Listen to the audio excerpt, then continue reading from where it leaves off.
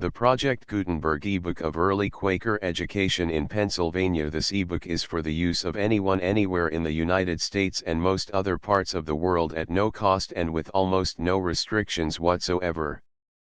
You may copy it, give it away or reuse it under the terms of the Project Gutenberg license included with this ebook or online at www.gutenberg.org. If you are not located in the United States, you will have to check the laws of the country where you are located before using this ebook. Title: Early Quaker Education in Pennsylvania. Author: Thomas Woody. Release date: December 10, 2023. Ebook number 72371. Language: English. Original publication: New York, Teachers College, Columbia University, 1920. Credits: Charlene Taylor and the online distributed proofreading team at https://www.pgdp.net. This file was produced from images generously made available by the Internet Archive/American Libraries.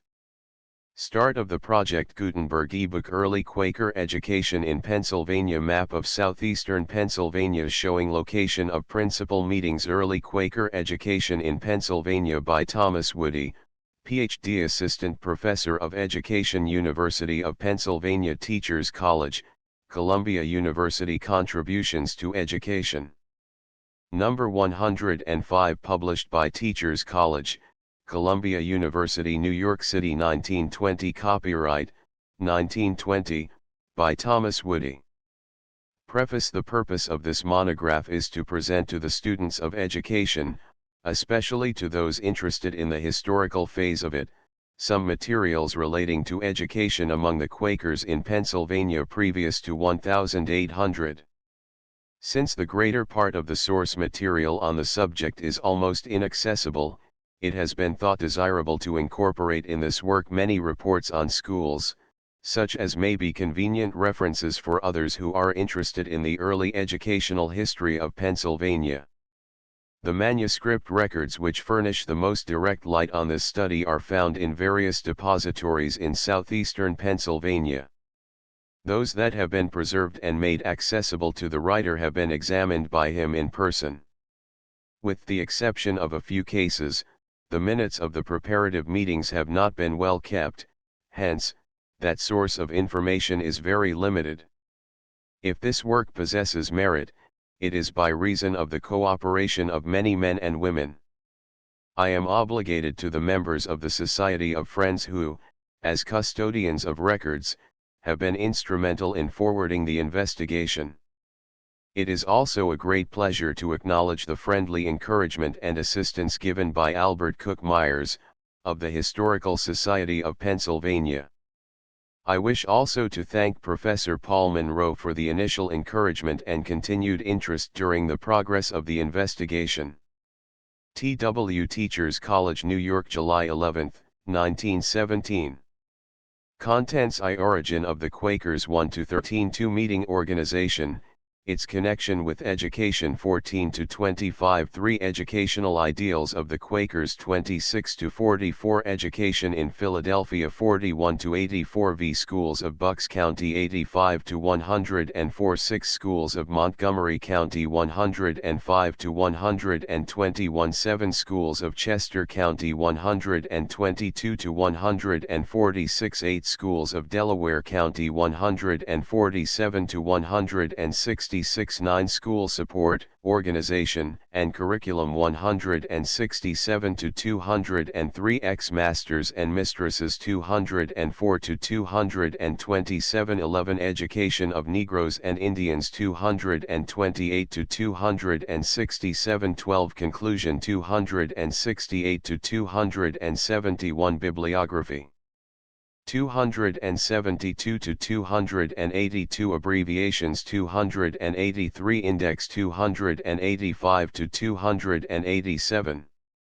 Early Quaker Education in Pennsylvania. Chapter I. Origin of the Quakers. An essential in leaders' reforms, discoveries, and inventions are, at the outset, conceived by individual minds. Seldom, if ever, are they the simultaneous product of several. The original connection is seen and made by an individual, and afterwards may be accepted by his fellows, who may appropriate the new idea to themselves and make its applications manifold.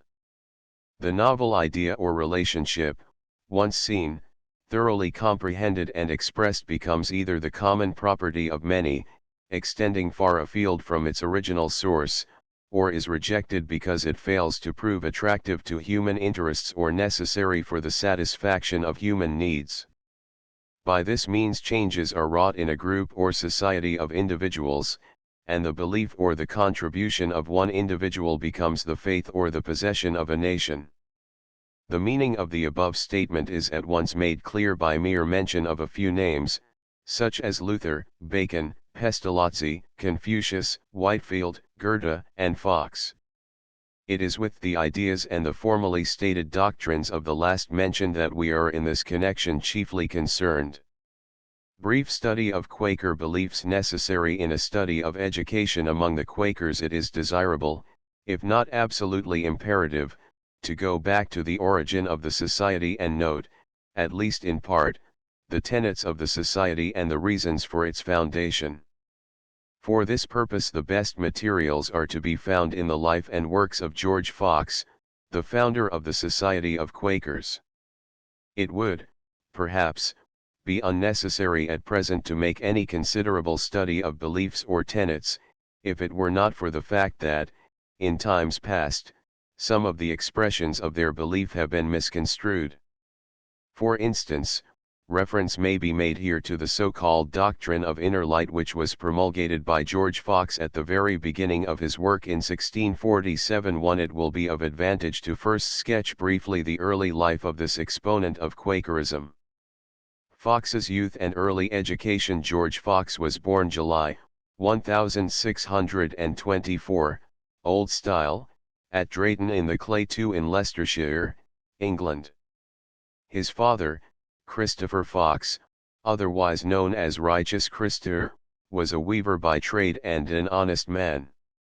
His mother, he says, was of the stock of martyrs. His earliest life was spent in the home of his parents, under whose tutelage he received a careful religious training. He says of himself that he was unusually grave for a youth of his age, and that his thought constantly turned to subjects of religious nature.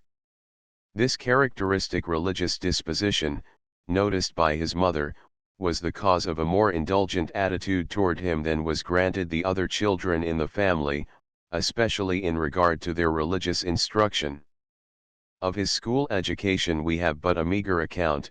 According to Sewell, his only education was received in the home and consisted of the bare necessaries such as reading and writing. For the essence of his religious education seems to be adequately summarized in his own words as follows: "The Lord taught me to be faithful in all things, and to act faithfully two ways, viz., inwardly to God, and outwardly to man, and to keep to yea and nay in all things." 5. As he advanced in years, some of his people, being aware of his religious tendencies, would gladly have had him enter the priesthood, but others dissenting, he was placed with a man who was a shoemaker, grazier, and dealer in wool. 6. In this employment he seems to have given much satisfaction to his employer, and, as for himself, he too enjoyed the work of shepherd, affording, as it did, ample opportunity for close communion with nature and limiting his connections with the corrupt society of mankind,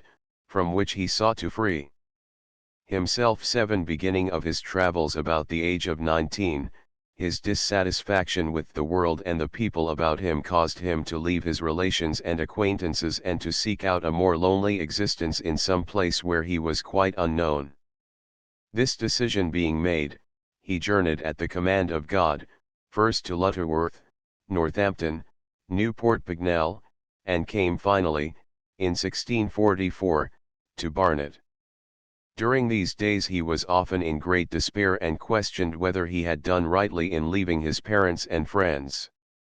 In these periods of misgiving he consulted often with priests concerning his condition and sought thereby a remedy, which, however, he did not find. Driven by sheer desperation he continued to travel, and, after leaving Barnet, came to London, where he remained for a short time only, having come now to a decision that he should return again to the home of his parents. His return home, the return to his native village, however, was no cure for his mental ill, though his conscience was thereby somewhat stilled. He continued his visits to various priests, especially one Nathaniel Stevens, with whom he was wont to argue religious questions, and who, after Fox had enunciated certain beliefs, which will be mentioned later, became one of his most cruel persecutors. 9 Each succeeding experience with the priests was but a repetition of a former, and it became clear to him that they saw nothing but the externals of his condition and had not the power to penetrate to the innermost complexities of his situation. According to his view, their recommendations met only the demands of the ecclesiastics. His need was genuine, and he was enabled to see the narrow limitations which hamper the activity of one man who attempts to parcel out salvation to another. 3 of Fox's conclusions, fundamental. George Fox was now in his 22nd year. It is pertinent that mention be made at this place of 3 fundamental beliefs or principles, whose truth, up to this time, had made itself manifest in his mind. The second of these is the one which, being so often misquoted, has become the basis for the belief on the part of many, that the society was opposed to education. 1 And the Lord opened to me that, if all were believers, then they were all born of God, and passed from death unto life, and that none were true believers but such, and though others said they were believers, yet they were not. 2 The Lord opened unto me, that being bred at Oxford or Cambridge was not enough to fit and qualify men to be ministers of Christ, and I wondered at it, because it was the common belief of the people. 3 At another time it was opened to me, that God, who made the world, did not dwell in temples made with hands. But the Lord showed me clearly that he did not dwell in these temples which men had commanded and set up, but in people's hearts. For both Stephen and the Apostle Paul bore testimony that he did not dwell in temples made with hands, not even in that which he had once commanded to be built, since he put an end to it, but that his people were his temple, and he dwelt in them. 10 These doctrines which he began to promulgate in 1647 were recognized as fundamental, and their influence is plainly to be seen in the organization and discipline of the society which finally resulted. 11 But not untried, it may well be mentioned here that though these tenets were incorporated in the foundation principles of the Quakers, they were by no means new, in the sense that they had never been accepted, in part, at least, by any other group of people.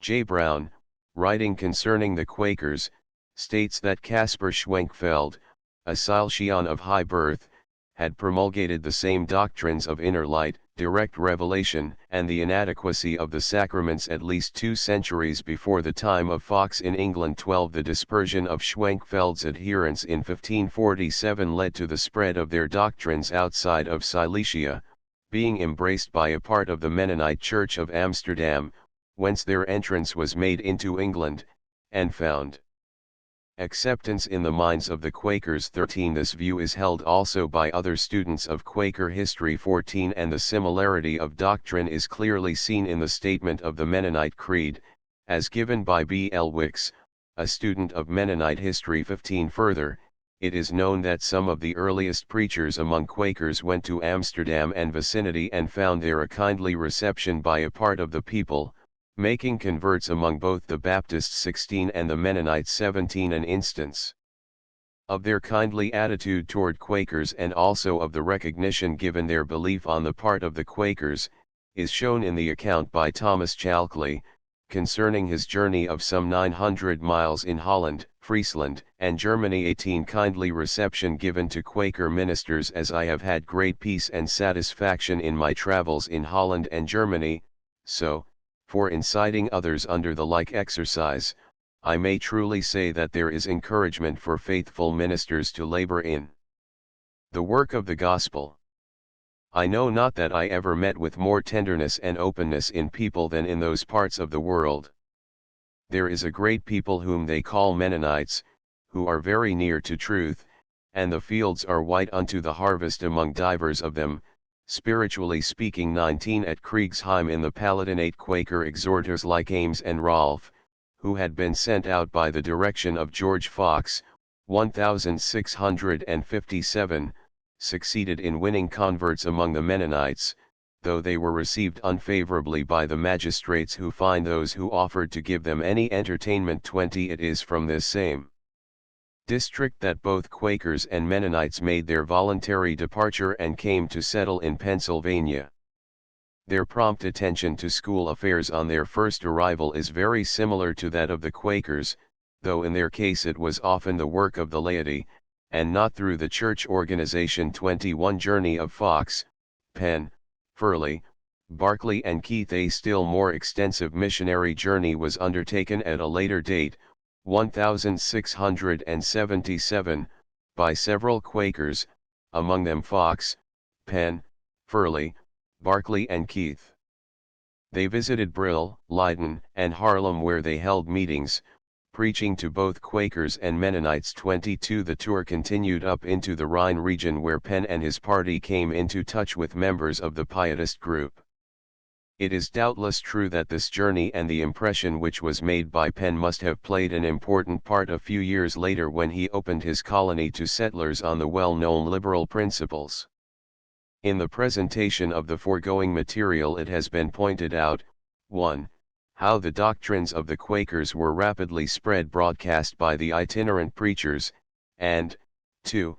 That there was a great similarity between Quaker and Mennonite in doctrine and belief. Increased number of ministers. The number of adherents estimated the work of spreading the new gospel, as instanced by the work of Ames and Rolfe in 1657, was carried rapidly forward, as early as 1654, 7 years after George Fox had begun to preach. He had enlisted the services of some 60 preachers who traveled continually up and down the country. 23 Such a number of leaders bespeaks a considerable following, though we have no record of a census of the followers made during Fox's lifetime. Brown is apparently willing to accept Barclay's statement that by 1675 they numbered 10,000 in London, and by the end of the century, 60,000. 24 It does not seem that this is too large an estimate. It can be estimated from the work of Bess on sufferings that between 1650 and 1689 there were approximately 15,000 individual cases of sufferings. 25 Since his work is compiled from authentic records, it may be considered to be fairly accurate, though the errors, if any, would likely be to make the number too small rather than too large.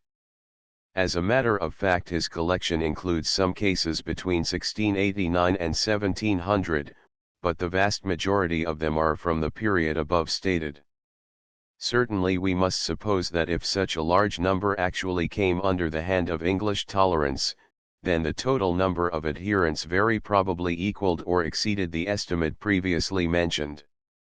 Whatever objection may be made to the accuracy of these figures, they may certainly be taken as fairly indicative of the growth of the sect.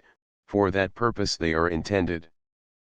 Fox's doctrine, the basis in their educational practice, just as the church discipline and organization are traceable to the hand of Fox, so also is the attitude on educational affairs. It has been said that the doctrine of the inner light made all education unnecessary, and this perverted idea has doubtless possessed even some members of Quakers to the extent that they came to regard learning as an instrument of Satan, a thing to be carefully avoided. However true the statement may have been of some members of the group, it certainly is not representative of the belief and practice of the Quakers as a whole. Some of the more ignorant may have interpreted the inner light to mean just that thing, but it is certainly true that such an idea was never expressed by George Fox, nor did it become the accepted belief of the organization, as is shown by their practices. The actual practice, educational, among Quakers is to be followed in this monograph. A later chapter will be devoted to a consideration of the views on education held by various individuals who have left some tangible monuments to their beliefs.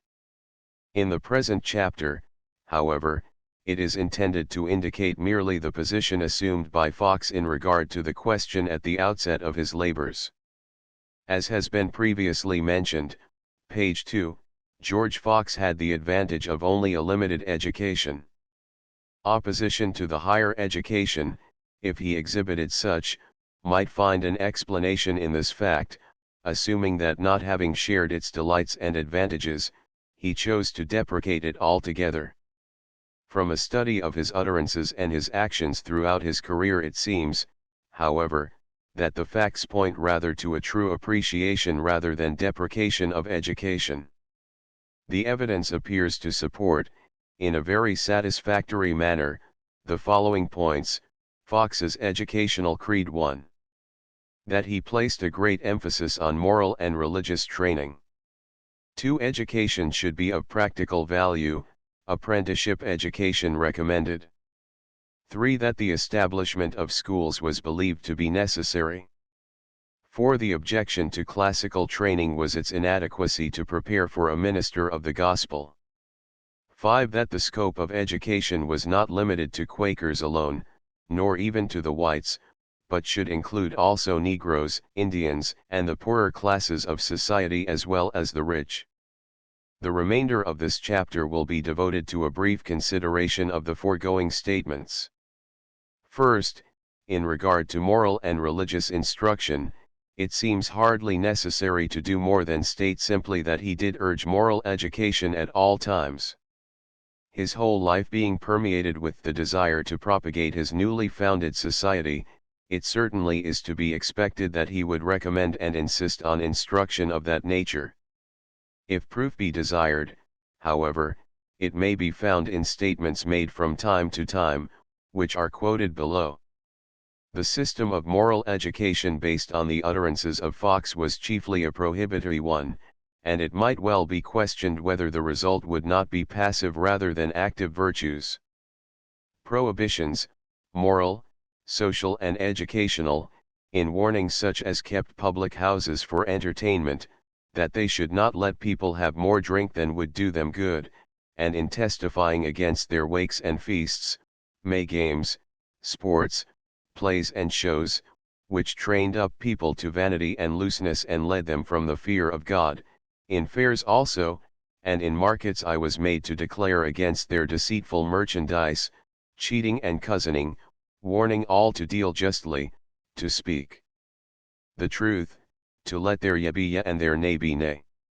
I was moved also to cry against all sorts of music, and against the mountebanks playing tricks on their stages, for they burden the pure life and stain the people's mind to vanity.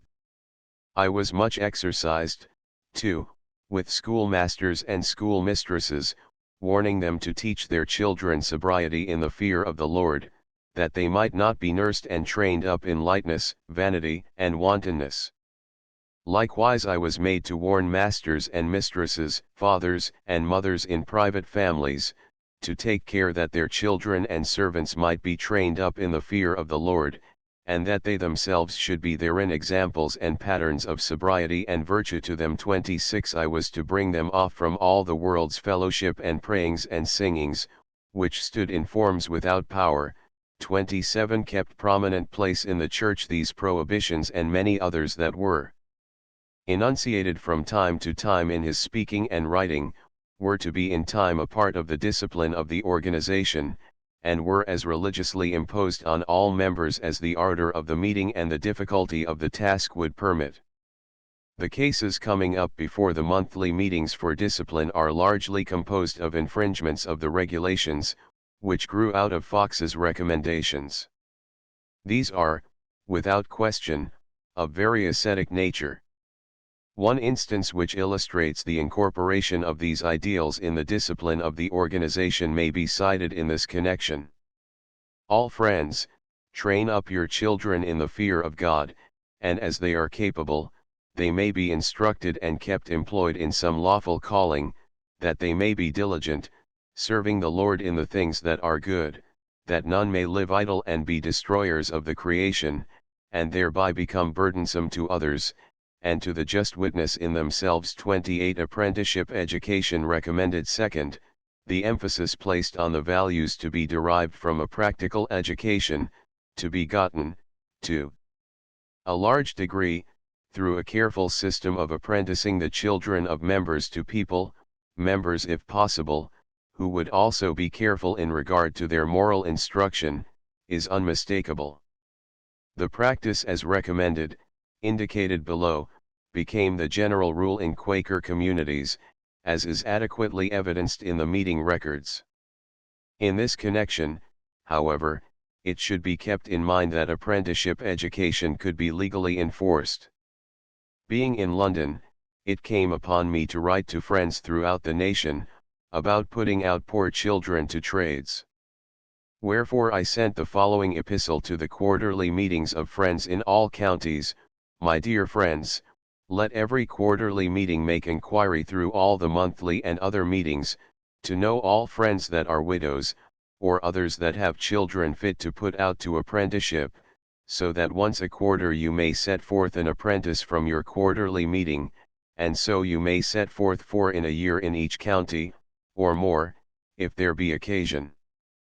This apprentice, when out of his time, may help his father or mother, and support the family that is decayed, and in so doing all may come to live comfortably.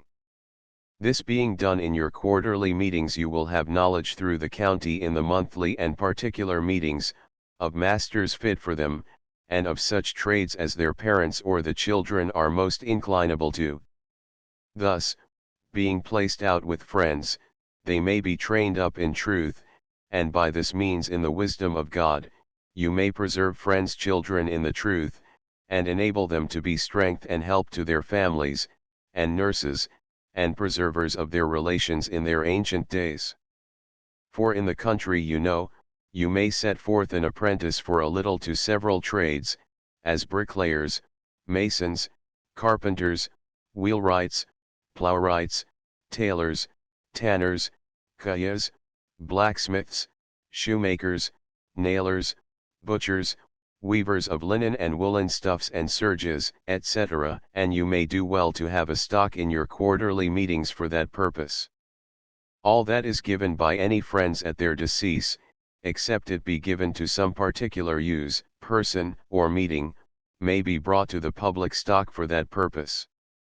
This will be the way for the preserving of many that are poor among you, and it will be the way of making up poor families.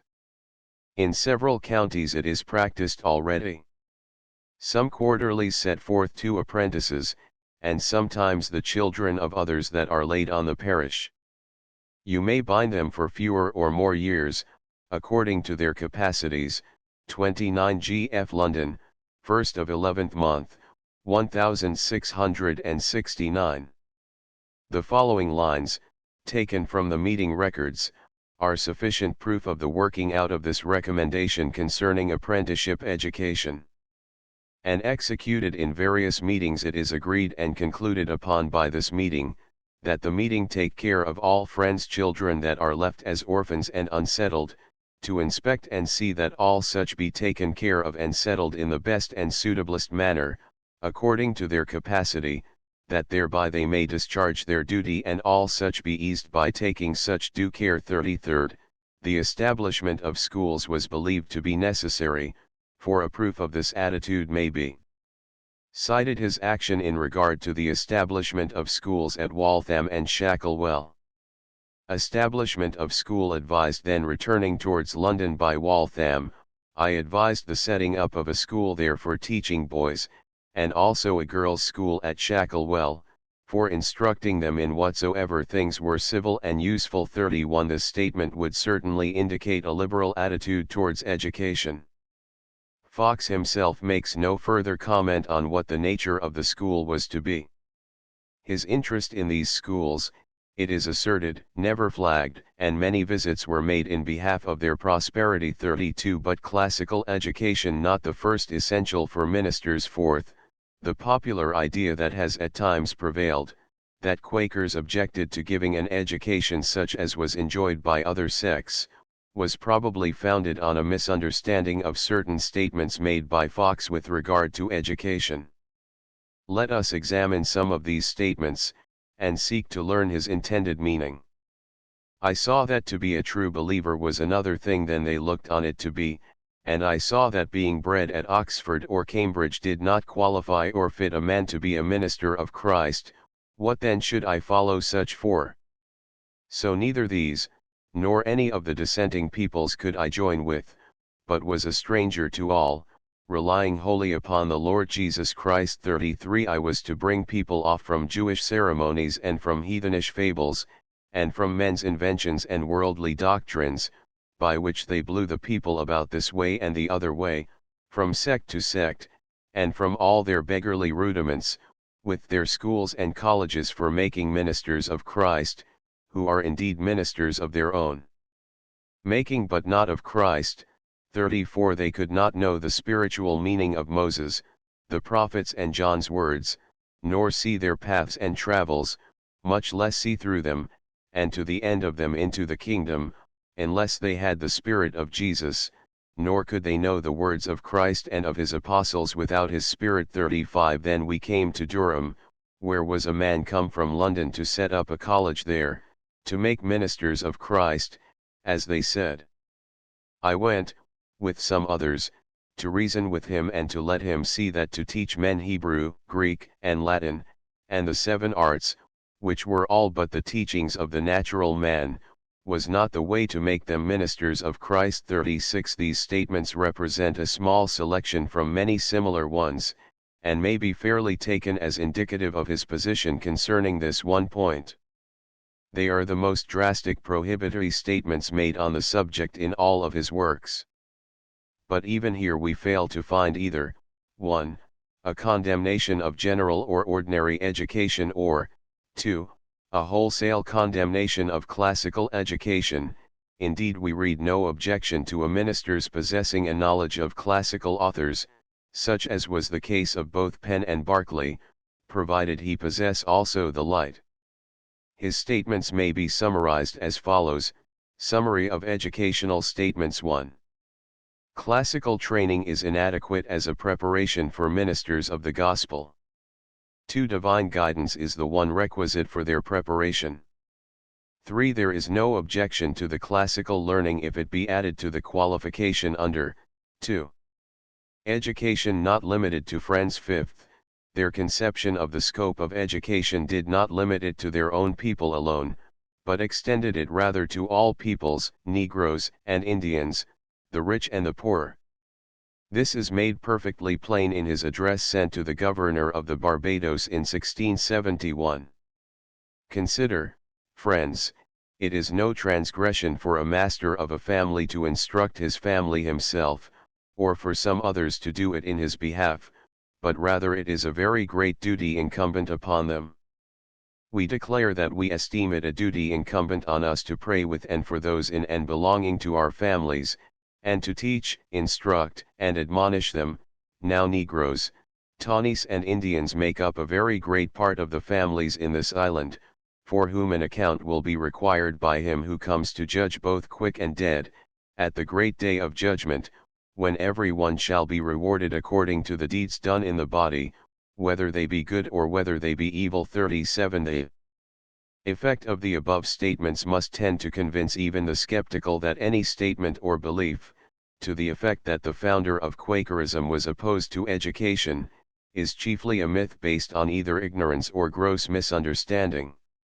Summary: the origin of the Quakers and the organization and discipline of the society are due almost entirely to the influence which first came from the founder, George Fox. He extended his belief in his native country and even into foreign countries by 1. Preaching, 2.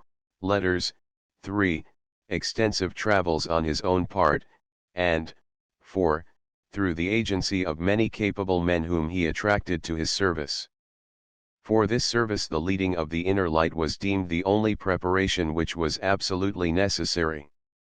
The society experienced a rapid growth in numbers and, due to the policy of its founder, laid great stress on the moral and practical education of their youth. A great similarity existed between the beliefs of Quakers and those of the Mennonites, both of which came to form a large part of the population of the colony of Pennsylvania. The Mennonite beliefs are thought, by some special students of their history, to have been the determining influence in forming those of Friends, but this is not clearly proven. It is pointed out, by certain references to utterances of George Fox, which to a great extent formed the basis for Quaker practices, that the common belief in their objection to education is erroneous. The system of moral education was exacting and full of sweeping prohibitions, and, in those respects, according to modern ideals, quite inadequate. Chapter 2 Meeting Organization. Its connection with education and organization developed. The organization of meetings in the Society of Friends was based almost entirely on the recommendation of its founder, and still obtains without many variations from the type which was thus early begun. The organization thus planned was not developed completely at one time, but depended rather on the growth of the society in this or that section of the country. Meetings, as at first established, were not so specialized in their functions as they came to be later. There were those for worship and sufferings, the latter becoming in due time a specialized part of the yearly meeting, and for taking action in regard to poor members. The time was further occupied in disciplining those members who were not faithful to the doctrines of the Church. The place of organization in the establishment of schools. It is of particular importance for us to understand the ordinary arrangement of the meetings and their relation to each other, since it was by virtue of this organization of the Church that its schools were set up.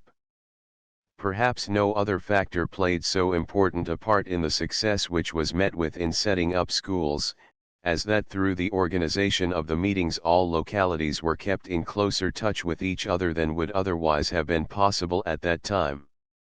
As it was, the local meetings were literally forced to listen to the school proposition, even though they were in the backwoods of America, or inhabited the Barbados.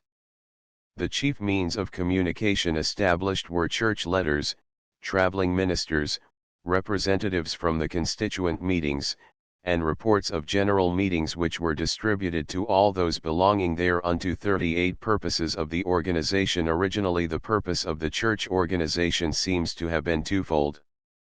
It was realized that among those who became members some would be less constant in their behavior than others, hence some sort of oversight was necessary to keep each and every one in line.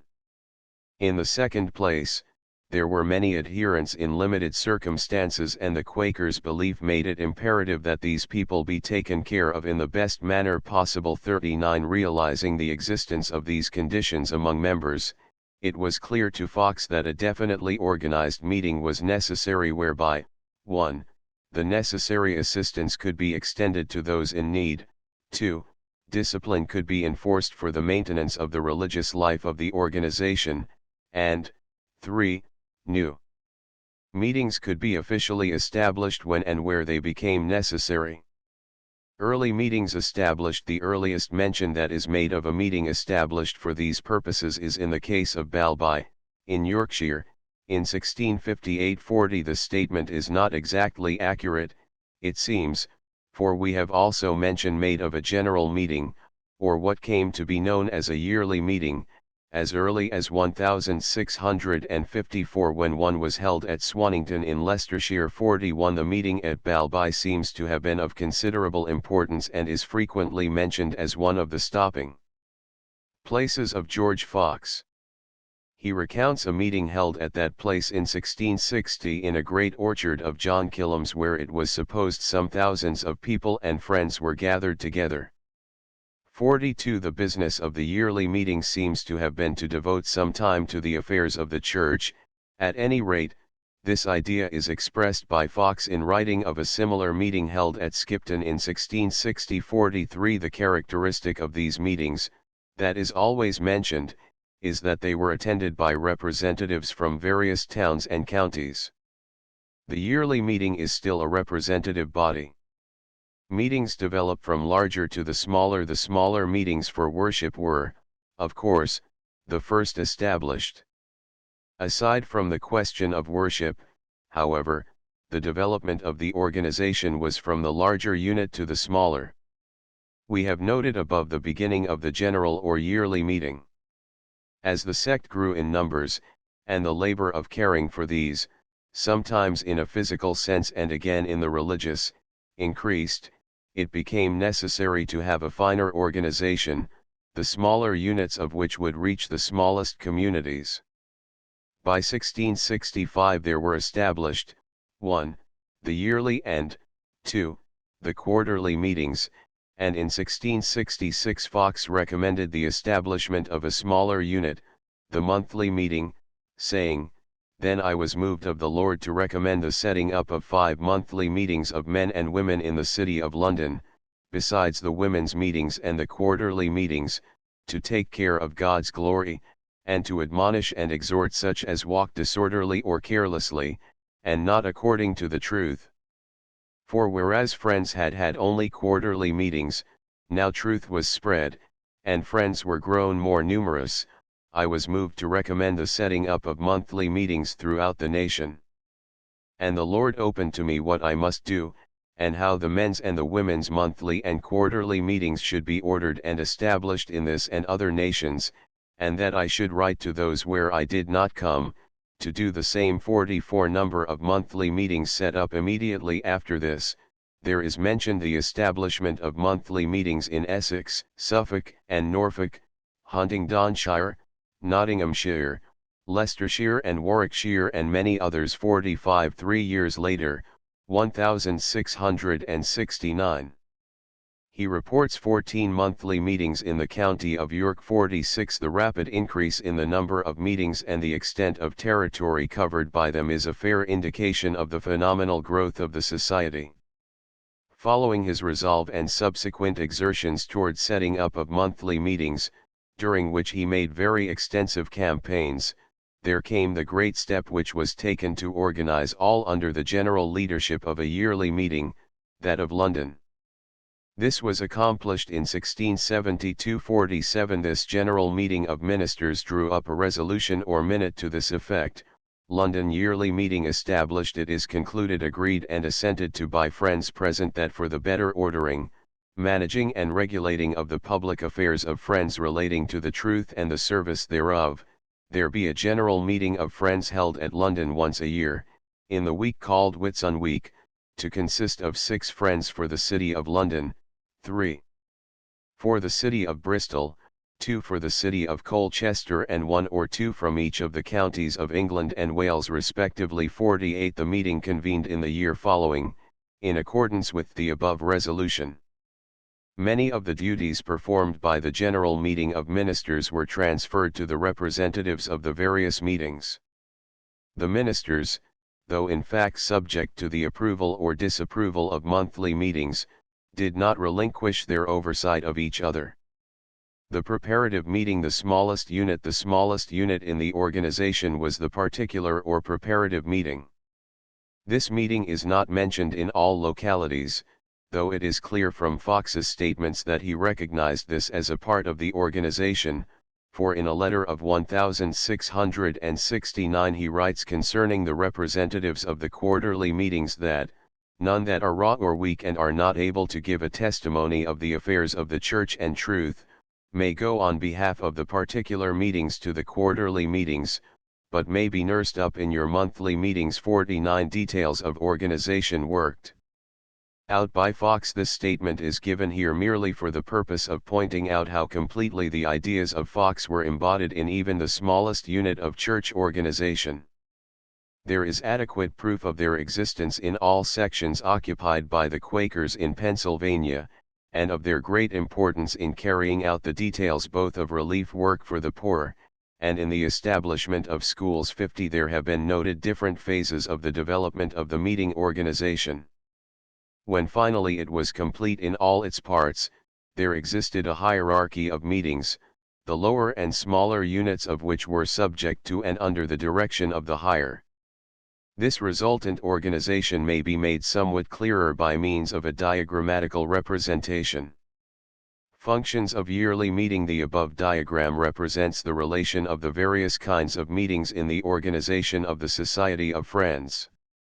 The yearly meeting, Fig. 1, Y, is the general head of the entire organization. Its functions are of a general directive nature and its influence of very wide extent. For example, it will be shown a little later that the yearly meeting of London issued, very early, certain communications concerning education which were sent to each meeting belonging to the London yearly meeting. In the same manner it exercised its influence along other lines than education. There is no special virtue in the number of meetings represented above. For example, the 3 Qs do not mean that each and every yearly meeting had 3 quarterly meetings under its care. The number is not specified. In the case of the Philadelphia yearly meeting there are at present 9 quarterly meetings and 2 half-yearly meetings 51. The same variation is also true in the number of monthly meetings in a quarter, Calne quarterly having only 1 monthly meeting, while Western quarterly has 652. The same is true as to the number of preparative meetings. Functions of the quarterly meeting. The quarterly meeting is representative of the monthly meetings which comprise it. Its functions are chiefly directive and advisory, though it may often occur that a bad case of discipline may be turned over to it by the monthly meeting. In the case of school regulations, its chief concern was to pass on the recommendations of the yearly meeting to the monthly meetings and to repeat them frequently, that the lower meetings might be stirred up to action. 53. It was also through the quarterly meetings that the reports on the conditions of schools in the monthly meetings were collected and sent to the yearly meeting. It was also quite customary for the monthly units to pass any of their decisions on a matter up to the quarterly unit for its formal approval or disapproval. Especially is this marked in educational affairs, and particularly in the Philadelphia Quarter. 54. This is most marked in the earliest years after establishment, and is due, no doubt, to a lack at that time of a very close differentiation in the functions of the meetings. Monthly meeting. The business unit. The monthly meetings are primarily the business units of the organization. Before them come all cases of care for the poor, apprenticing of children, enforcement of discipline, establishment of schools, requests for permission to marry, to remove to a new location, and still many others. They may settle some of these finally, or they may act in connection with their superior meeting as mentioned above.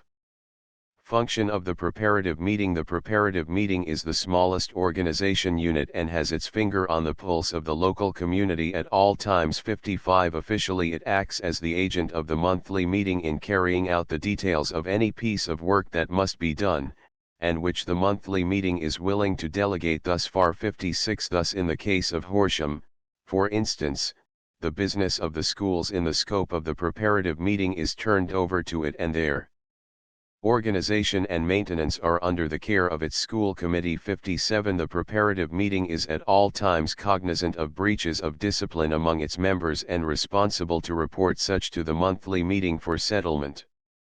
One might go to great length to enumerate and explain all the detailed duties of each of these branches of the organization, but it is believed sufficient has been said of them, to make their action in educational matters intelligible. We have noted, somewhat briefly to be sure, the organization and interrelation of the meetings in the Society of Friends. It is now necessary to point out what connection existed between this organization and the program put forward for the establishment of schools. This will be done by the presentation of certain extracts from meeting records which seem in all cases to have been responsible for kindling an interest in education in near and distant meetings, and keeping that interest alive by virtue of many advices until some material results were forthcoming. The selections presented are not continuous, they are chosen because they are representative and illustrative of the point in question. Attention of yearly meeting to education. In 1690 the yearly meeting of London was established, see page 17, in 1672. Consistent with the purpose of its establishment, as then stated, it began at once to busy itself with certain important problems of the Church. Among the first that received a considerable amount of attention was the education of the youths of members in the society, which was, of course, soon extended to include others. For instance, in 1690, there is given out this educational advice. And, dear friends, it is our Christian and earnest advice and counsel to all friends concerned, so far as they are able or may be capable, to provide schoolmasters and mistresses who are faithful friends, to teach and instruct their children, and not to send them to such schools where they are taught the corrupt ways, manners, and fashions of the world and of the heathen in their authors and manners of the heathenish gods and goddesses. 58. And again in the year following we find the following advice, 1691. We are glad to hear that care is taken in some places, according to former advices, for the providing of schoolmasters and mistresses who are faithful friends to instruct friends' children in such method as truth allows. And we desire that friends may go on in the care to provide such education and schools, for the advantage of their children and posterity. 59. More specific instructions follow in 1695. 1695. And it is desired, to take special care for the good education and order of friends' children in God's holy fear, and also to see that schools and schoolmasters who are faithful friends, and well qualified, be placed and encouraged in all counties, cities and great towns, or places where they may be needed, and that such schoolmasters, as much as may be, sometimes correspond with one another for their help and improvement in such good and easy methods as are agreeable to the truth, and the children's advantage and benefit, and that care be taken that poor friends' children may freely partake of such education, in order to apprenticeship. 60. At a much later date, 1745, very similar instructions are found among those issued. And 1745. And, dear friends, though frequently and repeated advices have been given from this meeting, respective of the education of our youth in sobriety, godliness, and Christian virtues, yet, this being a matter of very great moment for the welfare of the present and future generations, we think it our incumbent duty again to recommend an especial care therein. We also recommend to schoolmasters and mistresses, to educate the children committed to their charge, in the frequent reading of those sacred writings and such other good books as tend to their instruction in true Christianity, whereby their minds are in danger of being corrupted and led aside from the way of truth and holiness. 61. A casual reading of the above statements, or any of numerous others like them, will suffice to point out to what great extent they are similar to the statements of Fox and other Quakers who were interested in education. 62. For convenience, the content of these extracts from the yearly meeting minutes may be summarized in something like the following: 1. To educate morally, according to Friends' standards. 2. To train the individual in some practical employment. A summary of important points in the extracts. They are accompanied by 1. Select schools. 2. Teachers of approved morality. 3. Selected subject matter. 4. Apprenticeship training.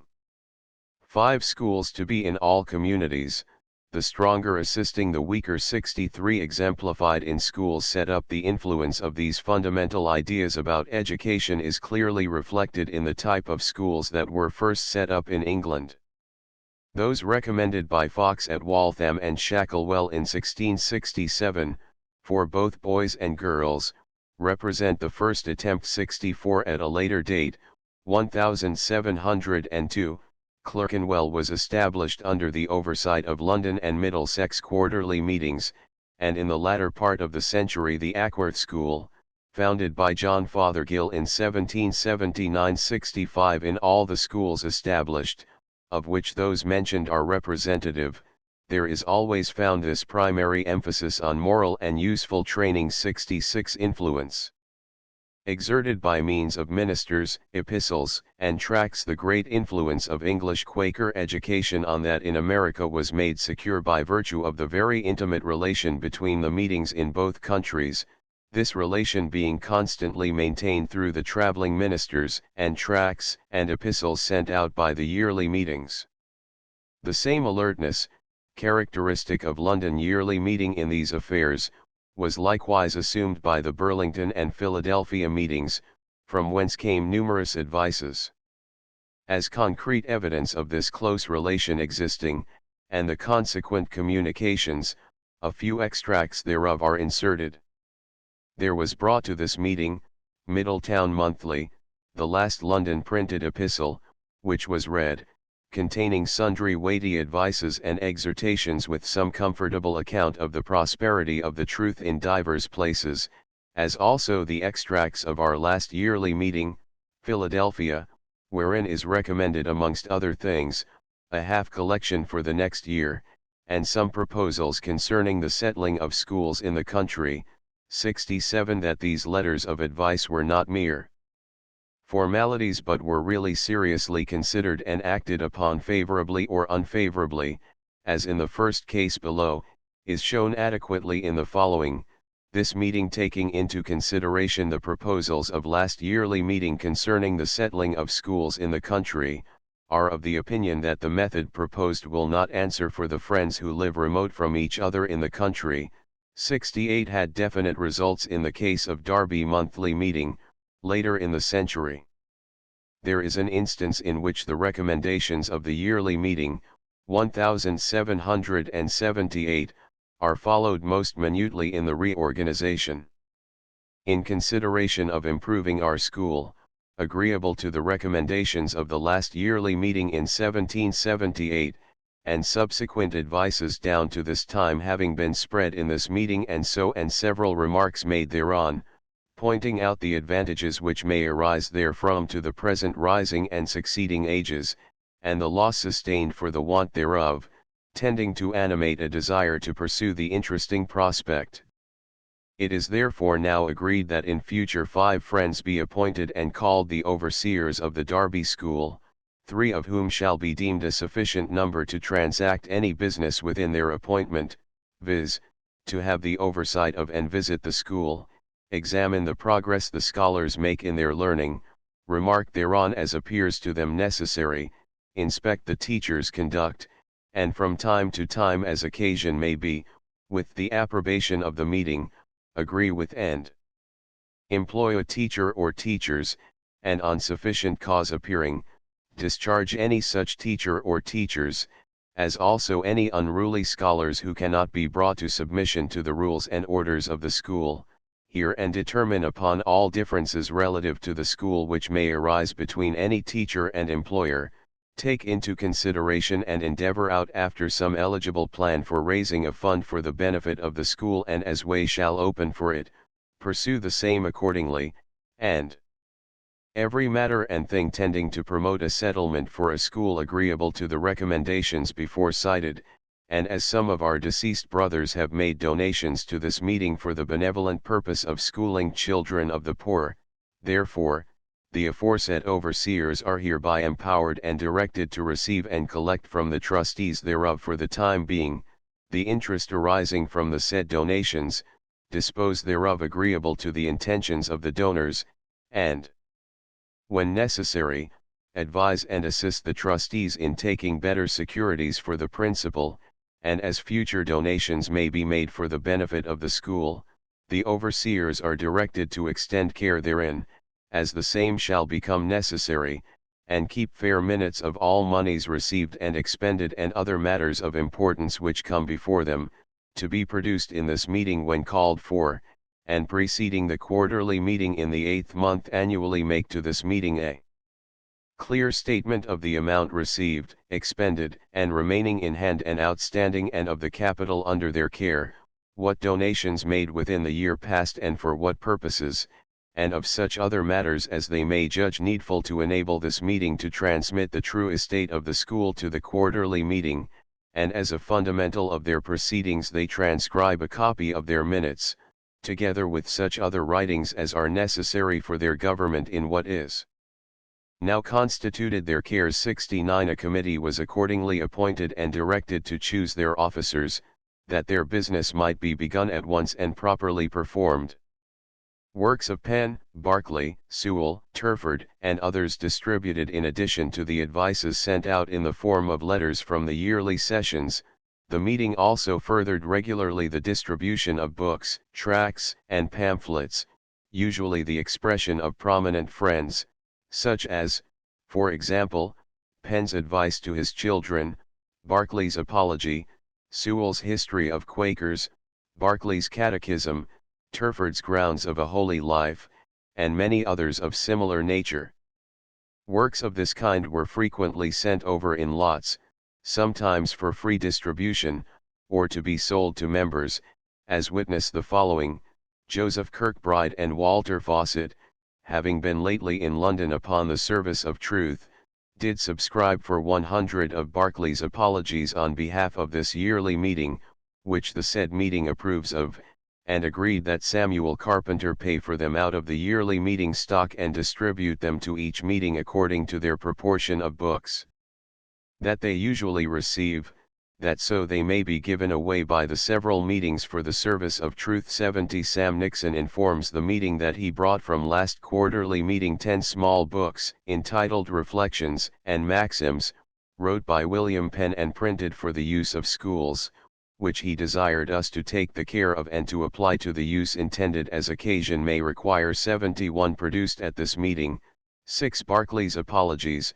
12 Richard Davis Journals, 7 Daniel Stanton's Journals, 4 Hugh Turford's Grounds of a Holy Life, 8 Barclay's Catechisms, 37 books under care of thus Pickering, thus Watson, and Robert Kirkbride to lend to the poor or others, as they think useful. 72 The foregoing presentation of conditions within the church organization, their method of interaction, has been made so that the reader may understand that whatever activities may be later noted among the Quakers in Pennsylvania in connection with the establishment of schools, were intimately connected with and were in fact the result of the English influence.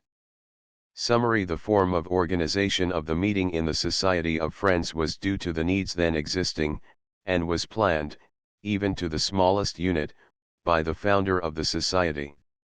The chief purposes of the organization, when first begun, were: 1.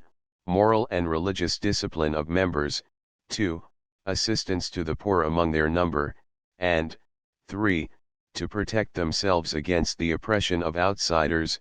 Function of the meeting on sufferings. The functions of the higher meeting, yearly, were chiefly advisory in character, while those of the lower meetings, preparative, were to work out the details. Educationally, the yearly meeting exercised an influence very early by its frequent recommendations and the literature sent to the smaller individual meetings. This role was likewise assumed by the Burlington and Philadelphia yearly meetings. 73 This close relationship between the meetings of different order and the educational influence is in part shown by extracts taken from the meeting records. Chapter 3 Educational Ideals of Quaker Leaders. Criticism inevitable, beneficial. Any institution one may name has its adverse critics. The basis of their criticism is often ill-defined. It is sometimes fact, sometimes imagination.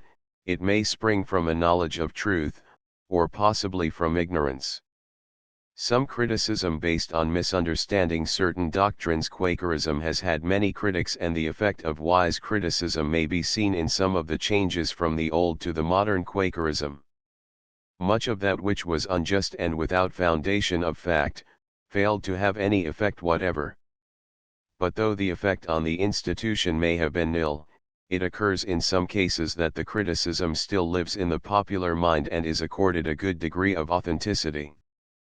By those better informed it may not be so considered. It is with one of these criticisms, concerning the attitude of Quakers toward education, that we are chiefly concerned in this chapter. Due chiefly to a misinterpretation of the doctrine of inner light and its application, which was mentioned in the first chapter, there arose an erroneous conception of the Quakers' attitude towards education. This conception is not always constant. It varies now to this side, now to that, but does not cease to persist. In order that this criticism may be put as clearly as possible before the reader, use is made here of a quotation from the works of S. H. Cox, at one time a member of Friends, who expresses with clearness the opinion of a very considerable group of critics. the criticism offered by S.H. Cox. But there is one feature of the system of Friends which deserves a recognition here: its inimical regard to classical and scientific learning. I do not say that all Friends are thus hostile, or that they are all alike hostile to liberal learning, but I charge this hostility on the system. That such is its character, appears from the denunciation, the indiscriminate proscription of Berkeley, and that not in a few places in his book. It appears in the general hostility of Friends to all colleges and seminaries where the elevated branches are thoroughly taught. Not one young Friend out of 500, even in this free country, ever obtains a liberal education in fact or in name, certainly never becomes graduated in the arts at any chartered institution, and where an instance occurs, it is always attended with special difficulties. They have no college of liberal science in the world. Some, I know, of the suspected worldly sort in Philadelphia have proposed and would have forwarded so excellent an object, but they were always awed into despondency by the unlettered, all-knowing light within. And in this, their obsequiousness was quite consistent, for if schools, academies, and universities are all in their nature wrong, and as such forbidden of God, it is certainly right to desist totally and at once from the prosecution of their cause. Incidental evils they will always include, but the system is not chargeable with these, unless in its nature it approves and fosters them. There will always be, perhaps, hypocrites at the communion table, but Christianity does not make them, and the purest ministry of the gospel will often become a savor of death unto death, but sinners themselves and not such a ministry are to blame for the consequence.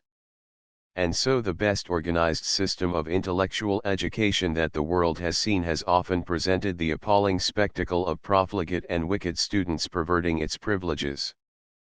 But what of that? Shall we burn our colleges? Why not our primary school houses too?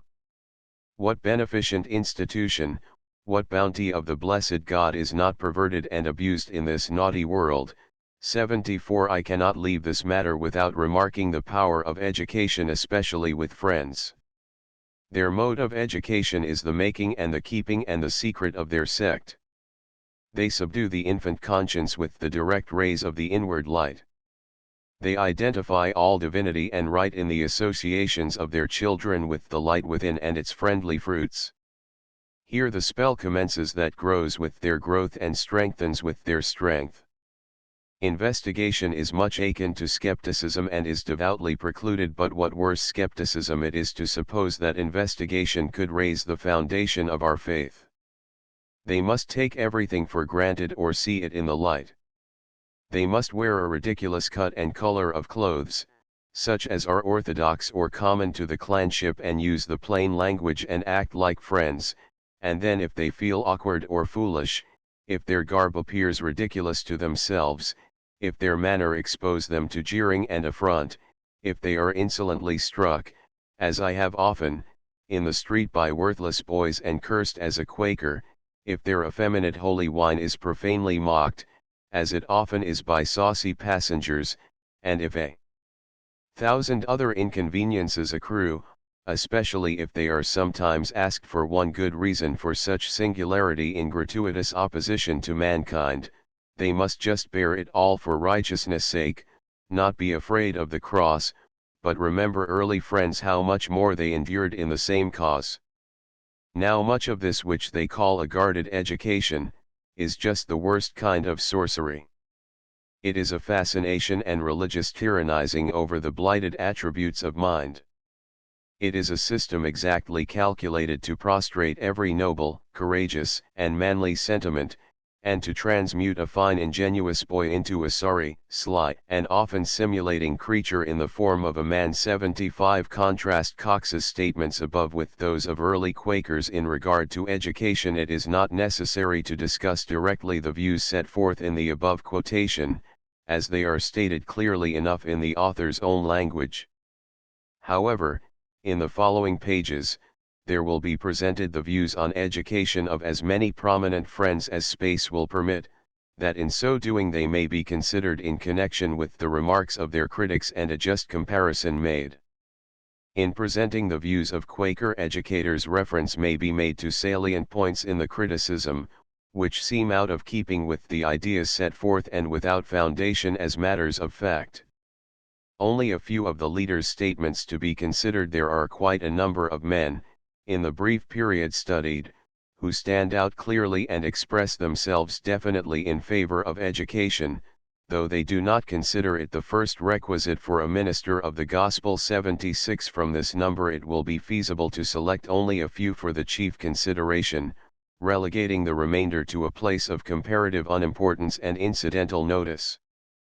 The work of George Fox, though he was poorly educated, had a remarkable effect on the educational work of the society. But it is not necessary to review that in the present chapter, as it has been presented in the first 77. By far the most familiar of all characters in Quaker history is that of William Penn. And to his influence must be attributed largely the hearty interest in education shown, not only in Philadelphia, but also in the surrounding communities. He was well educated, but it is not desired to make a case for or against him on the basis of his education. Let us judge by his written or spoken expression and actual procedure in practice. No attempt is made to prove or disprove his contentions as to what was right or wrong, necessary or unnecessary in education. The questions asked in his case and the others that follow is, what did they approve or disapprove of in education? Penn recommends practical virtues not only in works that might be called strictly educational. Did Penn give educational advice, valuable alike to youth and to parents, the directors of youth?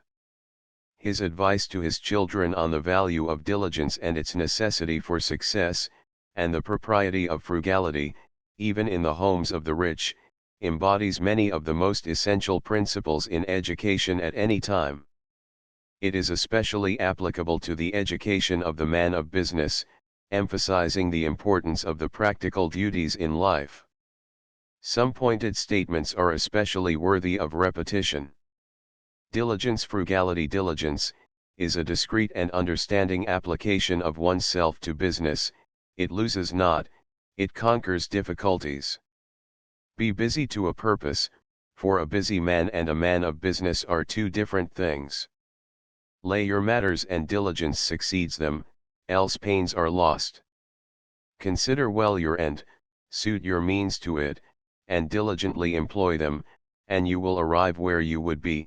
78 Frugality is a virtue too, and not of little use in life, the better way to be rich, for it hath less toil and temptation. I would have you liberal, but not prodigal, and diligent but not drudging. I would have you frugal but not sordid. 79 This bit of philosophy is educational in its bearing in very much the same way as that of Benjamin Franklin. In the letters to his wife and children, referring to the care for their education, he is more specifically concerned with actual school education. School education recommended, the useful emphasized for their learning, be liberal.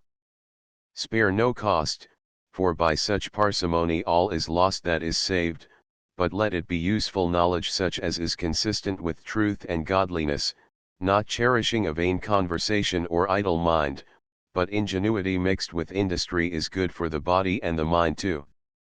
I recommend the useful parts of mathematics, as building houses, or ships, measuring, surveying, dialing, navigation, but agriculture especially is my eye. Let my children be husbandmen and housewives. It is industrious, healthy, honest, and of good example. 80 Private tutors desired his preference, as might be expected from an Englishman of that time, was for a tutorial system of education. His reasons therefore seem to have been based chiefly on moral grounds. Rather have an ingenious person in the house to teach them, than send them to schools, too many evil impressions being received there. 81 The above quotation alone would seem to be adequate proof that Penn did not oppose education, but urged it for others and in his own family. But still more convincing and irrefutable evidence is found in the preamble to the school charter, whence an extract is taken. Public education essential for the welfare of a people, whereas, the prosperity and welfare of any people depend in great measure upon the good education of youth, and their early instruction in the principles of true religion and virtue, and qualifying them to serve their country and themselves, by breeding them in writing and reading and learning of languages, and useful arts and sciences, suitable to their sex, age, and degree, which cannot be effected in any manner or so well as by erecting public schools for the purposes aforesaid. Therefore, 82 his ideals expressed in action yearly meeting recommend French, High and Low Dutch, Danish, etc.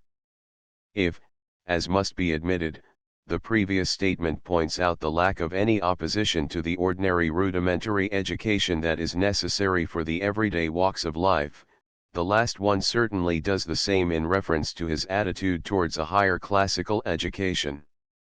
Moreover, this is not a mere skeleton of words never clothed with the flesh of action. The principles set forth in the charter were actually incorporated in the work of the schools established in Philadelphia, and we find them maintaining a classical school for languages and higher mathematics. 83 The practical elements received the just emphasis which belonged to them. It was necessary that the boys and girls be made able to earn a living and be at least ordinarily intelligent citizens. The example of Philadelphia was followed by other communities. Practical needs were given the first consideration and a higher classical education offered when it became possible. Not only were these studies, which we would term higher education, mentioned by Penn and other writers among Quakers, but they were taken up and recommended by the yearly meeting. For example, in 1737, the minutes recommend that as opportunity can be found, children should be privileged to learn French, High and Low Dutch, Danish, etc. 84 This particular recommendation was made by the meeting because of a felt need. 85 If then in case of a need for a particular subject, they were willing to recommend that it be taught, can it be truly said that they opposed all education? Berkeley's position defined. It may be well to examine Berkeley, since it is with him and his writings that Cox takes issue. In his Apology for Christian Divinity Vindicated is to be found a very clear statement of his position on the subject, and he voices it as the principle of the whole society as well. He seems to be answering some critic, who has taken him to task for his educational views. In his apology he goes on after his usual manner saying, I inveigh against all human learning that has been made use of any ways in theology, but where he finds this asserted I know not, whether the words he would declare it from, to wit, that man hath rendered the plain and naked truth obscure and mysterious by his wisdom, will bear such a consequence is left to the reader's judgment. But he thinks he has found out our secret design of being against learning and schools of learning, which is neither our affirmation nor our principle, but his own false supposition. We would, saith he, have all those banished, that we might more easily prevail with our errors. But methinks the man should be more wary inventing his own false imaginations, unless he would bring some ground for them, for his assertion is so far untrue, that if he had been rightly informed, he might have known that we have set up schools of learning for teaching of the languages and other needful arts and sciences. 86 And that we never denied its usefulness, only we denied it be a qualification absolutely necessary for a minister, in which case alone we have opposed its necessity. 87 Benizet's early life and education. Another character of very great importance in this connection is Anthony Benizet. Born, 1713, at Saint Quentin in France, of an ancient and respectable family, he spent his early years in France and then in Holland, whither his father had fled for refuge. 88 A few months were spent in Rotterdam and the family then moved to London, where the father entered into the mercantile business and retrieved to some extent his fallen fortunes. This enabled him to give Anthony sufficient education to qualify him for that business, for which, however, he seemed to evince but little taste. Being of a very religious nature, he became a member of Friends at about 14 years of age, and in that society found the field of his whole life's activity, which was chiefly educational. 89 Considerable space will be devoted to his work in respect to the education of Negroes, so that will be entirely omitted in this place. 90 He was a voluminous writer, producing chiefly tracts and letters, and a great majority of these have a definite educational bearing. Because of the great number of them it is impossible really to do them justice, but an attempt will be made to state a few brief theses for which he unchangingly stands. Education a function of government, but often neglected as such, hence individual effort necessary. First, education is a religious and social duty. 91 It is exceedingly interesting to notice that he looks upon education as in the first place a governmental function.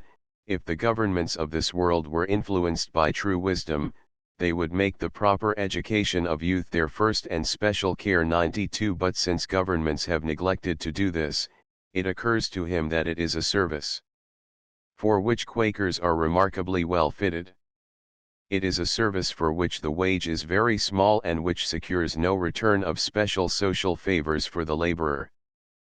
But they, being a quiet people, not wishing to gain great wealth or to shine in social positions, can find their sphere of activity in the education of the youthful members of society.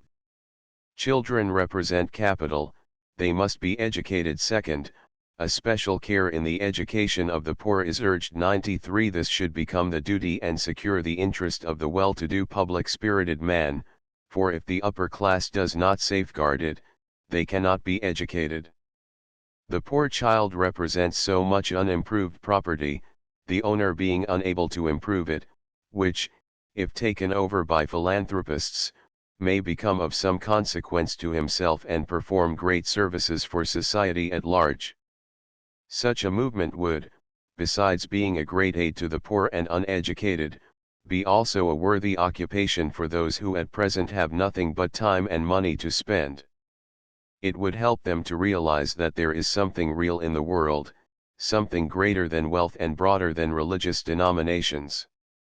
The heart of Benezet knew no bounds, in his philanthropy he included all classes.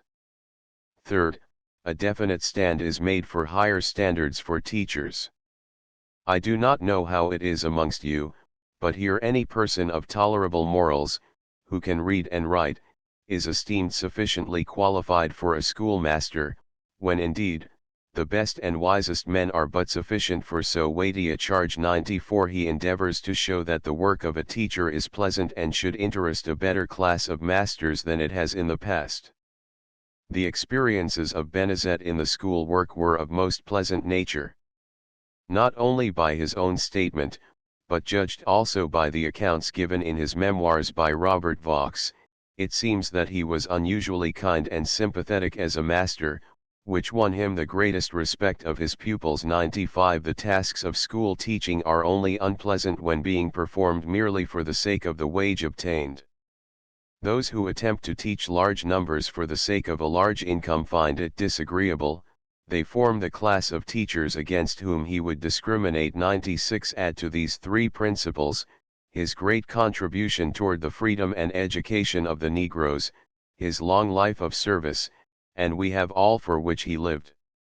It is stated that he had no private life, at any rate it sinks into oblivion in comparison with his interest and active work in public philanthropies. 97 John Woolman, his position in regard to education, the responsibility of tutors and parents. The educational influence of John Woolman in regard to Negro and Indian education will be mentioned in another chapter. 98 But concerning education generally he was equally outspoken, and being a member of some consequence he was able to make his influence felt.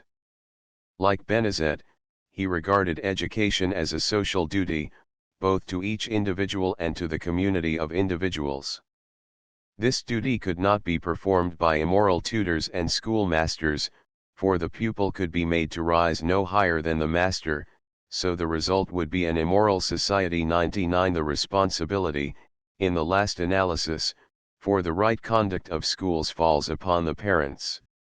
If they are indifferent, nothing can be accomplished for the schools, for the whole community is no better or more insistent in its demands than the individuals constituting it.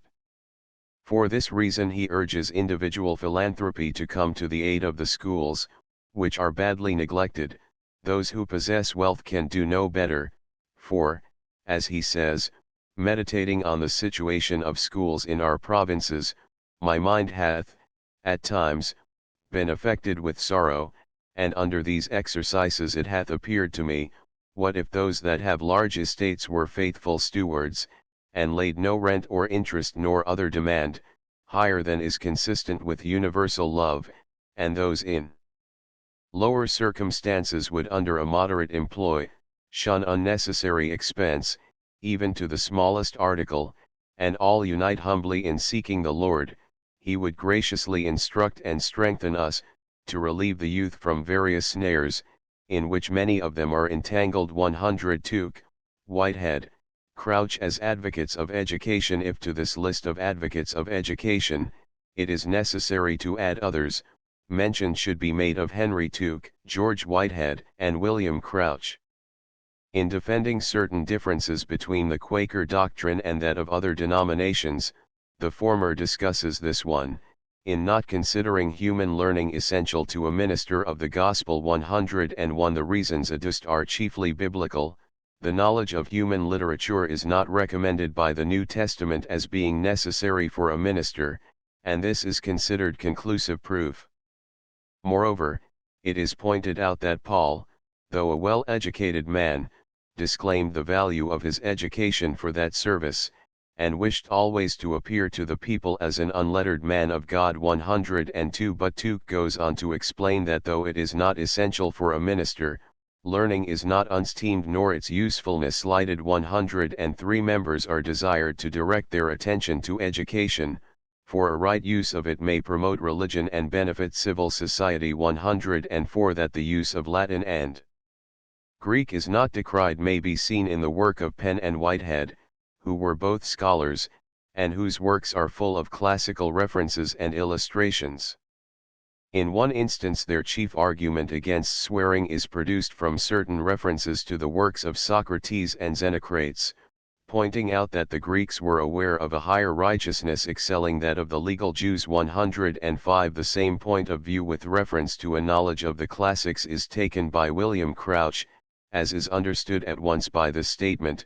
They acknowledge the understanding of languages, especially of Hebrew, Greek, and Latin, formerly was and still is very useful, yet they take them not therefore to be necessary to make a minister nor so profitable as that one unacquainted with them must be styled an idiot, illiterate and of no authority. 106. The Latin School of Philadelphia exemplifies contention of those quoted above. Education an asset, but apt to be perverted. Moreover, from various sources one is assured that a classical education was not abhorred by the Quakers of Philadelphia.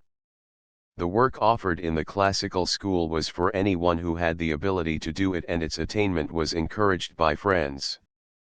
The higher education was for girls as well as for boys, as we may judge from reading the journal kept by Sally Wister, or Wista, a Quaker girl of the days of the Revolution. 107. She attended the school kept by Anthony Benezet. 108. Which was one of the highest class, moral and literary, and patronized by the best classes of the citizens. Extracts from her journal indicate that her education had not been limited to the mere rudiments, but that she enjoyed also an elementary knowledge, at least, of Latin and French. 109. This sort of education was clearly not uncommon among Friends, and it was not the object of opposition on their part. It must, however, be kept in mind that the Quakers never confused education necessarily with true Christianity. 110. Religion in this life and the salvation of one's soul in the next was a problem which concerned the poor as well as the rich, the untutored as well as the learned. How could the demands be greater for one than the other? The same tests had to be met and passed by all. The educated one received no favors, though more might be expected of him. 111. Education was looked upon as an asset which might be turned to great use for Christianity, but the lack of it was never a bar to Christianity. 112 On the other hand, education might easily become, according to the Quakers' views, a definite hindrance to Christianity. 113 Scheme of education suggested by Thomas. But it would be quite improper in connection with this subject to fail to mention the scheme, utopian in that day, which was conceived in the mind of Thomas Budd, for the development of a system of education for Pennsylvania and New Jersey. At the very outset it seems more comprehensive than anything suggested by any other leader, and in fact it embodied so much that it was quite beyond the limit of expectation for either of the colonies. Thomas Budd, though not at first a member of Friends, became convinced of the justice of their principles and joined the society before the year 1678. 114 He was a man of affairs and became greatly interested in the colonization of Pennsylvania and New Jersey, whither he soon came as a colonist himself. At that time it was equally true, as at the present, that if a scheme or undertaking was to be put through, it must be made as attractive as possible to the prospector. The attempt to do this called forth a considerable exercise of individual initiative, and one result was the educational plan outlined by Thomas Budd and published in Philadelphia in 1685. The details of the scheme as outlined are deemed of sufficient interest and importance to warrant their reproduction here. Children to be in public school 7 years or more. 1. Now it might be well if a law were made by the governors and general assemblies of Pennsylvania and New Jersey, that all persons inhabiting the said provinces, do put their children 7 years to the public school, or longer, if the parent please, to receive instruction in the arts and sciences and to learn a trade too. That schools be provided in all towns and cities, and persons of known honesty, skill, and understanding be yearly chosen by the Governor and General Assembly, to teach and instruct boys and girls in all the most useful arts and sciences that they in their youthful capacities may be capable to understand, as the learning to read and write true English and Latin, and other useful speeches and languages, and fair writing, arithmetic, and bookkeeping, the boys to be taught and instructed in some mystery or trade, as the making of mathematical instruments, joinery, turnery, the making of clocks and watches, weaving, shoemaking, or any other useful trade or mystery that the school is capable of teaching, and the girls to be taught and instructed in spinning of flax and wool, and knitting of gloves and stockings, sewing, and making of all sorts of useful needlework, and the making of straw work, as hats, baskets, etc., or other useful art or mystery that the school is capable of teaching. 8 hours per day allotted to studies and chosen trade. 3. That the scholars be kept in the morning 2 hours at reading, writing, bookkeeping, etc., and other 2 hours at work in that art, mystery, or trade that he or she most delighteth in, and then let them have 2 hours to dine, and for recreation, and in the afternoon 2 hours at reading, writing, etc., and the other 2 hours at work at their several employments. Regular school work 5½ days per week, moral instruction on Saturday. 4. The seventh day of the week the scholars may come to school only in the forenoon, and at a certain hour in the afternoon let a meeting be kept by the schoolmasters and their scholars, where good instruction and admonition is given by the masters to the scholars and thanks returned to the Lord for his mercies and blessings that are daily received from him.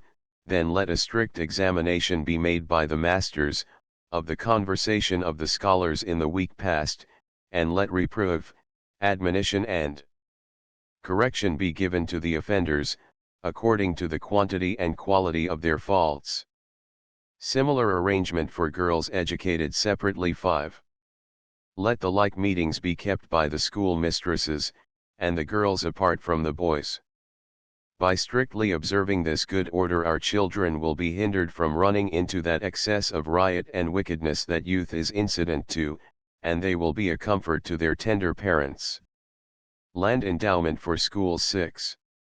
Let 1,000 acres of land be given and laid out in a good place, to every public school that shall be set up, and the rent or income of it to go towards the defraying of the charge of the school. Indians and the poor to be educated free of cost. 7. And to the end that the children of the poor people, and the children of Indians may have the like good learning with the children of the rich people, let them be maintained free of charge to their parents, out of the profits of the school, arising by the work of the scholars, by which the poor and the Indians as well as the rich, will have their children taught, and the remainder of the profits, if any be to be disposed of in the building of the schoolhouses and improvements on the 1,000 acres of land, which belongs to the school. 115. The industrial and commercial values to be derived are pointed out. The author does not claim to be entirely original in his scheme, having been influenced, he says, by a similar thing described by Andrew Yarrington in a book, England's Improvements by Sea and Land. 116. His chief interest seems to be in the benefit to be derived for the commercial life of the colonies, and for that reason there is accordingly a great stress on the industrial education. By this introduction of the industrial schools, spinning for example, in the larger cities, and the preparation of children at an early age for participation in that great occupation, the production of linen cloth could be made equal not only to the domestic demands but also a considerable margin for the foreign trade. 117. It is pointed out that the colonial consumer pays twice as much for his purchase as its cost of production in France or Germany, and that he pays this extra cost into the coffers of the English merchants. This profit should accrue to the home merchants.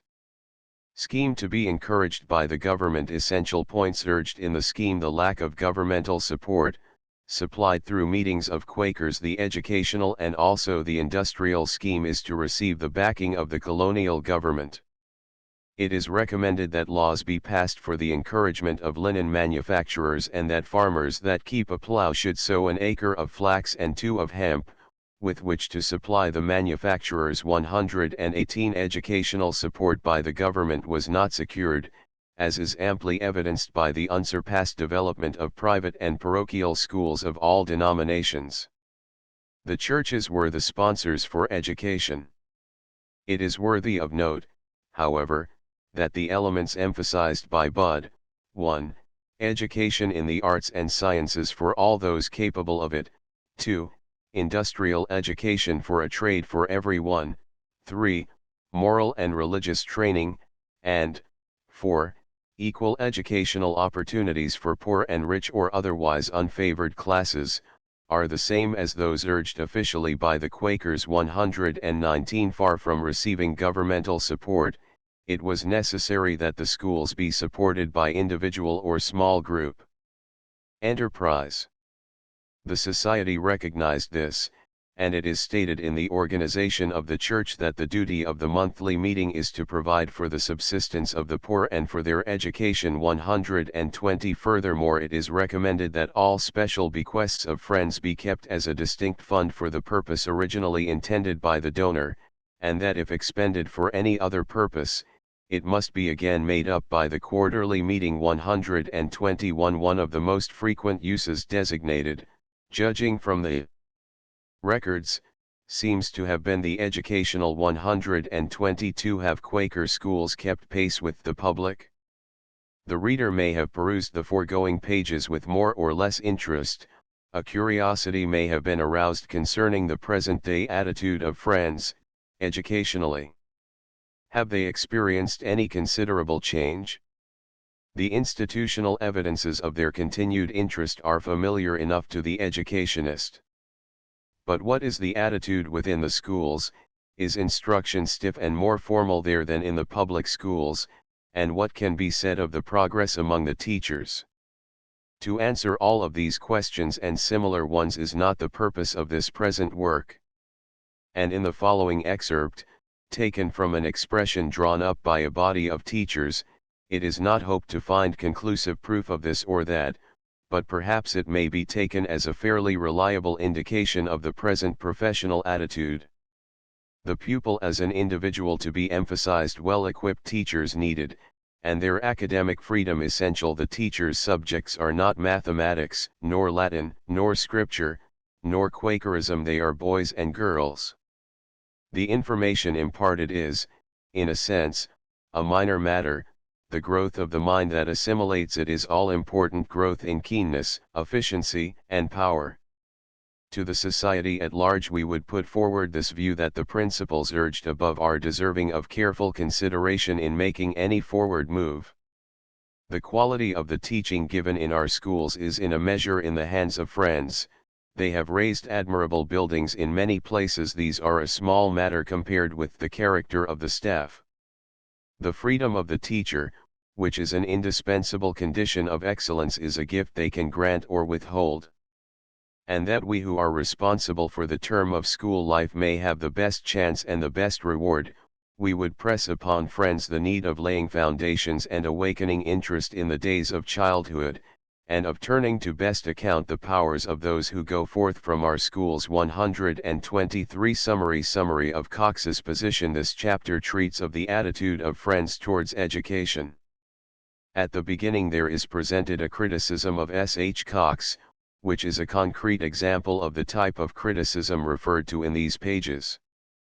Following this there are presented the educational views of several friends: Penn, Barclay, Benezet, Woolman, Whitehead, Crouch, Tuke, and Thomas Budd, in order that the reader may judge of the truth or error presented in the criticism.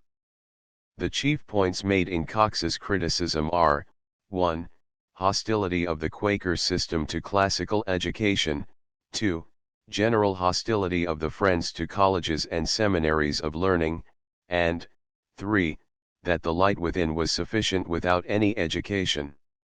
Summary of points maintained by certain Quaker leaders from the material next presented. It is shown that 1. Penn recommended both practical and higher education; 2. Useful arts and sciences are recommended to be taught in public schools; 3. The classics were introduced as a part of the curriculum in the Penn Charter School, and also in other schools established by the Society; 4. Barclay explains that the Society holds a classical education not absolutely necessary for a minister, though it is useful; 5. The learning of languages is recommended by the London Yearly Meeting; 6. Education is advocated by Benezet as a religious and social duty; the education of the poor and unfortunate classes and races is urged; a higher education for schoolmasters is recommended; 7. Woolman urges the education of Negroes and Indians as a social duty; the responsibility is placed on the individual; 8. Crouch states that Hebrew, Greek, and Latin are recognized as useful and are not opposed when taught for that purpose; 9. Budd, one of the early Quakers in Pennsylvania, introduced a very comprehensive and utopian scheme for a. Industrial education and b. Higher education, proposing to organize it under the control of the General Assembly, and 10. Indications are that progress, within the teaching body in Friends institutions, is quite comparable with that of other institutions, though there is no attempt to produce conclusive evidence either to that effect or the contrary. Chapter 4 Education in Philadelphia 124 On yet 27th day of October, 1682, arrived before yet town of Newcastle from England, William Penn, Isc., who produced 2 deeds of feoffment for this town and 12 miles about it, and also for yet 2 lower counties, Yahurkills and St. Jones's, wherefore said William Penn received possession of yet town yet 28th of October, 1682 125. The date of Penn's coming disputed. It is probable that Penn reached Philadelphia in the latter days of October or the early part of November 126, though no student of Philadelphia history has yet been able to settle the question of the day absolutely. Tradition says he came up the river in an open boat and landed at the landing on Dock Street near the new tavern, the Blue Anchor, which had just been erected by George Guest, a Quaker 127. The formal ceremony of transferring the territory which had been arranged between Penn and the Duke of York before leaving England 128 was accomplished with the Duke's commissioners, Moll and Herman 129, and the official debut of Pennsylvania in colonial society was no longer a hope but a reality. Education provided for in first frame of government. The foundation of the colony's educational institutions had, however, not been delayed till the formalities of making a colony were over. Education received early consideration in the frame of government which was drawn up from England by Penn and agreed to on April 25, 1682, before he prepared to depart for Pennsylvania. 130. In that document it is clearly set forth that education was the function of the civil authority, though the intentions of the author were not realized fully for more than 150 years. 131. The same idea is present in each of the three frames of government which were drawn up, the first, April 25, 1682. 132. The second, April 2, 1683. 133. And the third, November 7, 1696. 134. Under Governor Markham. The instrument drawn on April 2, 1683, contained in part the following stipulations, which bear the impression of the Quaker ideal of education. The provisions 10th. That the Governor and the Provincial Council shall erect and order all public schools and encourage and reward the authors of useful sciences and laudable inventions in the said provinces and territories thereof. 11th. That 1/3 of the Provincial Council residing with the Governor from time to time shall, with the Governor, have the care and management of public affairs relating to peace, justice, treasury, and improvement of the province and territories, and to the good education of the youth, and sobriety of the manner of the inhabitants therein aforesaid. 135. Quaker Council provides a school. The plan for education as above set forth was not destined to be the one followed consistently for more than a century and a half of development, though throughout the first decades the relations between the schools of Friends and the governing council were very close. 136. It is significant that the first school was actually ordered by the council, in keeping with Penn's provisions.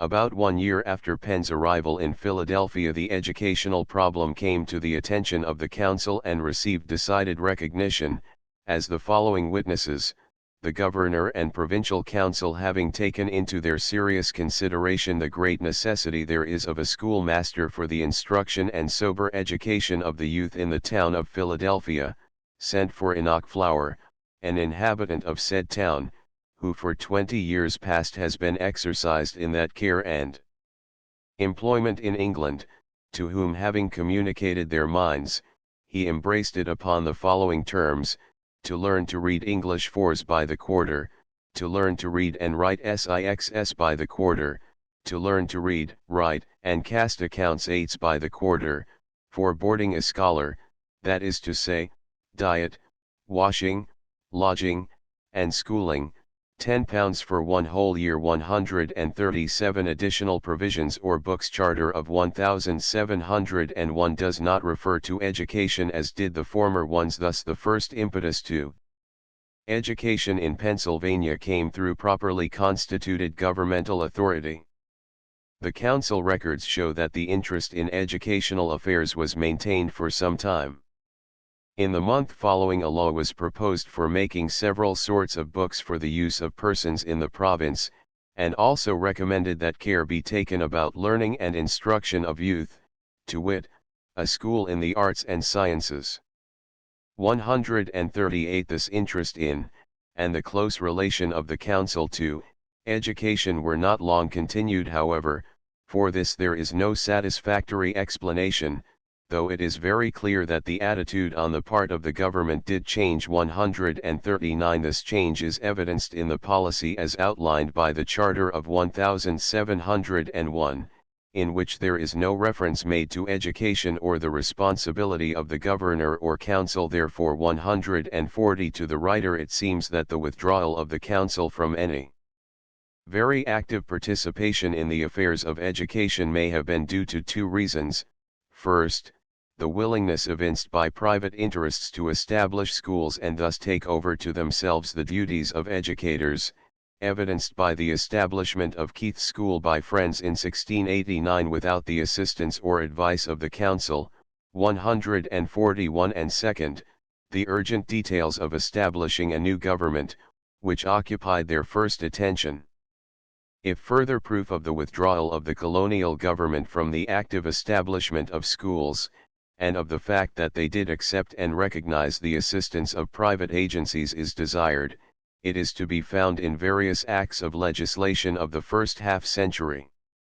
Specific instances of such permissive legislation were the Acts of May 28, 1715 142 and also of February 6, 1731 143. This legislation is chiefly concerned with granting privileges to purchase and hold land and erect buildings for the use of institutions stated therein, among which schools are mentioned.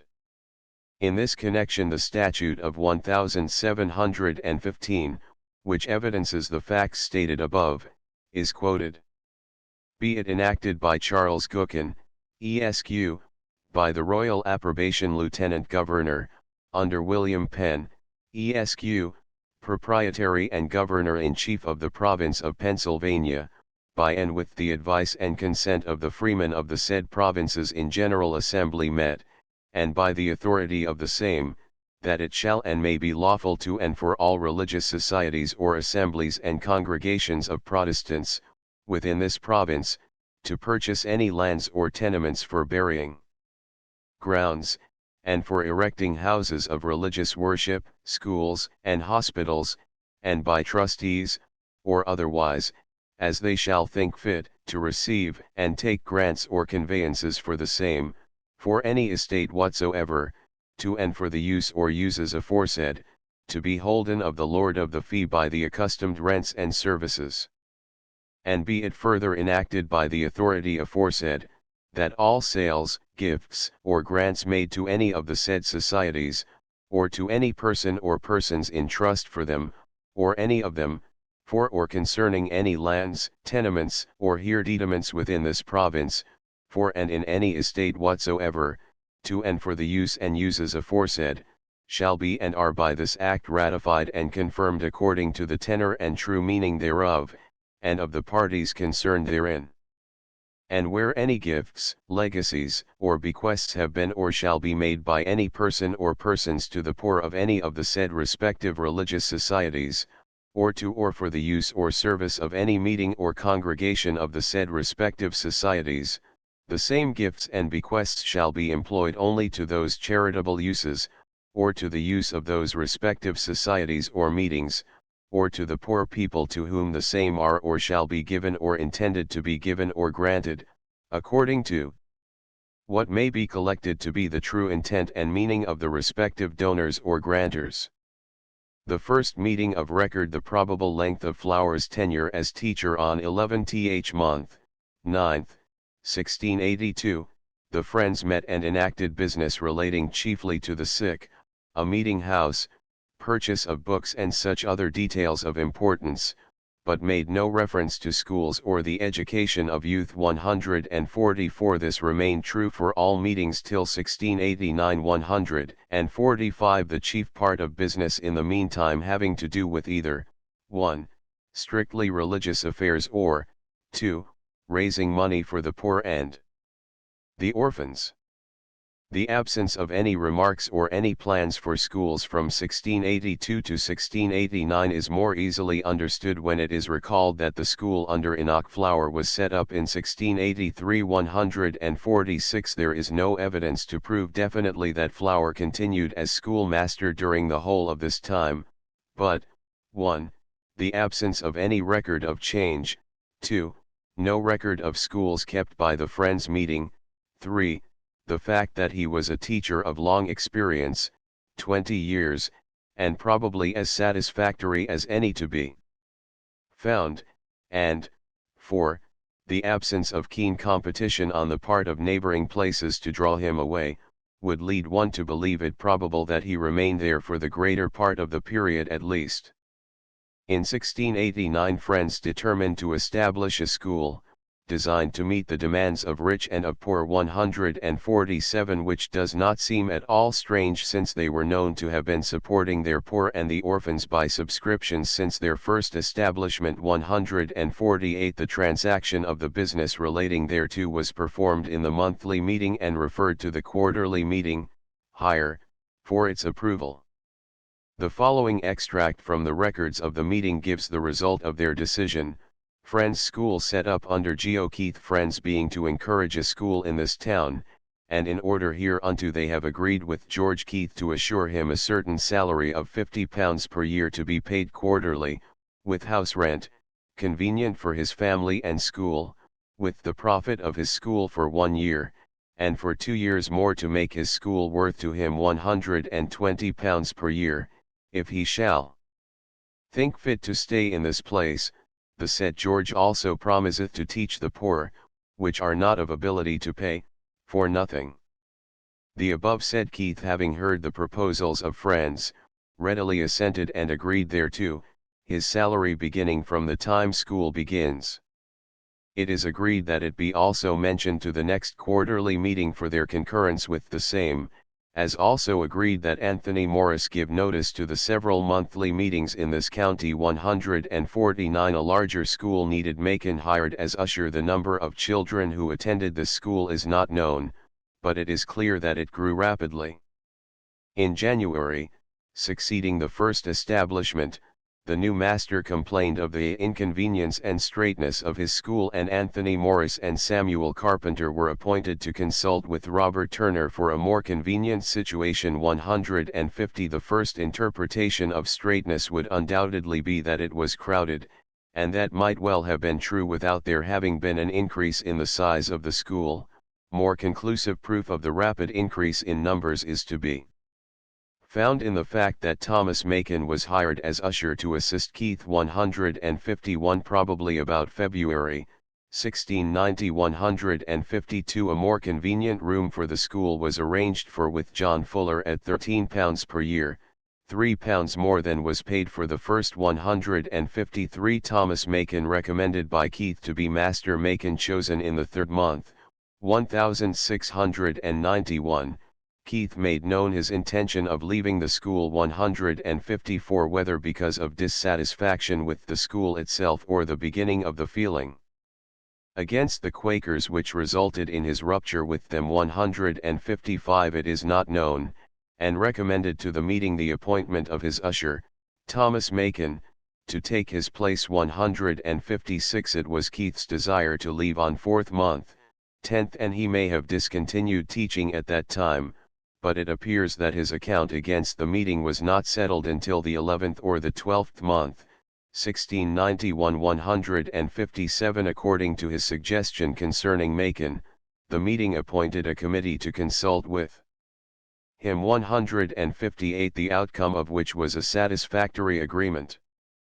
It would appear from numerous references to the subject, that the matter of getting the subscriptions and keeping them paid was a chief source of trouble, which required their constant energies and attention. 159. In 1693 Thomas Macon brought in a bill against the meeting for £12/15/7, which was still owing for his services as usher in 1690. 160. Penn said to have written letter to Lloyd about the school. The last 4 years of the century saw greater strides made in the better establishment of education as a system.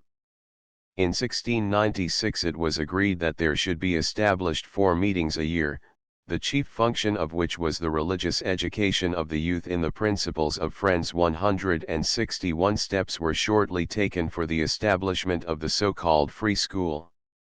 Penn had written to Thomas Lloyd, President of the Council, in 1689, advising that a grammar school be set up, that of George Keith, 162, and it was the same school which in 1697 the meeting desired to make a free school.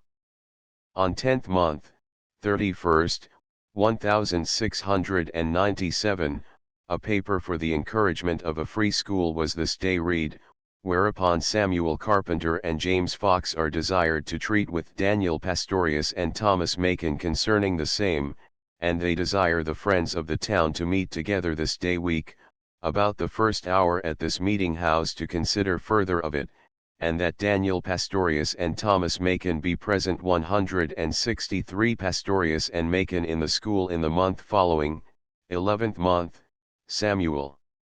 Carpenter reported to the assembly that the committee had met with Daniel Pastorius and Thomas Macon and agreed to pay each of them £40 per year for keeping school 164. The means of support was the familiar subscription blank, Samuel Carpenter and James Fox being the first appointed to take them.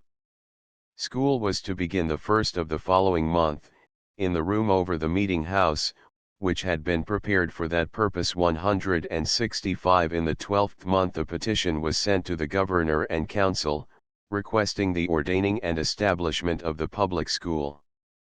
The text of the petition is as follows: Petition to council to incorporate the school. The humble petition of Samuel Carpenter, in behalf of themselves and the rest of the people called Quakers, who are members of the monthly meeting, showeth that it has been and is much desired by many that a school be set up and upheld in this town of Philadelphia, where poor children may be freely maintained, taught, and educated in good literature, until they are fit to be put out as apprentices, or capable to be masters or ushers in the same schools.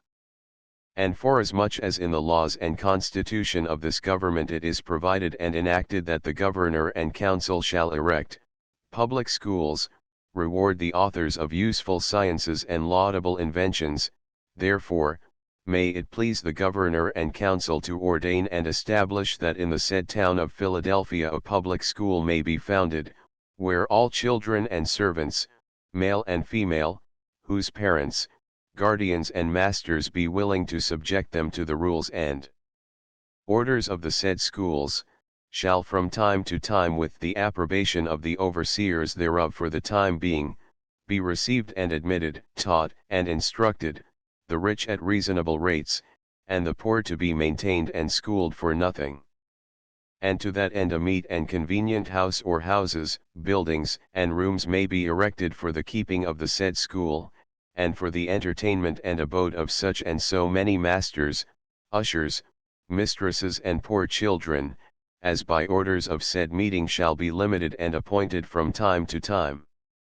And also that the members of the aforesaid meetings, make choice and admit such and so many persons as they think fit, to be masters, overseers, ushers, mistresses and poor children of the said school, and the same persons, to remove or displace as often, as they shall see fit.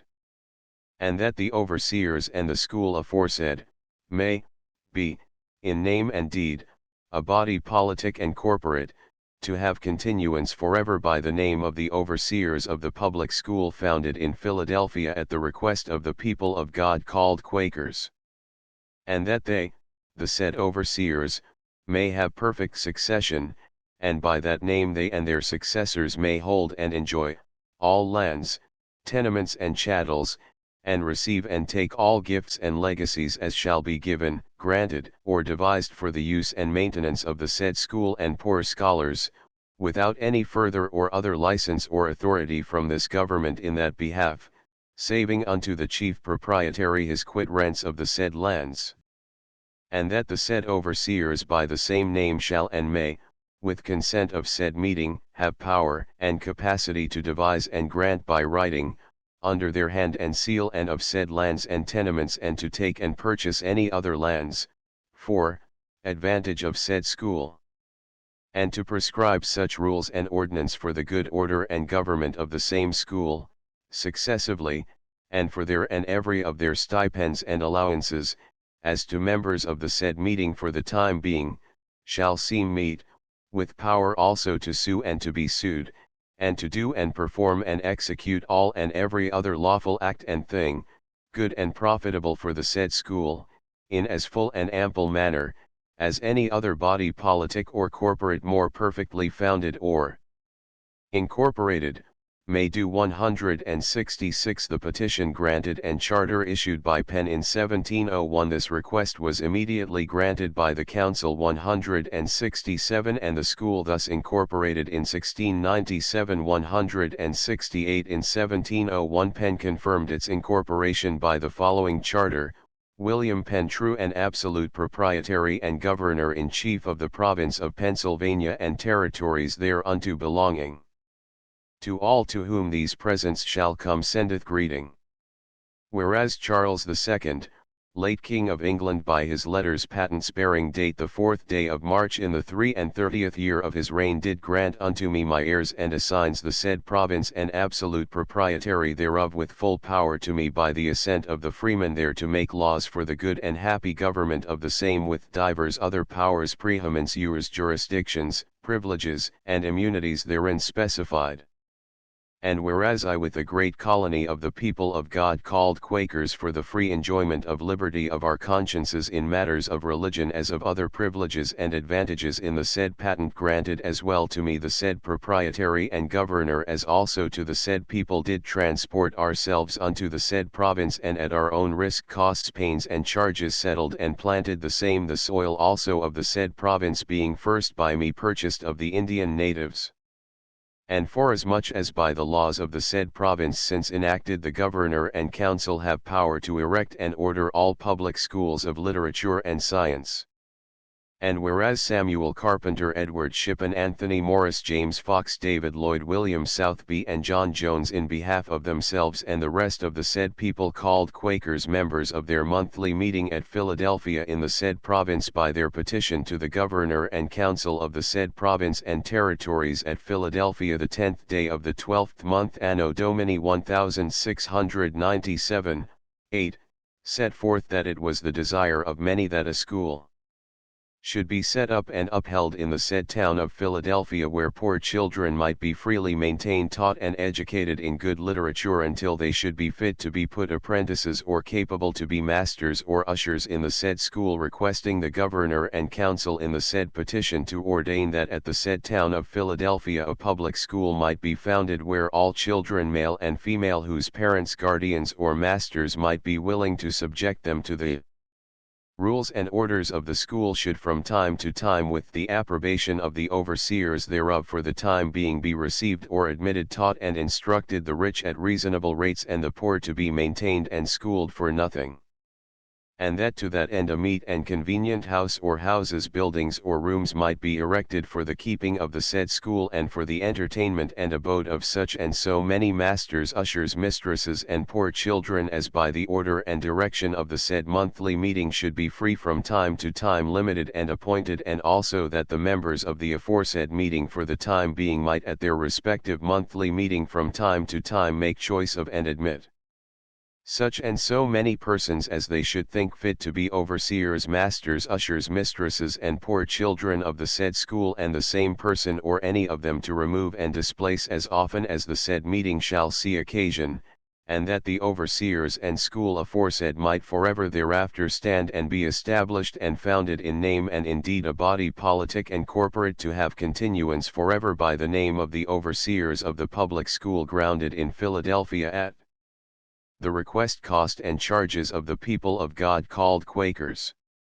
And that the said overseers might have perpetual succession, and by that name they and their successors forever have, hold, and enjoy all the lands, tenements, and chattels, and receive and take all gifts and legacies that should be given, granted, or devised for the use and maintenance of said schools and poor scholars, without further or other license or authority from the government on that behalf, saving unto the chief proprietary his quit rents out of the said lands, and that the said overseers by the same name might, with consent of the said meeting, have power and capacity to demise and grant by writing under their hand and common seal any of the said lands and tenements, and to take and purchase any other lands and tenements and here dediments for the best advantage of the said schools, and to prescribe such rules and ordinances for the good order and government of the said school and of the masters, ushers, mistresses, and poor children successively, and for their and every of their stipends and allowances as to them members of the said monthly meeting for the time or the major part of them should seem meet,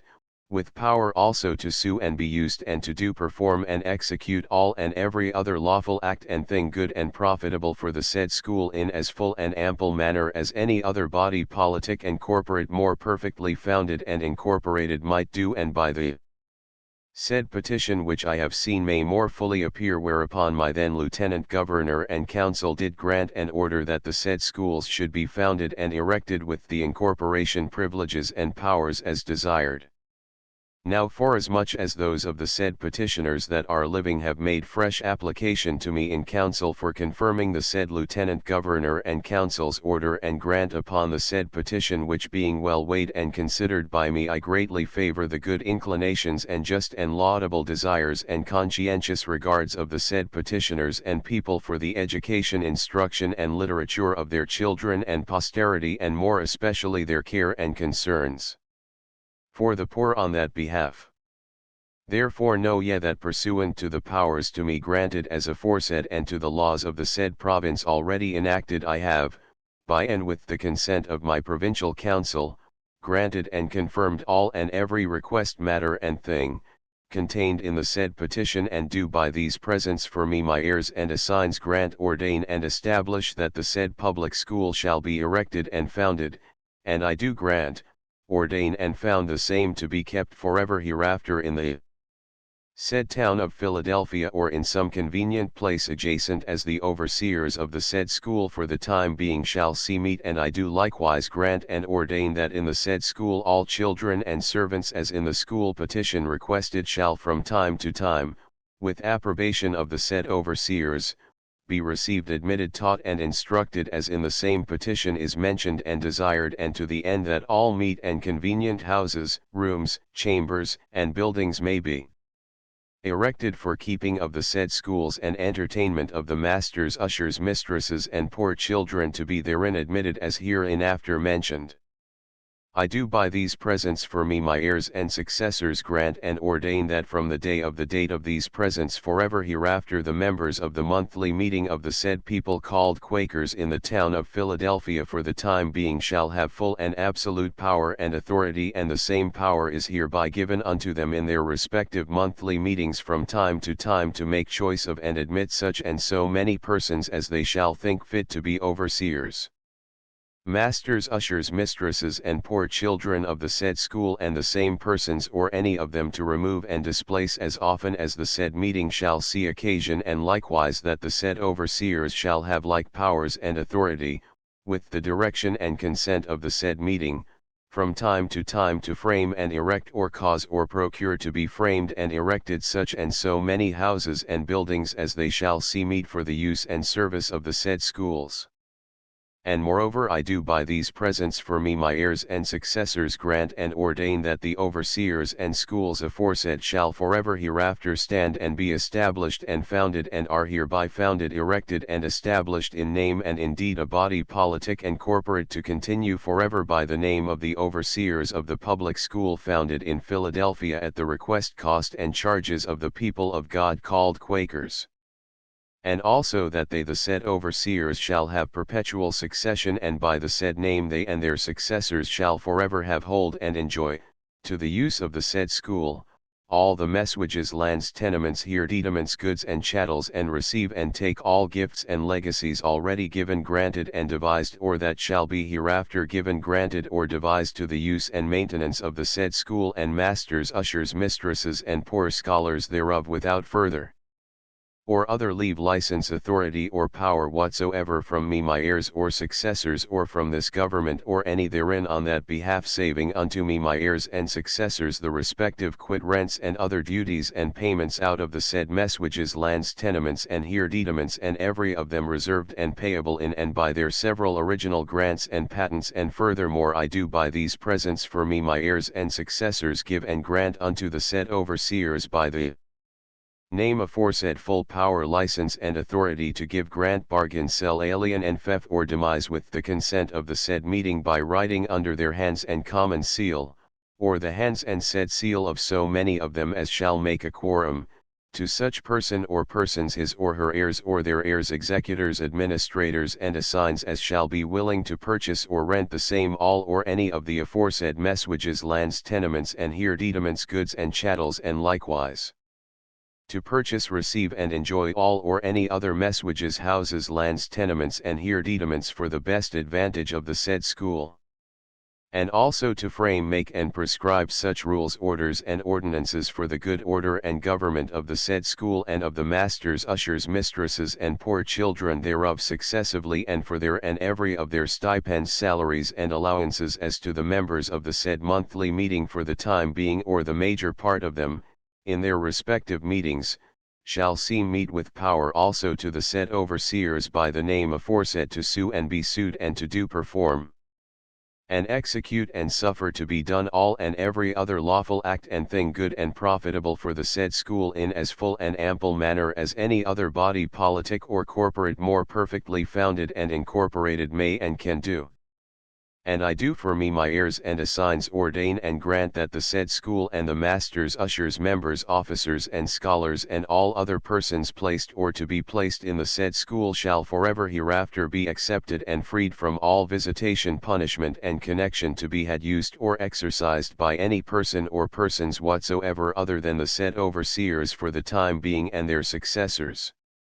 In witness whereof I have hereunto set my hand cause the great seal to be affixed dated at Philadelphia the 25th day of the 8th month in the 13th year of the reign of William III over England etc.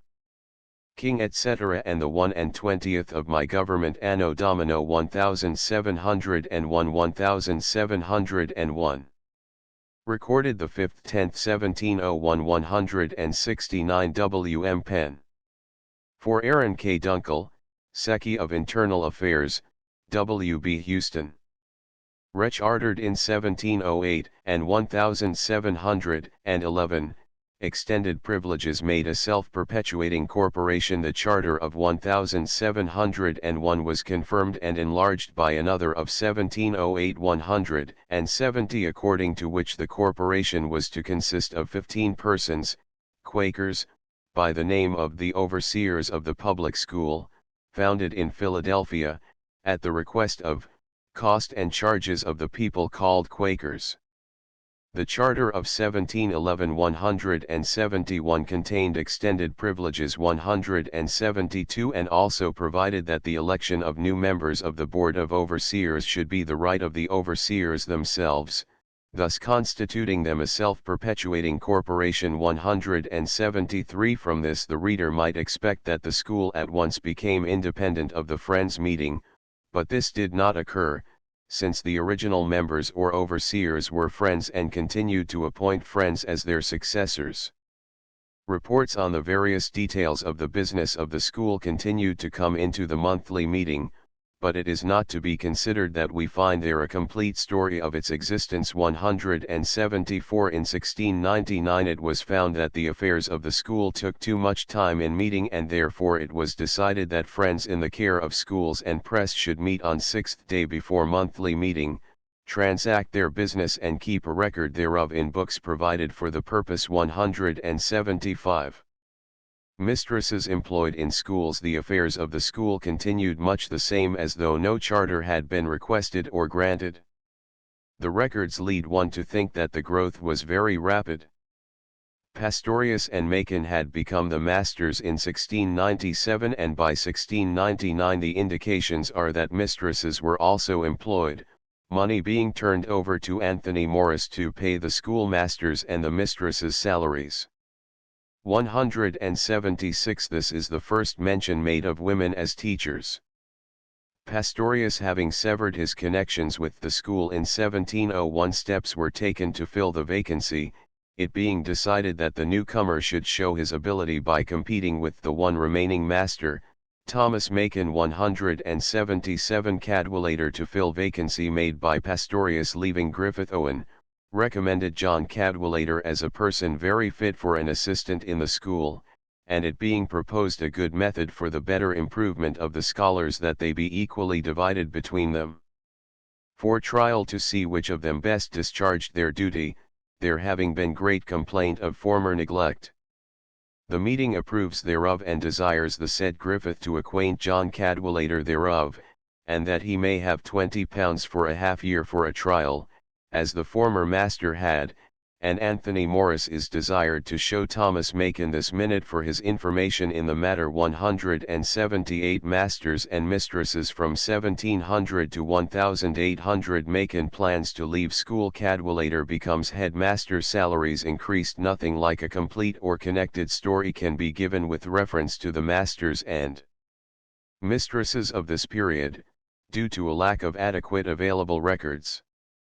In August 1701, Thomas Macon announced his intention of leaving the school and requested that his accounts be settled. 179. John Cadwallader, who had been his assistant since 1700, was interviewed as to his ability to undertake the headship of the school, intimating if he thought himself fit, he would be further considered. 180. There is no direct record of how Mr. Cadwallader rated himself as teacher, but he was continued in the capacity of master. He found a limited salary 181 almost too small for the support of his family, and upon his request it was soon raised to £50 per year. 182. At the same time the salary of a mistress, Olive Songhurst, whom we meet for the first time and with scant introduction, was increased £5 or £10. The prospect of a higher salary does not appear to have attracted him much, for we learn of his intended separation from the school in May 1702. It is not clear that he did actually sever his connection therewith at that time, for in June 1703, it was desired that John Cadwallader, schoolmaster, be paid £10 that was left by Robert Jones for the use of the public school. 183. The sum may have been for other services such as copying, which he frequently performed. 184. But it is more probable that he was convinced of the advantages of remaining at a salary of £50 per year, with the additional sums paid for the copying work. 185. John Every, usher. Macon returns. Jacob Naylor suggested for teacher John Every's connection with the school as usher is first announced in April 1702, when he made demands for an increase of salary to £30, which was agreed to. 186. He remained there nearly 2 years and then departed, making a place for Thomas Macon, who returned at his request, agreeing to accept the salary previously paid to Every. These two masters, Macon and Cadwallader, appear to have been employed continuously until 1706, when they decided the school could not furnish a competent living for both of them, and Cadwallader accordingly left. 187. There were further suggestions considered at that time and friends appointed to endeavour to secure a qualified master from England.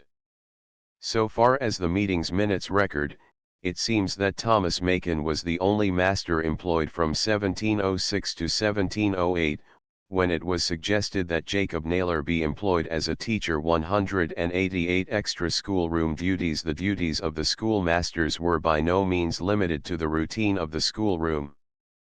They were required to be careful of their several scholars and often had to do police duty among them during the meetings on first day. 189. The master's only hope for any respite from the imposition of such duties was to stand firmly for his rights, else he might have been given charge of all the children in the meeting.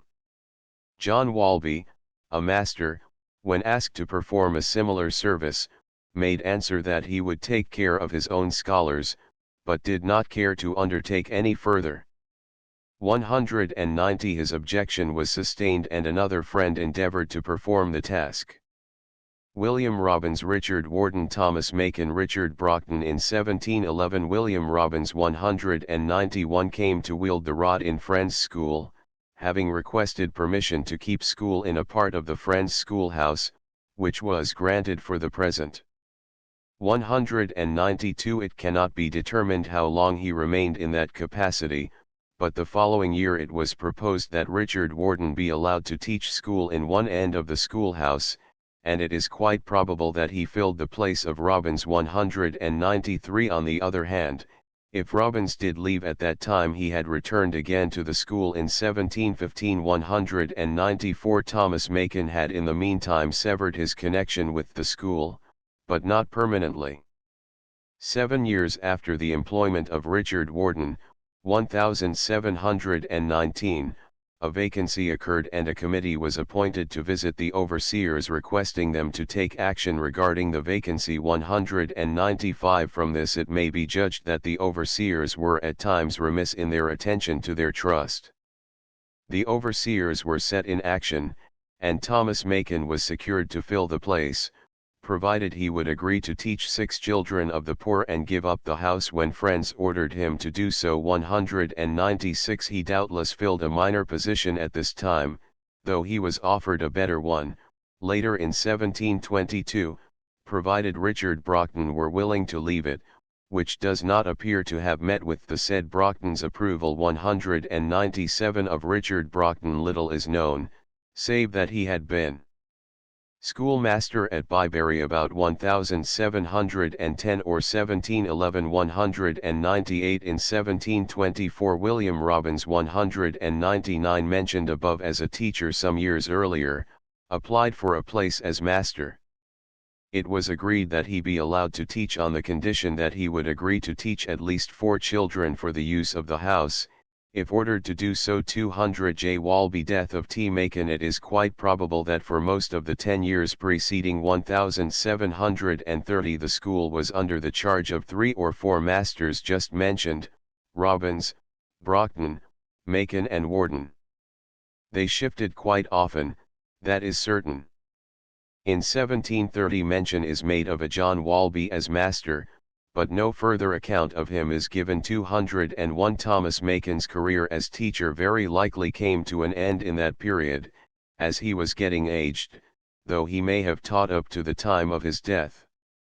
An account of his death is given in the Weekly Mercury of 1733. 202 Anthony Benezet employed 1742 Robert William Master in 1748. From 1730 there is only an occasional mention made of the masters employed at the public school, until we come to the period about 1770 when the names were occasionally given in committee reports on the condition of the schools. However, with the 4th decade came a period of real greatness, for in 1742 203 began the services of Anthony Benezet, of whom considerable mention is made elsewhere, who continued in the public school till 1782. 204 He had throughout his life been interested in the Negroes and for several years previous had cherished a desire to work in their schools. His request, in that regard, was accordingly granted in 1782, after John Houghton relinquished that position. 205 He continued to teach the Negro school, until the time of his death 2 years later. 206 In 1748 Robert William came from England for the purpose of keeping Friends' School, and was accordingly accepted into their meeting, having produced the customary certificate from his home meeting at Scarborough in Yorkshire. 207 The next mention of a new master in the ranks is concerned with Josiah, who married in 1763. 208 Encouragement was at all times given to women as teachers, mention having already been made to their employment as early as 1699. 209 In 1764, Anne Brentnall establishes small school, the meeting being informed that Anne Brentnall is desirous of keeping a small school for the instruction of Friends' children only in reading and sewing, and not being at present able to hire a place suitable for the purpose, requests the use of a vacant lower room in one of the alms houses, and Friends approving her proposal, it is agreed that she may make use of one of these rooms for that purpose until she can accommodate herself elsewhere, or it may be wanted, for other purposes. 210 The recommendations of the yearly meeting of Philadelphia in 1778. 211 produced a very beneficial effect upon the school affairs in all of its monthly meetings. Thereafter, reports were sent in, bad, good and indifferent, which were much superior to anything that had been done previously, though they were still too infrequent and abbreviated in regard to information contained. A digest of the report of 1779 follows, which shows the number of teachers in the several schools at that time. 212 schools reported in 1779. The grammar school was presided over by John Thompson, who also taught writing and arithmetic. 2. John Todd taught reading, English, writing, arithmetic and some branches of mathematics. 3. Another master was Joseph Yerkes, who taught the same branches as Todd. 4. George Smith taught reading, writing and arithmetic to the children of friends and others. 5. Anthony Benezet at this time was employed in teaching the girls' school, in which were received also the children of other denominations besides Friends. 6. Sarah Lancaster taught the younger children of both sexes the rudiments of learning, and other branches suitable to girls. 7. Rebecca Jones and Hannah Catherall taught together in the same school, which was for girls, a large number of them poor. 8. A school for younger boys and girls of various societies was taught in Pine Street by Essex Flower. 9. Spelling and reading were taught the younger children by N. Rakestraw.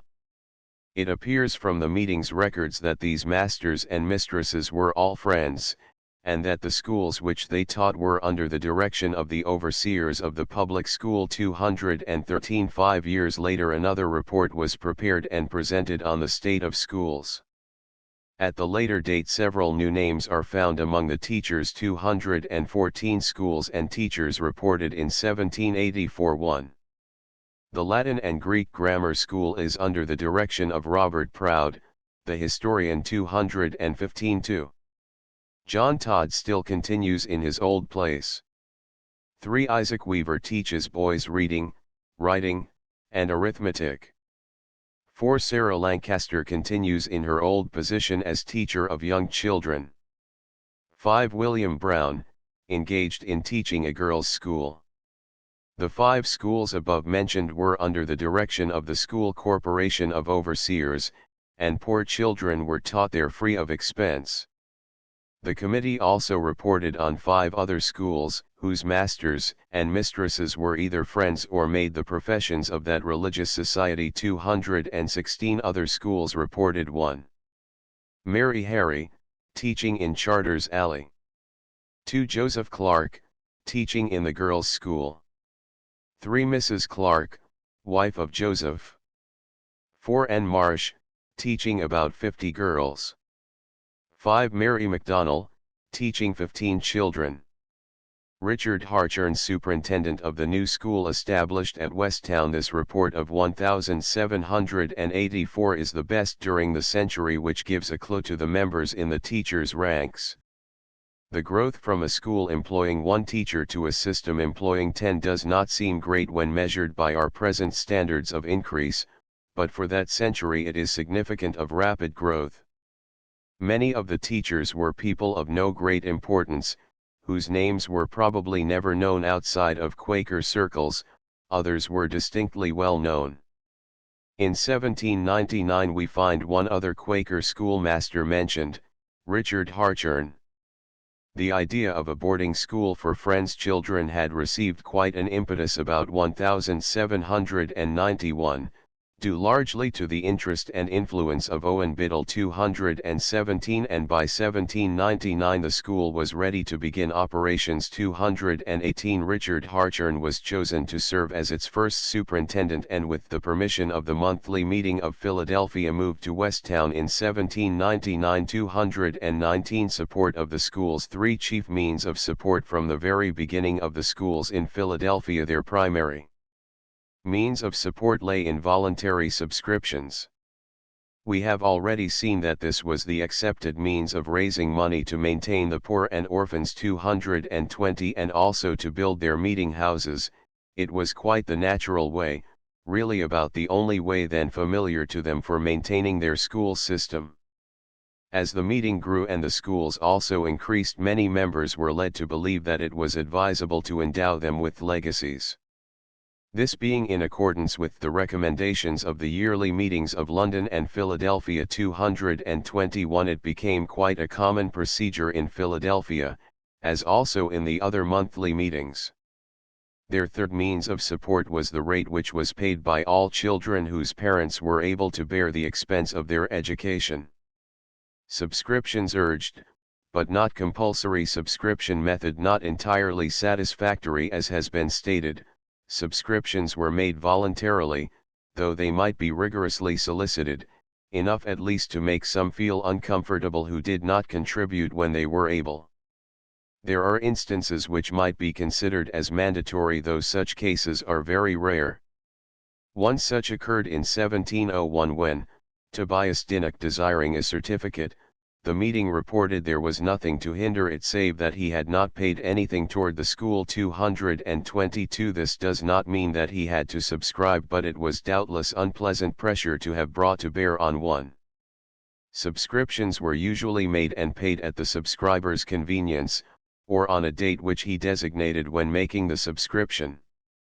Though this was ideally satisfactory, it often failed to work out just at the right time, so it was necessary to appoint a committee to go out after the subscriber and get that which he had promised to pay. The first record of a committee appointed on a service of this kind was in 1691. The work of such committees was continued throughout the century, and the following extract will indicate very well their function, without further explanation or reference. Whereas several of the subscriptions towards the school are unpaid, the meeting being engaged for the same, they have requested Alexander Beardsley, Anthony Morris, Francis Rawls, John Delaval, and Samuel Richardson to use their endeavors to get what is unpaid of the said subscriptions, and they are desired to pay what money they receive unto Robert Turner and give account thereof to the next monthly meeting. 223 rates charged. The rates paid by parents in the earlier years of their colony are seen in the establishment of Flowers School in 1683. 224 The next references made to the amounts paid for instruction, under the rate system, are in the report of the School Committee of the Overseers in 1784. 225 Flower received 4 shillings per quarter for teaching reading, 6 shillings for reading and writing, and 8 for reading, writing and casting accounts, if by the year, then everything was furnished for £10. In 1784 Isaac Weaver received 30 shillings per quarter for teaching the same subjects which Flower had taught for 8. 226 William Brown also received the same amount for the same subjects which he taught the whole day. 227 Joseph Clark was teaching for 30 shillings. For instruction in the 3 R's it appears that the general tendency for the cost in 1784 was about 22 shillings higher than it was in 1683. 228 Small children were taught generally at about 15 shillings per quarter, or half the customary price for older pupils, whatever that might be. The general custom was that in cases where the school corporation sent poor children to a teacher they were admitted for a lesser rate than the others. If 15 shillings were paid by others, then 10 shillings might be paid for the poor children, schooled at the trustee's expense. These prices for teaching among the Quaker masters are quite comparable with those demanded by other private masters in the city at about the same dates. 229 Special bequests and legacies recommended and their probable effect as was cited previously in this work. 230 The practice of making special donations, bequests, and legacies was urged by the yearly meeting as a proper means of support for the schools or other institutions. These recommendations of the yearly meeting, which were written in the form of letters, were transmitted to the quarterly meetings and through them reached all members of the monthly and preparative meetings in the compass of the General Assembly. It cannot be doubted that they were a very important means to instill a desire to give to a worthy cause, and the very similar procedure in all monthly meetings seems to indicate that they constituted the most effectual means for getting anything definite done towards establishing any permanent foundation. Will of John Lynam. Legacies of Wade and Richards. Nothing in the way of a complete survey of various legacies and donations given to the schools in Philadelphia will be attempted here, even granting that it might be interesting enough, but a few of them will be treated briefly. The first example of this individual philanthropy came before the monthly meeting in 1699, when the will of John Lynam was read, by which he proposed to leave £20 for the use of the public school. 231 This sum was not to be expended at once for present needs but was to be kept as a stock forever for that use. Two members, John Kinsey and Ralph Jackson, were ordered to pay in the said amount that it might be turned over to Edward Shippen the treasurer. Other legacies were left by Robert Wade 232 and Mary Richards 233. In regard to the former there was trouble about getting it settled, which lasted for many years. 234 The above names are only a few of the many who are mentioned by the minutes up to 1700 as having left donations for the school. There were indeed many others. In that year, 1702, it was considered advisable that an account be kept of all legacies which had been granted to the use of the public school, as also those granted for the poor. Isaac Norris was appointed to prepare this account. Its purpose was probably to straighten out the tangle into which some of them had fallen, especially that of Robert Wade, and that one man might be held responsible for the expenditure of funds. No funds were to be paid out for the use of schools by Norris, except on the order of the overseers. Funds for the poor might be expended at the order of the monthly meeting. 235 Trouble over the R. Wade legacy. The appointment of someone to see that an account of legacies be kept, resulted in some investigation of those already granted. It appears that of Robert Wade, who probably died before 1686, 236 had not been paid at all according to the stipulation of the donor, which stated that £5 should be paid yearly for the use of the school. The first record of a payment of the £5 was in 1699. 237 David Lloyd and John Jones were accordingly appointed to attend to it. 238 Their success does not seem to have been very marked, as in 1704 the minute again urges them to treat with John Wade, brother, concerning the legacy. 239 This was done, but their efforts met with a refusal to pay the money. 240 So a committee of 3 friends was appointed with others to advise whether it should be sued for or not.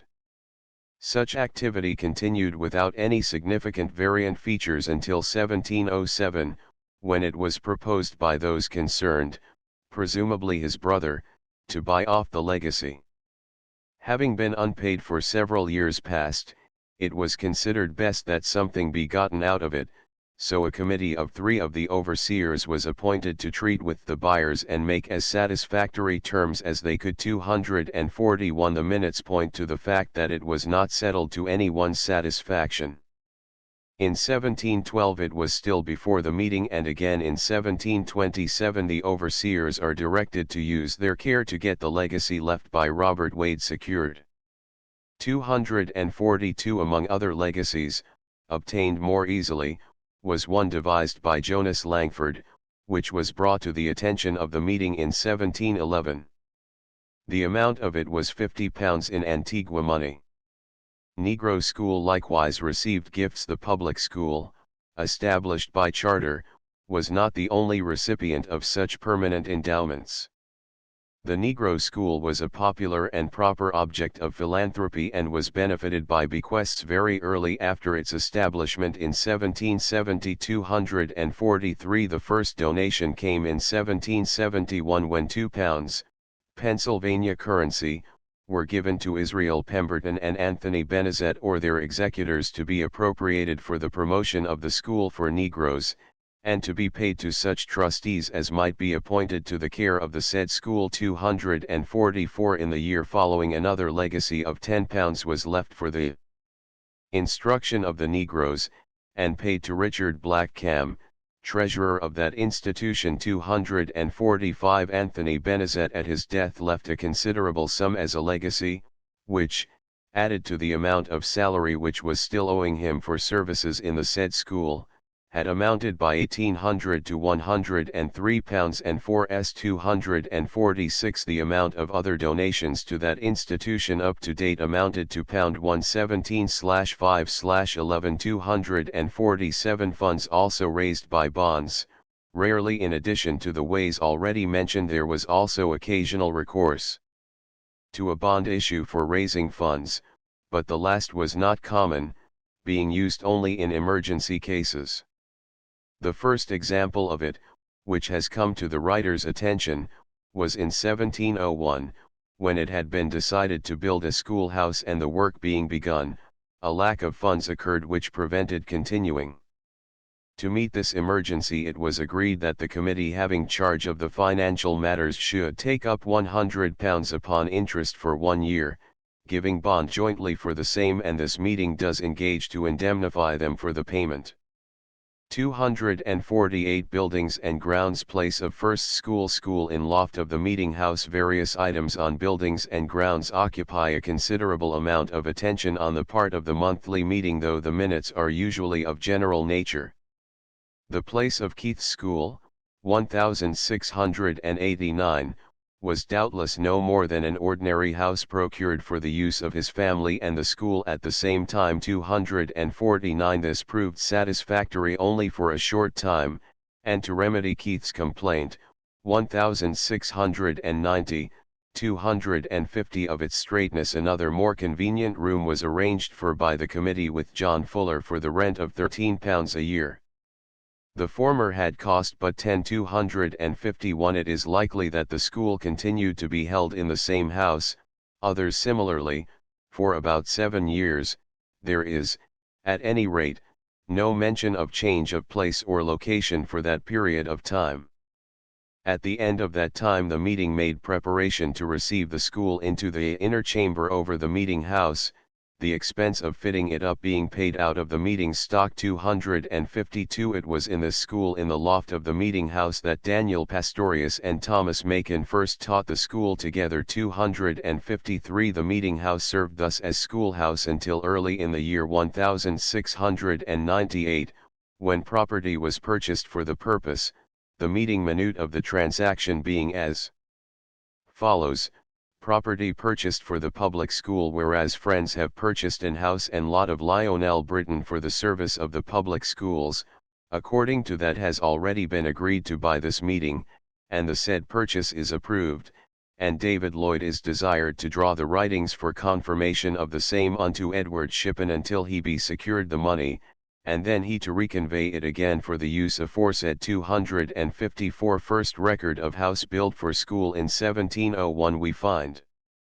The first record for building a house for the sole use of the school, presumably on the lot previously purchased by the meeting. 255 Robert Burrow and Nathaniel Edgecombe were appointed to get the subscription for the building and pay to Anthony Morris, who was to agree with suitable workmen for the building. 256 The dimensions, 20 feet wide by 60 feet long, were, at first consideration, thought to be satisfactory, but it was finally decided to build it 24 feet by 60 feet. 257 The work was at first to be supported by subscriptions, but before its completion it became necessary to issue bonds for the amount of £100. 258 Property acquired by gift. The acquisition of property, this time by gift, continued.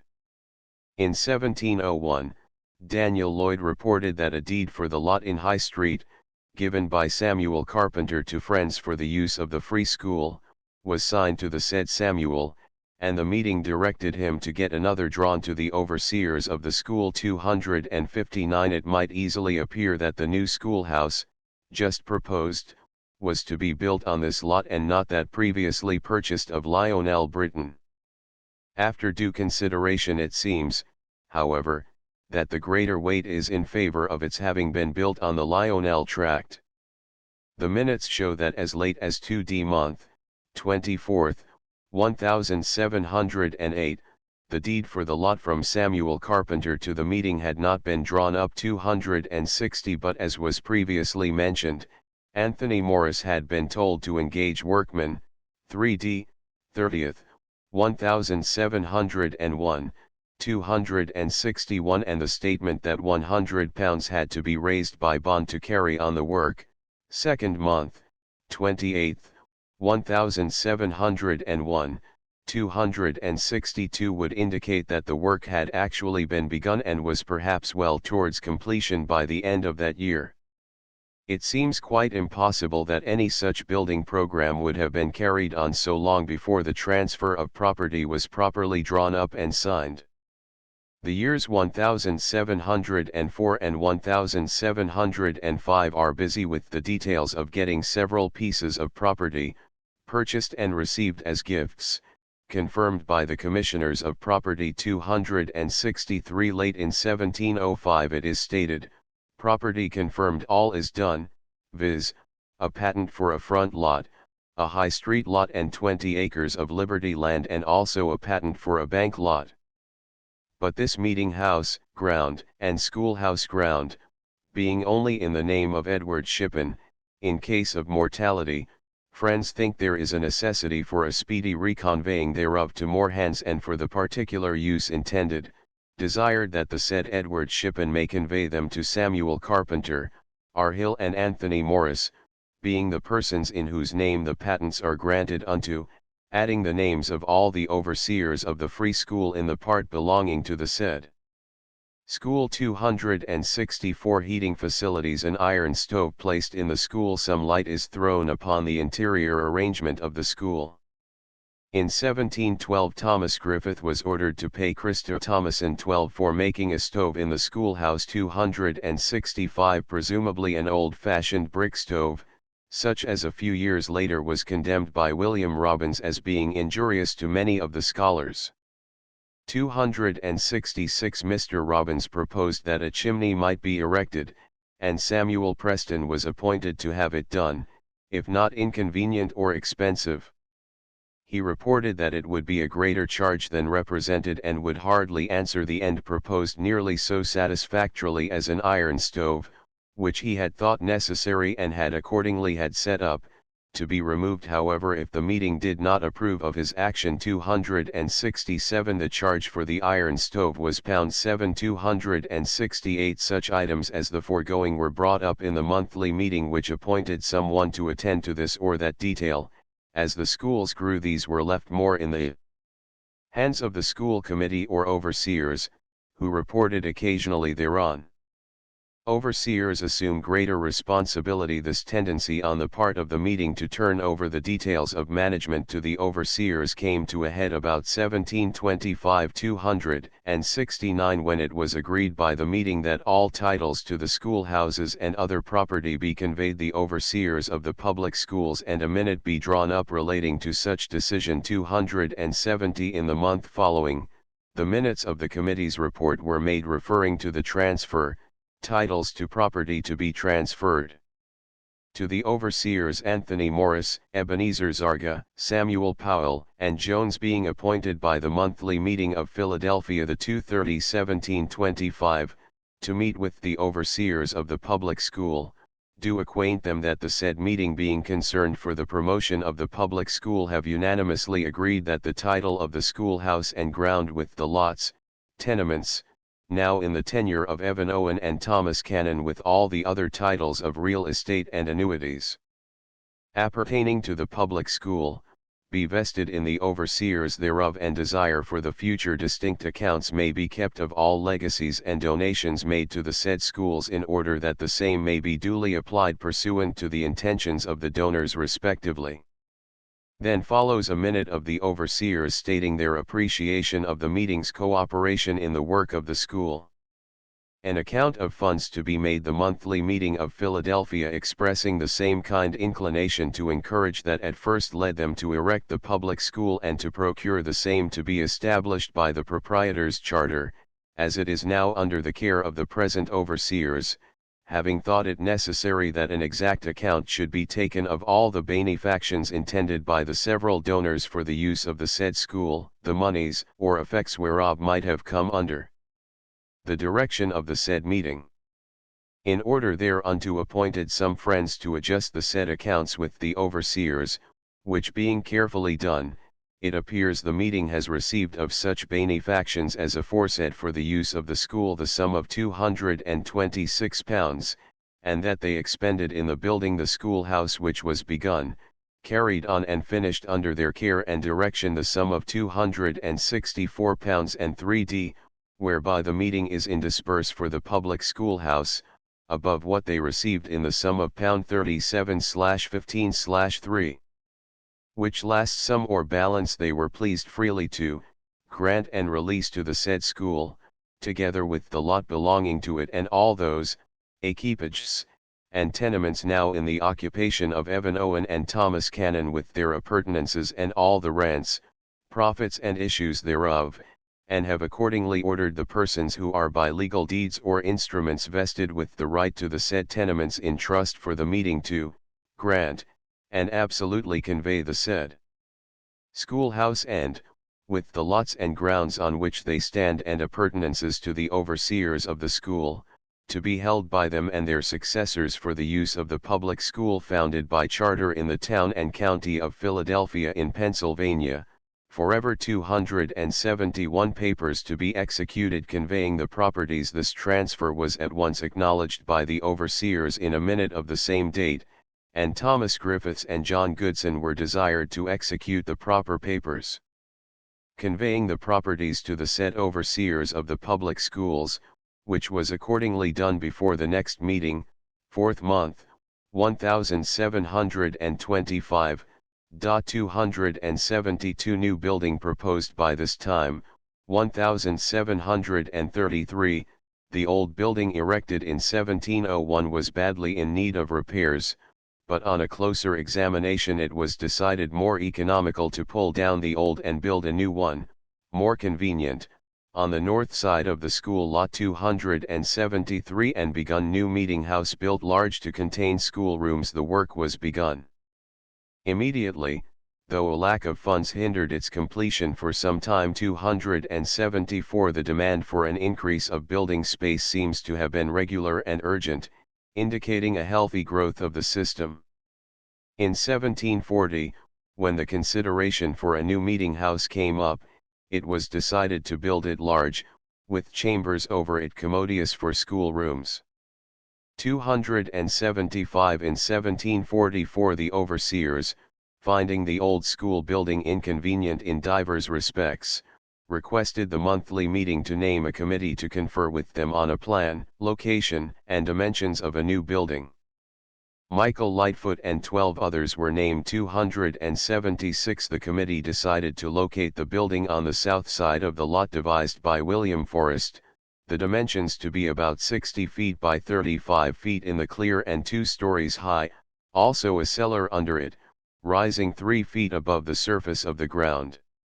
This quite pretentious building was not to be finished entirely at this time.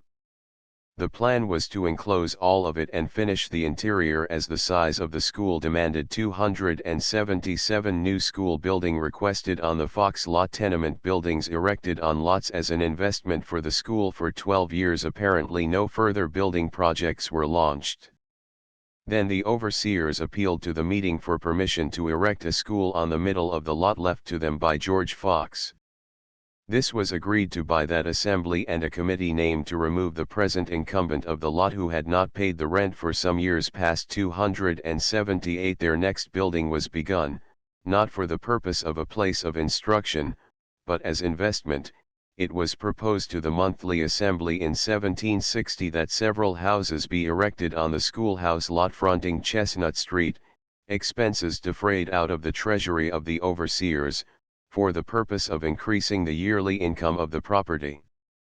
279. The suggestion was well received and the liberty granted to erect one or more such houses. 280. In 1767 the accommodations for the girls' school, being unsatisfactory, the overseers of the school requested permission to have the chamber of the meeting house fitted up as a place for them, which was taken under consideration by a committee of the meeting appointed for that purpose. 281. Building for Negro school requested about 1771. The Negro school, established 1770, was first housed in a building rented for that use. 282. In which it continued for nearly a year.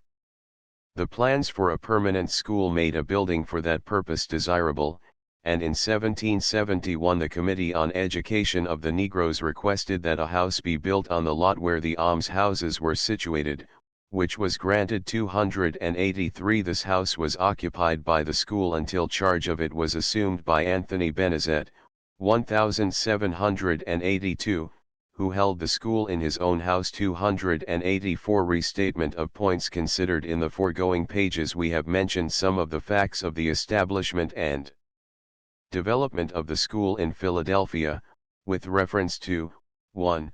Founding, 2. Support, 3. Masters, 4. Properties, buildings, and grounds.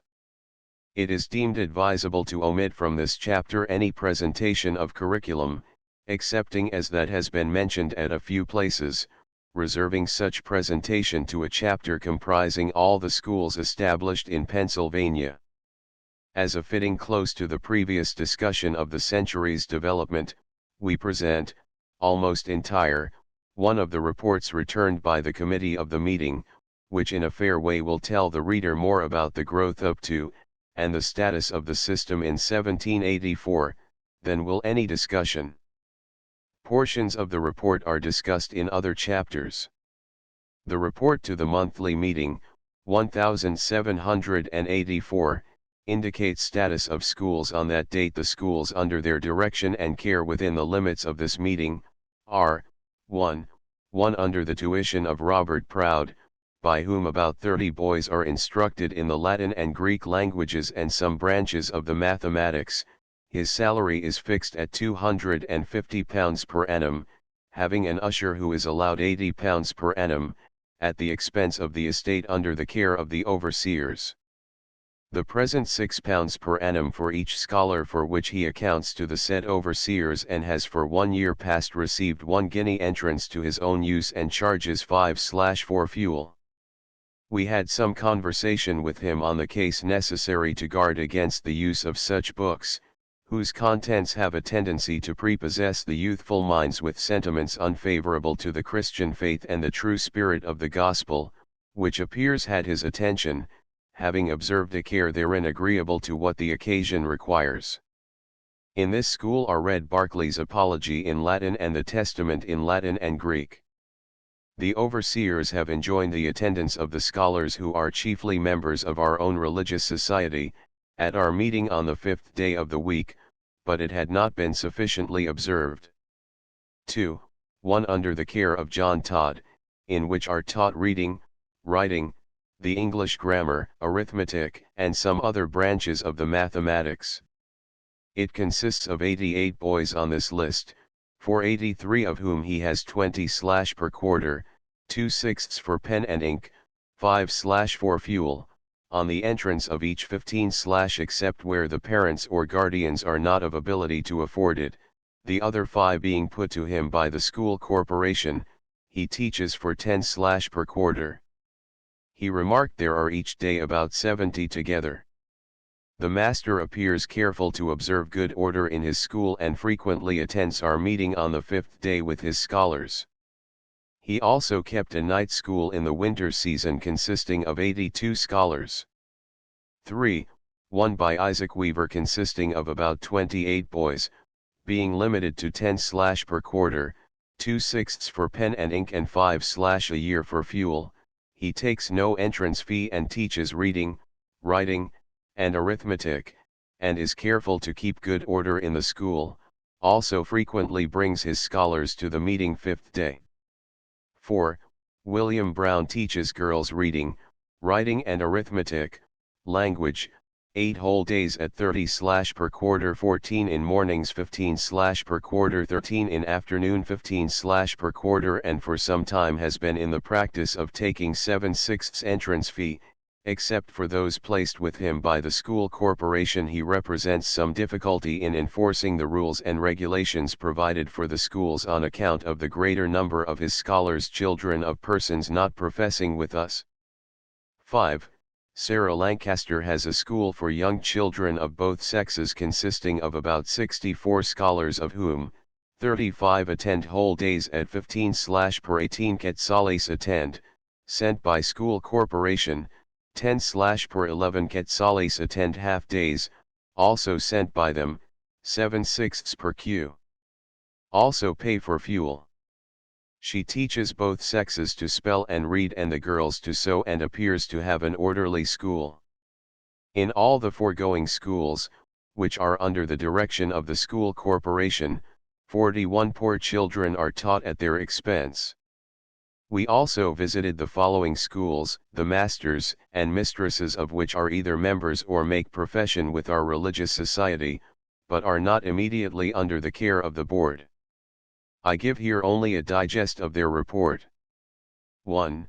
Mary Harry School in Charters Alley, 15 to 16 children at 15/ per Q. Income is about £40 per year. Not a friend but attends our meetings. 2. Joseph Clark School in 5th St, about 30 girls. Curriculum reading, writing and arithmetic. 4.25 he receives 30/ per Q and others gratis.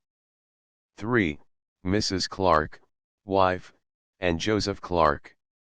Same house, 15 to 16 boys reading, and the girls, sewing at 15/ per Q each. They try to attend our 5th day meetings. 4. Anna Marsh 50, approximately, girls and boys. Taught reading, and the girls, needlework, 20/ per Q. Each has a right of membership with friends. 5. Mary McDonnell 15 young children at 15/ per Q.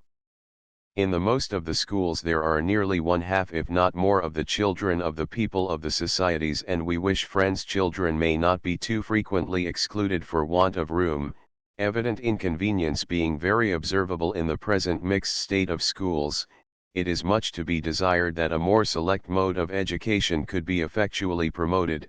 In the meantime it would be well that master be not too lax in the observance of the rules. 285 Boarding school encouraged by Owen Biddle approved by quarterly and yearly meetings rules drawn up therefore. The other item of very great interest, though not in reality immediately connected with the schools in Philadelphia, concerns the establishment of a boarding school, which was to be founded and planned after one of the oldest and largest schools of the society, the Great Ackworth School in England. 286 The project was greatly encouraged by Owen Biddle, who, 6th month, 10th, 1790, published a pamphlet of 52 pages in which the plea for such a school was elaborated. 287 A committee was appointed to confer with him, and reported they wished to present their wishes also to the other monthly meetings of the city. 288 And they concurring, to present the wishes of the monthly meetings to the quarterly and so on to the yearly meeting. 289 The report, when presented to the other two monthly meetings, met with favor. 290 And it was accordingly agreed, 1792, to bring the matter before the quarterly meeting. 291. The approval of the quarterly and yearly meetings. 292 In the time immediately ensuing resulted in the plans being set on foot for a subscription of £5,000, and which was made open to all members of the yearly meeting in whatsoever quarter.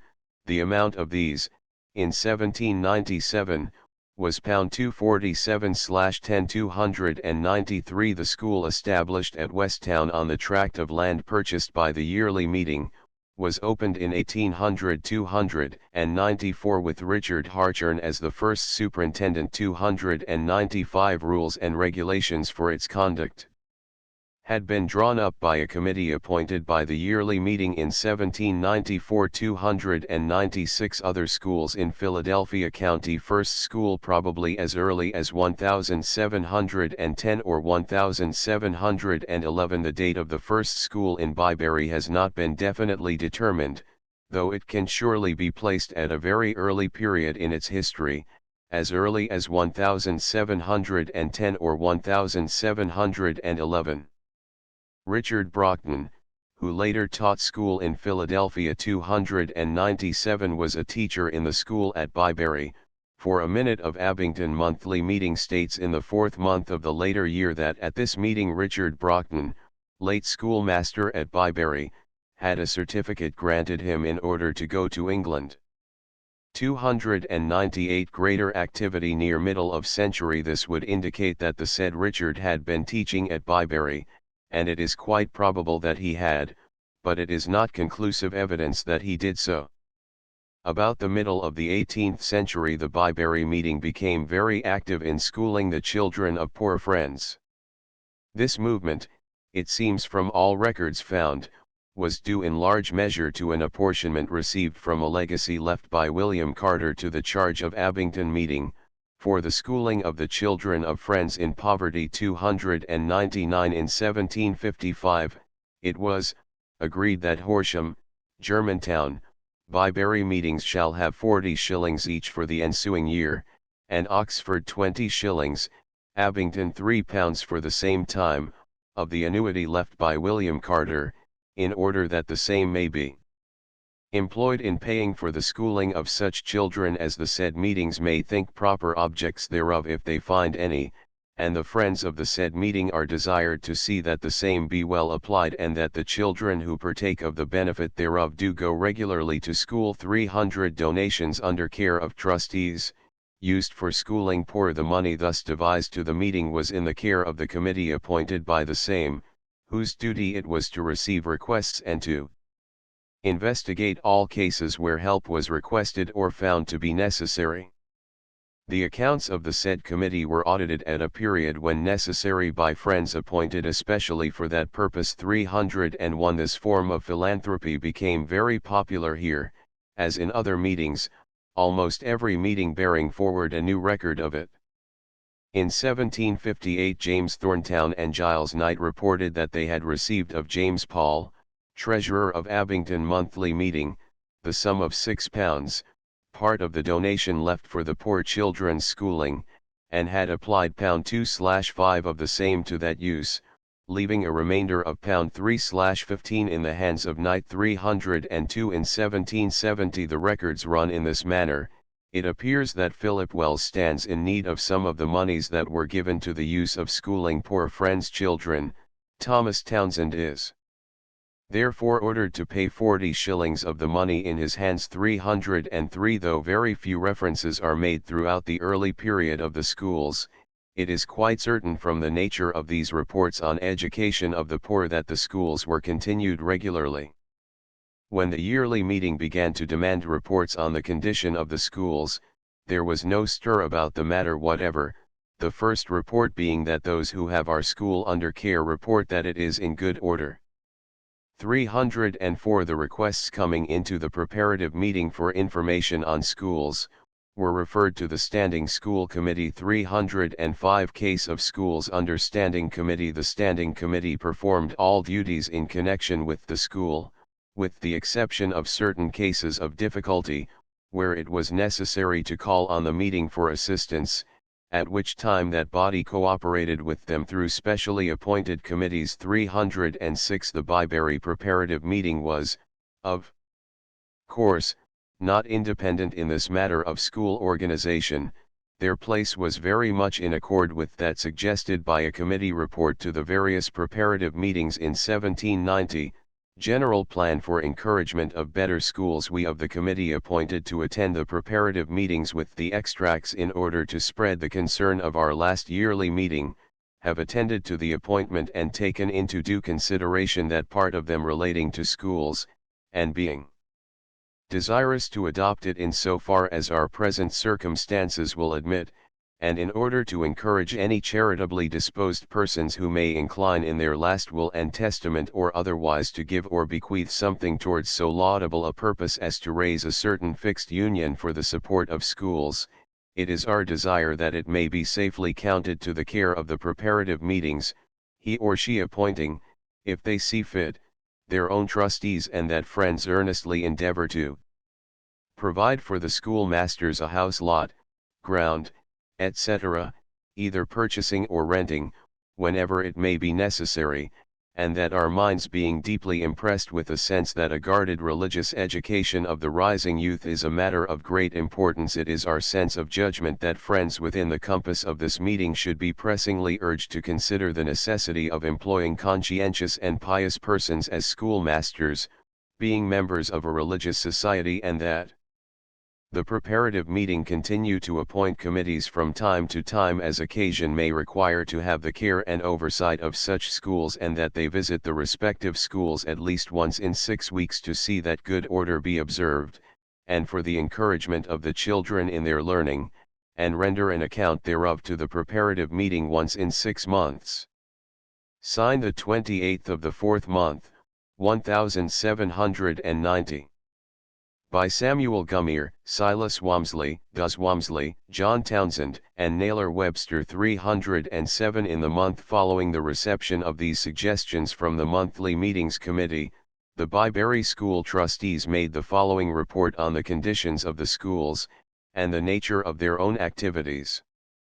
Byberry Report on Schools. We, the trustees appointed by the meeting to have the care of the schools under the direction of the meeting, do inform, agreeable to our trust, we have several times met within the year past at the school in order to encourage the children in their learning, also to see that good order be kept by the master and children, and we believe this a good measure complied with, and we further inform, that we have endeavored to comply with the intentions of the donor, by distributing the donations of William Carter, by schooling such children as we apprehended proper objects, and have engaged as many as to take most of the money now in hand. Clerk asked to give the committee a copy of the monthly meetings extracts that they comply with the regulations concerning schools. 308 Summary of a later report. The gist of their report 6 months thereafter is as follows. 309 1. The trustees have met several times at the school in the last 6 months. 2 afternoons are usually spent hearing the scholars read and in examining their learning. 3 The masters keep strictly the rules, which the trustees have laid down. 4 We believe the school is kept in good order. Schoolhouse to be enlarged. In 1792 it was considered necessary to enlarge the schoolhouse to make adequate facilities for the increasing number of children. The committee appointed on the subject decided there should be an addition of 10 feet for the length. Their suggestion was approved and a subscription begun to carry forward the work as speedily as could be done. 310 Thomas Walmsley was appointed to have oversight of the work. 311 The status of the school at the end of the century is stated in the report to Horsham Monthly Meeting, as follows. School status at end of century. We have one school under the care of the meeting, to which our members send their children, except some friends who live remote. It is supported by subscription. The tutor is a friend and we believe endeavors to discharge the important trust committed to him. The children of such as are in straitened circumstances are schooled by donations left for that purpose. A committee appointed by the meeting frequently visits the said school and reports the state thereof. 312 Germantown Pastorius in Philadelphia. It has already been mentioned that Francis Daniel Pastorius taught in the Friends School at Philadelphia during the period from 1697 to 1700. 313 While in the school at Philadelphia it appears that he left his residence at Germantown vacant and took up his abode in the city. The following letter, written by his children, to their grandfather in Winsheim, indicates their longing for their own home at Germantown and the tedium of their school days in the Philadelphia school. Wir wünschen gar aufed bei dir /ach du hier wärest und in unserem Haus zu Germanton wohntest /welchessinenskennen obsgarten hat /und der Zeit leerstehet /indem wir zu Philadelphia wohnen /und Tag 8 Stunden lang in die Schule gehen müssen /ausgenommen den letzten Tag in der Wochen /da wir Nachmittag daheim bleiben dürfen. 314 Early school at Germantown. The school at Germantown was opened on January 11, 1702, though Dr. Seidensticker thinks that this must have been preceded for some time by an evening school. 315 contributors. The first overseers chosen were Arit Klinken, Peter Schumacher, and Paul Wolf. 316 Those who contributed voluntarily to the school were Anton Loew, Peter Schumacher, Paul Wolf, Jacob Delaplane, Jonas Potts, Isaac Schumacher, Walter Simons, Levin Herberdink, Johann Blakers, Dirk Jansen. Johannes Umstedt, Heffert Poppen, Jan Lensen, Peter Bohn, Hermann Bohn, Dirk Kaiser, Klaus Tamsen, Gerhard Rudinghusen, and 2 others whose names cannot be deciphered. 317 patrons of the school. The patrons of the school for the first year were Arit Klinken, Rainer Tyson, Toons Kundars, Wilhelm Streppers, Paul Kastner, Rainier Hermans, Abraham Opdegrief, Christian Warmer, Arnold van Vossen, Johann Conrad Kodwijs, Corneli Seibert, Arit Kuster, Jan Doden, and Leonard Aritz. 318 tuition. Evening school. The school admitted both boys and girls for instruction. The amounts paid by voluntary contributors varied from 2/ to 15/ per year, while the tuition charged was from 4d to 6d per week. 319 The evening school was intended for those who were forced to work during the daytime, or for others who, because of their age, could not enter the regular day school. 320 Among the patrons from 1706 to 1708 there are to be found a great number of English names. 321 which may no doubt indicate that the school under the German master was recognized by English inhabitants to be of very high standard. His experience in Philadelphia would speak for that. The school probably taught in English. Some question has been raised as to whether Pastorius taught the school in the English or the German tongue. Though in his manuscript it is found that he did use somewhat broken English. 322 We know that he taught the English school at Philadelphia, where most of the children were English. 323 The majority of his pupils at Germantown were, of course, German. 324 And doubtless German was spoken between them, and the teacher at times. The fact, however, that the titles of Pastorius school books were written in English, is pointed out by Seidensticker as an indication that the language of the province was given preference in the school. 325 It is also to be noted that the General Court had in 1696 ordered that the minutes of the Ratsbook be transcribed into English, lending further evidence to the idea that the importance of the official language was recognized. 326 The length of continuation of the Friends School at Germantown is not known, though it seems likely that Pastorius may have continued in its service till the time of his death, or at least until 1718. 327 Schools at Exeter. Monthly meeting. Youths meetings established 1758. Exeter monthly meeting, established 1737, being set off from Gwinnett. Monthly. 328 did not have any schools under their jurisdiction at a very early date. The first indication that the subject of education was being seriously considered was about 1758 when youths meetings were established, 2 each year, one at Exeter and the other at Maiden Creek. 329 These youths meetings, sanctioned by the quarterly meeting. 330 and another at Robeson several years later. 331 were the first steps taken for education of youth, and controlled by the meeting.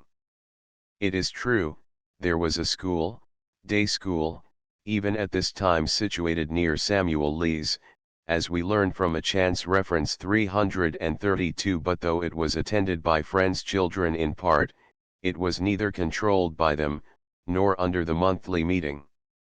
This condition lasted until the recommendations of the yearly meeting of 1777 and 1778 caused the monthly meeting to look into the educational situation.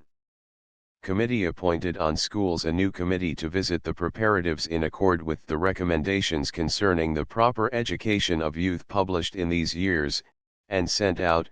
The meeting at Exeter appointed Samuel Hughes, Abel Thomas, Benjamin Pearson, Mordecai Lee, James Thomas, and John Scarlett to take the question under their consideration. 333 For 2 years and a half the substance of the reports of the above-named committee and its successors, was to the effect that not much had been accomplished. 334 In 1781 the committee reported they had visited the preparative meetings, 2 of them, and recommended to them the careful consideration of the youth's education, under good moral tutors 335 a year later, the committee was released, having, according to reports, accomplished nothing. 336 Those delegates who attended the quarterly meeting in 1783, brought back new advices, and were directed to furnish each preparative meeting with a copy and request a report on school conditions among them.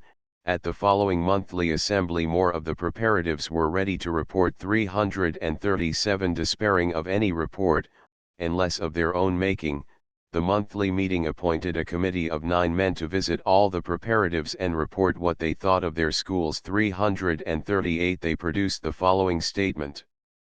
Report of the committee: No school of Exeter preparative, a school at Maiden Creek, school at Reading, school at Robeson. Most of the committee appointed 2 months ago to take into consideration and report the state of schools have given attention to the service, and divers of us have attended each of the preparative meetings belonging to this meeting, and after a time of conference thereon, 'tis agreed to report, there is no school within the village of Exeter preparative meeting under the care of friends, but we are of the mind that it is necessary that one be established there, and although work has been begun, yet we have but little expectation of its accomplishment in a short time, that there is a school at Maiden Creek kept by Thomas Pearson, a friend, who is at present engaged for a year, has 15 scholars entered for that time and 8 quarterly ditto scholars at the rate of 40 per annum for each, which is under the direction of 3 overseers chosen by the employers.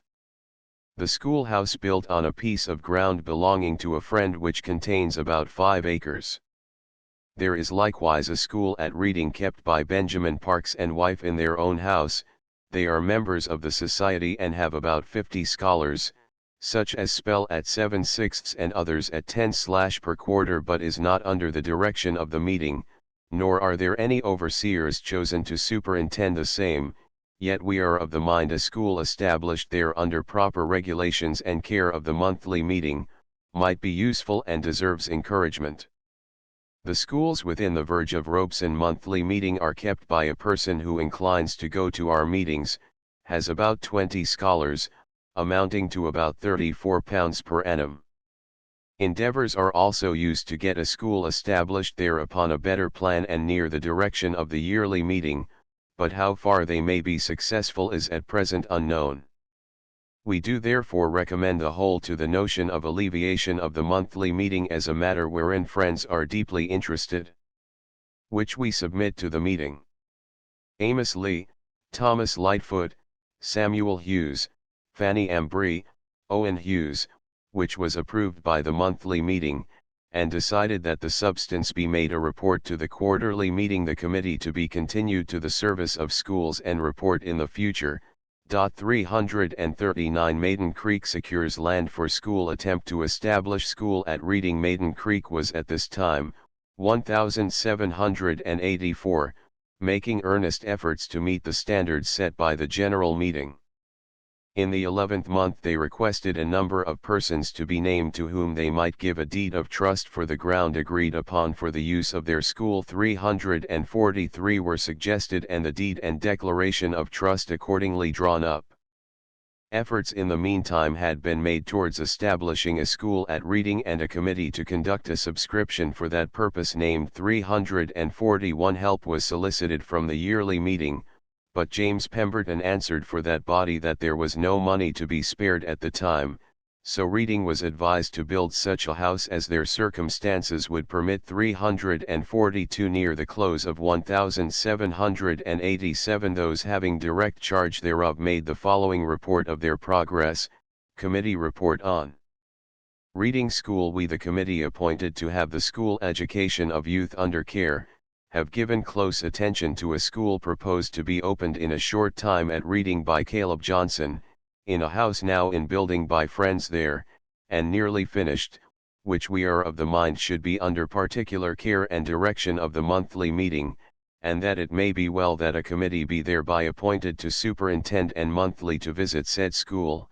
We have also drawn up and agreed on certain rules to be observed and attended to by the employers, master, and scholars concerned therein for the regulation and well ordering thereof, which we have ready for the examination and inspection of the monthly meeting if thought necessary. All which we submit thereto. Signed on behalf of the committee, Francis Parvin. Which minute being read was allowed of, and it was directed that a copy thereof be kept in open view in said school, and that the original be lodged among the meeting papers. Benjamin Pearson, Samuel Jackson, John Mears, Francis Parvin, Johannes Lee, Jr., and James Iddings are appointed to have the said school under care and visit it once a month or oftener as necessity may require, and report of their care. The former committee is continued. 343 School discontinued after the school had been in progress 2 years. Samuel Jackson reported that it appeared to be in an increasing way. 344 But its prosperity was not to be long continued. In 1705 it was reported discontinued. 345 And no reason assigned for it excepting the situation of the Friends there, which, taking into consideration the shortage of funds when it was begun, we may infer, had reference to the financial situation. The action of the monthly meeting in regard to it was left entirely to their own judgment. 346 Summary scope of chapter. In this chapter we have considered the schools of Philadelphia, city and county, and also those at Exeter monthly meeting, which belong to the Philadelphia quarter. Education to be function of government. First school established by monthly meeting overseers made independent education in the Quaker colony was initially provided for in the instrument of government, drawn up before the proprietary left England. In accord with said provisions the first school, Flowers, was set up by the council in 1683. Thereafter, however, the initiative was usually taken by the Quaker meeting, which in 1689 set up a school and in 1697 applied for a charter under the laws of the province. This petition was granted and Penn gave the first charter in 1701. Later charters, in 1708 and 1711, granted extended privileges.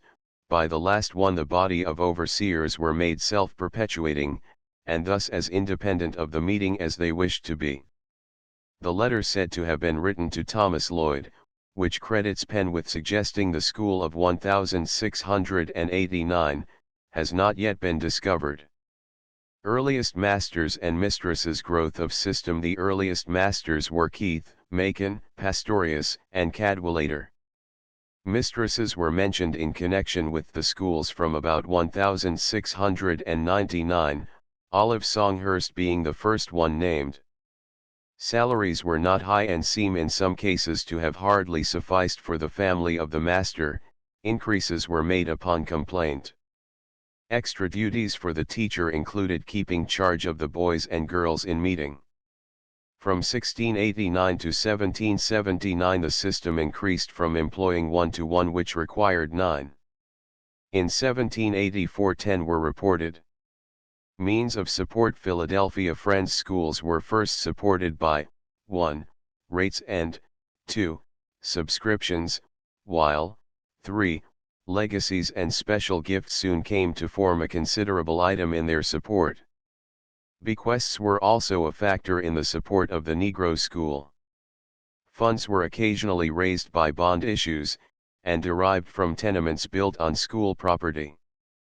Place of first schools. Property by purchase and gift. Overseers. More independent schools were first held in rented property and in the meeting house, but in 1698 steps were taken to purchase property of Lionel Britton for the use of schools. Property was received as a gift from Samuel Carpenter in 1701. The first record of a schoolhouse was the one to be begun in 1701. In accord with their charter rights the power and independence of the overseers increased.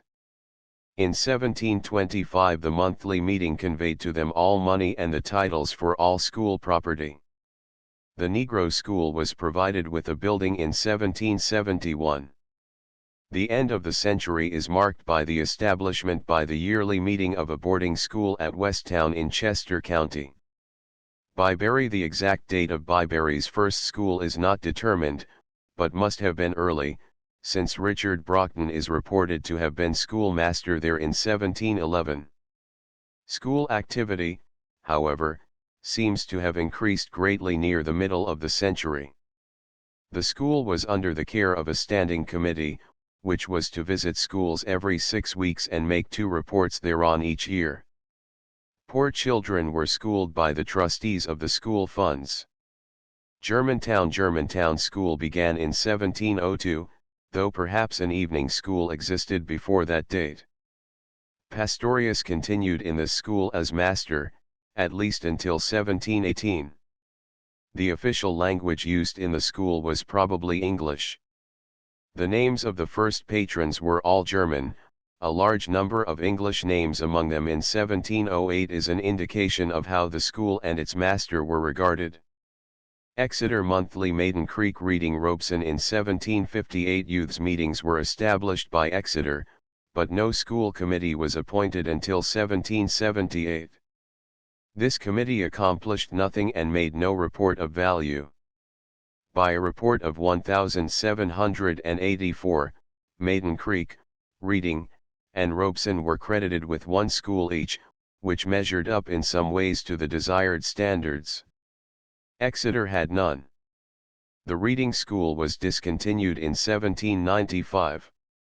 The total number of schools reported at Philadelphia, Germantown, Byberry, and Exeter Monthly Meeting, was 15.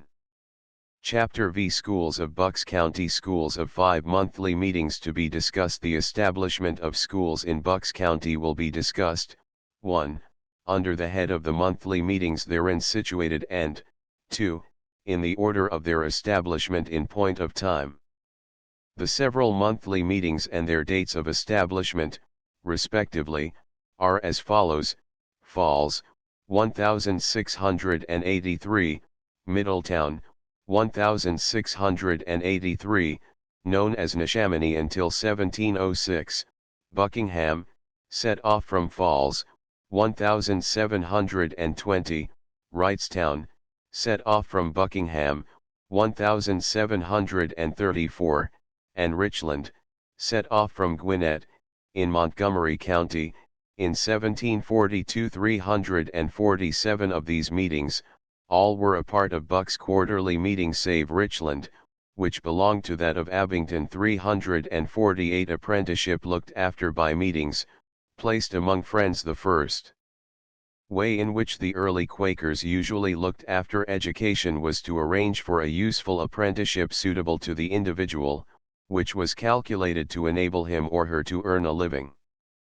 The moral training was always considered when an apprentice was to be placed. The placing of youths as apprentices was in the charge of Friends appointed by the monthly meeting. The early records of Falls monthly meeting show them active in regard to this type of education. In 1704 this report was made before the meeting. A complaint having been made to this meeting that the children of Abraham Clement are not placed out to the satisfaction of Friends, it is the mind of this meeting that the Friends formerly appointed do take care to speak with Samuel Carpenter and Benjamin Collins about them, and make report to next meeting. 349 A similar one of 1714 points out the continued interest and attention in that respect. It being proposed to this meeting that there is a necessity of some Friends being appointed to take care about placing out John Linton's children as apprentices, therefore this meeting doth appoint Joseph Kirkbride, Thomas Watson, Jr., and Joseph Fell to care about placing them out. 350 Moral education in youths' meetings.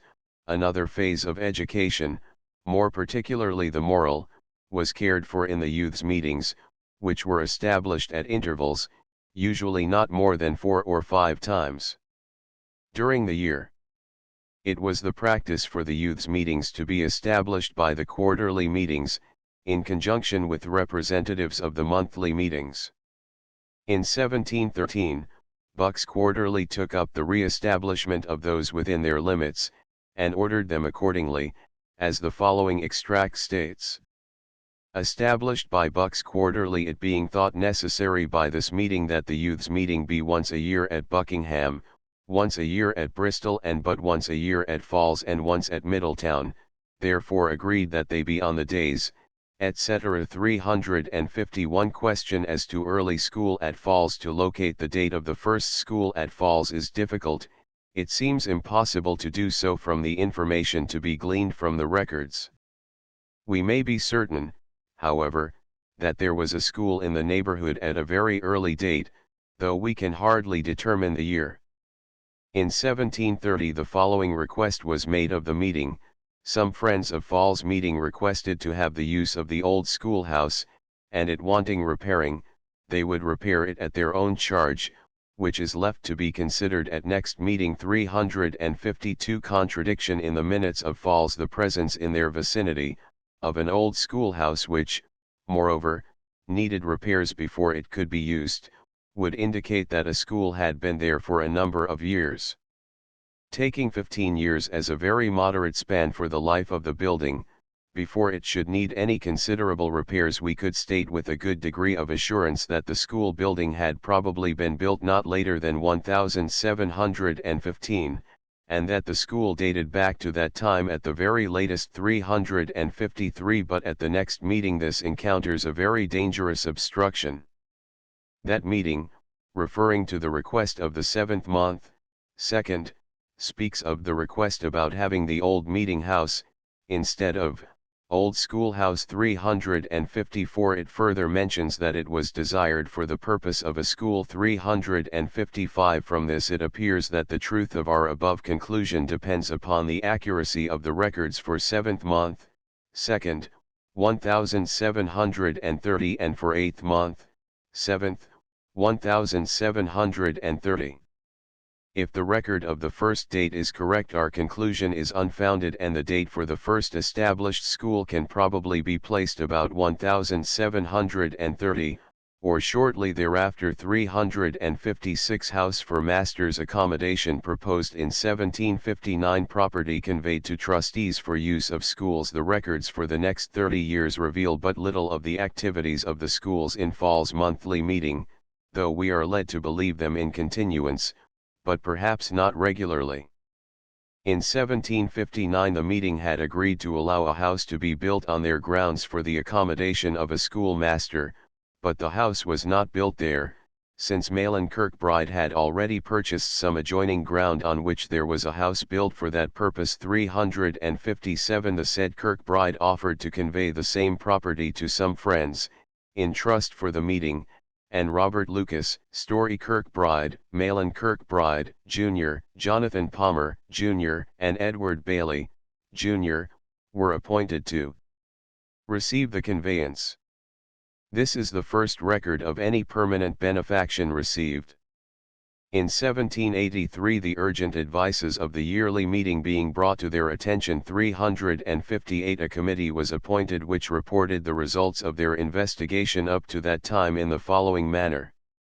Report of School Committee. Ground purchased for use of School Standing Committee on Education recommended, and visitation we, the committee appointed, in the first month 1779 respecting the institution of schools for the instruction of our children in useful learning, having conferred together, agree to report that we have divers times met and had this important matter under our consideration, and are desirous that this important subject and necessary care should meet with every proper encouragement and improvement.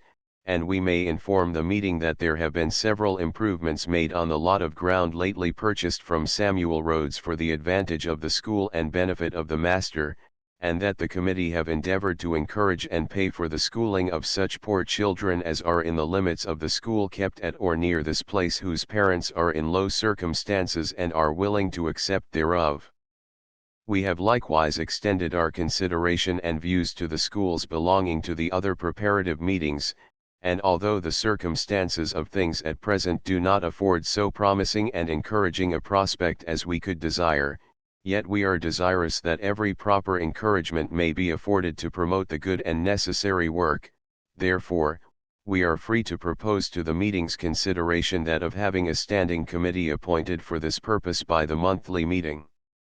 and that each preparative meeting should likewise appoint a committee for the like purpose that should have this important matter under their consideration in order to promote this so necessary care in their respective meetings, and that the said meetings committee should at proper and suitable times visit the several preparative meetings schools and unite with the said preparative meetings committees in affording and giving such help and assistance as to them from time to time may appear necessary in order to promote this so good and necessary a work and care.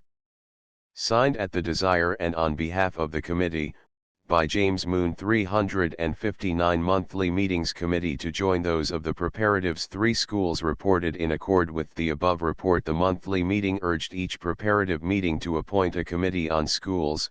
The monthly meeting named James Moon, John Merrick, Jonathan Kirkbride, William Satterthwaite, William Bidgood, Jr., John Stapler, and Joseph Gillingham to join with those of the preparatives for that service 365 months thereafter. They reported, the 3 several schools kept within compass of our respective preparative meetings are conducted in some measure under the care of a committee of friends appointed for that purpose, and that the several teachers are members of our Society 361. The 3 preparative meetings were Falls, Makefield, and Bristol, the last named being transferred to Middletown in 1788. 362 Makefield meeting was considerably assisted by help from private sources, they reported to the monthly meeting in 1787, individual aid. We hereby inform the monthly meeting that lately there has been a house built on the ground belonging to Makefield preparative meeting for the accommodation of a schoolmaster,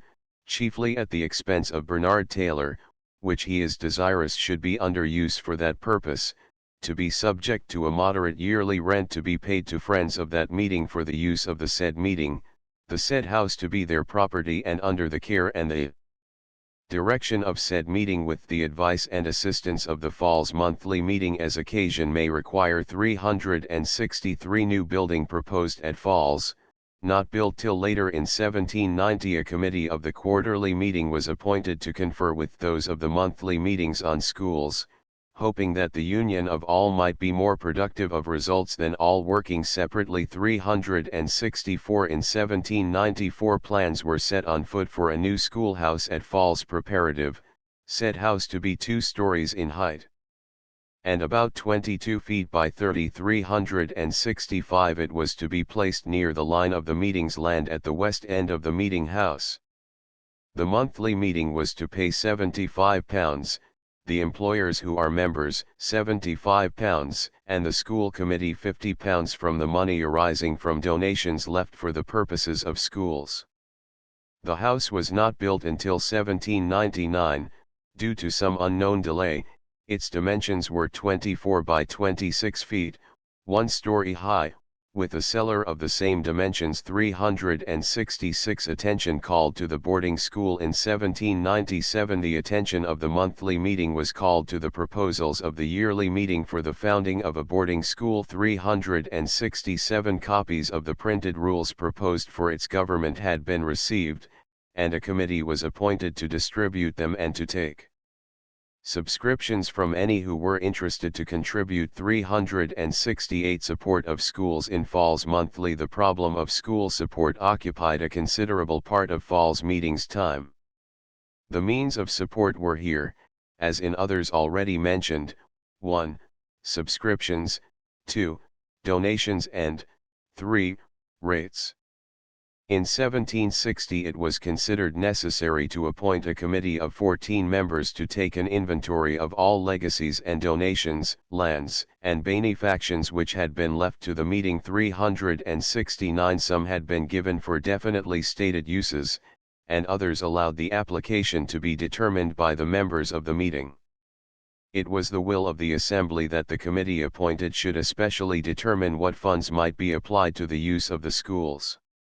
They reported at the next meeting that the legacy left by Eleanor Briner might be applied to the use of schools, along with those given definitely for that purpose. 370 The method by which the funds were to be applied to that use were indicated in the suggestions of the committee at a later meeting, as follows: a committee to have oversight of education of the poor. We are of the opinion that the most that can be done at present, will be to appoint friends to have the care of the schools and to examine what poor children may be amongst us, they being the proper objects of the charity designated by the givers of the money, and that the said friends have power to agree with the master to teach such children, and also to draw orders for the payment thereof out of the interest arising from the money appropriated to the use of schools.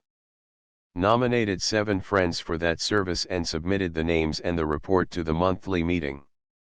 The friends above named are appointed to that service with the powers therein mentioned and are desired to lay an account before the monthly meeting at least once in each year and oftener if the meeting shall see fit to call for it. 371 Such a plan as here indicated was consistently followed throughout the century in regard to school support. The interest on legacies had to be paid annually. 372 Rhodes proposes to sell land for a school. Considered in 1781 the meeting was advised that Samuel Rhodes of Philadelphia had offered to sell 4 acres of ground adjoining the schoolhouse lot, to be used for the promotion of the school, and the benefit of the schoolmasters. 373 The consideration asked was £60, and Rhodes and his 2 brothers-in-law, Joseph Pemberton and Samuel Pleasance, offered to donate £20, making it cost the meeting but £40. The Committee on School Support was directed to consider this proposal. Bristol Preparative also received very valuable assistance for the use of poor children's schooling, in the bequest of £50 Pennsylvania currency which was left them by John Baldwin of Philadelphia. 374 The great concern of the meeting for the best expenditure of these donations for educating not only the poor whites but also the Negroes, is seen in their minute of 1787. 375 Careful account was kept and the accounts frequently audited, sometimes at the request of individuals. 376 In 1790 the committee reported their concerns as follows: Report of Committee on Education of the Poor. We, the committee appointed by the monthly meeting to have the care of schooling poor children, also to have the distribution of the interests accruing on the several donations given for that use, have given attention to the service to which we were appointed, and the schooling a considerable number of children has accordingly been paid for, but as it is allowed that a change of the teacher at times may be useful or advantageous to a school, we are united in the sentiment that if such a change was to take place in the school kept at this place, it would be a means whereby the school might be considerably enlarged and the design and end of the several donations left for the use of the said school more fully answered. Report submitted and accepted, and the committee continued to the further service. 377 Establishment of funds of basic importance. The establishment of these permanent funds was frequently expressed by the numerous committees as the most important consideration for the execution of the school idea. They attempted again and again to provide a uniform means of establishing such funds, but due to the unequal circumstances of the several meetings it was impossible to do so. 378 The uniform plan was kept as an ideal to be striven for and recommended to the quarterly meeting for its advisement in the matter. 379 In the meantime individual contributions were urged on all who felt inclined to endow a worthy cause. 380 The amounts given were frequent though small, many of them being about £5. 381 In addition to the local expenses of the meetings, 1. For worship, 2. For the use of schools, 3.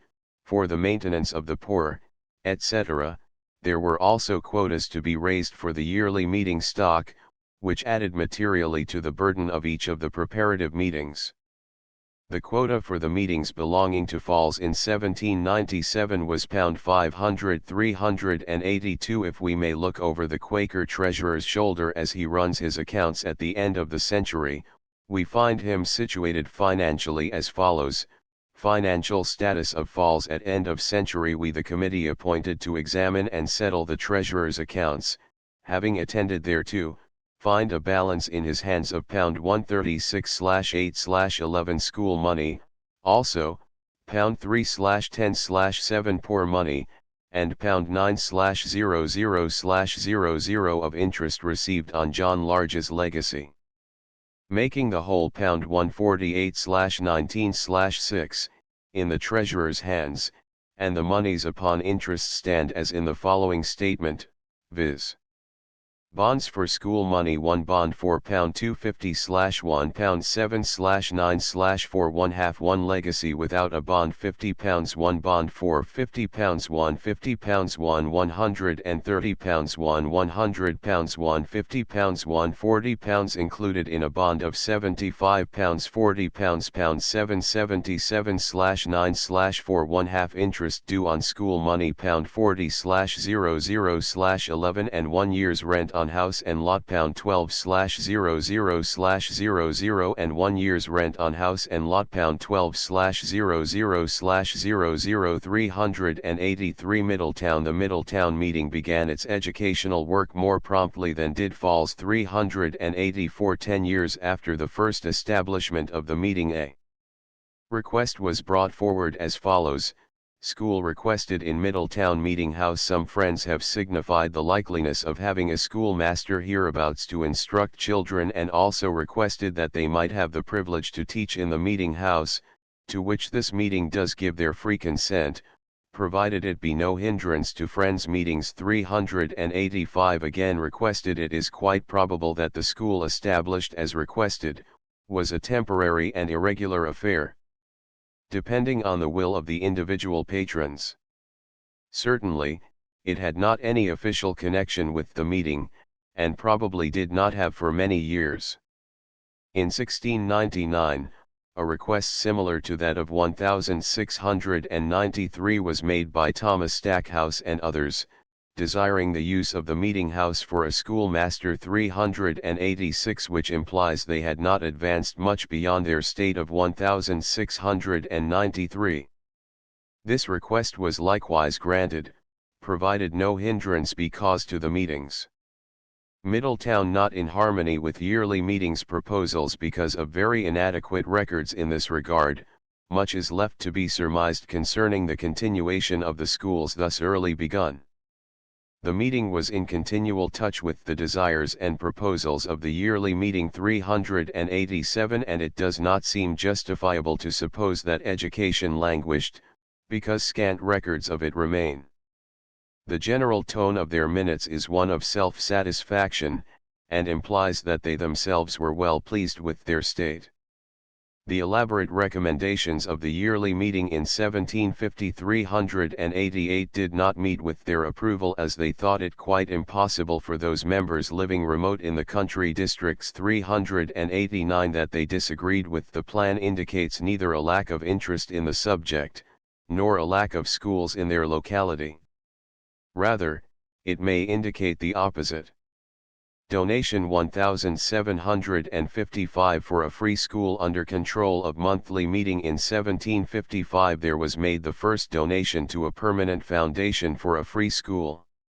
At a meeting in that year an extract of Adam Harker's will was produced, where it appeared he had given a sum of money to them with others in trust to be employed toward raising a fund for settling and maintaining a free school under the care and direction of this meeting, shall and will therewith purchase an annuity or yearly ground rent, or in such other manner as they may think most proper employ the said sum, £40, towards raising a fund for settling and maintaining a free school in Middletown aforesaid, under the direction and control of the monthly meeting of Friends there. 390 Whether there was a new school erected as a result of the bequest or whether it was turned to the use of one already existing does not appear. The latter suggestion is much the more probable. The advices of 1777 and 1778 and the years following aroused the members to the responsibilities which they must accept. In 1779 they made report as follows: although it appears that the education of the youth has been too much neglected, we believe there is an increasing care that Friends may be more careful in that weighty concern. 391 And in 1780, we believe a good degree of care is taken by some in regard to the education of those under their care, and that an increase in that is necessary. 392 All details under the care of a committee on schools. All questions in regard to schools or educational affairs. whatsoever were dismissed summarily, and given to the charge of the Committee on Schools. 393 A committee reported in 1782 that nothing had been done more than to visit the school they already had. 394 The failure to bring forth results may have been with the committee, at any rate the meeting decided to try a new one. New committee appointed. This meeting, taking into consideration the several matters recommended in the extracts, respecting the education of the youth and their school tuition, are of the opinion that a reappointment on those important subjects is necessary, wherefore, Woolston J. Paxson, W. Blakely, J. Watson and R. Harchurn are appointed as committee to those services, and they are desired to closely attend thereto in order that the present and former advices may be carried as fully into execution as possible. 395 Activities of the committee not effective. In 1785 this committee reported that visits had been made to families in the interests of education but that little was effected. 396 The committee was released and the consideration of education left to the next meeting. 397 At which a new committee of 3 was appointed. This one, so far as their record goes, was neither more active nor more successful than the others. In 1788 they report nothing much has been done in respect to schools since last year, which report was sent to the yearly meeting. 398 The record is not complete to the end of the century, but for the period considered does not offer any evidence of more than passing educational interest and activity. Nothing unusual is to be noted in the finance and support of the school at Middletown. Mention was made of Harker's will, which, it seems, was the first legacy left to its benefit. 399 Care of poor orphan, apprenticing. The attention of the meeting was early given to the care of the orphans and the poor, and especially to their satisfactory placement among people as apprentices. The following from the records for 1699 will serve for illustration. It is agreed and concluded upon by this meeting that the meeting take care of all friends' children that are left as orphans and unsettled, to inspect and see that all such be taken care of and settled in the best and suitablest manner according to their capacity, that thereby they may discharge their duty and all such be eased by taking such due care. Buckingham apprentices, care in their certification. The attention of Buckingham meeting was also turned toward the education of apprentices, and careful scrutiny given those who removed to apprentice themselves elsewhere, as also those who removed to Buckingham meeting. In 1764 Mahlon Mishner, son of John, removed his certificate to Philadelphia, having been placed as apprentice in the vicinity of that meeting. 400 John Perry, minor, an apprentice to Thomas Fell, blacksmith, produced a certificate in Abington Monthly. 401 which was accepted, and also that of Isaac Gamere from the same place. 402 The poor were provided for by the legacy left for that purpose by John Holcomb in 1749. 403 Whether this might, a part of it, have been spent for schooling is not known. Harker legacy for a free school committee appointed on schools. In 1755 there was a minute entered in the records to the effect that a legacy had been left to Buckingham by their deceased friend Adam Harker, for the purpose of establishing a free school in that place. 404 The amount of the bequest was the same, £40, as that left to the Middletown meeting by Harker. 405 This was the first bequest for definite school purposes. The indications are that many followed. In 1778, a minute gives their financial status as £244/4/11 and they entertained a proposition and concluded to raise £500 more. 406 At the same time, the recommendations from the yearly meeting being read. 407 A committee of the following persons was appointed for investigation and assistance on the subject of schools, viz., Paul Preston, Joseph Watson, Joseph Preston, John Gillingham, Benjamin Paxson, Benjamin Kinsey, Thomas Watson, Joseph Eastburn, John Kinsey, John Balderston, Jonathan Shaw, Benjamin Cutler, Thomas Good, Jr., John Brown, and Robert Kirkbride 408. The action of this committee is not brought out in the minutes of the meeting. Visiting schools required the quarterly meeting made a new appeal in 1780 for a more decided action by the various tributary meetings, which was followed by the appointment of a new committee 409. They were requested to visit the school for the help and assistance of the master and to report their action to a future meeting. In the 12th month of the same year they made these recommendations. Committee's recommendations. The committee appointed for the proper establishment and regulation of schools made report in writing that it is their sense and judgment that the monthly meeting should recommend to the particular meetings severally, to promote subscriptions toward the setting up and building upon their meetings lands as may be convenient for schoolhouses and such conveniences as may accommodate settled persons who live near the same, as also to encourage their contributions toward making up funds or salaries for the constant support of schools therein, which is recommended to the preparative meetings. 410. Appointment of trustees necessary. A new committee was appointed in 1784. 411. They convened with the committees of the preparatives and discussed the recommendations and means suggested by the yearly meeting.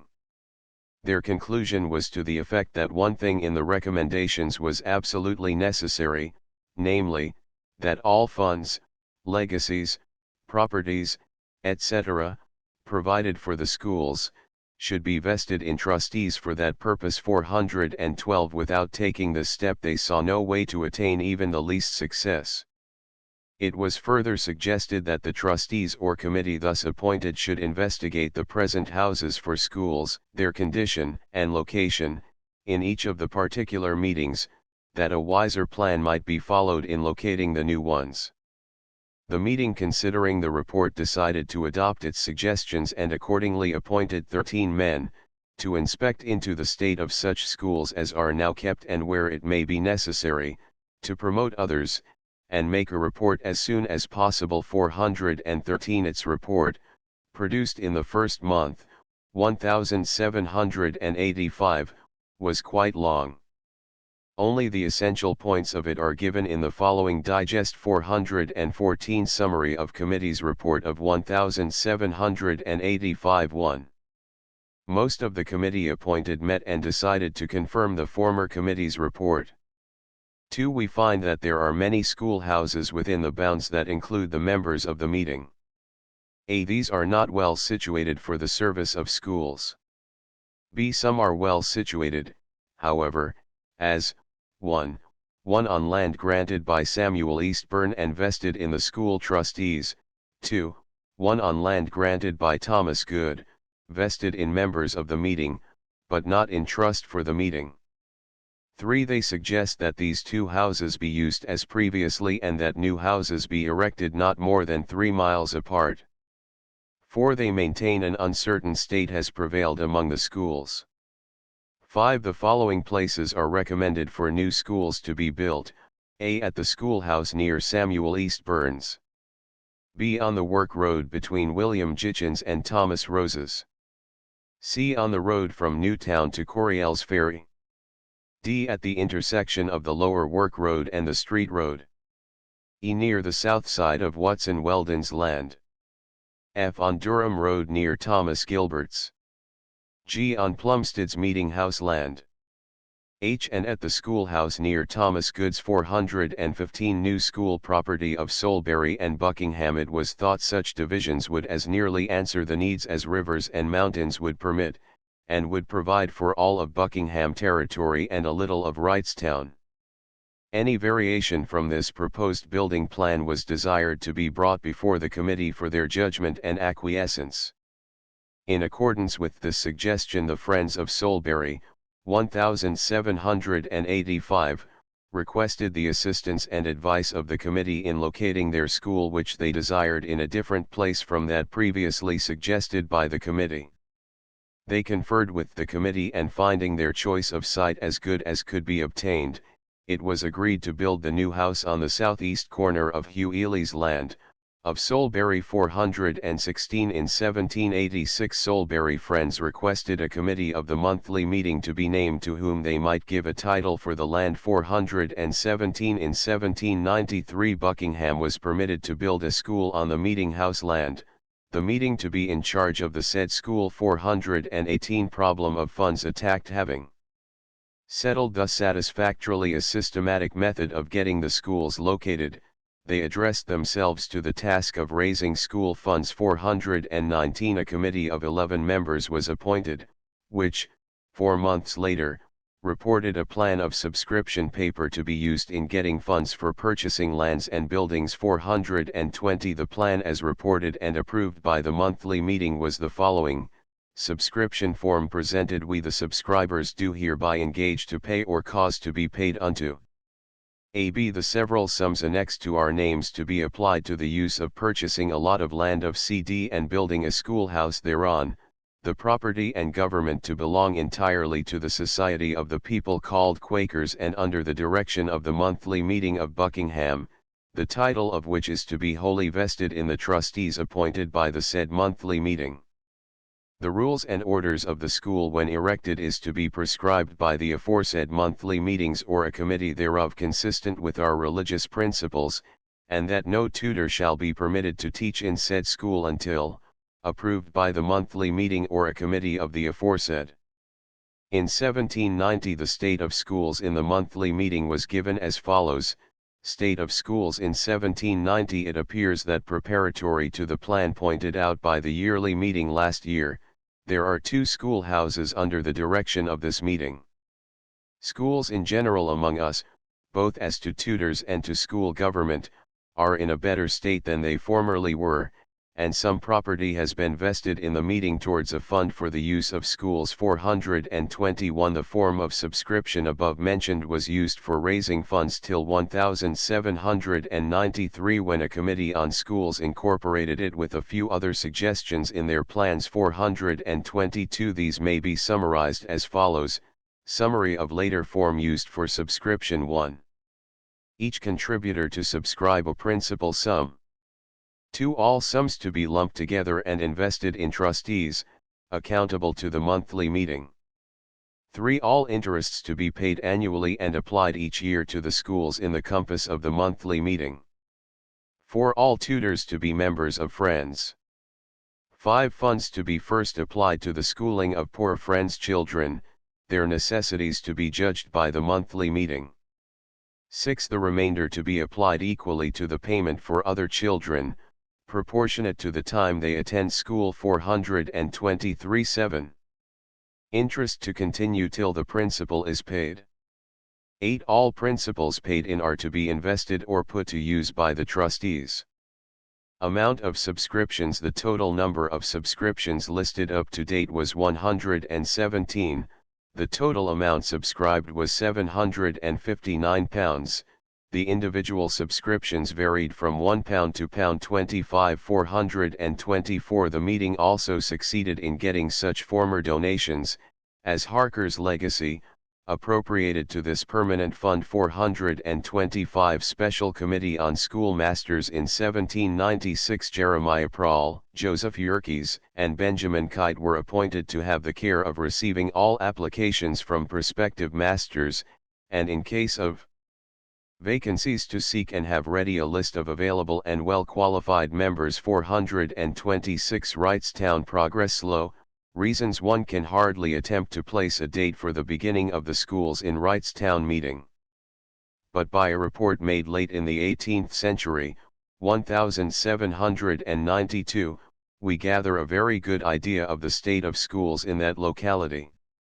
The cause of the rather halting progress is perhaps found in the latter part of this committee's report, which states that the best plan conceived is for each particular meeting to raise its own subscription for its own school. 427 Which in part was right, but more direction on the part of the monthly meeting would doubtless have produced better results. The report of 1792 is here submitted. Want of money to pay qualified teachers. We the committee appointed to take into consideration the state of schools within the limits of this meeting, After having several times met and attended to our appointment, find the main cause why our schools are so unsettled and so frequently occupied by unqualified teachers is the want of sufficient salaries to make tuition an object of employment worthy the attention of those who are or may be best qualified to discharge that trust. Having duly investigated that subject, it plainly appears very few amongst us who are interested in schools are of ability to advance money towards raising a fund on any other consideration than that of immediately receiving the benefit thereof. We are, therefore, of opinion nothing affords a fairer prospect of promoting the work than for separate neighborhoods to enter subscriptions for raising funds for the support and establishment of their own particular schools, which was read and referred to the consideration of next meeting 428 in 1793. The extracts from the yearly meeting being read, and especially those concerned with the establishment of schools, it was decided to appoint a committee to endeavor to promote that service as recommended, and make a report that might be sent to the yearly assembly. 429 Committee on School Legacies, etc. Reports pound 248/13/10. In 1790 a committee was appointed to look after the state of various legacies which had been left from time to time for the support of a free school. 430 This committee made report shortly thereafter that the amount of the principals and interest at the time was pound 248/13/10. 431 A question arose as to the proper application of the interest on a legacy left by Jonathan Abbott and others, and was referred to the school committee. They decided it might be expended for the schooling of Friends' children in straitened circumstances, provided they be taught in a school kept in Wrightstown. 432 A number of other legacies were granted from time to time for the encouragement of a free school, among them being one by Adam Harker, £40, 433 who had also benefited Middletown and Buckingham, and that of David Buckman, the text of which is given below. Buckman's will I give and bequeath to Isaac Wiggins of the township of Northampton, David Buckman and James Briggs of the township of Newtown, and Joseph Hampton and Isaac Chapman of the township of Wrightstown, all in the county of Bucks, and the survivors of them, the sum of £50 in gold or silver currency in trust, place the same at interest on real security, or therewith purchase an annuity or ground rent or such other method as they may think proper for securing the same, and apply the interest thereof as the same shall thereafter be received, towards the establishing and maintaining a free school in Wrightstown aforesaid, near the meeting house for the instruction of Friends' children belonging to the monthly meeting of Friends in Wrightstown, in useful learning, and the said school to be under the care and direction of the monthly meeting aforesaid. 434 Digest of Report on Legacies at Wrightstown. In 1791 a committee presented a report on the status of legacies, which is given herewith in shortened form. 1. The will of David Twining. I give to the monthly meeting of Friends at Wrightstown the sum of £5 to be applied towards a free school in Wrightstown, near the meeting house, that is under the direction and care of Friends. 2. A committee of 6 suggested to take the said legacy and apply its interest to the said school. 3. Report of a committee on Adam Harker's will. All trustees have died without having made any purchase of any ground rent or annuity for the purpose aforementioned. 4. The trustees appointed by David Buckman, deceased, in his last will and testament to have the care of a legacy of £50 given by the said David to this meeting for establishing a free school in Wrightstown, report that they have received said legacy and put it out to interest on a mortgage bearing date the 17th day of the 3rd month last. 435 Funds in chaotic state. In 1799 a legacy of £30 was left to Wrightstown meeting to be laid out in the education of poor children in the school house on the meeting house land. 436 From later records running into the first 2 decades of the next century, it appears that the state of the donations was never gotten into very good shape. When they came into the hands of the trustees in 1822 they were indistinguishable one from another, so far as the purposes for which each was intended. At the time when some of the bequests were made, there was a large stone schoolhouse standing on the meeting's grounds, to which they alluded in their wills. 437 This building was torn down about 1815 and two schools set up, one 2 miles above the meeting house, and the other about 3/4 of a mile below it. The total amount of the legacies had increased by 1822 to about $6,800. 438 Richland Date of school endowment for use of poor Richland monthly meeting, 1742, the latest of all in Bucks County to be established, with which we are now dealing, belonged to the Abington quarter, whose limits were chiefly in Montgomery County. The school, its date of beginning not known, probably in 1742, 439 was early endowed with legacies left voluntarily and primarily for the education of the poor. The first one of considerable worth was that of Morris Morris.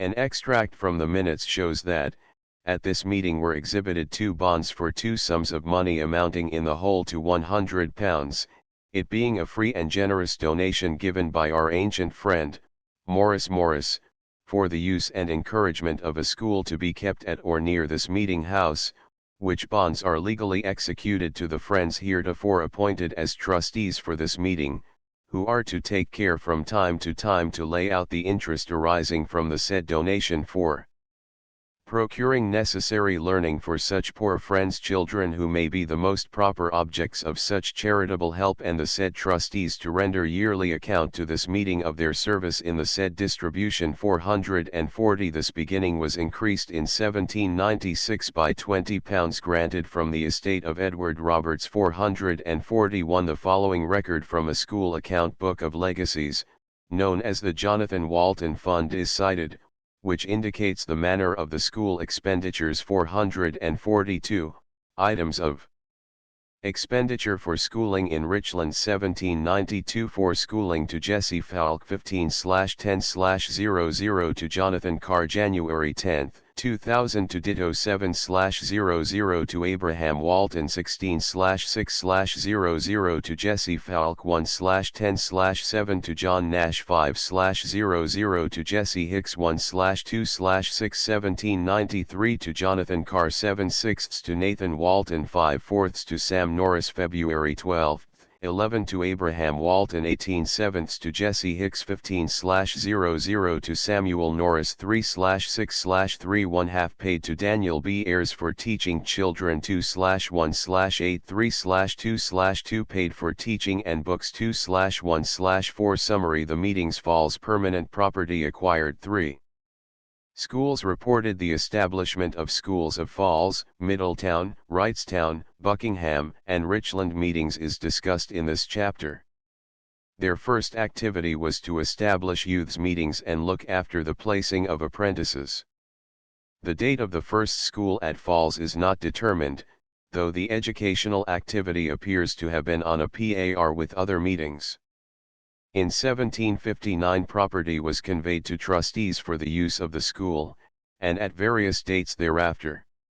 A school committee reported 3 schools, one in each preparative, in 1784. The usual means of support were employed.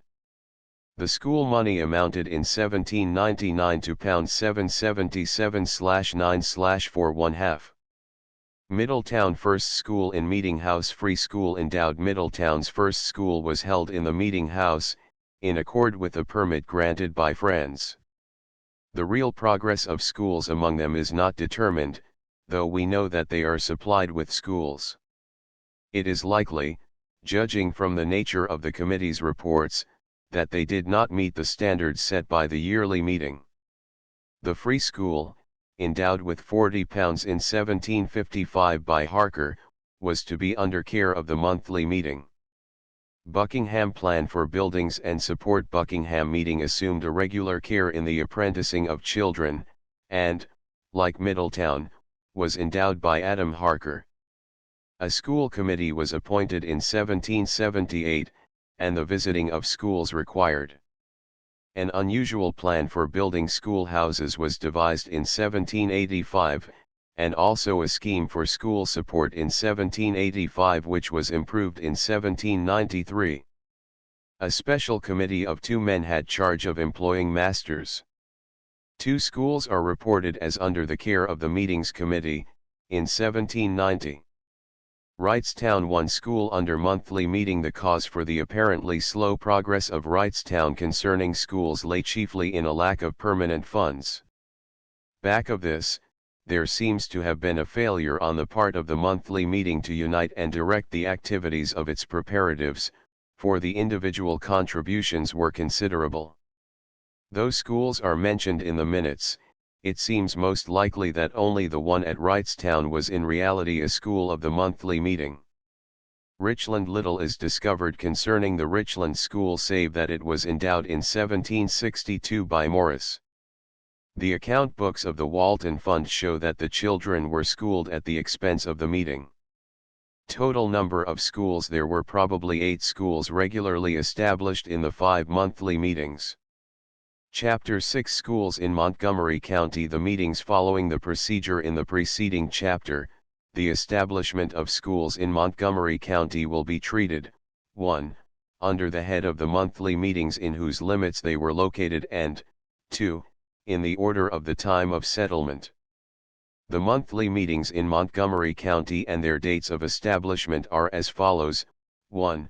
Abington, 1683, 2. Gwinnett, set off from Radnor, located in present Delaware County, 1714, and 3. Horsham, set off from Abington in 1782, 443. In connection with the schools established in Montgomery County will also be considered briefly the same activity of Warrington monthly meeting, York County, which belongs at present to Baltimore yearly meeting. Warrington was established as a monthly meeting in 1747, 444 being set off from that of Sadsbury. Brief mention is made of Westland meeting. Abington Youths Meetings. The first records left by Abington Meeting, which relate particularly to any phase of education, are those in reference to the establishment of youths' meetings.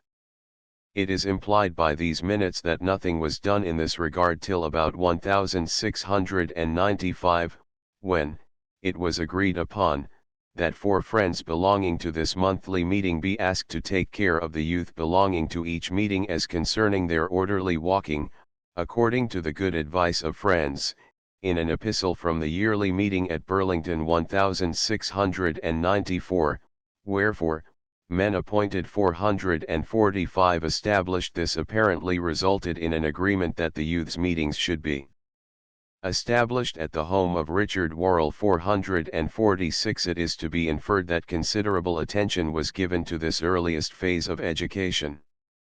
In 1699 the Friends of Abington urged, those friends that are appointed to inspect into the behavior of the youth and their respective meetings, that they may be stirred to discharge their places, and to give account to the monthly meeting. 447 youths' meetings shifted often. The youths' meetings were not of permanent foundation, and their date for meeting was shifted frequently, which gave them characteristic irregularity. 448 The purposes to be secured by the youths' meetings were chiefly moral. 449 Land deeded for meeting and school. The gift of property for the foundation of Abington Friends School dates back to 1697. 450 The donor, John Barnes, had purchased 250 acres adjoining the tract possessed by Sarah Fuller, receiving patent for the same on June 1, 1684. 451 Shortly after this he added to his possessions also the tract formerly possessed by Sarah Fuller. 452 From this total, 600 acres, he deeded 130 acres on February 5, 1696, to the use of a meeting house and schoolhouse for the Friends of Abington meeting. 453 The tract lies about 10 miles north of the city of Philadelphia. The Abington School, thus possessing such a large heritage and firm foundation in a material way, at least is a close rival of the Penn Charter School of Philadelphia, the petition for which was presented to the Council 1697-8454 and whose first charter was granted in 1701 455 Meeting House built Jacob Taylor concerned in a school. Taylor, land surveyor. The exact date when a school was first held in property on this land cannot be determined. The meeting house on the newly acquired lands was built between the years 1697 and 1700, with assistance from the meeting at Philadelphia.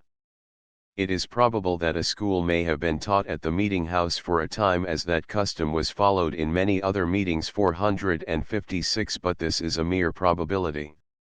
The best evidence of a school at an early date is that relating to Jacob Taylor, who, about 1701, was concerned in a school at Abington, but was to be asked to take the management of a land office. 457 Mr. Bean, writing in the local history of Montgomery County, says that Jacob Taylor was land surveyor from 1706 to 1733. 458 that he was engaged in teaching during the entire period from 1701 to 1706 we do not know, but it is quite probable that he was the first schoolmaster who taught in a regularly established school. In 1722, referring to the bequest of land by John Barnes, the minute of the monthly meeting states, land in care of trustees, whereas John Barnes deceased, having given a legacy or yearly income towards maintaining of a school at Abington, and in the said deed of trust to friends, he left this meeting in power to choose a trustee when any friends that were intrusted did remove or decease. Now seeing Thomas Canby being one intrusted is removed into the county of Bucks, this meeting does appoint Richard Martin to act in his room. 459 Carter's donation. In 1726 Thomas Fletcher was chosen to act as one of the trustees of the said donation and the school affairs, in the place of his deceased father, Robert Fletcher. 460 Everard Bolton's place, deceased, was filled by Nicholas Austin as trustee in 1727. 461 In 1742 Abington Friends took a deed of conveyance of Thomas Canby for the land and premises belonging to their school and meeting house. 462 Besides the bequest of Barnes already mentioned, there were several others which deserve mention. In 1749 a committee appointed to investigate the donation left to the meeting by William Carter in his last will and testament, reported they had attended to it, and produced to the meeting an extract from the will before mentioned. 463 Quoting from the Abington records, the purpose of the will was given to be as follows: 2 certain yearly ground rents, one of 6, the other of £4, are invested in trustees, in order that the same may be conveyed, and, as this meeting shall think fit to appoint to the intent and purpose that the same shall be annually laid on and expended in the pay for the schooling and teaching of such whose parents or overseers, in the verge of this meeting, are not able to pay for them, or the relief of the poor of this meeting, when and as such poor children are not to be found. 464 Expenditure of funds in charge of committees. Funds requested for schooling children. The details of the expenditure of money left for such purposes were taken care of usually by the overseers of the poor and also by the school committee, whose duty it was to inquire in each of the preparative meetings concerning children who might be in need of help and whether they would be willing to accept assistance. Their investigations were reported to the monthly meeting to be considered before any expenditures were made. 465 If they were satisfactory to the meeting, disbursements were then ordered to the preparatives according to their needs as stated. 466 The preparative meeting was also free to make a voluntary request for a part of any fund for aid to poor children, if they desired to do so. In 1760, Horsham Friends requested the sum of £4 of Carter's legacy towards the schooling of a poor child. This meeting orders that our treasurer do pay them that sum. 467 And again, the present treasurer, Joshua Morris, is ordered to pay to Thomas Lloyd a sum of £8 to defray the charges of dieting Joseph Kirk, a poor friend's child, belonging to Horsham Meeting, who is put to school at the charge of Horsham meeting 468. How distributed it was not always necessary to bring the cases to the monthly meeting to be decided whether aid should be given or withheld. It occurred often that the funds were apportioned to the various preparatives, monthly or quarterly meetings, and their representatives allowed to apply it according to their judgment. 469. In 1766 those appointed to view the accounts of the treasurer of Abington meeting made the following report as to the state of the funds which had accrued.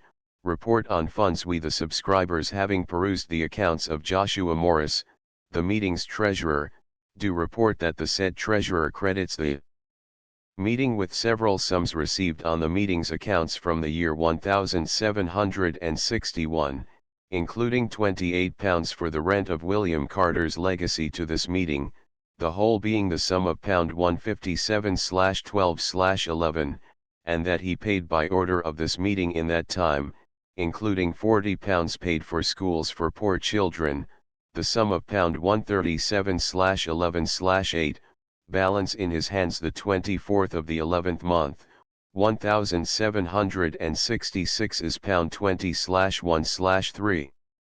We likewise report that we find 5 years' rent of £4 a year and a year's rent of £6 on the said Carter's legacy outstanding and not yet collected or received by him. 470. A minute of 1735 entered in the meeting's records affords us an interesting glimpse into the nature of the books used for the Friends' schools. These books are very frequently mentioned in many of the meeting's records, and many of them were always on sale by booksellers such as Franklin in Philadelphia. 471. There seems to be no doubt that they constituted one of the staples of the mental pabulum. The extract in which they are mentioned illustrates also the initiative taken by the meeting in the direction of affairs relating to schools. Books used in schools, and further to let the quarterly meeting understand that this meeting conceives that reprinting a quantity of George Fox's primers and Stephen Crisp's ditto and of George Fox's the Youngers might be advantageous to those children of Friends in school or elsewhere. We, therefore, refer the same to said meeting's consideration. 472. The Abington meeting began at an early date to work for a better organization among its schools, cooperating heartily with the suggestions of the yearly meeting from time to time. The yearly meeting in 1746 and 1750 made several suggestions for the improvement of schools. 473, which were in 1751 followed by Abington with a statement that this meeting has gone through in the several branches thereof in the service of visiting of families and to general satisfaction, and as to the settling of schools we have had it under consideration and some are desirous to promote the same but find many discouragements at the present, yet are in hopes it may be further considered, and 474. This report means nothing in terms of accomplishment, but indicates willingness and an active interest in educational problems. In reading of their discouragements one must keep in mind the standards set by the yearly meeting, and that their report was their idea of how they measured up to them.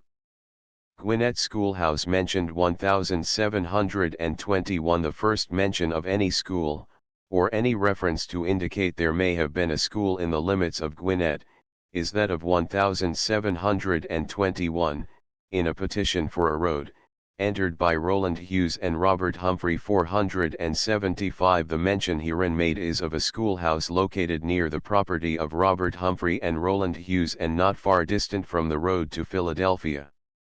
Neither has trace been found of any school actually established nor of schoolmaster to have charge over it, yet the presence of a building erected for that purpose lends credence to the view that there was a school there, though perhaps irregularly conducted. Procedure in other districts was usually that schools were present before the schoolhouses were built. 476. Marmaduke Pardo teacher. The first mention of a schoolmaster is relative to Marmaduke Pardo, who came with the following certificate from Pembrokeshire in Wales. We whose names are hereunto subscribed, being the curate and others of the inhabitants of the parish of St. David's, do hereby certify whom it may concern, that the bearer hereof, Marmaduke Pardo, of the city of St. David's and county of Pembroke, has to the utmost of our knowledge and all appearances lived a very sober and pious life, demeaning himself according to the strictest rules of his profession, viz., what we call Quakerism, and that he has for these several years past took upon himself the keeping of a private school in the city, in which station he acquitted himself with the common applause and to the general satisfaction of all of us who have committed our children to his care and tuition, etc. 477. This certificate was signed by Richard Roberts and several others. With such recommendations, the citizens of Gwinnett were very fortunate if perchance they did secure him as a master.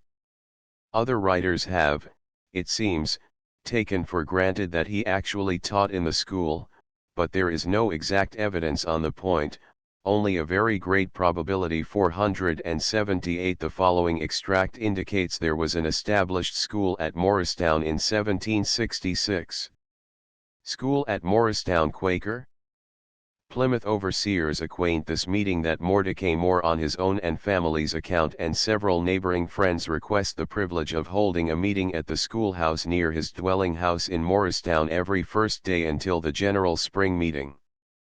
The which is granted. 479. Committee on Schools appointed. As with the schools and school affairs of other meetings, their history becomes more tangible about the last quarter of the century.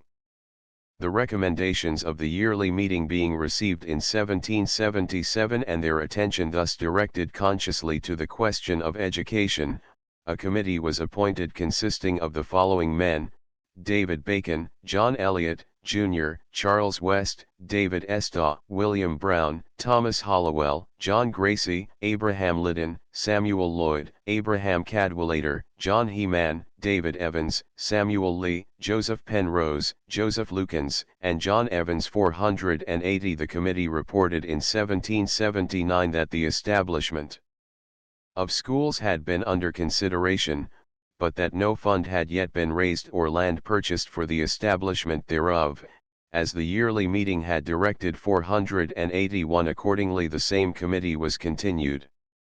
In 1780 a minute of the meeting states that, the matter relating to the establishment of schools is continued and it is desired that the several preparative meetings will attend to that matter as recommended by the committee some time past, and that the committee, the same under their care and make a report when anything is done toward accomplishing that service. 482. And again in 1785, little progress reported. A care remains on the Friends' minds for the right education of the youth.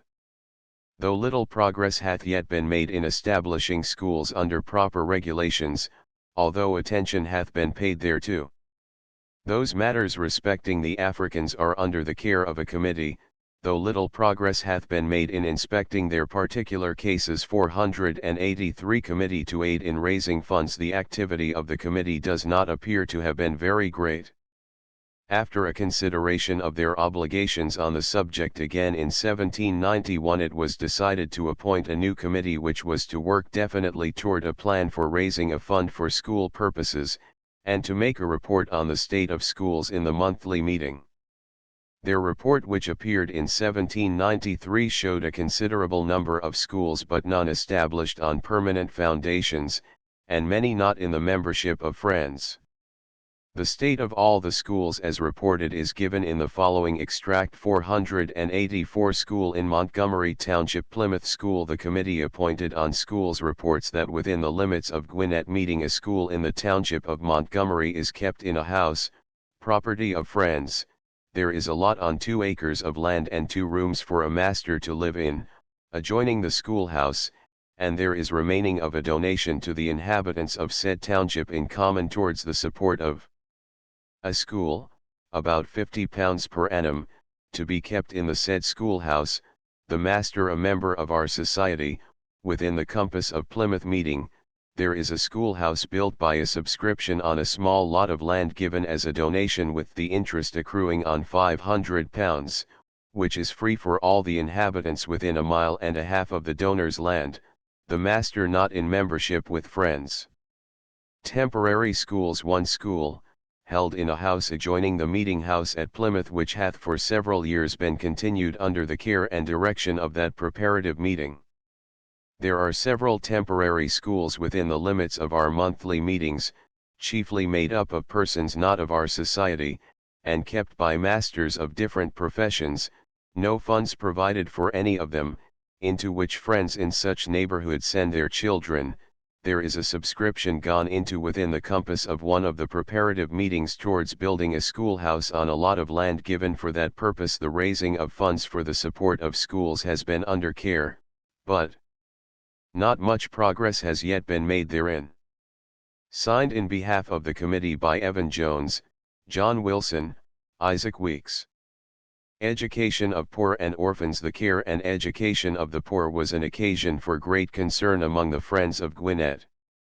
This means not only that their education was looked after, but that in case father and mother married a second time, the meeting saw to it that the children's, if any by the first marriage, rights should be regarded.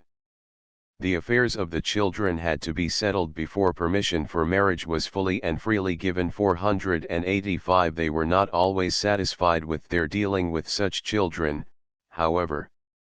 About 1756 they declared that the children are well taken care of physically, but that there is too great a neglect in regard to their learning and apprenticeship among friends. 486 Their education neglected. Later they are able to report, no doubt with considerable satisfaction, that after due inspection, no friends' children are found placed from among friends. 487 All cases of necessity in the concern of education were resolutely dealt with, even though, as shown in the following extract, the recipients of the assistance were rather unwilling. Some unwilling to receive aid. The Gwinnett friends acquaint this meeting that Robert Roberts, Jr., is in very low circumstances and not able to maintain his wife and children reputably, and that they have not been able to prevail with him and his wife to bind their children out to lessen their expense. Therefore, this meeting appoints John Davies and John Evans to advise them to comply with friends' direction, otherwise, this meeting must take further notice of them. 488 For a slight insight into the condition of schools in the latter years of the 18th century, we can do no better than present a letter written by Joseph Falk, which furnishes a personal touch not found elsewhere. Schools as related by Joseph Falk. My earliest recollection of the schools which I attended was at Gwinnett meeting. There was no house for the purpose, but what was called the Little Meeting House was used. An old tottering man by the name of Samuel Evans was the teacher. The reading books were the Bible and the Testament. We had Dilworth's spelling book, and Dilworth's assistant or arithmetic. Grammar was a thing hardly thought of. There was, however, a small part of the spelling book, called A New Guide to the English Tongue, and a few of the older pupils learned portions of this by rote, and would occasionally recite to the master, but the substance appeared to be equally obscure both to master and scholar. My next schooling was in 1795, in the house, late the property of William Busby, on the Bethlehem Road, above the Spring House. It was a kind of family school taught by Hannah Lukens. Here, Dr. Walton, of Stroudsburg, laid the foundation of his education. I went to Joshua Falk, my father's elder brother, an old man. He taught in a log schoolhouse near the 18-mile stone on the Bethlehem Road. My father, with the help of his neighbors, built this house, about 1798, on a lot set apart for the purpose on the southern extremity of his premises.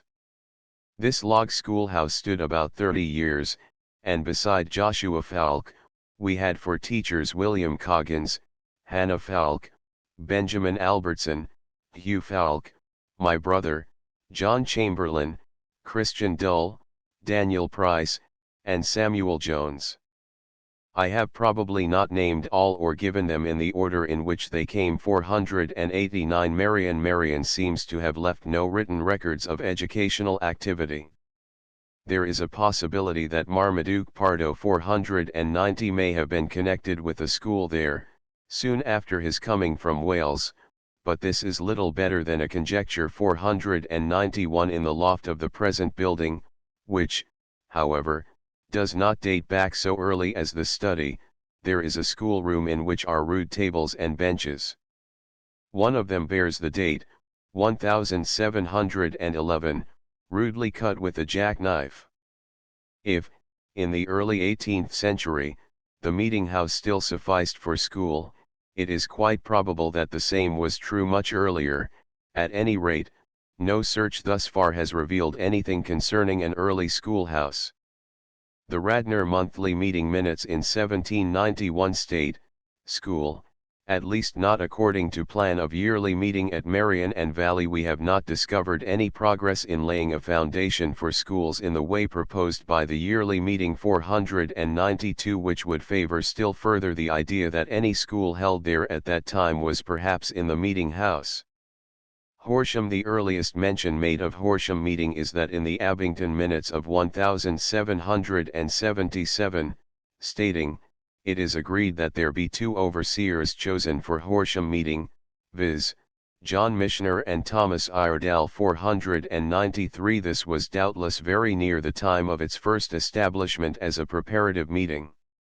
The earliest preparative minutes accessible are those beginning 1757. 494. We may feel certain, however, that there was a school before this time, for in the Gazette for 1753 there appeared an advertisement which stated, "Any person well qualified for keeping a school and comes well recommended by applying to John Lukens, surveyor, Abraham Lukens, or Benjamin Cadwallader, living in Horsham Township, near the meeting house, may meet with proper encouragement." 495. Assistance by donations. This may have been the same stone house in which Isaac Comley of Byberry taught in 1799, we cannot say.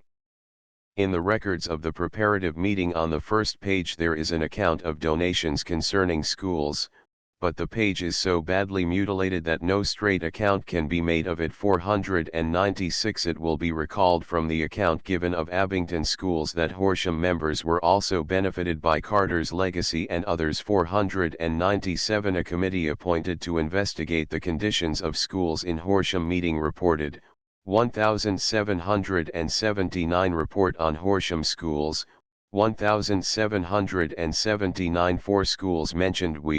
The committee appointed, report as follows, that upon inquiry we found that the schoolhouse on the meeting house land is wholly the property of Friends, and the subscribers generally Friends. We also find that there has been a schoolhouse lately built on a piece of land held in trust for that purpose between John Perry's and John Walton's, wholly by the Friends, and generally Friends subscribers. There is also one other schoolhouse near the billet on a piece of land held in trust for that purpose by Friends and others, and one other schoolhouse near John Jarrett's upon sufferance, the two last mentioned schools being made up by subscribers of different societies, which, after being considered, the same Friends are continued with John Perry, Samuel Shoemaker, Mason, John Conrad, and John Jarrett added to them as a committee, to have the oversight of such schools as may be properly under the notice of this meeting. 498. Rules drawn for the conduct of schools. And again in 1783 that, the Committee on Schools report they have several times visited the schools of Friends belonging to this meeting since their appointment, and that there appears an improvement in them, they having drawn up an essay of rules for the government of said schools, which were read and approved by this meeting. 499. From 1782 onwards Horsham was a regularly constituted monthly meeting. 500. Almost the first thing performed by this newly constituted body was to order a report on schools, which was brought into the monthly meeting in 1784. 501. The text of which is reproduced below.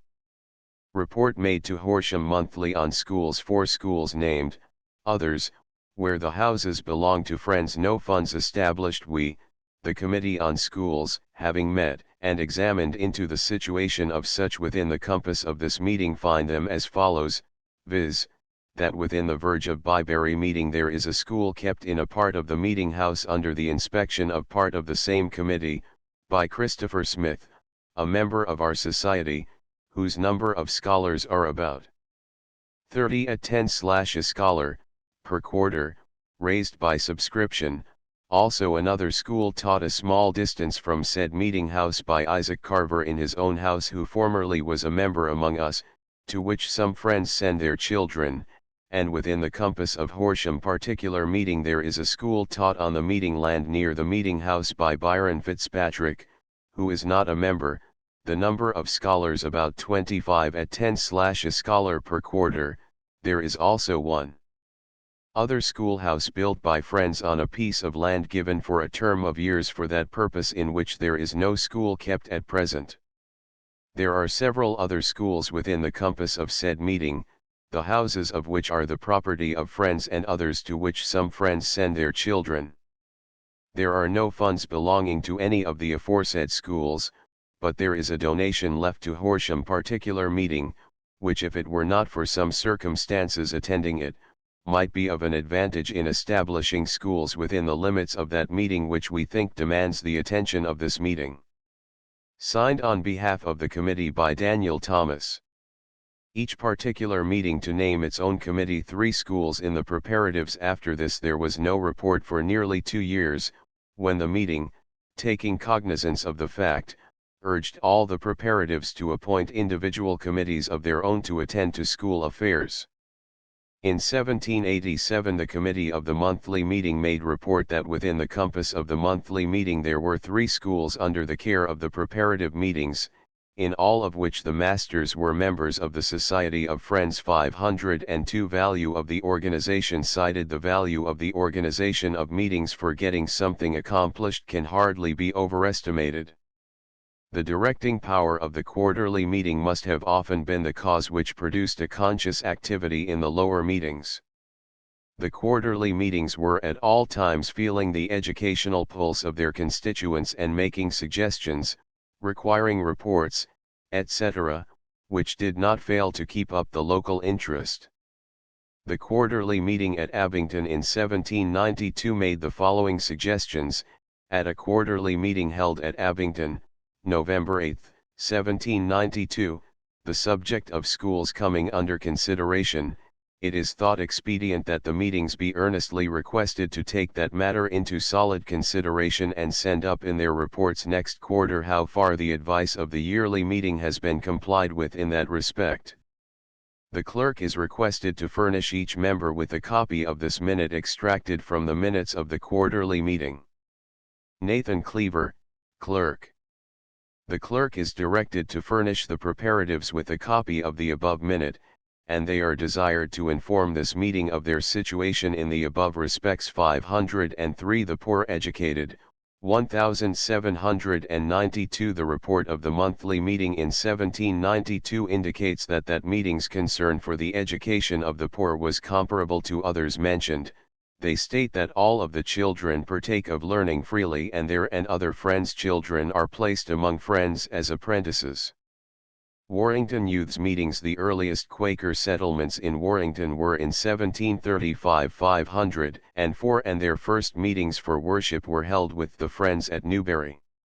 Warrington Preparative Meeting was organized in 1745 505, while the monthly meeting records date to 1747 506. For nearly 30 years there is no notice in the records concerned with education, saving those which refer to the settling of youths' meetings. Those were very frequent. 507 The report on the youths' meetings in 1779 was as follows.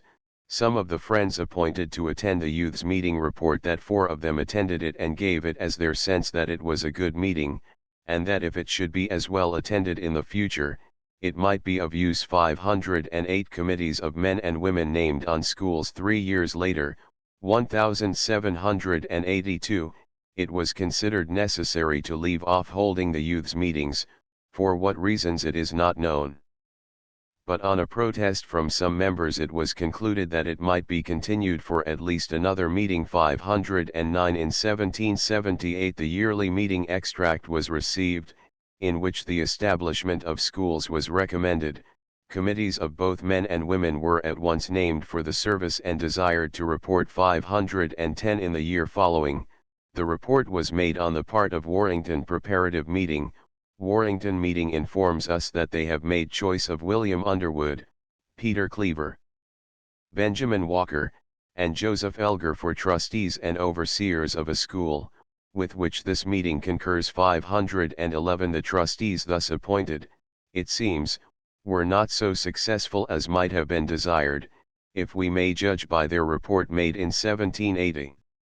No progress reported. 1780 William Underwood, on behalf of the committee appointed to have under their care and labor to promote the education of the youth, as well as a reformation with that respect to other deficiencies in our society, informed this meeting that they have several times met and conferred together on the occasion, but have not proceeded any further in that service, neither have any prospect at this time of proceeding therein, etc. 512 The tone of the next report of 1782 is more encouraging. The friends appointed to the care of schools report they have made some progress therein, some of them having attended each of our preparative meetings and endeavored to encourage friends in setting up of schools agreeable to the intention of the yearly meeting, and find there is a willingness in the minds of friends to endeavor to have schools set up amongst us agreeable thereto, as nearly as the circumstances of the several meetings will admit of. They are continued and desired to assist where there may be occasions, and report to this meeting in the third month next. 513 School to be at York. In 1784 it was reported that the committee had attended at York, and that there appeared to be a good prospect for a school to be established there according to the desires expressed in the yearly meetings advices. 514 It was also stated that some provision was made at each particular meeting for the same, and it was expected a particular report would be rendered thereof. 515 This report, however, did not come into the monthly meeting as it appears. The conditions at York seem to have been the most promising as presented in a committee's report of 1784 which is here submitted. Schoolhouse at York, subscriptions started. The committee appointed to promote the establishment of schools report that they have paid some attention to the service, most of them attended a meeting at York, and find that friends there have a house nearly finished and have entered into some subscriptions to encourage such a school, of which it is agreed that the quarterly meeting be informed, as well as of houses being built for that purpose at Newbury and Warrington, and that the committee be released from the service. 516 Same statement by quarterly meeting. The statements of the monthly meeting in the above report are corroborated by a later report of the Warrington and Fairfax quarterly, which was made a few months later, though it appears the schoolhouse at Warrington was not yet completed. 517 The progress that had been made by Westland Monthly Meeting. 518 is indicated by the following report of that date, the minutes of the school committee for several seasons past being read, and they have proposed a reappointment. William Wilson, Matthew Heald, Jonas Cattell, William Dixon, Joshua Dixon, and Eleazar Brown are appointed to have the general care of schools and admission of tutors. And it appears requisite that a few friends be appointed by each preparative meeting to have the immediate oversight of the school or schools within the limits of such meetings, said committee to unite and confer together as they see occasion, and the clerk is desired to notify each preparative meeting by a copy of this minute. 519 Later report still indefinite. A still later report of 1797 is no more definite than the former.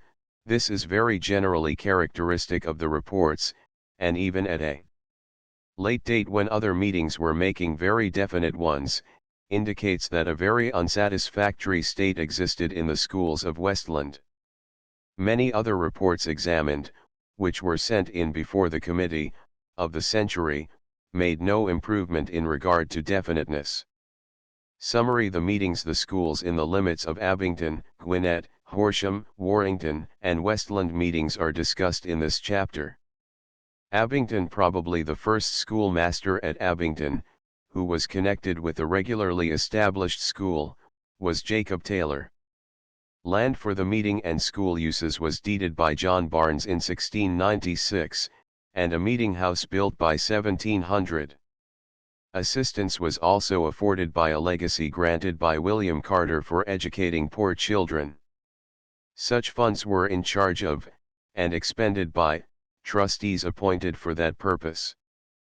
Foxes and Crisps primers are mentioned for use in the schools. Gwinnett Morristown Schoolhouse mentioned. 3 regular schools mention is made of a schoolhouse near Gwinnett in 1721, but no records of the school are discovered. Marmaduke Pardo, an experienced teacher, came to Gwinnett from Wales, and being well recommended as such, it is likely that he was employed in school teaching, but nothing explicit to that effect is found. Late in the century Joseph Falk states he attended school in Gwinnett.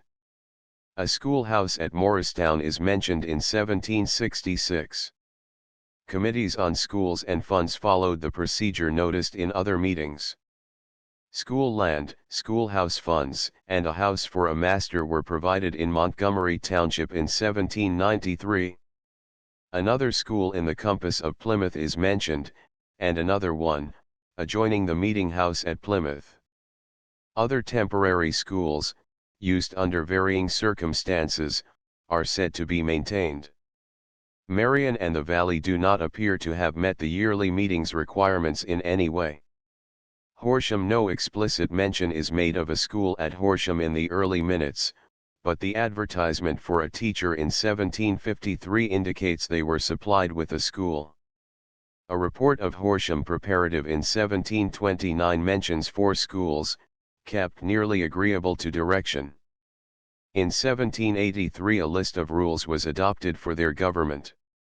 Each preparative meeting was directed in 1787 to have its own committee on schools. Warrington Westland. Probably 12 regularly established schools. Judging from the minutes of their transactions, the schools of Warrington and Westland meetings seem to have been organized and carried on in a very desultory fashion. Those at York and Warrington were the best situated. There were probably as many as 12 regularly established schools in the above meetings by the end of the century. Chapter 7 Schools of Chester County. The meetings considered the several monthly meetings, which are discussed in this chapter, were, for the period of this study, before 1800, members of Chester, or Concord Quarterly, meeting, until the establishment of Western Quarterly meeting in 1758 520 when a number of them were included in that quarter. In 1800 a new quarterly meeting, Calne, was established from those formerly constituting Western Quarterly 521. The monthly meetings with which we are to deal, the dates of their establishment, and the order of their presentation here, are as follows: 1. Kennet, known as Newark till 1760, 1686, or before. 2. New Garden, set off from Kennet in 1718. 3. Goshen, set off from Chester, 1722. 4. Bradford, 1737. 5. Euclid, set off from Goshen, 1763. 6. London Grove, set off from New Garden, 1792. 522. Those just named were situated within the limits of present Chester County. 523. The last meeting to be considered in this chapter, 7. Sadsbury, established in 1737, was situated in Lancaster County. 524. Kennet. Early care for children. In the records of Kennet, Newark, meeting, the writer has been unable to find any early explicit reference to education. Among the early references to children, are the minutes of 1715 in regard to those of the widow Howard at the time of her remarriage. 525. The meeting appointed a committee to look after the affairs of her children to see that the will of the deceased father was entirely complied with. Again in 1727 the meeting appointed a committee to see that the provision for the orphan children be fulfilled before allowing the widow to remarry. 526. These two cases serve to point out that an early care and interest in the affairs of children was manifested on the part of the meeting. Local history credits Quakers with furnishing the foundation of schools. Local historians have very little to offer in the way of clues to the education of the Quakers in the last part of the 17th and early 18th century, though they all agree that the Quakers furnished the foundations of education, and it was begun very early, even from the first establishment in the various counties. 527 Some of the early schools have already been discussed, in cases where it was possible to state the earliest beginnings. 528 Yearly recommendations received. School committee appointed in 1777. Those who had attended the Western Quarterly meeting reported they had received the recommendations of the yearly meeting requiring the monthly meetings to have particular charge of the education of the children, with a special reference to the employment of schoolmasters who were Friends. 529 The same concern being mentioned a month later, with emphasis on the school education, a committee of 6 Friends was appointed to join with the committee of the quarterly meeting to confer on the matter. 530 In 1779, their action appears to be just a little more definite, but from the records it is difficult to say whether it meant very much or not. The minutes at that time stated, John Way, John Marshall, James Bennett, Caleb Pierce, David Green, Samuel Nichols, and Thomas Carleton, Jr., are appointed to unite together and endeavor to promote such schools as are recommended. 531 Union School of Kennett, Bradford, and New Garden from that date, 1779, to 1781, there appears no comment on the subject, save the usual periodic announcements that the advices of the yearly meeting have been regularly received. In 1781, however, Caleb Pierce on behalf of the Committee on Schools, reports there is a school made up by some of the members of this, Bradford, and New Garden monthly meetings. John Parker and Caleb Pierce are appointed to join with the friends of those meetings in the oversight thereof, and report to this meeting when necessary. 532 The school discontinued. New committee has more specific duties in the 7th month thereafter. In the same year, John Parker reported that the school which he and Caleb Pierce had been appointed to oversee was discontinued. 533 They were released from their service in the care of schools.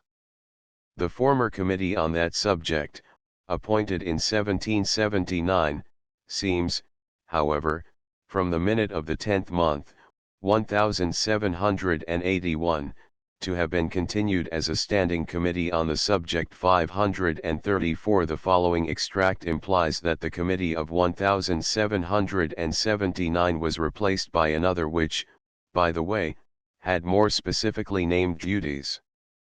The implication of the minute is that there were at least 2 schools, perhaps more. The concern for the promotion of schools, under the directions of friends revived.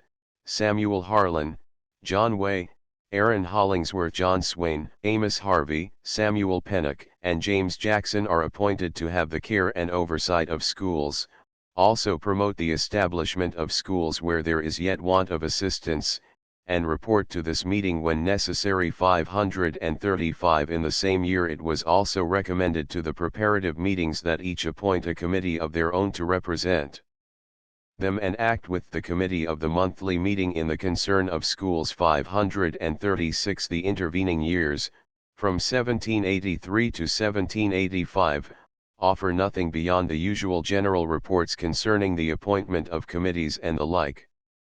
In 1785, the Committee on Schools produced this report.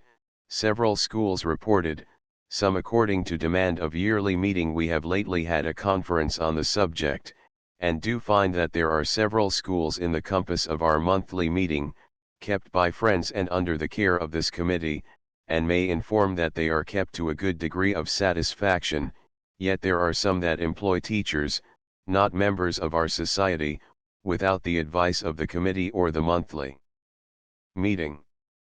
We, likewise, agree to lay before the monthly meeting the reappointment of a committee for this service in future, as the members of this committee have been long on the appointment and desire to be released, which we submit to the meeting.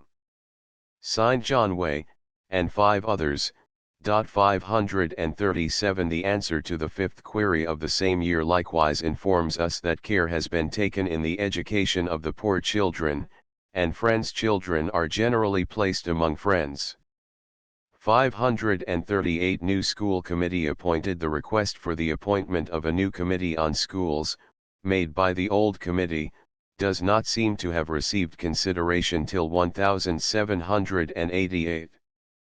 In the meantime we must assume that the old committee continued to serve, since occasional reports were sent in.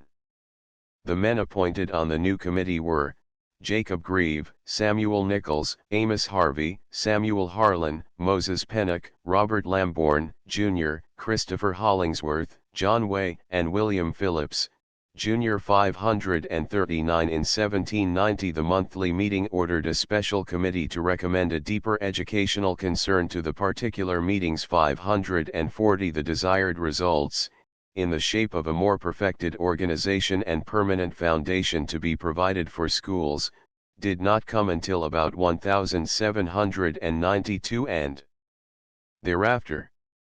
In that year, the committee reported its past activity in respect to schools established, and made certain valuable suggestions to guide future action, as the following extract witnesses: ground purchased rules adopted for the school. The committee, appointed at last meeting, report, we, the committee appointed by the monthly meeting at the request of Kennett preparative meeting, respecting the establishment of schools within the verge thereof, agree to report, we have attended thereto, and find they have purchased a piece of ground, with the approbation of the committee of this meeting, of Abraham Taylor, about 2 miles and a half westernly from Kennett Meeting House, adjoining the public road, leading to Nottingham, and obtained his conveyance to Jacob Pears, Samuel Pennock, Townsend Lambourne, Thomas Pears, William Parker, and David Pears, trustees for the same, meted and bounded as mentioned in the said conveyance and recorded,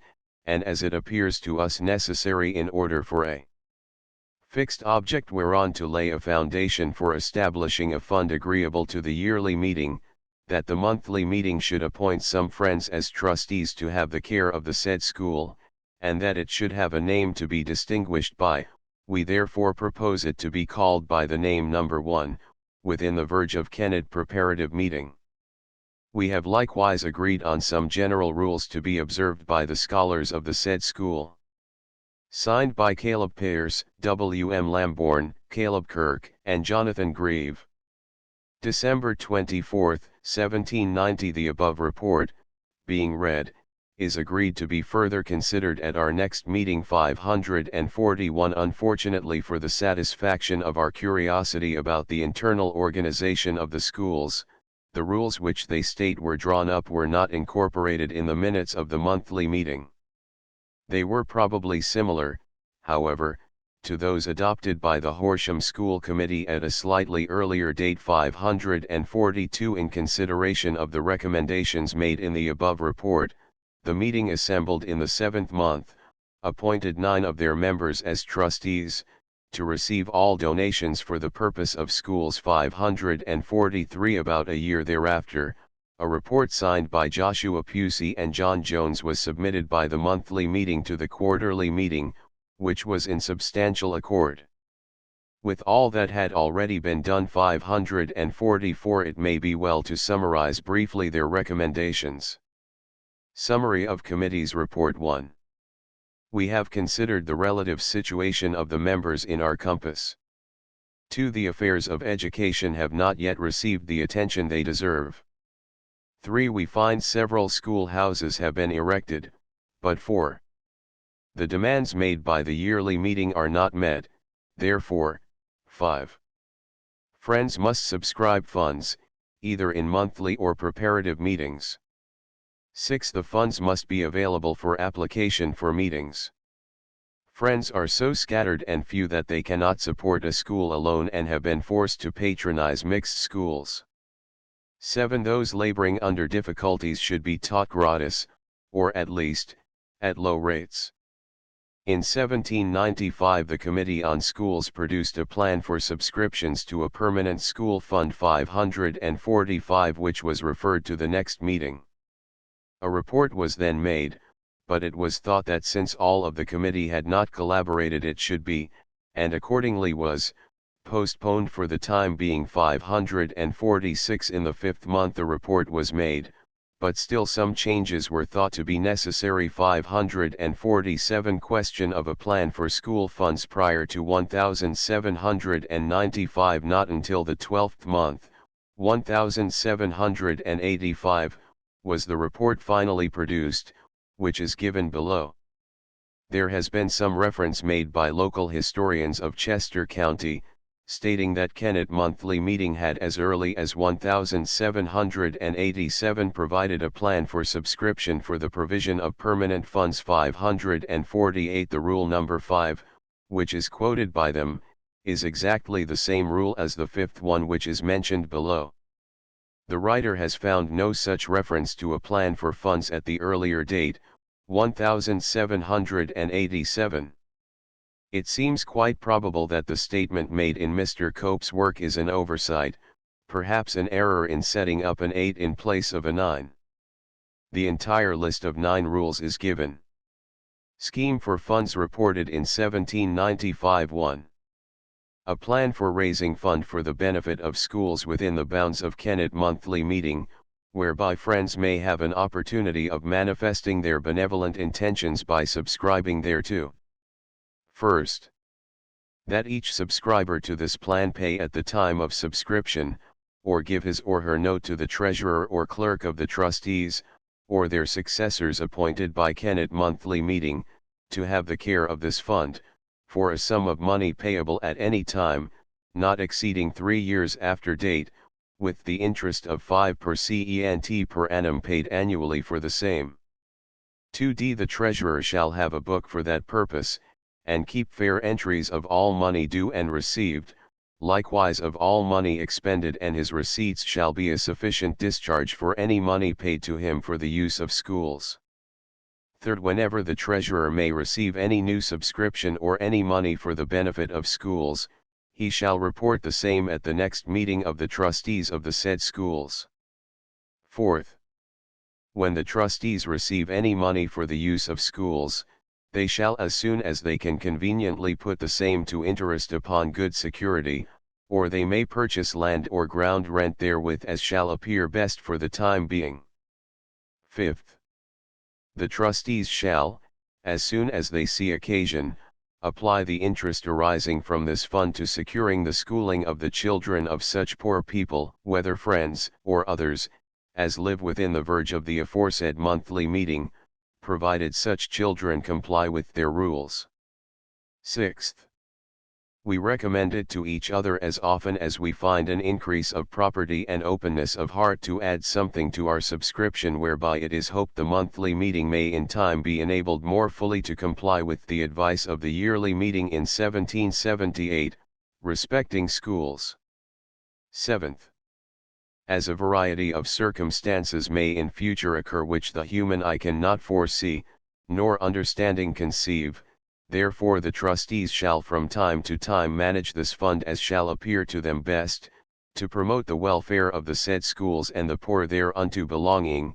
Also if the interest may be to spare, they may assist therewith in keeping the schoolhouse in repair and in paying the salaries of schoolmasters or mistresses within the verge of said meeting, provided the principal be not thereby lessened. 8th. If at any time the trustees may not all judge alike how they ought to proceed in such cases, they are to apply to the aforesaid monthly meeting for assistance. 9th. The trustees shall from time to time be accountable to the monthly meeting of Kennett for their management of this fund, as directed in the minute of their appointment. Signed by order of Kennett Monthly Meeting, held the 15th of the 12th month, 1796. 549 State of Schools in 1798. The condition of the schools in Kennett Monthly Meeting was made known in 1798 in the report presented by Robert Lambourne for the committee. A digest of that report is as follows: 1. They have had the subject under care. 2. There are 2 schools within their compass. 3. The town's schools are taught by Friends members 554. They are under the charge of the Meetings Committee. New Garden Care for the Indigent. The New Garden meeting in 1773 made record of having placed pound 4/11/9 in the hands of Jacob Wright, to be applied at the further directions of the meeting to the placing out of poor friends' children or the relief of indigent friends 551. Between that time and 1778, we learn no more of this educational philanthropic interest. In that year the usual reminder sent out by the yearly meeting came to them, calling attention to educational needs 552. A committee was appointed which stated in a report, 1779, some care is taken therein, and more appearing necessary, they are continued. 553. An extract of a few months later is as follows: 2 schools. Another proposed the committee respecting schools, having the matter under care, 2 schools being under their notice, and another proposed to be established, they are continued and desired to report when necessary, and the clerk to enter the substance of the case in their report 554 following the report of 1779, which showed there were 2 schools in charge of the meeting. There is furnished no further information until 1785.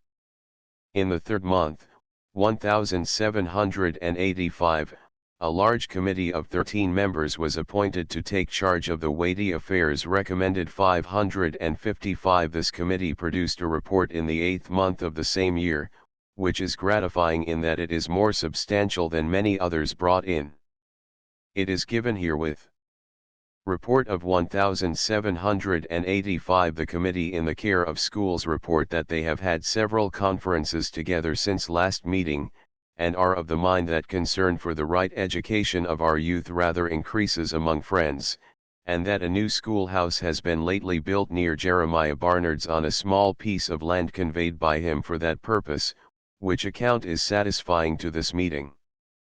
The committee is continued for further service and desired to report as they may see occasion. 556. In 1786, George Gothrop and Thomas Richards were added to the committee. 557. From the 1st to the 4th month of that year, the committee reported they had visited 1 school. 558. But their report indicates nothing performed, more than the visit.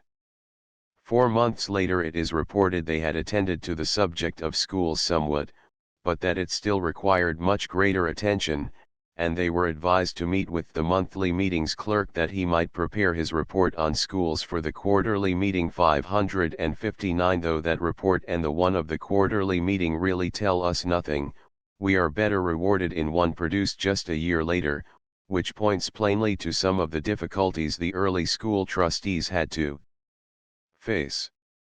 Report of 1787. The Committee in the Care of Schools reported as follows, the substance whereof the clerk is directed to insert in our report of the quarterly meeting.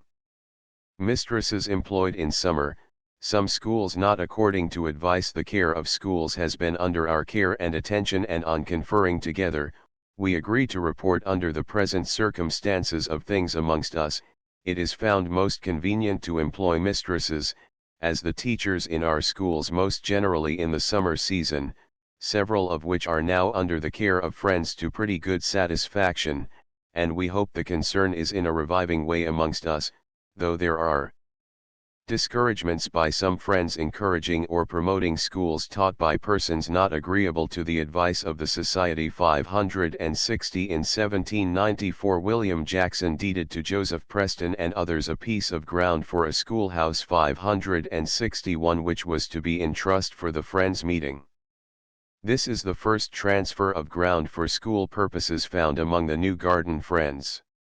Among the stipulations of the deed are the following: requirements for the school at New Garden. 1. The master is to be a member of Friends. 2. The master must teach according to the rules laid down, presumably by the school trustees, as before mentioned in the case of the Horsham School Rules 562. 3. The purpose stated is for the promotion of piety and good order and to propagate useful learning. Goshen on December 2, 1701, some friends at Goshen applied to their quarterly meeting for the privilege of establishing a meeting for worship 563, but this request was not approved until the meeting of the quarter in 1703. 564 in 1707 they proposed building a house for worship, which was granted by the quarterly meeting in the 12th month. 565 their monthly meeting, as stated before, was not established until 1722. 566 the preparative meetings in its compass were Goshen, Newtown, and Euclid. 567 a school in East Bradford for Goshen, Bradford, and Birmingham, though starting at a much later date as a monthly meeting. The records of Goshen are in some ways far superior to many other meetings. In the first place, they devoted considerable attention to the yearly meetings proposals of 1746 and 1750. 568 which by many meetings received very scant attention. The concrete results of this attention, however, do not stand forth, as reports on the subjects are not plentiful till the 1778 era. In that year of all years, they received the urgent accounts from the yearly meeting 569. They appear to have gone to work at once, or perhaps had already begun, as a committee in the care of schools reported in the 6th month, 1779, that a piece of ground is agreed for and a schoolhouse is now building in East Bradford. 570 the school was to be made up from the Friends of Goshen, Bradford, and Birmingham. 571 and to be established in accord with the stipulations of the yearly meeting aforesaid. 572 Goshen monthly meeting was requested to name some friend to receive the land in trust, and Thomas Hoops, Jr., was accordingly appointed for the purpose. 573 increased committee reported 1782 in 1782, the present school committee, deciding that something should be done concerning the regulation of schools. Desired an addition to their number, those added being Abraham Pratt, William Lewis, John Malin, and Josiah Hibbard. 574 2 months later this committee brought forth the following proposals, which are self-explanatory.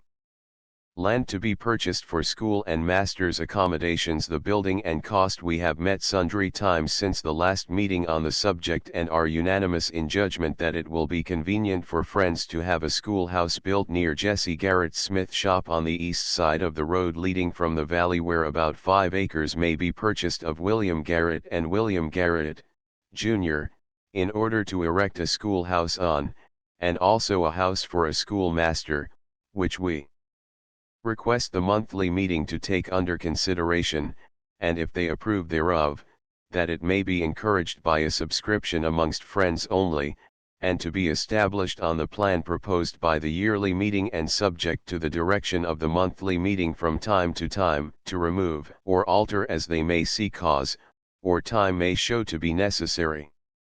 We propose the house to be 27 feet square from out to out, and compute the expense of building to be £150 exclusive of the land, which will be £25, which we submit to the monthly meeting. Signed in behalf of the committee Thomas Hoops, Jr. 575 their report was left for further consideration.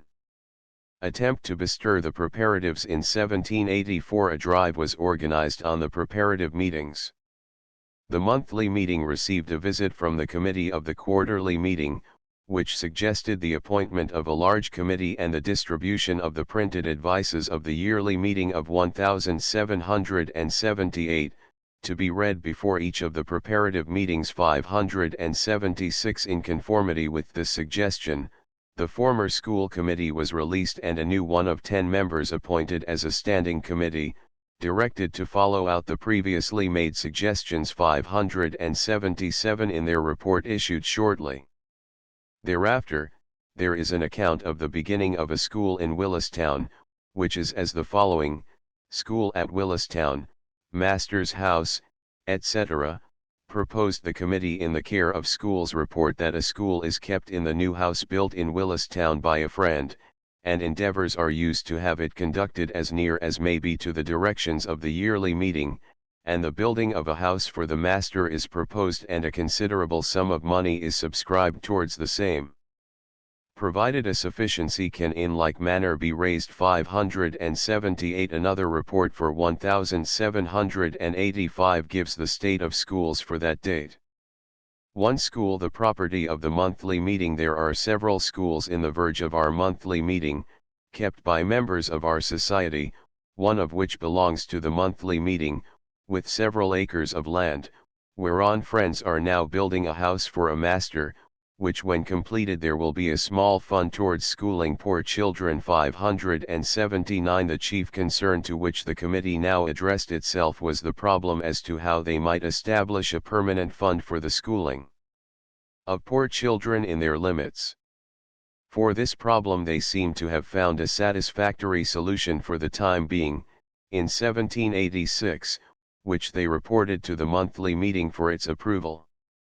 It appears to have been satisfactory to the meeting in the following form, the essential features being the same as those incorporated in the plans of meetings already mentioned. Goshen plan for establishing funds similar to others. We, the subscribers, do hereby promise to pay unto, Treasurer for Friends Schools, within the compass of Goshen monthly meeting, or to other friends as may be from time to time appointed by said committee to that service, the sum of money severally written against our names, which sums are so subscribed to be and remain a permanent fund under the care of and direction of the monthly meetings committee of the people called Quakers, held at Goshen for the time being, appointed for this and other such purposes relative to schools, to be by them laid out in such manner as they shall from time to time judge most conducive to securing an income to the said schools, which income or annuity so arising therefrom to be applied to the education of such children as live within the compass of Goshen monthly meeting, whose parents, whether friends or others, are not of ability to pay for the same and other such purposes as a majority of said committee shall from time to time direct, consistent with the object of the institution. Witness our hands etc. 580. For the next 6 years there are but 2 reports worthy of attention, which may be briefly summarized in this manner: the state of schools in 1787 1787 1. One school, under the monthly meeting, A has a large schoolhouse, and B a dwelling house and garden for a master, who C is a member of Friends D. The school is in charge of a standing committee too. Another schoolhouse, whose A master is a member of Friends, but B the house is not Friends property. 581 1792 1792 1. There is a school in Williston A kept by a member of Friends, B cared for by a standing committee of the monthly meeting, C much in accord with yearly meetings demands. D there has been no increase in the permanent fund since last year. 582 The report of the standing monthly meetings committee in 1795 notes these further advances. The reference to the purchase of ground in Willistown would lead to the belief that the school of Willistown mentioned in the report of 1792 was not located on the meeting's property, but the tenor of the report of 1784 leaves the impression that the new house might have been the meeting's property. 583 The report of 1795 is as follows: 1795 The meetings committee in the care of schools report that they have for some time had in contemplation the establishment of another school within the verge of the monthly meeting to be conducted agreeable to the advice of the yearly meeting, and have so far proceeded as to have purchased for 1/3 acres of land of Samuel Thomas in Willistown, which is deeded to some friends in trust for the use and benefit of Goshen monthly meeting, to improve, alter, sell, or otherwise as the meeting may think proper, or time show to be necessary. Therefore, if the monthly meeting unites with our proceedings, we desire they may take the same under their patronage. 584. One school closed temporarily in 1796. The school at Goshen was apparently closed for several months, though the reference made to this fact may have been to one at Willistown. 585. Exactly which one cannot be deciphered from the minutes. In 1797 the committee reported a house had been built on the ground lately purchased, presumably that mentioned in the report of 1795, 586, and a school was being kept therein, according to the advices in all respects, save the membership of the master being outside of Friends. 587. The other school was taught by a member, and was very much as might be desired in all respects. 588. One of the schools, not clear which one, became vacant again for a short time in 1798. 589. Union School of 1779. What became of the school established about 1779 by Bradford, Goshen, and Birmingham? 590 is not made clear by Goshen records. It is probable that when the two schools at Willistown and Goshen came under their direction, they ceased to have any further connection with the earlier one in East Bradford. Further mention will be made of the East Bradford School in the material presented for that monthly meeting, in the pages just following. It may be only briefly mentioned in this connection that in 1797 the Goshen meeting appointed a committee to secure subscriptions for the yearly meetings boarding school which had been proposed in 1794. 591 and was opened for students in 1799. 592 Bradford meeting established some meetings for worship by the Friends in the district, later to be known as Bradford meeting, were held as early as 1719. 593 and regular meetings for worship were established in 1725. 594 not until 1737, however, had they become of sufficient importance to warrant the establishment of a monthly meeting. 595 in 1762 Bradford's minutes refer to settling the affairs and providing for the support and the education of the children. 596 it was proposed that application be made to the next court that those under indenture to might be bound out so as to have a Christian education, and to enable them to acquire a livelihood with reputation. 597 It is implied that the Mr. had not provided for them properly in those respects. In 1765 14 epistles were received and directed to be read in each of the preparative meetings, Bradford and Calne. 598 Though no school is mentioned at these early dates, there seems to be no doubt that schools were in operation, perhaps a sort of family school. This brief extract would indicate that the above assumption is not without foundation. Two of the Friends appointed report they had an opportunity with Benjamin Ferris respecting schooling of Isaac Few, and that he informed them that he would undertake to school him for the term of 1 year, for the sum of £25, which proposal the meeting complies with and agrees to pay the half. 599 The cost of this schooling was paid by the two preparative meetings which produced their quotas for months. Later 600 thenceforward, till 1778, nothing of note is recorded, save occasional notices of the education of the youth. The year 1778 produced the following minute. The extracts of last yearly meeting were produced here and read, containing much seasonable advice and instruction which is recommended to the solid consideration and observation of individuals, in particular, that of encouragement of proper schools for the instruction of youth in useful learning. 601 Like an electric current suddenly shunted into the circuit, these extracts of 1777 and 1778 seem to increase the voltage in the wires of the organization, producing a general hum of activity. A committee, immediately appointed, reported in 1779 they had considered the situation. 602 and in 1780 produced the report which is given below. As will be noted, their report mentions the Union School of Goshen, East Bradford, and Birmingham, which has already received some consideration in the case of Goshen. 603 3 schools established, a committee to assist in establishing others. We, the committee appointed in the care of schools, report that most of us attended to the appointment and have several times met and conferred together and have given our assistance toward the settling of a school between Goshen, Bradford, and Birmingham. Preparative meeting in a new schoolhouse built by friends, one at East Bradford in the old schoolhouse near the meeting house, one at East Calne kept at the meeting house at present, agreed to be under the direction of friends, nearly agreeable to the advices of the yearly meeting, and we think it expedient to appoint friends to take the necessary care of said schools, but there appear to be many friends that are not yet accommodated with suitable schools, and we think a committee of a few friends to be continued to assist therein will be necessary, all of which we submit to the meeting. Signed by the committee.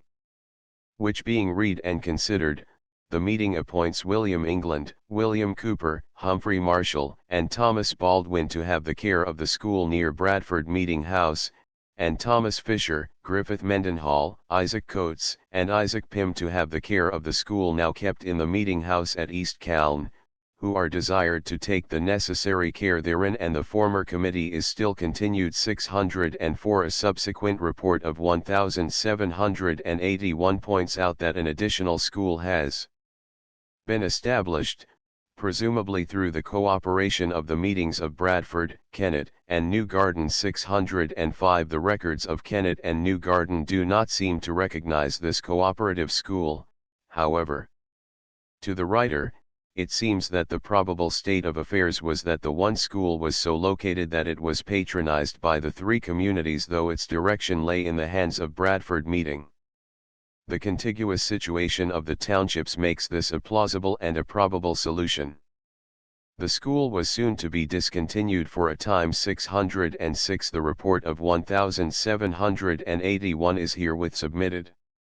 A school between Bradford, Kennet, and New Garden. The friends in the care of schools report that they attended the school set between this meeting, New Garden, and Kennet monthly meetings, and purpose taking further care therein, and those to have the care of the school at Bradford report that a school is held there in pretty regular order, considering the situation of the master in regard to his site, and they that had the care of the school at East Calne informed that they had divers opportunities with the master and scholars, and are of the mind that further care in that respect is necessary, which being considered, this meeting continues the said friends and desires that they may attend to the service for which they are appointed. 607 4 schools reported by committee. The conditions presented in the report of the second month remain the same, save that the school between Kennet, New Garden, and Bradford was reported discontinued in the sixth month, 1781. 608 later. In that year, the old committee was released and a new list of men, Thomas Baldwin, Joel Harlan, Thomas Sugar, Nathan Cooper, Benjamin Hanley, John Hoops, Thomas Fisher, Griffith Mendenhall, Samuel Fisher, and George Harrison constituted a standing committee. 609 in 1782 4 schools were reported. 610 in 1783, several schools not entirely agreeable to the desires expressed in the yearly meetings advices. 611 in 1784, 3 are reported in the verge of Bradford particular meeting, mostly under the direction of friends, but none at either of the Calnes, east or west. 612 subsequent reports show that the cessation of the schools at Calne was only temporary. The presentation of this very brief span of their history may be closed with an abbreviated statement of a committee report made in 1792. 613 report of 1792 1. We visited 4 schools in our verge, 1 more left, making 5. 2. The 5th is likely to be discontinued soon. 3. Number 1 near Bradford Meeting House, in care of friends. 1 in East Bradford, part friends and part not. 1 in East Calne, the masters not members of friends, but willing to be under their direction. 4. The committee was released on request. Euclid education of Negroes mentioned in 1765. In the same year that Euclid became a monthly meeting, the Friends entered a protest, saying that the making of wills was too much neglected, but that such as were made were not misapplied. 614. It is quite probable that the first statement is an indication of a philanthropic spirit in the meeting, between which and educational activity there has been noted a high correlation. Moreover, their explicit statement in 1765 concerning the education of the Negroes would indicate the education of their own children was already taken care of. 615. The usual transformation in the kind of reports, noted in other meetings about 1778 and following, is likewise apparent in the meeting at present under discussion. Though a school committee was appointed much earlier, 1779, there was a very definite report made before 1782. Two reports made then in successive months are worthy of our attention.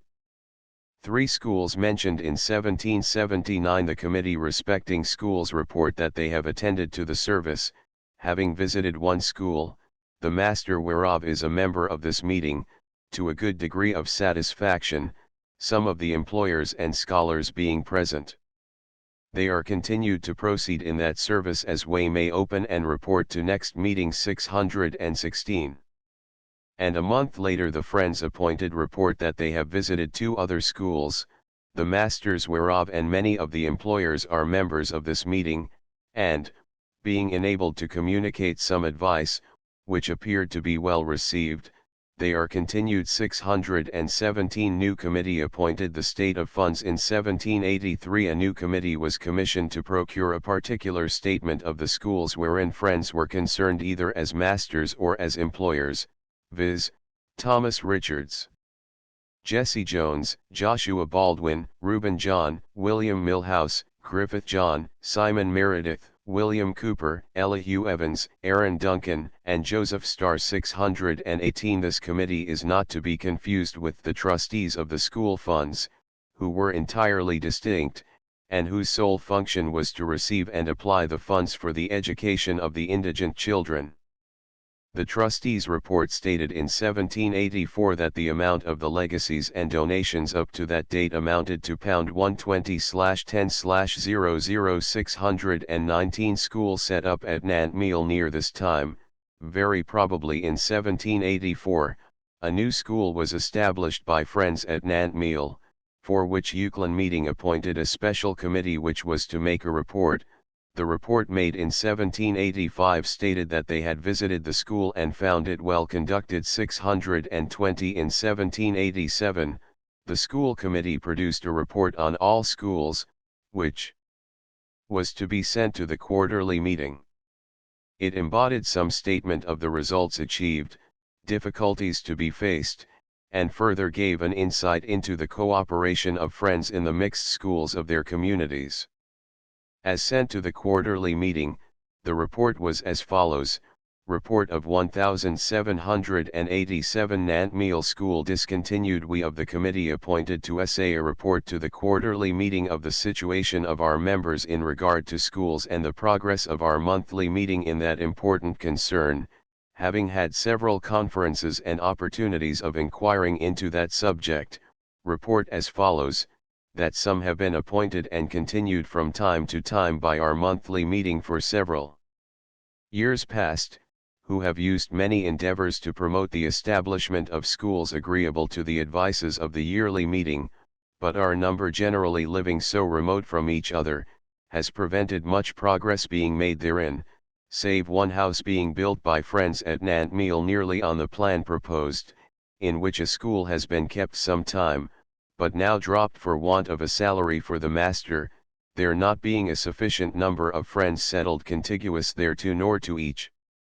other, in any other part of our meeting to support a school, and the boarding out of our children appears an expense too heavy for many of us, so that we are generally in the practice of schooling our children in a mixed manner, though mostly under the tutorage of Friends, or persons friendly disposed, to whom some care has been extended and their schools frequently visited by our committee some time back. Signed by order of the School Committee by William Millhouse, Clerk 621 London Grove Committee of Men and Women appointed for schools in 1794, the London Grove Monthly Meeting, just created, began its educational work by appointing a committee to take subscriptions for a fund to support a regular school. 622 in 1795, the preparative meeting proposing that a standing committee be appointed to inspect the necessities of the poor and the school education of their children.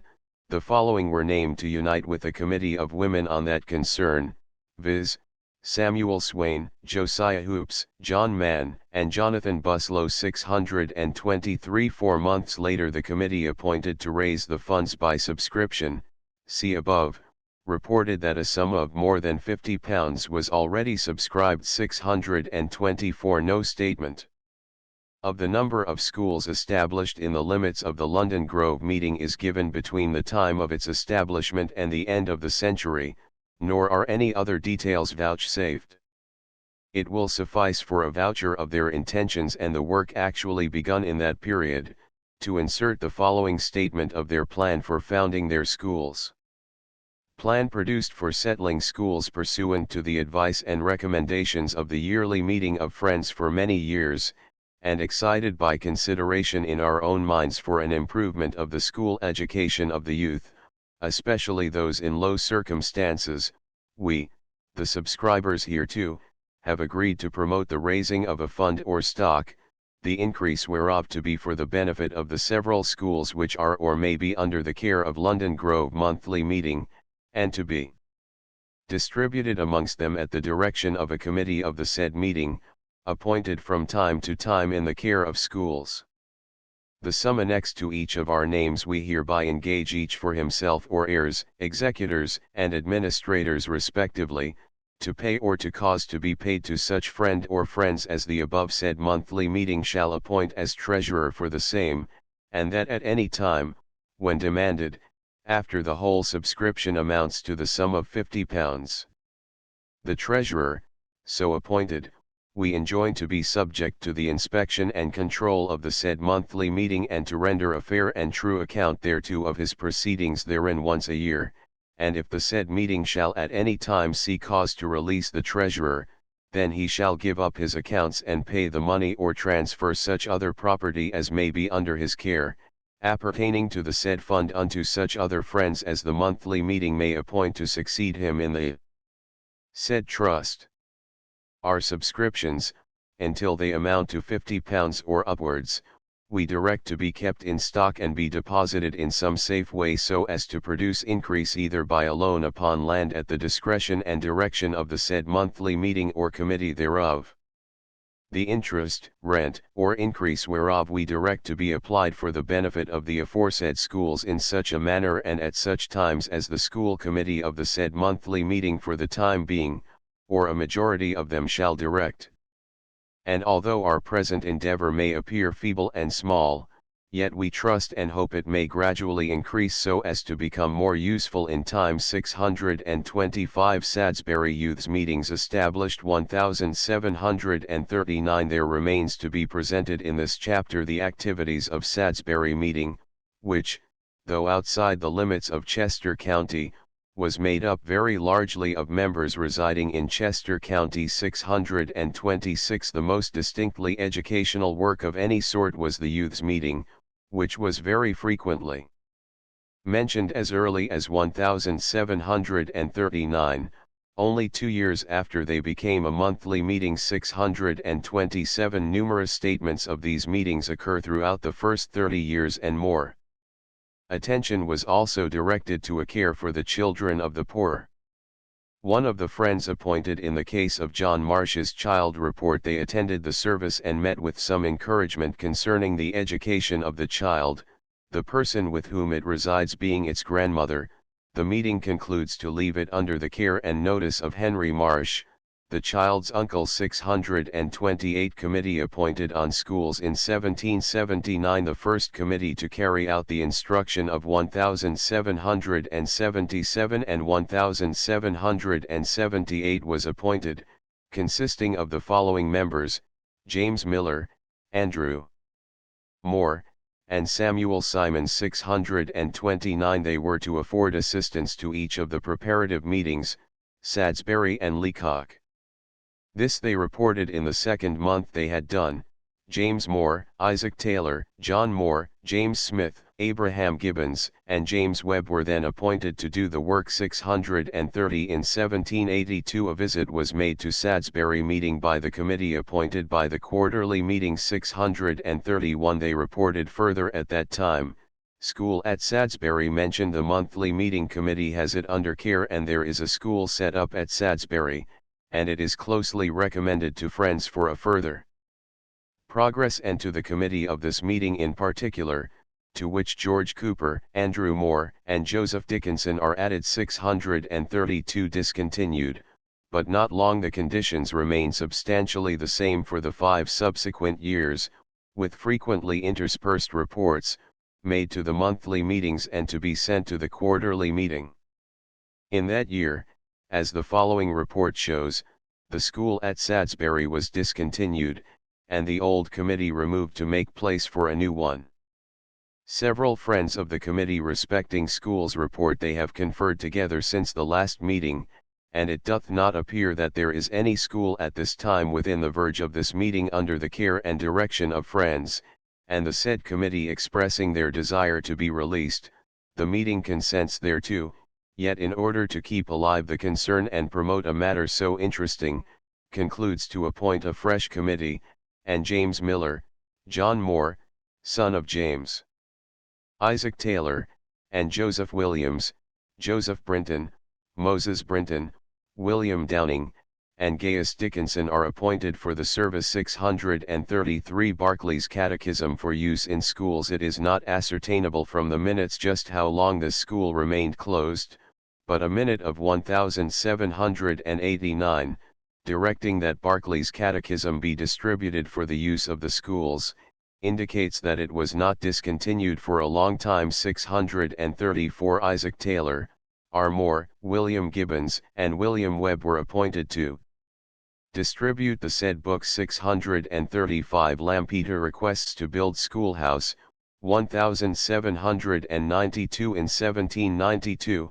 Lampeter preparative meeting, called Leacock in 1732, but changed to Lampeter in 1749, 636 laid before the monthly meeting a request to be permitted to build a schoolhouse on or near their meeting house land for the purpose of a boarding school to be under the care of the monthly meeting. 637 Their request was not acted upon until the next meeting, when it was referred to a committee of 11 men, who were to consider the proposals and report their judgment to the monthly meeting when convenient. 638 It appears from the following extract of the monthly meeting that they were somewhat critical. Committee's suggestions for Lampeter School not accepted. The committee appointed to consider the proposals of Lampeter preparative meeting for building a schoolhouse made a report in writing, which not meeting the approbation of this meeting, is returned, and Joseph Brinton, Abraham Gibbons, William Brinton, James Smith, John Ferris, James Cooper, and Levi Powell are added to the former committee, and William Webb is requested to consider the matter and report to the next meeting. 639 At the session of the monthly meeting held 2 months later, the newly appointed committee was successful in getting a satisfactory hearing for their decision in regard to the Lampeter boarding school. The proposal of Lampeter preparative meeting comes again under consideration, and the following report being produced and divers times read, is concurred with. To Salisbury monthly meeting the accepted report we, the committee appointed to consider Lampeter's proposals for building a schoolhouse, and having again met and had a solid conference together, unite in judgment that the proposals are nearly agreeable to the advices of the yearly meeting, and under the present circumstances are of the mind the monthly meeting may be safe in leaving that meeting at liberty to erect a building proportioned in size to their friends, and the probabilities of what may be obtained by subscription, which is submitted to the meeting by James Miller and signed by 14 others. 6-25-1792 640 In 1793, the school committee recommended in the following report that more definite steps be taken to meet the demand of the yearly meeting in regard to 1. The accommodations for a master and 2. The establishment of a permanent school fund. Funds to be raised. The Committee in the Care of Schools made the following report in writing which, after being solidly considered, is adopted, and the clerk is directed to furnish each preparative meeting with a copy of this minute together with the report of the committee, which follows. Most of the committee appointed in the care of establishing well-regulated schools for the instruction of our youth report. They met twice on the subject, and solidly considering the same, believe it would be right for the monthly meeting to recommend to Salisbury preparative meeting the making of such suitable provisions for the accommodation of a schoolmaster as is recommended by the yearly meeting minute of 1778, that Salisbury and Lampeter preparative meetings be stirred up to use their endeavors to raise such funds for their respective meetings by subscription as is recommended, as well as in a minute of our last quarterly meeting, by William Webb, and 5 others. 641. By a later minute we are informed that an instrument of writing, subscription plan, has been drawn up for the purpose of raising funds 642, which, however, did not prove wholly satisfactory 643, and was postponed for further consideration. As presented finally and accepted on 12th month, 10th, 1793, the plan for raising permanent funds was as follows. Plans for raising funds adopted. Whereas the yearly meeting is impressed with a sense of the advantages that would arise from a religious education of our youth, has frequently recommended the establishment of schools under the care of a standing committee of monthly or particular meetings, and especially in 1778, recommended the promoting a subscription towards a fund, the increase whereof might be employed in paying the master's salary, if necessary, and promoting the education of poor friends' children. This provision may be made to take in poor children of friends or others taught gratis or at such moderate rates as their parents or guardians can afford to pay, at the discretion of the trustees, etc. And we, the subscribers, writing with the above recommendations and willing to part with a portion of the substance, we as stewards are blessed with, in order to carry the same into effect, provided always, nevertheless, that no part of the fund shall ever be applied towards paying the master's salary so as to reduce the schooling of children who are in affluent circumstances, lower than 40 shillings per annum, and may be raised at the discretion of the trustees, do hereby promise for ourselves, our heirs, and executors, or administrators to pay, or cause to be paid, the several sums to our names annexed, to the trustees for school. Otherwise, 5 per cent interest from the dates respectively to our names prefixed until paid, or till such other persons as may be appointed by the monthly meeting to receive the same. In witness whereof, 644. The situation of schools near the close of the century is shown in a report of 1797 to be as stated below. Though this report states no fund is established, a later report of 1798 states that some progress has been made in that respect. 645. The report for 1797 is as follows: 3 schools, no funds. The Committee in the Care of Schools report that there is no fund established for this purpose, yet there are 3 schools within the compass of our monthly meeting taught by masters who are friends and are under the especial care of a committee of this meeting. 646. At the very close of the century, Salisbury Friends were interested in raising a fund to help in the establishment of the yearly meetings boarding school at Westtown, Pennsylvania. 647. Summary. The meetings. This chapter considers the establishment of schools in Kennet, New Garden, Goshen, Bradford, Euclid, London Grove, and Salisbury monthly meetings. Kennet. A Union School reported. Rules drawn for school property purchased. No early definite reference is made to education, though the careful interest in children's welfare is at all times evident. Not until the 1777 era do the reports give any considerable information concerning schools. Committees were thereafter always in attendance upon the problems of the schools. In 1781 a Union school was reported between Kennet, Bradford, and New Garden, which was afterwards discontinued. In 1785 they report several schools, in partial accord with demands of the yearly meeting.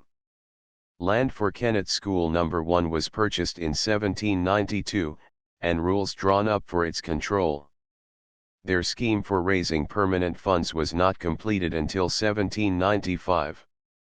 Two schools, taught by members of the society, were under the care of the Meetings Committee in 1798. Two schools under Kennet meeting. Two schools, another proposed two schools were reported at New Garden in 1779 and another was at that time proposed. Some land was conveyed to the meeting in 1785 for the use of a school, and a house built upon it. Another piece of land was deeded by William Jackson in 1794 for a similar purpose. Certain stipulations were made concerning the school to be established there. It was found more consistent in summer to employ mistresses rather than masters. Goshen. Two schools. Though established at a late date, Goshen was very active educationally. Land was purchased and a house was being built for a union school between Goshen, Bradford, and Birmingham, in 1779. Committees were appointed, which gave reports better than those usually returned. A plan for funds was adopted in 1786. No further mention is found in regard to the union schools after the establishment of the schools at Goshen and Willistown. Bradford 3 schools 1785 schools 1792 Bradford's first educational activity was in connection with the apprenticing of children. A single case in which a boy was put to school by the meeting occurred in 1767, the expense therefore was defrayed by the preparative meetings. Educational activity increased in 1778, 3 schools were reported in 1780 and a committee appointed to assist in establishing others. They appear to have been successful. 5 schools were reported in 1792, though one was about to be discontinued. Not all of the masters were friends. Euclid Nant Meal School, 1789, London Grove. The statement that Negroes were being educated in 1765, induces one to believe that Friends' children were provided for. 3 schools were mentioned in 1779, in which the masters and many of the employers were Friends. In 1789 a school was established at Nant Meal under a special committee of Euclid meeting. It was reported discontinued in 1787. The meeting at London Grove, established, 1792, reported no schools in its compass before the end of the century, although an elaborate plan was drawn up for the establishment of school funds. Sadsbury Lampeter Boarding School 3 schools youths meetings were established by Sadsbury as early as 1739 and instances in which poor children were educated are cited for 1769. The first committee seems to have been appointed for schools in 1779. A school was reported for Sadsbury in 1782, but was later discontinued for a brief time, which cannot be definitely determined. In 1792 it was agreed that Lampeter Preparative might have permission to establish a boarding school. A plan for funds was drawn up, but no success reported in raising them until 1798. 3 schools are reported established, and under the care of Quaker masters in 1797. Total, 18 or 19 schools. The entire number of schools set up by the above-named meetings was 18 or 19.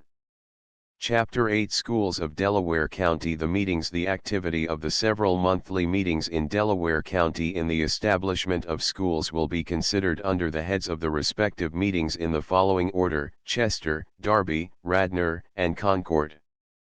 These are 4 of the earliest monthly meetings established in Pennsylvania, the dates of their establishment being: Chester, 1681, and Derby, Radnor, and Concord in 1684. 648. The aim of this chapter, as of the others dealing with the several counties, is to present, first the source material which has been found to have any bearing on the establishment of schools and the attitude of the monthly meetings toward them.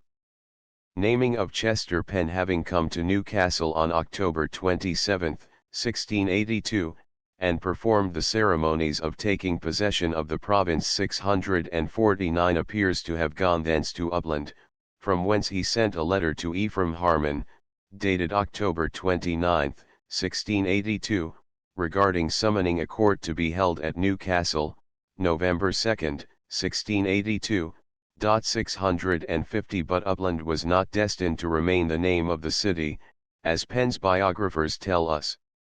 It is stated that Penn, having arrived and being filled with emotion at having had a successful journey, turned to a friend and said, "What wilt thou that I should call this place?" He replied, "Chester." 651. Education. Before coming of Quakers. In passing, it should be mentioned that an interest in education does not date entirely from the coming of the Quakers and the establishment of Penn's colony. The records of the Court of Upland inform us, 1679, that, without a doubt, some children received the advantages of an education. It may have been very restricted, we cannot determine that.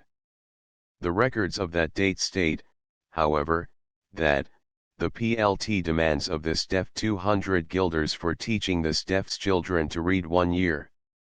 652. There is no doubt that Friends were not concerned with education in this case. 653. The first meetings of Chester monthly meeting were held in the courthouse. 654. At Chester, and meetings for worship usually among the members at their homes, previously designated. 655. In March, 1686, Uren Keene conveyed in trust to Johnson Cock, Thomas Brassey, John Brinton, Caleb Pusey, Randall Vernon, Thomas Vernon, Joshua Hastings, Mordecai Maddock, Thomas Martin, Richard Few, Walter Fawcett and Edward Carter, a piece of ground in Chester property granted the meeting and house built beginning at said Uren's lot or guarding, and so running, 60 feet along and fronting the street towards the prison house, thence down the lower edge in Chester Creek, thence along the creek 60 feet, thence to the place of beginning, to the use and behoof of the said Chester the people of God called Quakers and their successors forever. 656. In the year following, it was urged by the monthly meeting that Friends agree with workmen to build a meeting house at Chester 24 feet square by 16 feet in height. 657. The first meeting house, built on the ground above mentioned, was completed about 1793. 658. First land devised for schools in 1769. Hoskins wills ground for schools poor to be schooled. The earliest record of schools established by Friends dates back to about 1770. Though this is the first record of a device of property for the purpose, and the minutes of the meeting are also negligent of educational affairs, it does not seem probable to the writer that the locality was without schools. There were probably neighborhood schools, not subject to any organization on the part of the meeting. On December 31, 1769, Joseph Hoskins, a friend, willed a lot of ground for the use of schools. 659. And though his death did not occur till some years later, the meeting appears to have known of the intended bequest and to have built a schoolhouse in 1770. 660. It was further ordered by the will that the sum of £30 be paid to John Eyre and James Barton for the schooling and education of such poor children of the inhabitants of the borough of said Chester as the preparative meeting shall for the time being think fit to order and direct. 661. Mr. Jordan in his History of the County, describes the schoolhouse. The schoolhouse was built of bricks, laid in Flemish bond, the ends of the headers being burnt black, a style much in vogue at that time. In the south gable large numerals, 1770, were inserted in the wall, the figures being formed by the black ends of the headers. 662 school at Middletown, probably in 1740, land donated by Taylor and wife. The school mentioned in the committee's report on schools situated at Middletown. 663 was established by Friends in 1783, but an earlier school existed, 1740, according to Mr. Jordan. 664, the buildings for the same having been donated by Thomas Yarnall and Thomas Minchell, whose names are very prominently mentioned in Quaker records. The meeting minutes make no mention of such a school being established, however, and it must be understood to have been entirely on individual initiative. In 1791, Enoch Taylor and wife, Quakers, conveyed a quarter-acre of land to the use of Chester monthly meeting of Friends for the use of a school. 665, judging, however, from the later reports of the monthly meeting, we would be led to believe that no school was established at that time. 666, on December 20, 1791, David Hall conveyed adjoining property for the same use. 667, committees appointed on education, subscriptions to be started for funds about 1778. The monthly meeting became more active in regard to its interest in schools, appointing committees to investigate conditions and report the state to its sessions. 668, in 1779 and 1781. There appeared two reports on the condition of the Negroes and their education, which are presented in another chapter. 669, in 1782 there likewise appeared a report of the Committee on Schools in General. 670, this committee, appointed in accord with the suggestions of the yearly meeting, agreed substantially that the best way to the establishment of schools systematically, was to arrange for a subscription which might be applied to that use at the discretion of the monthly meeting. This was to be used for paying the master's salary, and to educate poor Friends' children, where it might appear to be of advantage to do so. 671, these suggestions were directed to be copied and put into the hands of the members in each of the preparative meetings. 672, 3 months thereafter, the meeting appointed a treasurer for funds and a committee for the oversight of schools, who were to act in general accord with the suggestions made in the first report. 673, the minute of the meeting of that date runs as follows: a form of subscription was proposed which might be entered into by those who desired, and was approved by the meeting, and all urged to forward the signing of it. 674, qualified teachers scarce. The work thus started was not entirely satisfactory to the committee, however. They report that the work goes very slowly and name, as one cause, the great difficulty of getting suitable teachers. 675, provision seems to have been made for the schooling of poor children, such as can conveniently be sent. 676, this reference may mean that all such were schooled who were within reach of a school, or that they sent all for whom they had a sufficient fund. In 1783 they acknowledged the receipt of the most recent advices of the yearly meeting, which again recommended the serious subject of schools to their attention.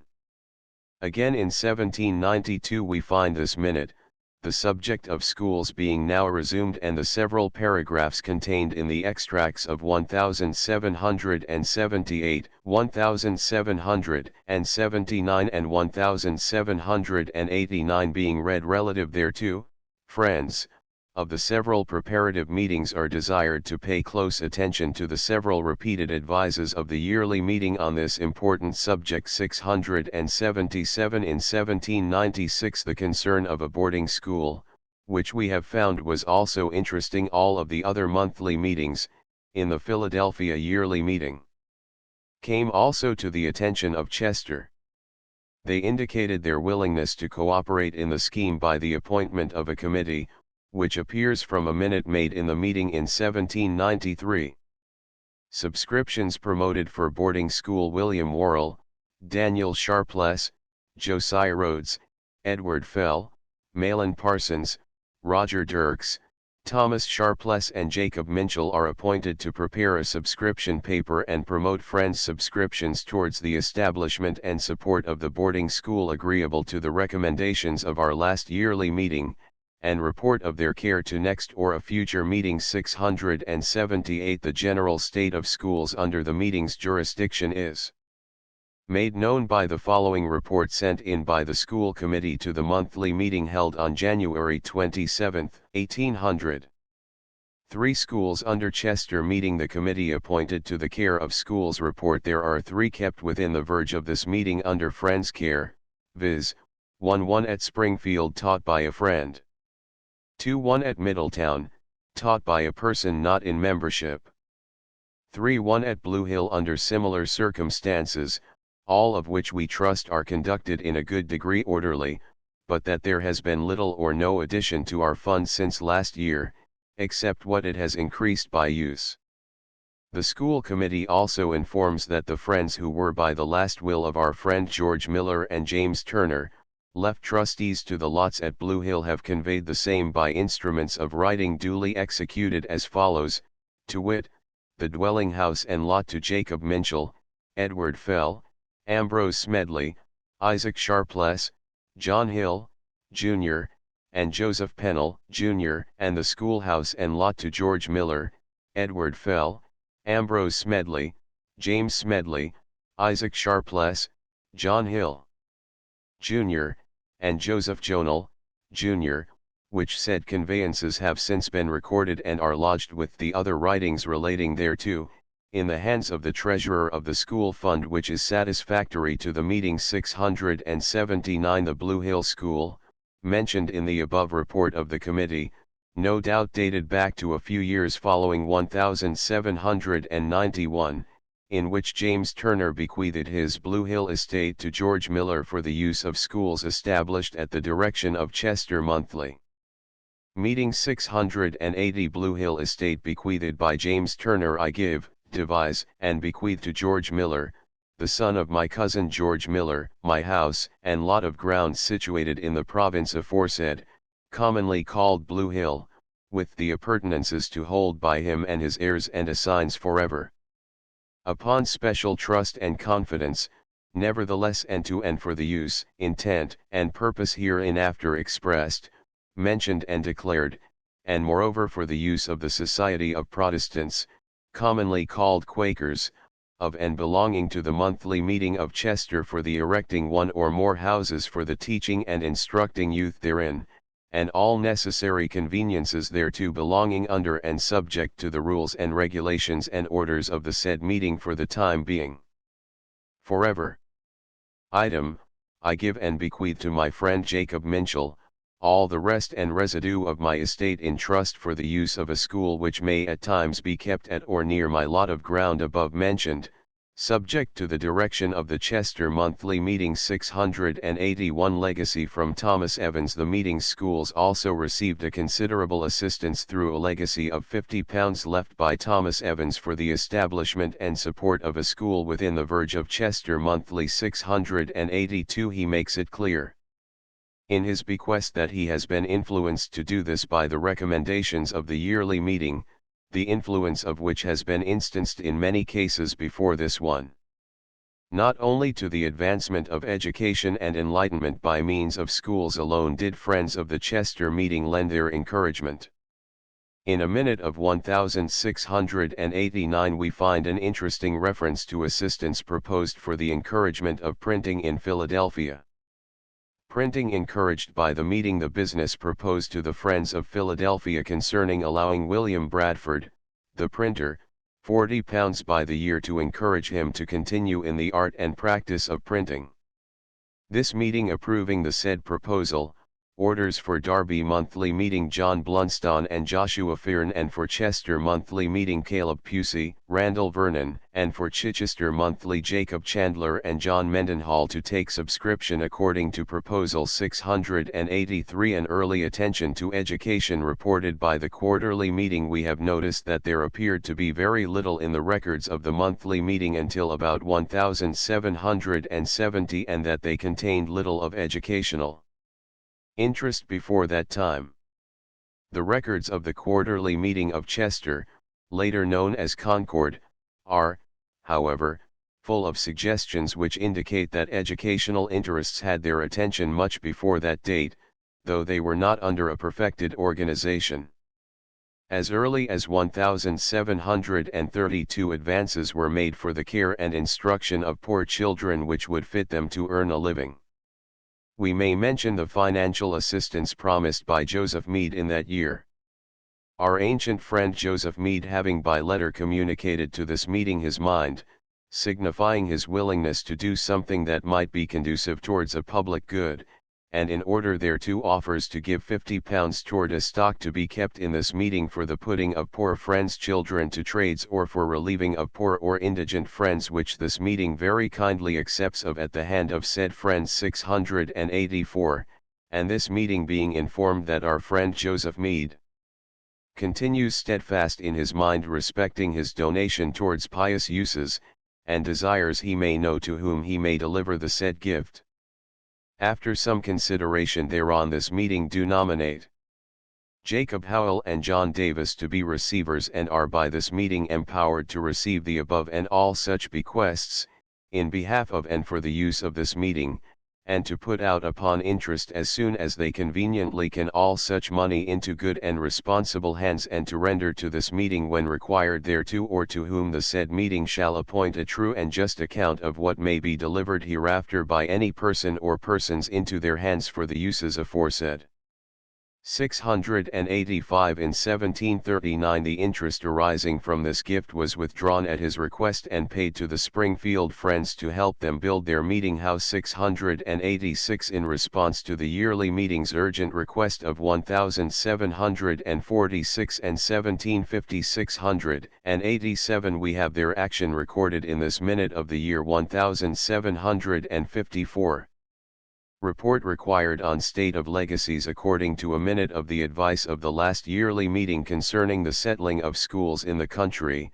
It is agreed for the encouragement thereof that the several and respective clerks of the monthly meetings belonging to this quarterly meeting do inquire and bring in a true report of all legacies, donations, or estates which have been heretofore given to their respective meetings, and of the uses to which the monies arising therefrom are applied, and bring the account thereof to our next meeting. 688. Derby land deeded for meeting. The meetings at Derby were at first usually held at the home of John Blunston, who in 1687 deeded 1 acre of ground in Derby aforesaid for the use of building a meeting house. 689. On which the meeting house was begun in the following year 690 and finished in 1689. 691. Happily, in the case of Derby meeting we can point out a definite statement concerning a school established by the meeting, and which, quite probably, was the first school at that place.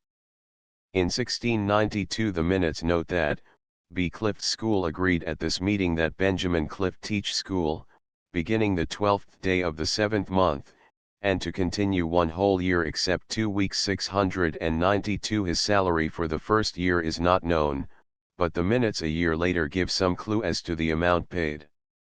Agreed at this meeting that Benjamin Clift teach school a year, beginning this 20th day of this 9th month, and to have £12/00/00693 slight activity before 1778, as has occurred in all other monthly meetings thus far considered.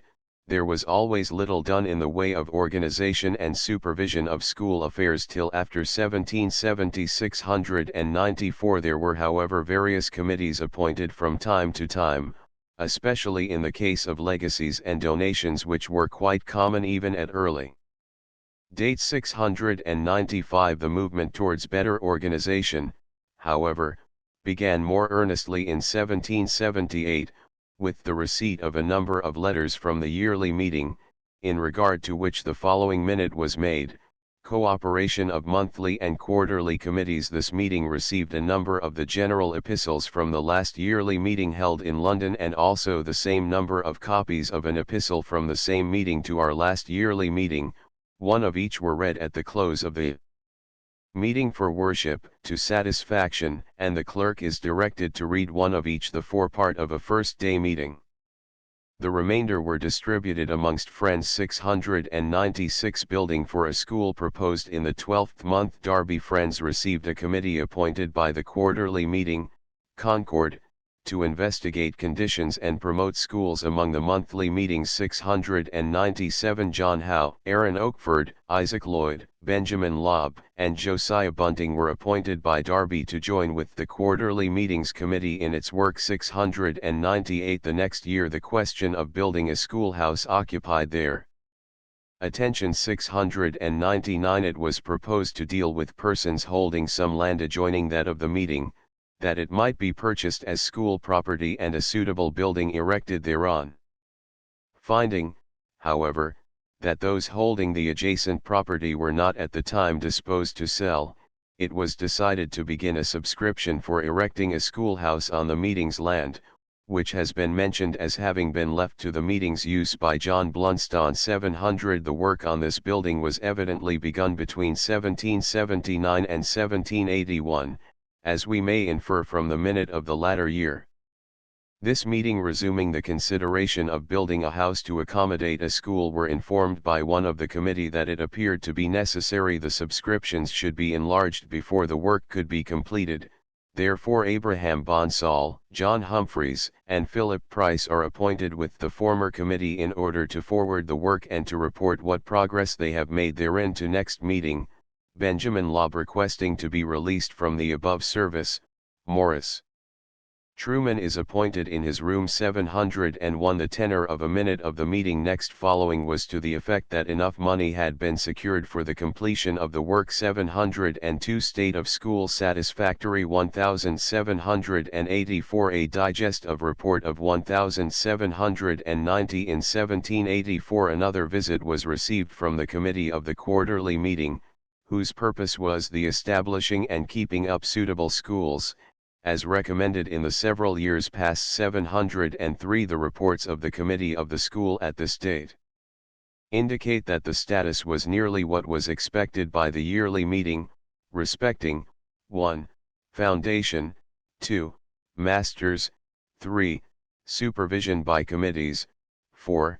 Accommodations for the master, etc. 704 In 1787, Nathaniel Newlin, one of the meeting's representatives to the quarterly meeting, brought back a request from that body for a circumstantial account of the state of schools, to be transmitted to the quarterly meeting the next 8th month. 705 The said Nathaniel was placed on the school committee. In the 11th month following. 706 and later, John Bull and Benjamin Bartram were appointed in the places of Aaron Oakford and Philip Price, who requested to be released. 707 In the first month of the year following there was produced a report by the committee, which in fact became the governing document for the schools established and to be established in Derby. There is presented here a digest of the report. A complete statement of it may be found in Chapter 2. 1. Recalling the advices of the yearly meeting, they recognize, a. the advantages arising from established schools, and b. the losses sustained from a want thereof.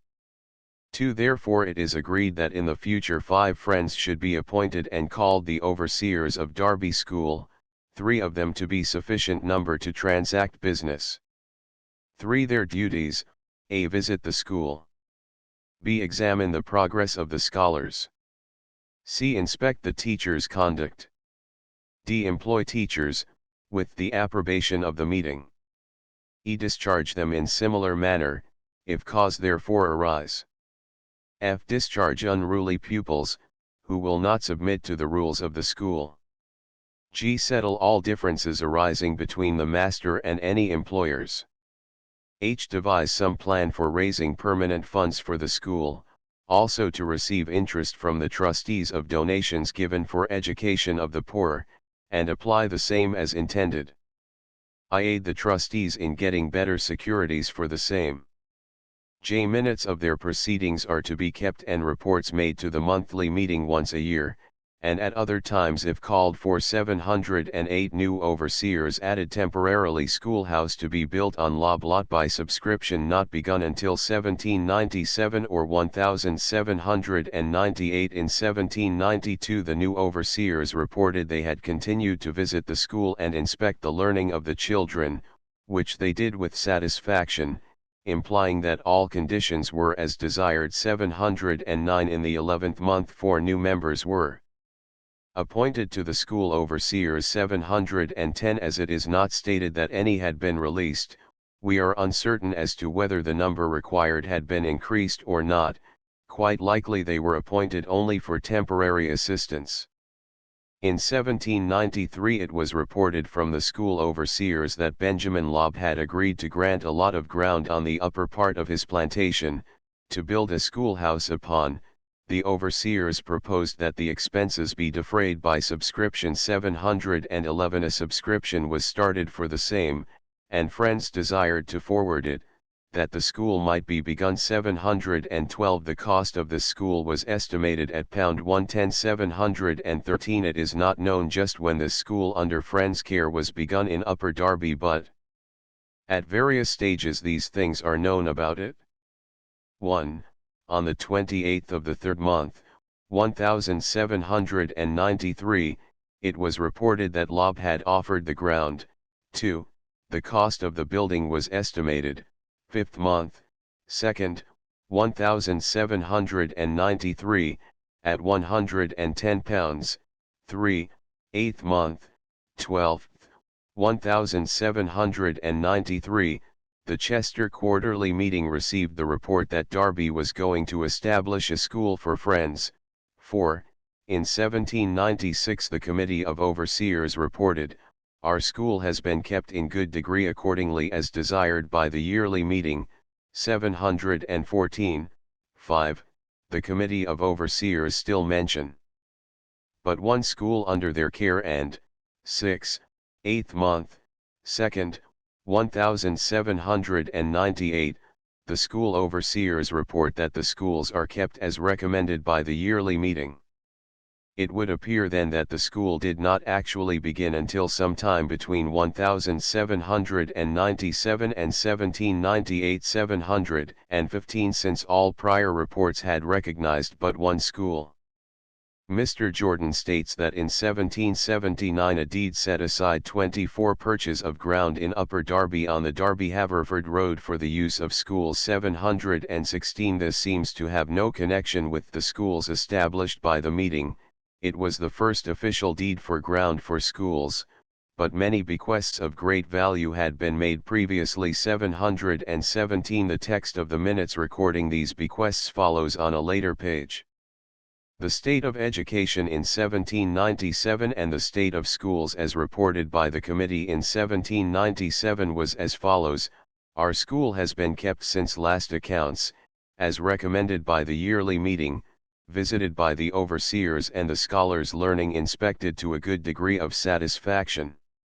There has been expended for schooling children of friends and others the sum of £12/10 and on settlement there appears a balance in the treasurer's hands of £6/15/5, the stock remains the same as at last year. Signed, Morris Truman, Isaac Oakford, and John Hunt. 718 1798 as mentioned above. The second school in Upper Darby seems to have been put into operation by 1798. The committee's report, summarized, is as the following: 719-1. Schools kept as recommended by the yearly meeting since last year. 2 scholars' learning has been inspected. 3 schools have been visited. 4 children of the poor and of others have been schooled. 5 stock remains at £14/00/00 as last year. Signed Truman Morris, John Hunt, and Isaac Oakford. Support of schools by legacies. As has been previously suggested, the financial assistance to Darby schools came in a very considerable measure from legacies, left from time to time, but it was also necessary to use subscription and rate plans for school support. The text of one of these bequests, as recorded in the Derby records, is given below. Likewise I give and bequeath to my friend John Griffith, Thomas Pearson, and Samuel Bunting, all of Derby aforesaid, the sum of £50, nevertheless my aforesaid gift and bequest to them is only in trust, that they the said John Griffith, Thomas Pearson, and Samuel Bunting shall reconvey and receive from the hands of my executors aforesaid the sum of £50, and when so received, put out the said monies to interest on good securities with the approbation of the monthly meeting of the people called Quakers in Derby aforesaid, and at the risk of those benefited thereby, and so from time to time forever, with the approbation of the said meeting for the time being. To the intent and purpose that by and out of the interests and profits thereof, they the said John Griffiths, pay for the learning to read and write of such and so many poor friends' children in unity and church fellowship with the said people and belonging to the said meeting, as the said meeting shall order and appoint from time to time forever, and when any of my said trustees shall die, it is my will and mind that the said meeting shall appoint another to succeed, and so from time to time. Forever 720 Radnor A School mentioned in 1731. Smith's History of Delaware County states that as early as 1788 there was a school established at Radnor. 721 The first reference to a school found in the Radnor monthly meetings records was in 1731. 722 At that date Richard Harrison and some friends signified to this meeting in writing that the meeting appointed last 7th month to be kept at the said Richard's schoolhouse was duly and religiously kept, and further requested to be permitted to keep an afternoon meeting, which is allowed of and to be at 4 o'clock. The poor educated the school had doubtless been in existence for at least a short time before that. Their answers to the fifth query in 1757 state that they are careful of the education of the poor and find themselves clear of placing children from among friends. 723 They also, at that date, report themselves free of holding slaves. 724 Likewise in 1759, in regard to both. 725 In 1768, in regard to a case of apprenticing children, this minute is recorded by the meeting, children apprenticed the meeting taking the request to reimburse them the expense accruing on account of Jane Atkinson, deceased, into consideration, came to a result of paying them as soon as we can, and as there is one of her children not put out yet, it is desired Samuel Humphreys and William Lawrence would take some care in putting them out. 726 Making wills recommended in 1759 We find that friends are reminded by the monthly meeting of the necessary duty of making their wills in time of health, and that endeavors are used to apply public gifts to the uses intended. 727 The only uses intended must have been for some of these purposes: the support of the poor, their education, for Negro support and education, or for purely religious purposes, all of which, the last one excepted, were, in a way, if we may judge from other meetings' practices, educational. The suggestion of leaving bequests for public purposes, taken in connection with the answers to the fifth and seventh queries, and the known fact that there was a school in 1731, lead us to believe that the Radnor meeting was pretty well awake to educational problems. However true that may be, it is just as certain that any exact data on her schools are very rare for the early period before 1778. In that year the usual declaration of the yearly meeting at Philadelphia was received concerning the question of schools. 728 Report of Quarterly Meeting. A committee of the Quarterly Meeting in 1778 produced a report embodying certain conclusions arrived at, both as to causes of existing evils and the proposed solutions. Only a digest of this report can be given here. 729 1. We believe it a subject of much importance. 2. Corruptions have been introduced by mingling in outside schools. 3. It is necessary to have schools under masters and mistresses who take care of religious education. 4. We believe it our duty to spread the work through the yearly meeting. Committee appointed on Education. The effect of the yearly and quarterly meeting suggestions was the appointment of Samuel Briggs, William Lawrence, Jacob Jones, John Robeson, Samuel Richards, and Daniel Mall to attend to the affairs of education, as may be opened in the wisdom of truth. 730. This last may, to our modern way of thinking, suggest rather a blind guidance, but not so to the old-time friends. The report to the quarterly meeting in 1779 does not suggest that any progress has been made, as was desired, save in respect to the masters employed in the schools. To attend the ensuing quarterly meeting at Philadelphia, and report, that the answers are to be transmitted as nearly are state. That some care has been taken to advise such Negroes who have been restored to freedom. That the proposals respecting schools have been under consideration and some essays made by employing masters who are friends.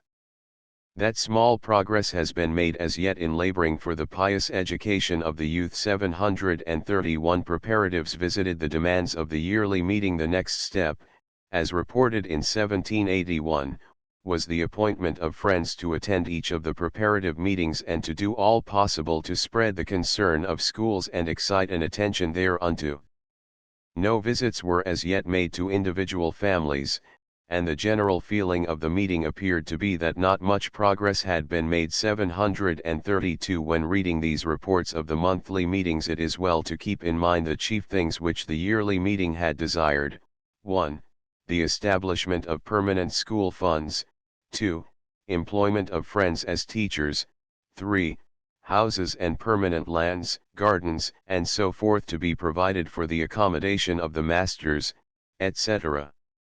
With this in mind, it is easy to see that the report of the meetings might be rather faltering, even though they were in some manner supplied with the benefits of education. In 1781 the quarterly meeting advised those still unsuccessful in their attempts to meet the set standards should be animated and encouraged to give weighty attention to this important matter. 733 The only success achieved by Radnor, according to their own report, was in the employment of friends for schoolmasters. 734 In 1786, the important subjects, relative to schools engages in some degree the minds of friends here, but have little further to mention at present, saving that the teachers employed in several schools appear to be those in religious profession with friends. 735 Purchase of ground proposed in 1790. It was reported that one of the preparative meetings was considering the purchase of a lot of ground for the purpose of schools. 736 Probably that of Haverford. In July 1791 the Committee on School Affairs gave a pretty full report, at any rate the best we can get, on the condition of Radnor's schools situated in each of the preparative meetings.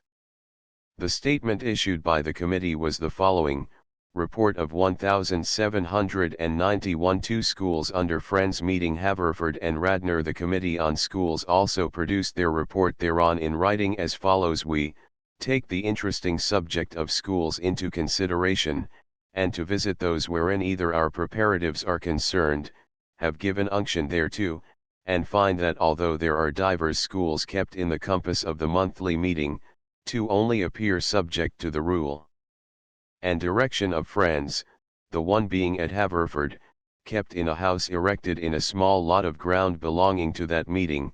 This school we visited in company with the committee of that preparative, which to us seems under its present circumstances tolerably well conducted, but it does not appear there are funds established, the salary of the master being made up by the neighborhood subscription. Some poor children principally are taught, the expense whereof is defrayed out of a small annual income arising from a sum left by a friend for such uses. The other school is at Radnor, the house being friends' property also. On a visit made to the school in company of a committee of that preparative meeting, we found it large at the time and under rules which appeared pretty well adapted for the government thereof, but the salary there, as in the aforementioned school, depends on the transient subscription, and therefore uncertain.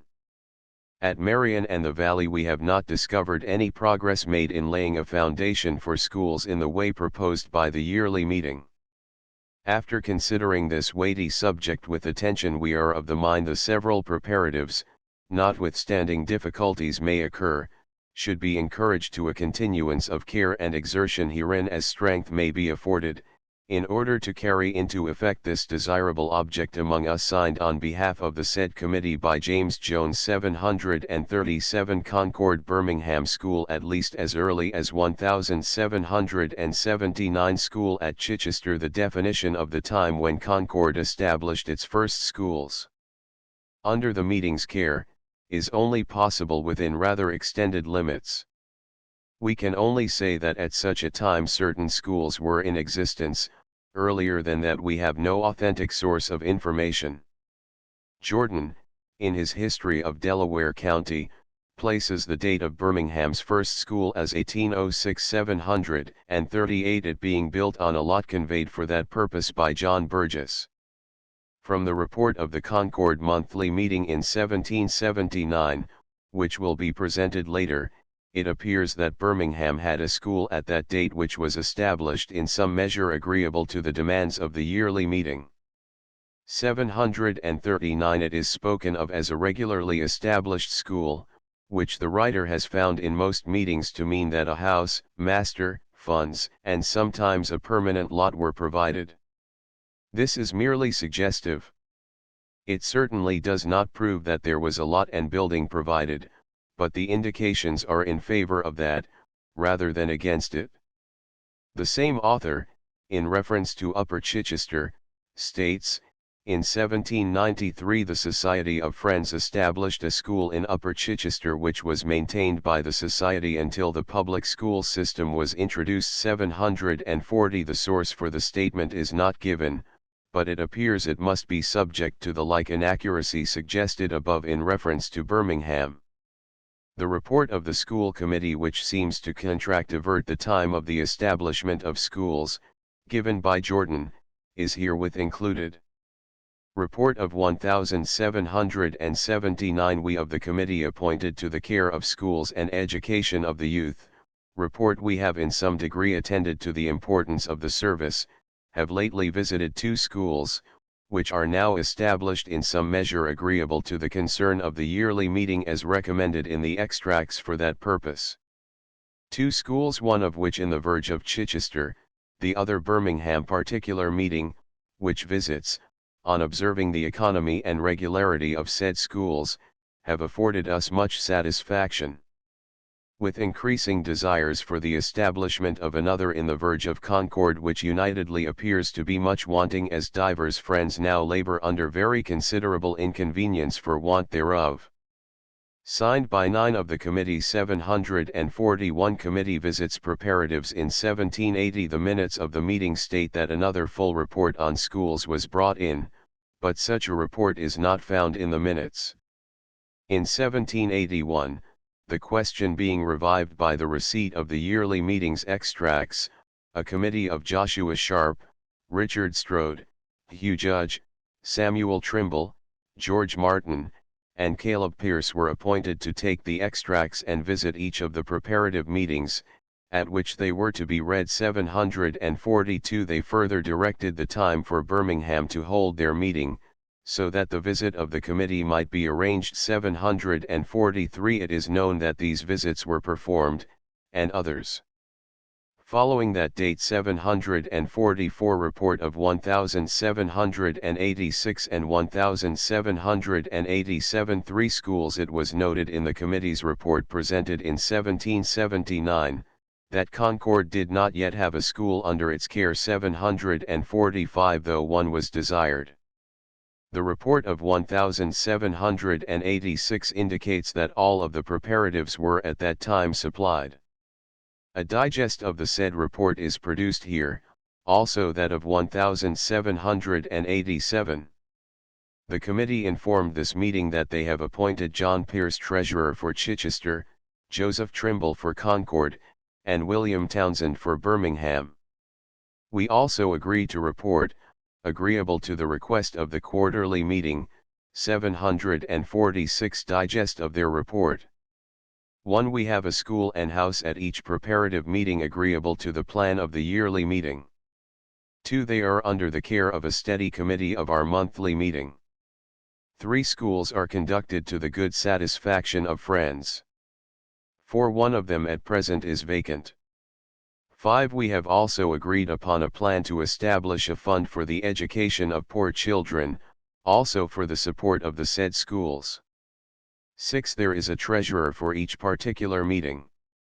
7. Not much progress made in securing funds, up to date. The report of the next year, 1787, was 747 1. The 3 schools visited. 2 are conducted to a good degree of satisfaction. 3 Chichester is at present vacant. 4 Request a future urging and some advice of the yearly meeting.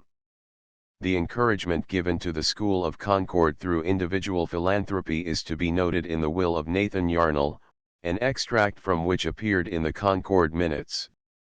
Schools encouraged by individual philanthropy, I give and bequeath a sum of £50 to be appropriated for the use of Friends School at Concord, if established agreeable to the plan recommended by the yearly meeting last year, to be paid into the hands of the committee appointed for the establishment of the said school.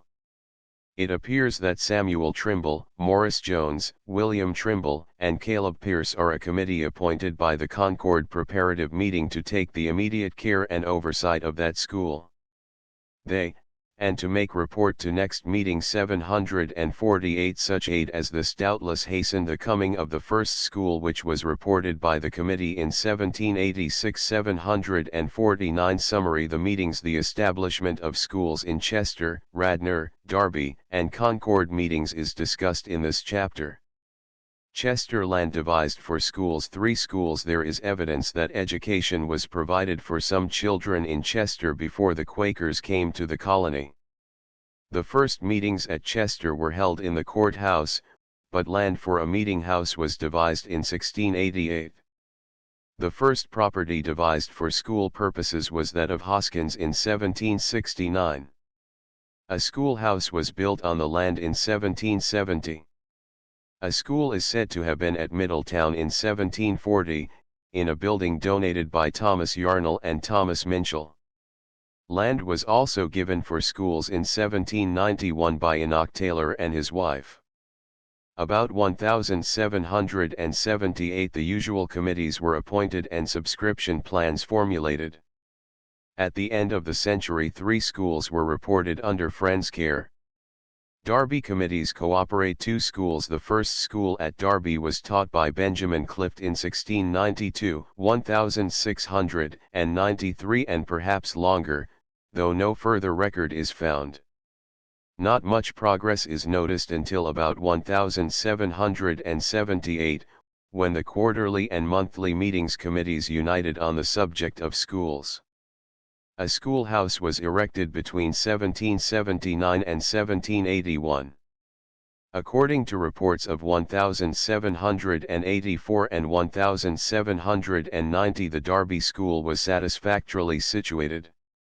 A new school in Upper Derby on Benjamin Lobb's lot was proposed in 1793, but not built before 1798.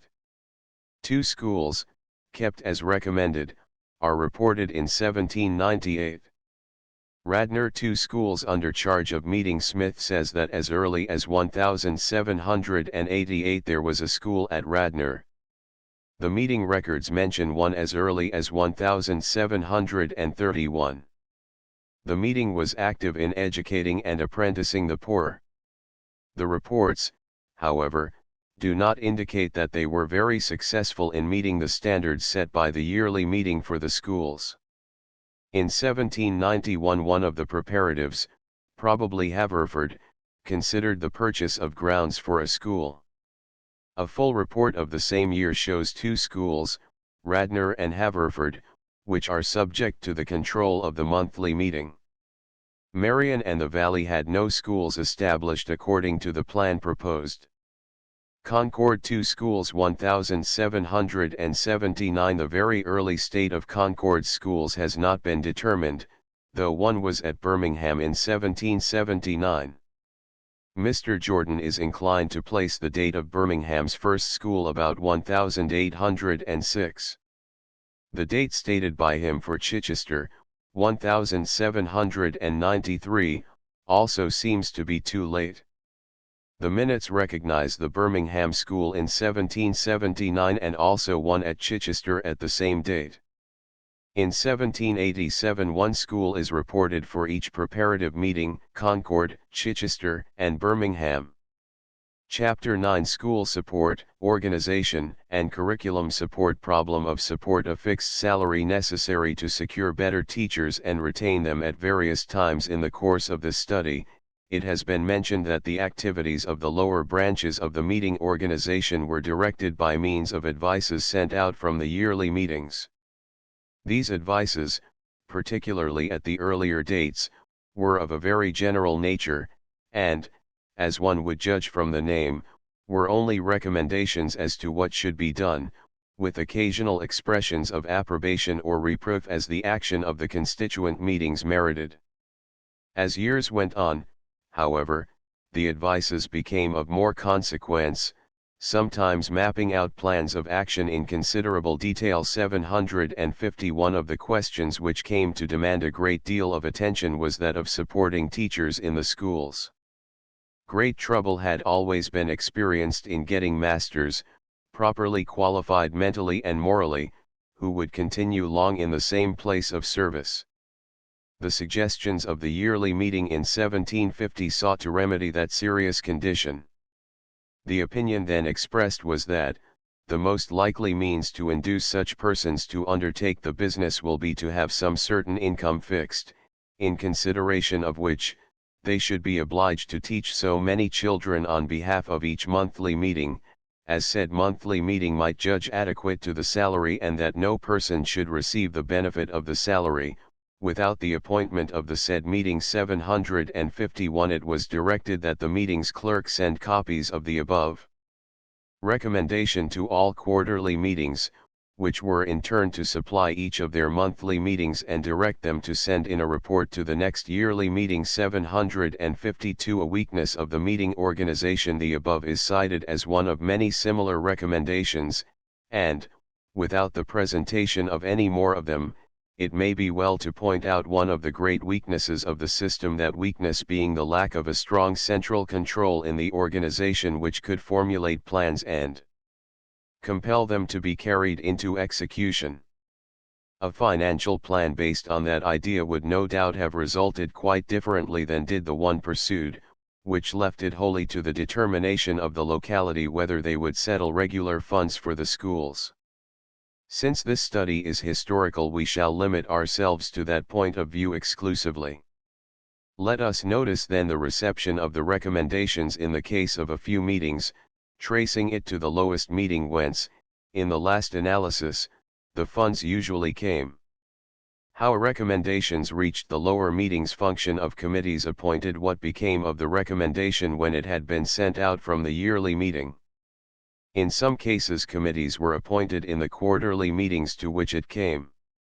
An instance of this is the case of Concord quarterly meeting, which in 1754 appointed a committee to inspect and examine the accounts and all monies which were given to charitable and educational purposes. 753 At another time Concord appointed a committee to visit the monthly and preparative meetings to ascertain the state of schools among them. This committee reported soon after that they had visited the meetings, but that not much had been done in regard to schools. 754 The appointment of these committees was quite a common practice and, no doubt, they had considerable influence. They often worked with the committees of the monthly meetings. 755 And in some instances produced very full reports of their activity, which they, of course, forwarded to the yearly meeting. 756 The duties in general performed by the quarterly meetings, as doers of the yearly meetings were as follows. Duties of the quarterly meeting summarized: 1. To transmit the advices through the representatives to the various monthly meetings. 2. To appoint committees, a. for investigation and, b. for cooperation with those in the monthly meetings. 3. To collect reports and make final report for their locality to the yearly meeting. 4. At some stages of development the quarterly performed some duties later performed by the monthly meeting. 757 Procedure in the monthly meeting. What became of the recommendation when sent on from quarterly meeting?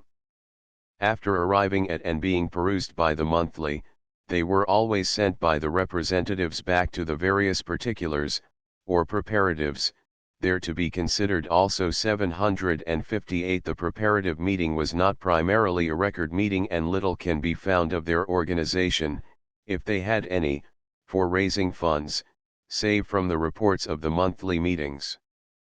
This does not mean, however, that the preparatives did not share in raising the funds. It means only that the organization for so doing was in the monthly meeting. 759 The plans adopted by that body were drawn up in the most part by a committee which was representative of each particular meeting. Let us examine briefly the general nature of the plans proposed by some of the meetings for establishing permanent funds. Only those of 2 or 3 will be mentioned, as there was great similarity in all of them. The text of the plan for some of the meetings may be found in the chapter in which those meetings are considered. 760 In 1796 the minutes of Kennet recorded a plan their committee had devised for the establishment of a permanent fund. As has already been suggested, one of the greatest weaknesses of the whole system was that everything was done upon individual choice. 761 That is probably the first thing to strike the reader's attention as he looks over the plans devised. We will state as concisely as possible the chief points. Kennet plans for raising funds summarized: A. Subscriptions were voluntary, and if a note were given it bore interest at 5%. B. There was a regularly constituted board of trustees for the funds. C. Record was to be kept of receipts and expenditures and reported to the monthly meeting. D. All money paid in was to be vested in real property as soon as possible. E. Disagreement among the trustees must be settled before the monthly meeting. F. Funds were to be used for paying salaries or keeping buildings in repair provided the amount of the principal fund be not lessened. 762 From reports of the success in establishing schools in Kennet meeting. 763 One must believe that their trustees managed the funds wisely and that subscriptions were generously made, but their exact financial state is not given. Similar plans by Derby, London Grove, Buckingham, Salisbury, and others. Similar plans were devised by many other meetings, such as London Grove 764, Derby 765, Salisbury 766, and Buckingham 767. In all, the outstanding characteristics are the same as those mentioned in the Kennet plan. One very interesting characteristic which frequently recurs, is that in the fifth rule of Kennet, which allows that the funds may be used also for the poor, who are not members of Friends. 768 Other forms of support besides the subscription just mentioned were: 1. Legacies, given on terms determined at the will of the donors; 2. Fees, and, occasionally, 3. Issue of bonds for rather small sums, which were needed in case of emergency, such as completing a schoolhouse which had been begun. An instance of the third method occurred in 1701 when Philadelphia monthly meeting agreed that £100 be raised in that manner for completing the work on the schoolhouse. 769 Many similar instances were found in records of other meetings. The rate system was so commonly used as a means of support in the early schools that it needs no special attention here. Some of the rates paid for teaching will be noted in a later presentation of masters' salaries. Legacies have been very frequently mentioned in previous chapters, and it is here necessary only to call attention to the chief characteristics of the bequests and refer the reader to previous chapters if he wishes to examine the text of them. 770 The common characteristics are: main characteristics of the bequests made: 1. Entirely voluntary, though the making of them was frequently urged by the meeting. 771 and was in fact the concern of the queries which were regularly sent out. By this means the yearly meeting was informed of the interest taken in making donations. 2. Almost universally consisted of a. Sums of money or b. Land. 3. The donor chose trustees in the meeting to be subject to its direction. 4. The purpose was generally definitely stated, also how the money should be invested.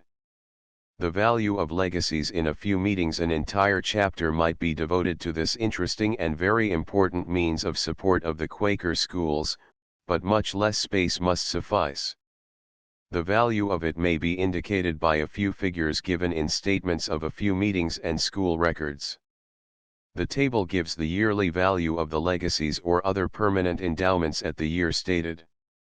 The list is not complete, due to inadequate records, but may be taken as indicative of the extent of this form of support. 772 Value of legacies for school support for whose use year amount overseers of Penn Charter School. 773 £1,776 574/00/11 1/2 Buckingham Monthly Meeting. 774 £1,778 244/4/11 1/2 Buckingham Monthly Meeting. 775 £1,793 767/10/00 Wrightstown Monthly Meeting. 776 £1,792 48/13/10 Falls Monthly Meeting. 777 £1,799 777/9/4 1/2 Euclid Monthly Meeting. 778 £1,784 120/10/00 Horsham School Committee. 779 £1,793 351/2/11 Organization. London Advices on Education. The machinery of organization which had any connection with the direction of the school system has already been frequently referred to. It is the same organization which was discussed in Chapter 2 780. It has further been pointed out that one of the functions of the head of this organization, the yearly or General Assembly, was to issue advices for the direction of the lower units. These advices began very early, so far as they are concerned with education. In 1692 London Yearly Meeting warned all others to be careful of a Christian care in the education of their children, 781 and followed it successively each year with more suggestions. 782 These advices all found their way to the Yearly Meeting of Philadelphia and Burlington, and the similarity between the advices of the two meetings is striking but not surprising. London Advices summarized. It may be convenient for the reader if some of the chief recommendations of the London Advices are stated briefly, that the likeness of the two may be noted later when we examine those of Philadelphia. They are, 1. Education is to be useful and practical. 783 2. The major emphasis is placed on Christian and moral instruction. 784 3. The teachers must be capable of good moral influence. 785 4. Teachers must be members of Friends. 786 5. Free education is to be provided for the poor. 787. First it was only mentioned for the children of Friends, later others. 6. The cooperation of teachers is urged for the betterment of methods of teaching. 788 7. The weaker communities are to be aided by the stronger. 789 8. Both parents and teachers must realize the force of example. 799. Close censorship of all reading material for the youth. 791 Means of exercising influence, epistles, ministers, and representatives. Philadelphia Advices also general for first half century. From this very brief statement of London Advices and with little attention paid to their manner of getting into and influencing those of Philadelphia, save to state that the chief means were, 1. Epistles sent, 2. Traveling ministers, and 3. Through representatives sent from the lower meetings. Let us turn to consider those of the last named meeting. As early as 1694 we find that body approved certain proposals about the education of youth, the initiative for which seems to have come from Philadelphia Quarterly Meeting 792. So far as the minute of the meeting goes, one would hardly dignify the statement so much as to say that it suggested a plan of education. If such a plan were submitted, it was carefully kept out of the minutes of that date. The very nature of the advice continues as with those of London until near the middle of the century, but as one reads the records they are seen to grow gradually in definiteness until beginning, to name a definite date, about 1746 and on through the period of 1777 and 1778, there are elaborated certain ideas for the establishment of schools in town and country. It is not until those later years that anything like strong central control is felt, and certainly there were earlier no visible results of such centralizing influence.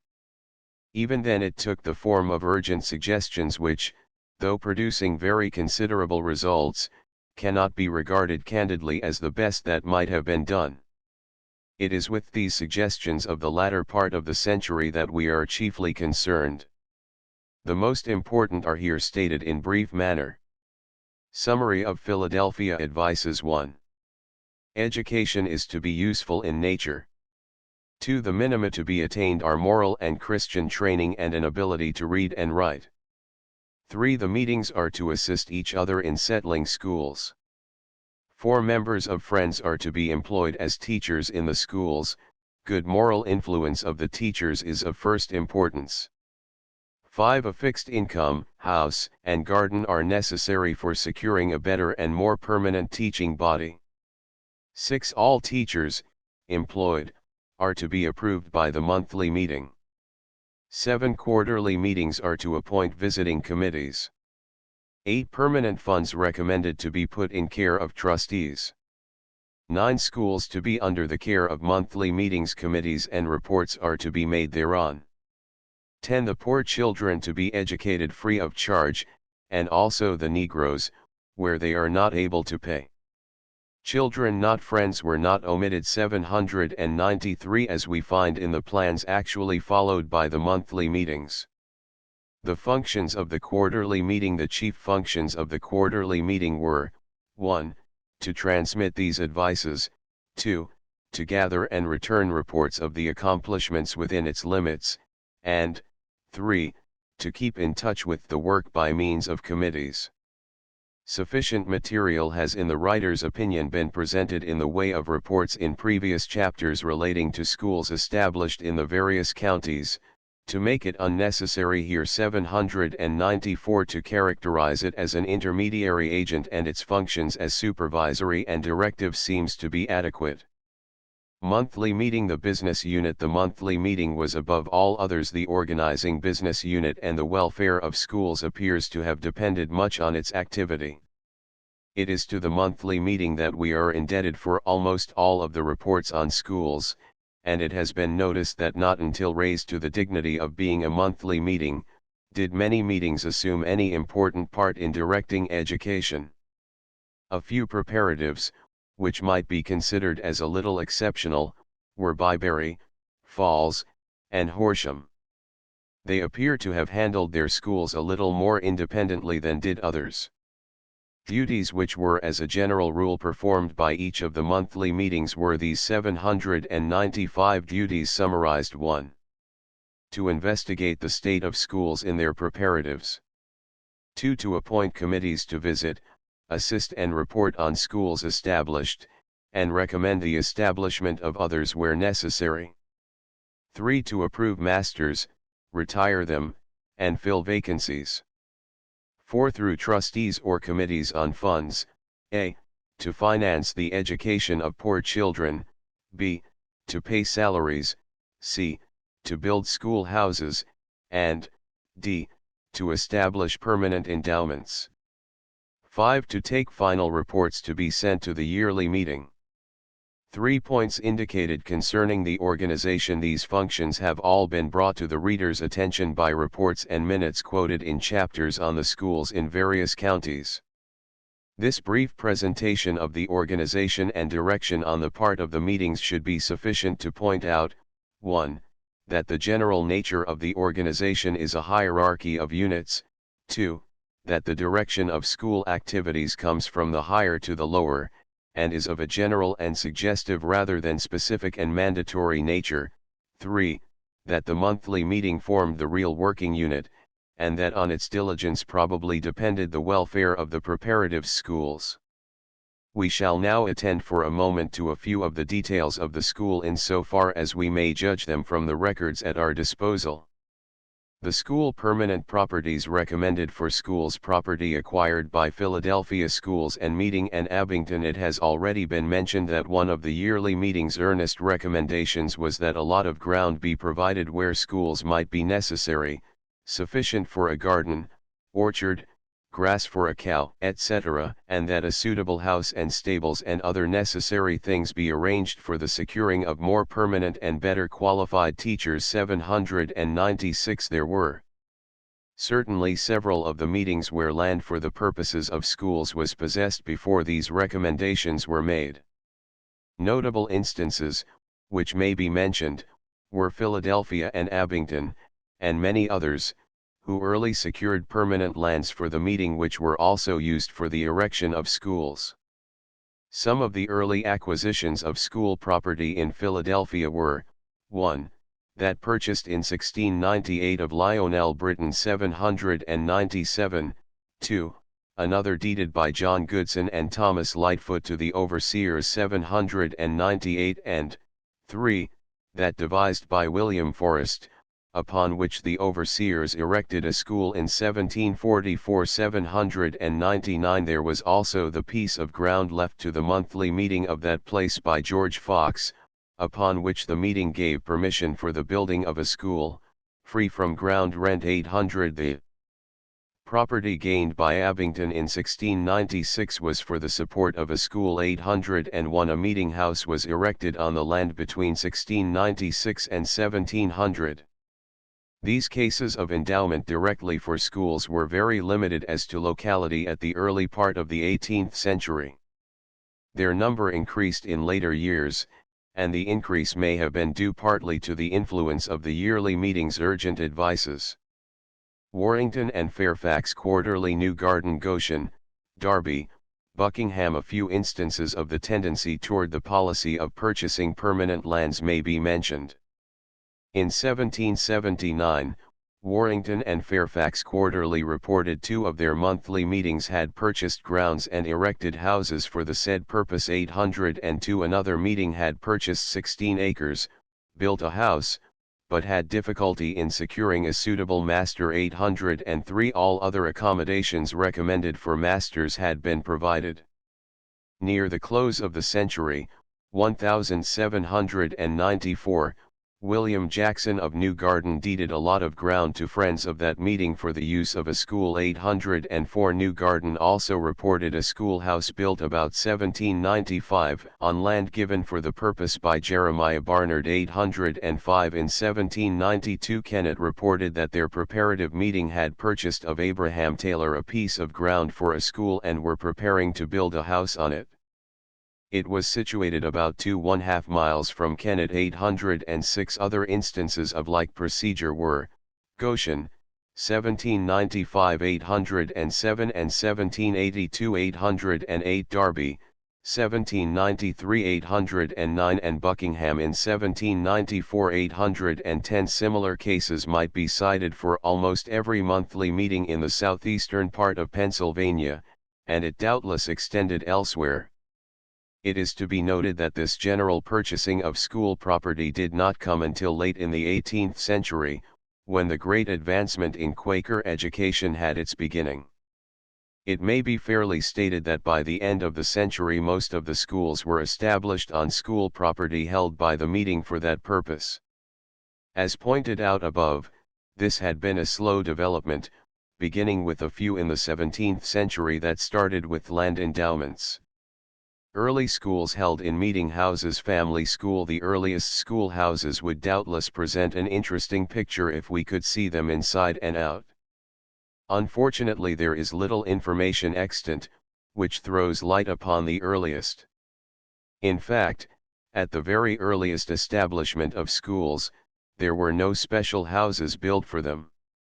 For many of them this condition prevailed till fairly near the close of the century.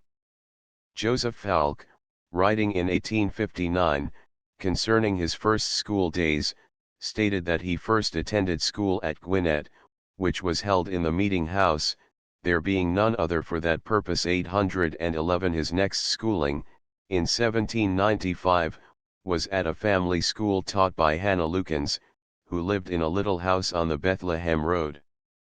He then attended school in a log schoolhouse, built about 1798 by his father. 812 other instances may be cited in connection with the use of the meeting house for schoolhouse.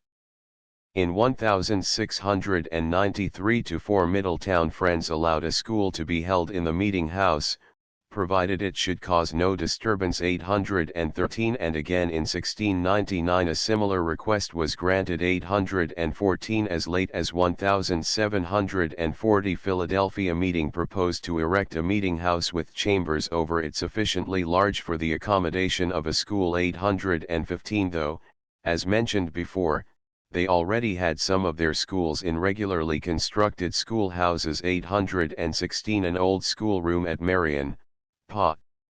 The writer has had the opportunity to visit one of these little schoolrooms established in the meeting house. Not much is known of the school at Marion, though the oldest of Friends' meetings, but it is quite certain that whenever their school began, and however pretentious it may have been, it must have been held in the upper part of the meeting house. The schoolroom in the present building is quite hidden away under the eaves. The walls are bare and the rafters low overhead. Ample light is furnished. Rude wooden benches and tables, the latter with sloping tops, constitute the furniture of the room as it now stands. One of the table tops bears the date 1711, doubtless the telltale of some vandal outcropping, which might tempt one to place a school at that early date. It is however too meager and uncertain evidence to justify such a conclusion. 817 Size and cost of schoolhouses. Goshen, Falls, Philadelphia. Manner of heating. From a few sources of information we gather some clues as to the size of the schoolhouse generally. The house proposed by the Goshen meeting in 1782 was to be 27 feet square from out and to cost about £150. 818 The new one proposed at Falls some 12 years later was to be somewhat more pretentious, being 22 feet by 30 and having 2 stories. Its cost was estimated at £200. 819 We infer from the minutes that a building was badly needed at Falls, the old roof being very leaky and the ceiling about to fall. In spite of this fact, it does not appear that the house was erected until about 1799. The final dimensions decided upon were 26 feet by 24, 1 story, and a cellar of the same dimensions. 820 It is not certain how much space was actually devoted to the use of the schoolroom, since the building doubtless accommodated the master and his family at the same time. The schoolhouse begun in Philadelphia about 1701. 821 was to be 24 by 60 feet. Another one in 1744, built on the forest property, was to be about 60 by 35 feet, 2 stories high, with a basement underneath raised 3 feet above the surface of the ground. 822 The cost of the last building when completed in 1746 was £794. 823 Anthony Benezet, who apparently was teaching in an old building, made complaint in 1744 that it was too hot in summer and too dark in winter, and therefore urged that a window be put in the south side. 824 The writer has found a single instance to indicate how the school building was heated. Judging from such meager data, we would say that the first schools, probably up to 1715 or 1720, were heated by the old-fashioned brick stoves. They were at any rate employed in some, but were beginning to lose their popularity in that period. One was removed in 1715 and an iron stove substituted for it. 825 number of children attending schools. Two classes, the pay and the free scholar. The size of the schools, measured by the number of pupils, must be judged mostly from material found relating to Philadelphia. It was doubtless true that in the country regions there were fewer children within reach of the school, and it was not necessary to state limits beyond which they might not go. The yearly meeting certainly recommended that the number of children be specified, which the master was to teach, but this was often taken to mean that they should promise to teach a certain number of children for the use of the school. The schools were always composed of these two classes, the independent or pay scholar and the poor or free scholar. Some of the Philadelphia reports state the number attending, of each of these classes. In that system the teachers were required to keep a roll, especially of the poor children, and turn it over for the inspection of the overseers. 826 In country districts the school committee usually kept account of the poor scholars, seeing that they were supplied with all things necessary. 827 It may prove interesting to examine the Philadelphia system a little more fully. Both boys and girls assisted. Everything furnished to the free scholar. First, let it be noted that cases of both boys and girls were investigated by the overseers, and if capable and in need of assistance, they were put under the tutorage of masters or mistresses free of any charge. 828 Not only were the children of friends admitted, but an effort was made to find out the needy, of other denominations, and put them to school also. 829 All articles necessary were furnished free to the poor scholars by the board. The master was required to keep an account of each item and present the bill therefore in his reports to that body. 830 The number of poor in Anthony Benezet's school in 1743-4, about a year after he entered it, was 14,831. There was very little fluctuation as to the number for many years. In 1749 there were 17,832. Below are given the reports of some of the schools. In 1757 833. It seldom or never occurred that a report for all schools was made at one time. Master year items. Pay scholars, free scholars. Amount. Charles Thompson, Latin, 1,757 books and firing for poor scholars. 31 £7.150/00/00. Alexander Seton, English, 1,757. Teaching poor scholars. 30 4158/15/4. Premiums. 3/00/00. Books and firewood. 15/4/9. 1/2. Clothing for poor. 6/17/8. 1/2. Joseph Stiles. 1,757. Teaching poor scholars. 1428/18/1. Books and firewood. 3/14/7. Rebecca Birchall. 1,757. Teaching poor children. 2336/9/10. Firewood. 3/4/6. and Thornton. 1,757. Teaching poor children. 3/2/9. Number of poor and pay scholars. Stated indication of the system's growth in the number of schools immediately following the above report. Another stated there were 38 in the Latin school, 37 free scholars under Alexander Seton, 17 free under Joseph Stiles, 30 under Ann Thornton, and 30 free under Rebecca Birchall. 834. The slight discrepancy in the figures is not explained. A later report of 1,784 shows the following schools and the enrollment of each. 1. Proud, Latin, number not given. Todd, English, 88 on the list. Isaac Weaver, 28, William Brown, 29 girls. Sarah Lancaster, 64, Mary Harry, 15 or 16, Joseph Clark, about 30, Mrs. Clark, 15 or 16 boys and girls, Ann Marsh, about 50 boys and girls, Mary McDonnell, 15 young children 835. From this it seems that the only two schools which have increased considerably in number are the Latin and English, both of which employed ushers or assistants 836. The chief indication of the system's growth is the increase from 5 or 6 schools to at least 10. The approximate number of children recorded as having attended the schools under the overseers from 1712 to 1770 was 7,837 children sent from home to attend school. Children were frequently sent away from home to attend school, due to a lack of adequate facilities near at hand. The following letter, from an anxious mother, is a very interesting commentary on the attitude taken by the less educated toward the propriety of spending time for education. Though impolite to read private letters, it may be pardoned in this case. The 20th of December, 1702. Dear brother, the Fulines comes to salute thee and for Priscilla, which I hope are in health, as blessed be the God of all our mercies. I am at this writing. I long to hear from you both, and how Priscilla likes being at school, and how the like her, and whether she thinks that she will learn anything worth her while to be kept at school here. I have sent her some thread to knit me 2 pairs of gloves and herself on, if there be enough for to mak so much, if not, one for me and one for her. Bid her be a good girl and larn well, and then I shall love her.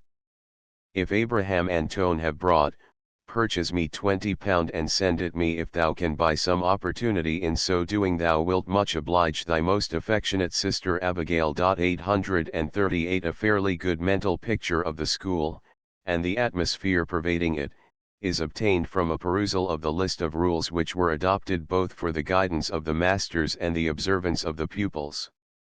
We cannot gain much from a discussion, since they are self-explanatory. Hence there is submitted a concise digest of those issued for the masters and mistresses in the several schools. Rules for the government of schools summarized. 1. All pupils must be at school promptly. 2. No one shall be absent without a permit from parents. 3. Strict obedience to the monitor is demanded, but if there is a real grievance, complaint may be made to the master. 4. Be orderly in coming to and leaving school. 5. Use the plain language to all persons, be civil to all. 6. To avoid, in hours of leisure, all ranting games and quarreling with one another. 7. Shall not play or keep company with rude boys of the town, but play with own schoolfellows. 8. They shall come to school on 5th day prepared to go to the regular meeting. 839. The rules above, which, if all followed, one must admit would have made an almost model school so far as behavior was concerned, were shortly thereafter expanded a little to meet the needs of the Latin and English schools. Those rules, however, were more concerned with the curriculum and part of method, and were doubtless a guide for the instructors more than to be followed by the pupils. They will receive attention in the next few pages in the discussion of the curriculum. We shall, however, be interested at this juncture to read the rules adopted by Robert Proud, schoolmaster and historian, for the government of the Latin school, in which he was the headmaster for many years. They are very similar to those already noted, though drawn up by Proud for his school alone. Rules adopted by Robert Proud while master of the Latin school. Orders and directions in the school. Reverentia Jehovi caput scientia. The fear of the Lord is the beginning of wisdom. 1. Duty in attending. Fail not to be present in school precisely at or before the time appointed for learning, being clean and decent, except sufficient reason require thy absence, in which case, on thy first returning, before the master, immediately inform him thereof to his satisfaction. 2. On entering, remaining in and departing from school, having taken thy appointed seat, with as little noise and disturbance as may be, move not therefrom, to that of another during the time of learning without absolute necessity, and then, very seldom, nor go out of the school without the master's leave or knowledge. and observe the same silently and orderly behavior, in thy departing from the school, as in thy entering it. 3. How to behave and study in the school. Be always silent, in school or during the time of thy studies, so as to be heard, neither in voice, nor otherwise, as little as possible, except in writing or speaking to the master or teacher, and discourse not with thy schoolfellows during the hours of study, without the master's permission, unless in asking, or giving information relating to thine or their learning, and even then observe to whisper, or speak as low as possible to be heard by him, who is next thee. 4. Behavior to the master, and during the presence of visitants, etc. Make all thy speeches to the master with due respect, and observe cheerfully to perform all his directions and commands, with readiness according to thy ability.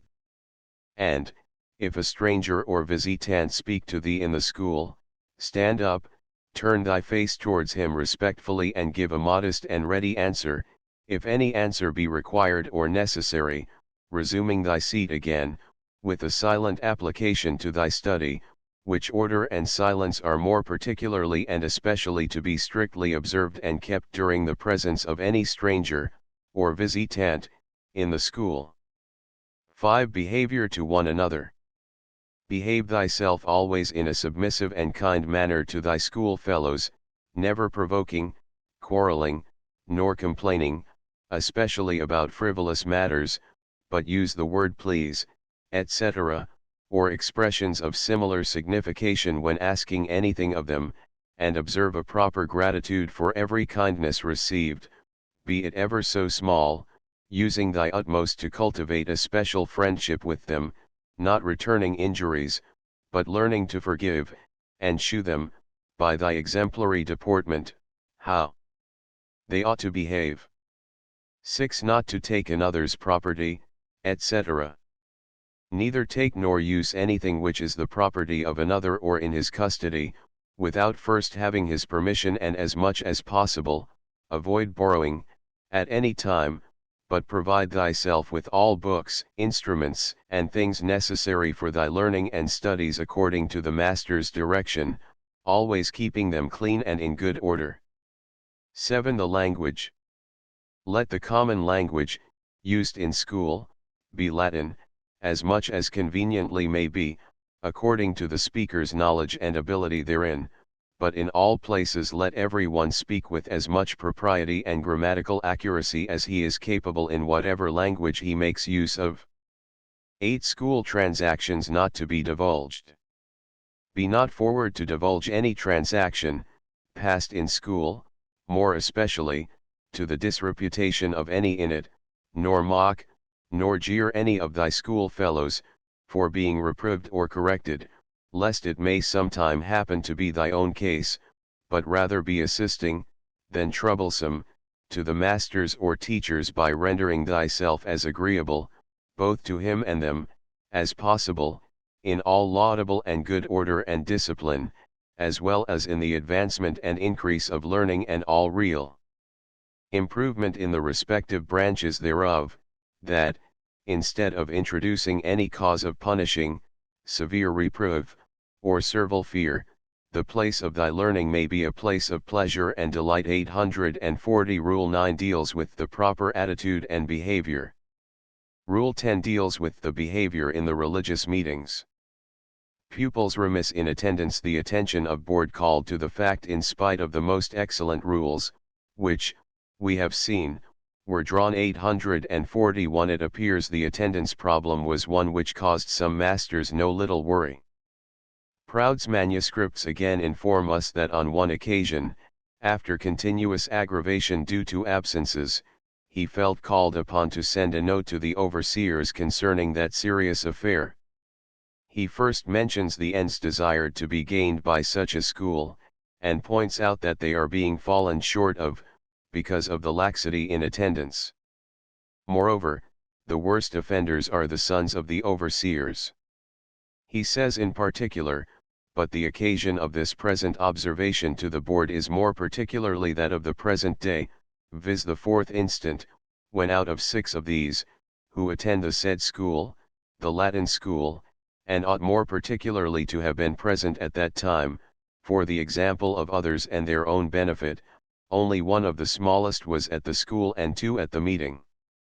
The rest, being grown and advanced in years, and learning, etc., and consequently more regarded for examples, were at that particular and important time, all absent with about the same proportion of the rest of the school. 842 There were, it seems, the usual causes at work which produced such havoc in the attendance record, and such distress in the minds of masters. A letter written by James Logan to his friend John Dickinson, in 1704, strengthens our belief that such was the case. He wrote in part, "Dear friend, I shall acquaint thee that thy two rugged boys are very lusty, love the river much better this hot weather than their masters' countenances, and the fields and boats far before schools or books. Thy affectionate friend, James Logan." 843 Two extremes in discipline. We have not much information from which to judge the discipline of the school. From the rules already considered one would expect that strict discipline was observed, but of the master's methods of enforcing it we know but little. There were doubtless two extremes. On the one hand, we might take Anthony Benezet as the very personification of mildness, and who ruled by love. 844 On the other hand, there was John Todd, who would thrash a boy very severely, and who took great delight in getting his victim to admit the pain that he knew he felt. 845 Premium given to most satisfactory pupils to secure better discipline, attendance, and also to induce striving for scholarship. It was customary to give rewards. We noted in the items sent in to the overseers in masters' reports that certain amounts were for premiums. 846 This policy of rewards was early agreed upon by the overseers, who sought in various ways to establish little funds for that purpose. In 1755 it was proposed that each one pay 2 shillings for missing a board meeting and 1 shilling for being late, the accruing amount to be paid out in premiums to encourage industry among the boys. 847 The fines were collected and then turned over to the masters, who applied them as they saw fit. 848 The extent of the practice of giving rewards is not exactly known, but it seems to have been general throughout all the schools of the board in Philadelphia, if we may judge from the regularity with which the bills for premiums were presented. It was also true that the school committees in other monthly meetings arranged to give rewards on visiting day to the scholars having the best records. 849 Length of school day. Evening schools customary. The early school days seem to have been long and tedious. Attention has already been called to the letter of Pastorius' children to their grandfather, in which they complained of the long 8-hour school day. 850 The school continued, according to their account, 6 days in the week excepting Saturday afternoon. 851 Besides this, it was customary in all places to attend meeting on 5th day, Thursday, 852 save in places where it may have been too far distant, an exception was made possible. 853 Evening schools were quite common, as has been stated before in the case of Germantown. 854 and increased in number toward the latter part of the century. In 1750 John Wilson, usher to Robert Willian, expressed his intention of opening an evening school which appears to have been acceptable to the board. 855 The prevalence of the evening school among people not Friends is at once apparent when one glances at the advertisements in the colonial newspapers. A few of those private evening schools were, one kept by William Dawson and John Gladson, teaching writing, arithmetic, and navigation. 856 Others by John Shuppy. 857 Mr. Lyon. 858 and Messrs. Barthélemy and Bassetti. 859 Length of school day in 1795, 7 hours. The length of the school day is better indicated, and perhaps the source of information is more reliable, near the end of the century. The rules issued by the board in 1795 state that the hours are to be from 8 to 12 in the morning, and from 2 to 5 in the afternoon. these hours to be observed from 3rd month, 1st to 11th month, 1st, in the remaining months the hours were 9 to 12 and 2 to 5. 860 vacations were very scarce and very brief. 861 in the main, according to the rules issued at least, they were to be, 1. At the periods of the quarterly and yearly meetings, and, 2. A vacation of 3 weeks, commencing on 7th day preceding the last 6th day of the week of the 7th month. 862 The other rules issued at this date besides these mentioned relating to holidays and length of the school day were the same as were previously stated. 863 The hours named above appear to us rather long for the small children. Arrangement seems to have been made for them, though no statement of it is made in the school regulations. There were, however, the schools of 1. William Brown and 2. Sarah Lancaster, who taught children for half days. 864 And also the girls' school, in which Anthony Benezet taught, 1754, was mentioned as though it were to be conducted only in the morning. 865 It is not to be understood that the half-day arrangement was always followed in the case of younger children, for Sarah Lancaster taught 35 children whole days at 15 per quarter. 866 It seems that the amount of time for them to attend was probably determined by the desires of their parents. Student papers, and magazines, etc.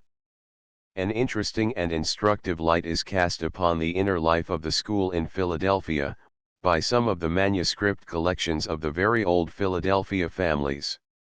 For instance, we learn that in the public school there were published certain magazines, gazettes, chronicles, and so forth, a few of them named as follows: The Examiner, the Universal Magazine, 1774, Students' Gazette, about 1774 to 1777, the P.S. Gazette, Latonia, 1777 to 1778, the Public School Gazetteer, containing the freshest advices, foreign and domestic, a palpable imitation of the newspapers in the city of that date, and the Students' Magazine. 867 The contents of all of them were no doubt very interesting to the boys and girls at the time of their publication, and are so even now, and at times give light on topics of importance. It may perhaps interest the reader to see some of the entries. We find the following, which gives a clue to the book used for instruction in grammar. A few items of interest and value was lost on Wednesday in the public school Rudimans grammar newly bound. Whoever has found the same and will bring it to me, shall receive 1 sheet of paper reward. S. Fisher. 868 Another of interest bewails the departure of Thomas Lloyd from school to go into Lancaster County. Thomas Lloyd, this worthy gentleman, was admitted about a 12-month ago into the Society of Freeholders, since which time he has been a very distinguished member of our community and a firm supporter of our institutions. He has been twice elected Clerk of the Supreme Court and twice raised to the dignity of President of the Honorable House of Assembly, which offices together with Treasurer he filled with most unblemished reputation and unshaked fidelity. His character in the literary world is sufficiently established by many genuine productions of judgment and humor. His affable disposition, his engaging address and behavior endear him to all that had the happiness of his acquaintance and render his departure a cause of great regret. 869 Another brief notice indicates that the Quaker preferment for plain dress was also made to prevail in the schoolroom. Gay clothing disagreeable from a certain expression which lately dropped from one of the overseers. We would have the greatest reason to believe that Mr. Webster's gay appearance is rather disagreeable. 870 Supervision. Somewhat irregular monthly visits decided upon some supervision of the work on the part of overseers and school committees seems to have been at all times expected, though attention hardly needs be called to it after the presentation of so many reports made by committees, in the chapters relating to the establishment of schools in the several counties. From the irregularity in the reports we judge, however, that the visitation must have likewise been irregular in many places. In 1755 the board in Philadelphia decided that for the encouragement of masters and scholars there should be visits made each month, preceding the usual monthly meetings. Also, if play days were thought necessary, they were to be arranged for between the masters and the committee of visitors. 871 The minutes indicate that these monthly visits were regularly performed. The Negro School, established in 1770, was also in charge of a committee to visit, superintend, and advise regarding its affairs. 872 The curricula are in general in harmony with the recommendations of the yearly meetings, and the frame of government. If we go back to our references on the advices of the yearly meetings of London and Philadelphia, we shall find there the basic reasons for the subjects which are to be mentioned as taught regularly in the schools. We recall that there was an emphasis placed on the moral, the useful, and practical, and the subjects first to be mentioned were writing, reading, and arithmetic, which constituted the necessities. 873 Furthermore, the frame of government of 1696, the product of Quaker minds and hands, recommended to erect and order all public houses and encourage and reward the authors of useful sciences and laudable inventions. 874 It is seen also from later advices of the yearly meeting that the useful was not limited necessarily to the 4 R's, religion, arithmetic, writing, and reading. In 1737, they recommended that as opportunity could be found, children should be permitted to learn French, High and Low Dutch, Danish, etc. 875 The use of Latin, Greek, and Hebrew is also justified by Crouch. 876 And it is well known and evident in all their writings that Penn, Barclay, Fothergill, Lloyd, Proud, Pastorius, and innumerable others were classically educated men. Studies pursued in Flowers School in Benezet's Walby Seaton's Girls' School Godfrey's The curriculum of the first school, Enoch Flowers, consisted of reading, writing, and casting accounts. 877 And it seems entirely probable that these were the chief constituents, along with moral instruction, for many years, in all save the Latin school. At any rate there occur no disproving factors in that early period. In 1742, when Anthony Benezet came from the Germantown School to Philadelphia, he was employed to teach arithmetic, writing, accounts, and French. 878 John Walby, employed about 10 years before him, Benezet, was to teach reading, writing, and arithmetic. 879 Alexander Seton was employed in 1751 to teach a school in the upper part of the city, the subjects being writing, arithmetic, and parts of the mathematics. 880 In 1754, when Benezet first began in the girls' school, mornings, he was required to instruct in reading, writing, arithmetic, and English grammar. 881 Then, besides what we may term the English school, in which Seton and Benezet taught for some time, there were others which we might term petty schools, for example, one kept by Debbie Godfrey. 882 who taught some poor children to learn to sew and read, and another, taught by N. Redman, 1761, previously occupied by Rebecca Birchall, where were taught reading, writing, and plain sewing. 883 Letter writing. Since writing letters was an art much used and cultivated in the colonial period, and writing was greatly emphasized in the schools, it may be of interest to insert a letter written by a schoolboy in 1735. The letter is written in a fairly regular boyish hand, and is probably the production of a youngster about 12 years of age. November 21, 1735. Dear Uncle, I think in duty, I ought to wait on you with my first letter, which I hope will plead excuse for all faults. I remember what you told me, and write or go to school every day. I am much obliged to you for your kind present of tickets, and hope I shall have good success. Pray give my duty to Uncle and Aunt Pen and all my cousins. My love to Mr. Phillips, Mr. Jervis, and Farmer Dill. With all my friends, so conclude. Dear Uncle, your eft. Nep Thomas Freem 884 Philosophy Dean of Pr. 21, 1735. Curriculum of later dates. Spelling. Quaker school curricula compared with others at later dates than those above mentioned. The records of the overseers, reports made in the monthly meetings of Philadelphia, Horsham School Minutes, Derby, and others, indicate that the curriculum consisted of reading, English, writing, arithmetic, branches of the mathematics, sewing, spelling, needlework, and other things suitable for girls. 885. The only one which is mentioned at this latter date, and not at the former, is spelling. This of course does not mean, necessarily, that spelling had just been introduced. In 1756 the visiting committee reported that spelling books and Bibles were needed in the schools for the poor children. 886. And since Benezet's spelling book came to a second edition in 1779. 887. And Fox's Instructions for Right Spelling was published in Philadelphia in 1702. 888. We may be certain that spelling as a regular study began at a very early date. If we compare this curriculum with those mentioned by private tutors at the same time, we find them essentially the same.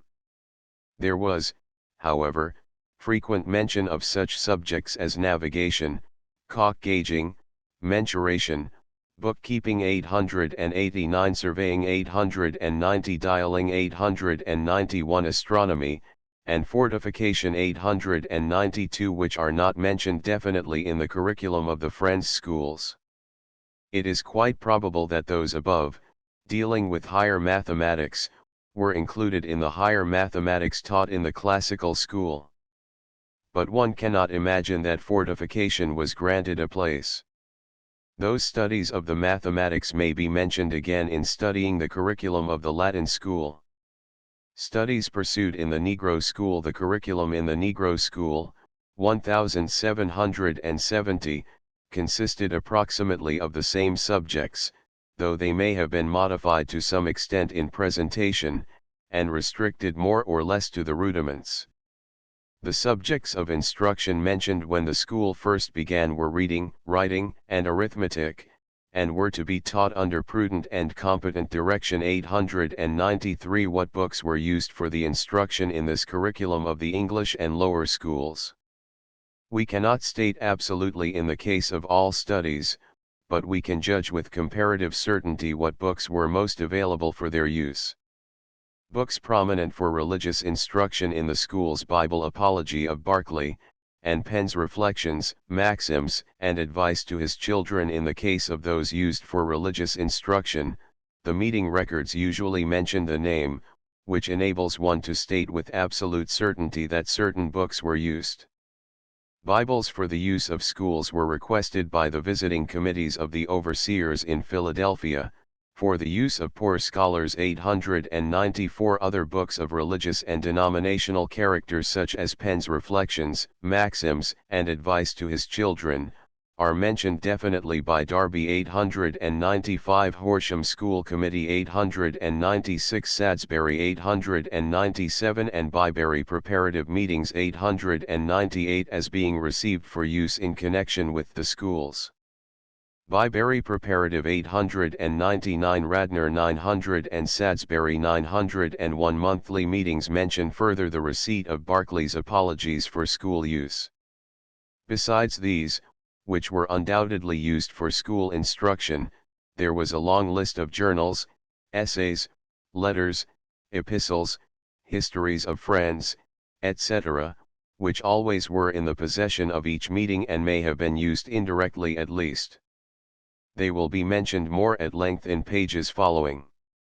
Books probably used in spelling. The spelling book prepared by Fox and published in Philadelphia in 1702. 902 must have claimed a place in the Friends schools, though the books are nowhere mentioned by name. The title of this book includes reading, writing, spelling, and other things useful and necessary, and may easily have served for other purposes than use in spelling instruction. Other spellers, which became available from time to time, were Benezet's Pennsylvania's Spelling Book and the Alphabet printed by Henry Miller, 1770–903. Among those which were used later in the century, Prowell, in speaking of the schools in York County, notes Comley's, Cobb's, and Webster's 904. From this array, which is no doubt incomplete, we may judge the schools were well supplied. Primers likely to be used. Of the primers available, and likely to be used, there were a host. The first which should be mentioned was that published by Fox in 1659. It is not known whether this primer was used in Philadelphia. It seems that it was not printed there. 905. In 1677–8, the monthly meeting authorized the purchase of primers. 906. However, and the choice must have been either Fox's or Pastorius. No student of early printing in Philadelphia has yet been able to determine when the latter's was published. Hildeburn is in doubt. 907. While Smith thinks the primers ordered by the meeting 1697–8 must have been those of Pastorius. 908. The minute, however, does not state which. In 1696 Pastorius indicated his willingness to take charge of a printing press for Friends. 909. But, since it had to be brought from England, it is not likely, though possible, that he himself could have printed the book, before the time of the primer purchase was mentioned. Since Pastorius lists a Fox's primer among the books in his possession 910, that book must have been known in the monthly meeting too, and may have been the one used 911. The data are inadequate and uncertain for reaching a decision in the matter. Other primers available for use during the century. Other primers published and available in Philadelphia and which may well have gotten into Friends' schools were Franklin's, 1764, the New England Primer Improved, 1770, the newest American Primer, 1779, the New England Primer Improved, 1779, and a primer, 1779. 912. The minutes of the meetings give little guidance as to which were or were not used. We know only they had this list, and perhaps more, from which to select. Still other books which were probably used in the English work were Dilworth's A New Guide to the English Tongue and The Child's New Plaything or Best Amusement, intended to make the learning to read a diversion instead of a task, both of which were published in 1757. 913. In the writing school's quality of some samples noted for use in the writing school, we find one definite reference made to Bixom's Universal Penman, which was purchased for use in Alexander Seton's school in 1762. 914. The various primers and spellers already mentioned dealt largely with writing also, giving models which were to be set before the pupil in the books or to be written out for him by the master. Some of the mottos called to mind were, "Command you may your mind from play," and "A man of words and not of deeds, is like a garden full of weeds." 915. The first exercises in writing were the making of elements such as straight lines, curves, and then single letters, and words. The various samples which the writer has noticed in the boy's letter quoted 916 and the student manuscript papers 917 were of very good quality, the median grade of them being about 11 on the Thorndike handwriting scale. 918. Arithmetics used in some of the school's Ms. collection indicates the nature of the arithmetic work. Various arithmetics may be mentioned. There were Gough's A Treatise of Arithmetic, Theory, etc., 1770, and Practical Arithmetic, 1767, neither of which appears to have been published in Philadelphia, but may have been better recommended than others, since gotten up by a friend. Dilworth's Schoolmaster's Assistant published in Philadelphia, 1773 919 was no doubt a close competitor with Pike's, Parkes, and Dable's arithmetics, which Prowell mentions as being common in the latter part of the century 920. He also describes a book gotten up by Elihu Underwood, schoolmaster at Warrington, in which he copied very orderly all the exercises of the arithmetic 921. The Norris collection likewise contains a few pupils' copy books filled with neatly arranged exercises in addition, multiplication, division, both decimal and vulgar fractions, and another one which would correspond to our present-day commercial arithmetic, but which Isaac Norris probably called his Merchant's Accounts 922. The books vary in dates from 1729 to 1779. Classical school curriculum. The curriculum of the classical school is best indicated by statements made on employing teachers for that place, which, though they indicate the subjects, do not state what materials were used for study. Whether the materials used in the study of the Greek and Latin tongues included the so-called profane authors is a matter for speculation.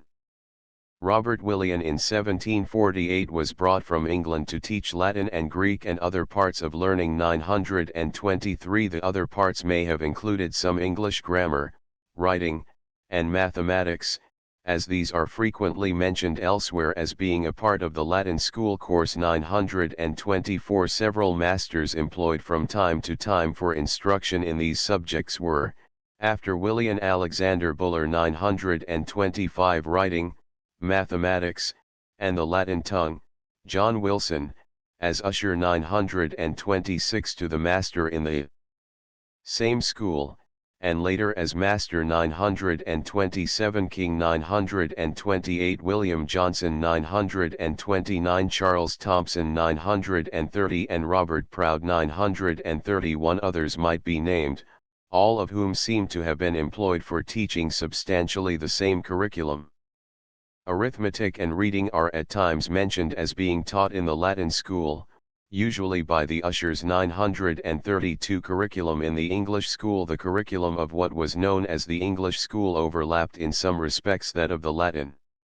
Among the subjects usually taught there may be mentioned, arithmetic, writing, accounts, French 933, reading 934, and probably some mathematics 935. The girls' school's curriculum, taught by Benezet in 1754, consisted of reading, writing, arithmetic, and English grammar. 936 methods used in language instruction. Latin to be used in school as much as possible.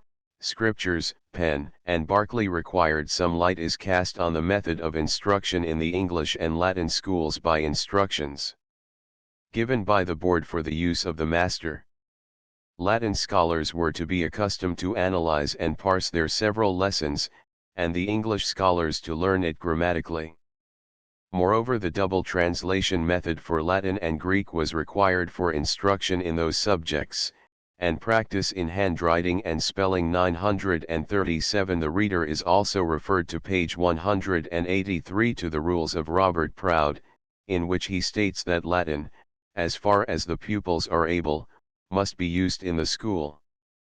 The reading of the scriptures was required 3 times a week. 938. And in later rules, 1795, they name also the works of Penn and Barclay as being required. They are placed in the same category with the scriptures. 939. Grammar used, others that were available. French grammars school books possessed by Daniel Pastorius. Of the grammars used we made reference previously to that of Ruddiman 940, which was published in Philadelphia in 1776. 941. This was the first American edition. Another, Davies' Adminiculum Puerile 942, or A Help for Schoolboys, containing fundamental exercises for beginners, syntax, cautions for mistakes, English for Latin verses, and so forth, which was made easily available by a Philadelphia reprint in 1758, may have been in use. We might expect to find that some of the worthy masters, Pastorius, William, Thompson, Wilson, Proud, and others made some contribution in the way of Latin textbooks, we are, in that respect, disappointed. Another grammar, but of the English tongue, was that prepared by James and John Goff, which, after being duly inspected by the board, was adopted for use in the English school in 1761-943. Since English grammar was also taught in the Latin school, it may have been used in that department also.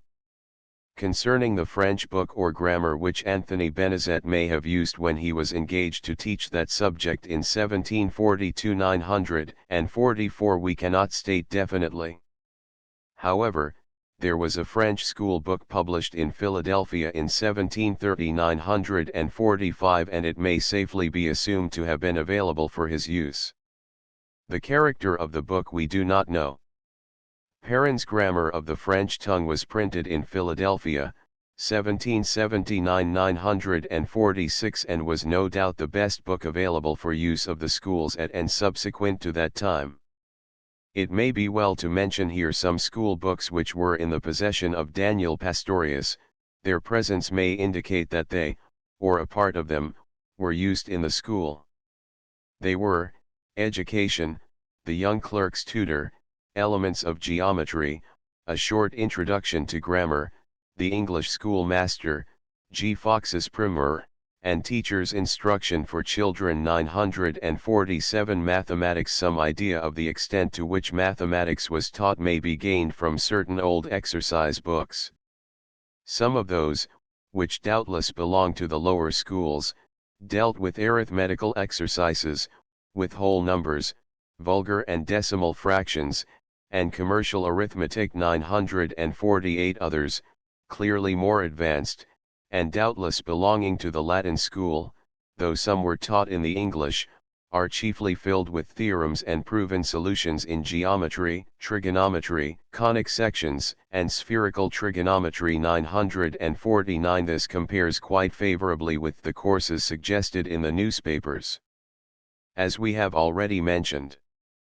Methods. Catechetical method in religion. Drill in spelling and writing. Parsing, double translation in classics. Concerning this topic little is to be added to what has already been suggested in connection with the discussion of the subject matter. Some points of method, of which we are reasonably certain, will be stated. In religious instruction, where the Bible, Penn's, Barclay's, Fox's, and other works were used as the material, a catechetical method was used by parents in the home, by the masters and mistresses in the schools, and in the youths' meetings, which were always among the first established. This method still prevails to some extent for the young children.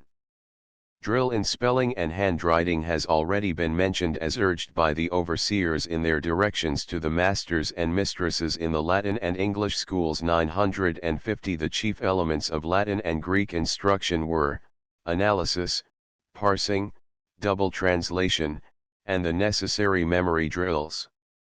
The pupils in Proud School were also required to speak Latin so far as able to do so. We have also mentioned that in teaching writing the practice was to begin with simple lines, curves, etc., and proceed to the more complex performances. 951. In the majority of subjects copybooks were required to be kept. All of these the writer has been privileged to observe, being kept in a very neat and regular fashion. 952. Other literature used in the meetings. Books circulated regularly among meetings, usually purchased by the meetings, not always. Besides the books already mentioned that are known to have been concerned directly with schools, there were innumerable others which were printed by friends and circulated at their suggestion among all the meetings. They are largely religious and doctrinal treatises. Many of them, though not found thus stated, may have been used in instruction. They were at least of educational importance to the communities that read them. They are mentioned in the minutes of every meeting. Though usually paid for by the meeting, the Board of Overseers in Philadelphia went on record to the effect that fines for absence from, or tardiness in coming to their meetings should be applied to the purchase of books for the school library. 953. Sometimes they were given by bequest, as in the case of the Philadelphia school, which received through the monthly meeting a large collection, for that day, from Thomas Chalkley 954. The list, as given below, is made up from records of Salisbury, Westland, Warrington, and Fairfax, Euclid, Concord, Radnor, New Garden, London Yearly, Philadelphia Yearly, Gwinnett, Falls, Exeter, Wrightstown, Derby, Byberry, Horsham, Abington, and Buckingham meetings, and though perhaps it does not contain all, it does have those most commonly used. This list is as follows: a list of books most commonly found in the meeting banks, Journal, Life, and Travels. Barclay, Anarchy of the Ranters. Bathurst, Truth Vindicated. Benezet, Account of the Friends, in the German language. On the Keeping of Slaves. Churchman, Journal. Claridge, Posthumous Works. Crisp, Epistles of Stephen Crisp. Davis, Journal. Edmundson, Journal. Elwood, Works. Fothergill, Journal. Fox, Journal. Fuller, Catechism. Hall, A Mite into the Treasury. Holm, A Serious Call in Christian Love to All People. Keith, Way to the City of God. London Yearly Meetings Epistles. Penn, No Cross No Crown. Rise and Progress of the Quakers. Travels in Germany. Philadelphia Yearly Meetings Epistles. Richardson, Life of John Richardson. Sewell, History of Friends. Scott, Journal. Spalding, Reason for Leaving the National Mode of Worship. Stanton, Journal. Treatises on Tithes. Treatises on Reasons for Silent Waiting. Turford, Grounds of an Holy Life. Woolman, Journal. Summary: Support weakness in the organization. Forms of support subscription plans generally adopted. The first problem presented was how to establish some satisfactory means of school support, which should be permanent, and thus conducive to better schools in every way. Recommendations from the yearly meetings dwelt upon this point in the yearly advices, but being of a general and advisory character, could not compel the lower units to act at once. This lack of power in a control authority was the greatest weakness, and because of it, educational development was not so rapid as it might otherwise have been. The chief forms of school support were: 1. Subscription, 2. Rates, 3. Bonds, and 4. Legacies. In accordance with suggestions made by the yearly meeting, plans were adopted by most meetings, in the latter half of the century, for the establishment of permanent funds.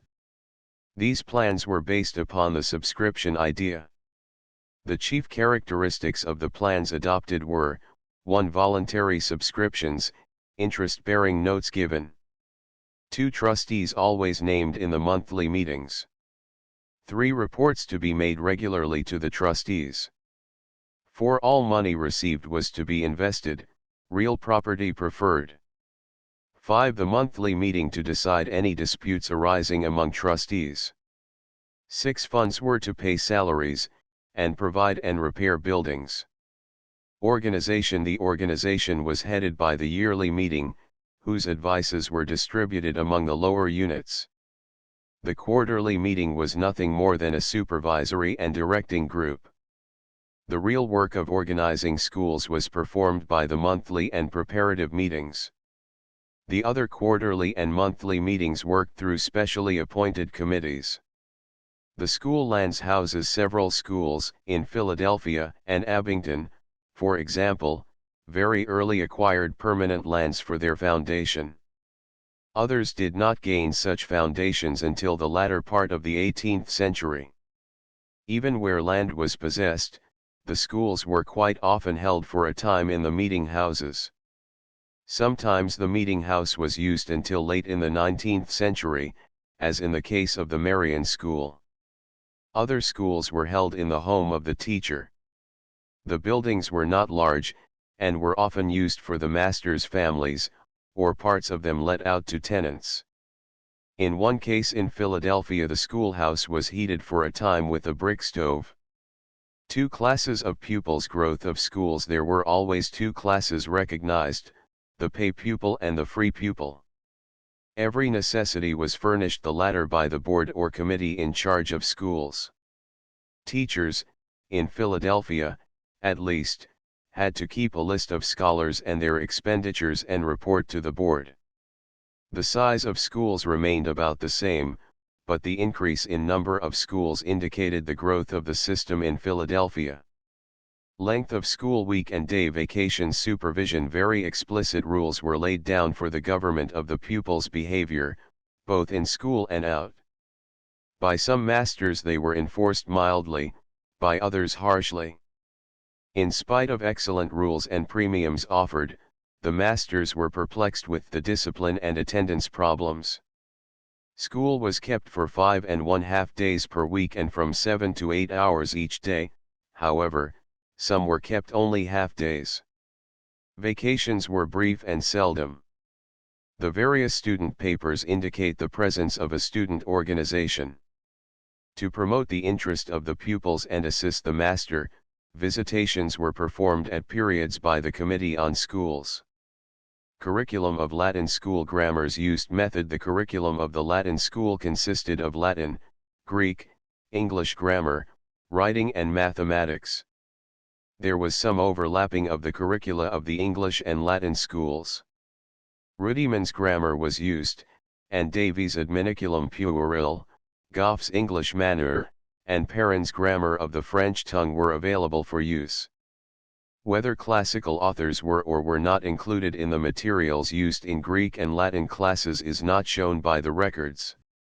It has been stated that parsing, analysis, double translation, and speaking Latin as much as possible in school, were the chief elements in the method of instruction. Mathematics included anything as advanced as spherical trigonometry and conic sections. Curriculum of lower schools. In the Negro school, the curriculum of the lower schools consisted of reading, writing, casting accounts and arithmetic. No mention is made that French was taught before Benezet's coming in 1742. Though no early explicit reference to spelling is made, we infer it must have been taught at an early date. Many schools were kept for poor children in which were taught reading, writing and sewing. The curriculum of the Negro school consisted of reading, writing and arithmetic. Literature used in the meetings. A large amount of literature of religious character was circulated through the meetings, and probably constituted a good part of the materials used in the schools. Chapter X. Masters and Mistresses. Discussion of individual masters. To be brief, there is on this subject a considerable amount of available material, though much of it is difficult of access.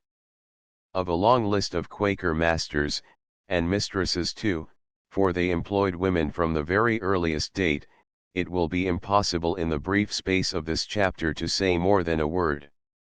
Some will only be mentioned because of scarcity of material concerning them, others must be only mentioned, even though they are of such importance that the story of their lives have required and would require volumes to write. 955 qualifications demanded of teachers, morality, membership, and competency. Before a discussion of the masters and mistresses employed in the Quaker schools, it should be ascertained, if possible, what were the ideals or standards which were consciously set up to guide in their selection.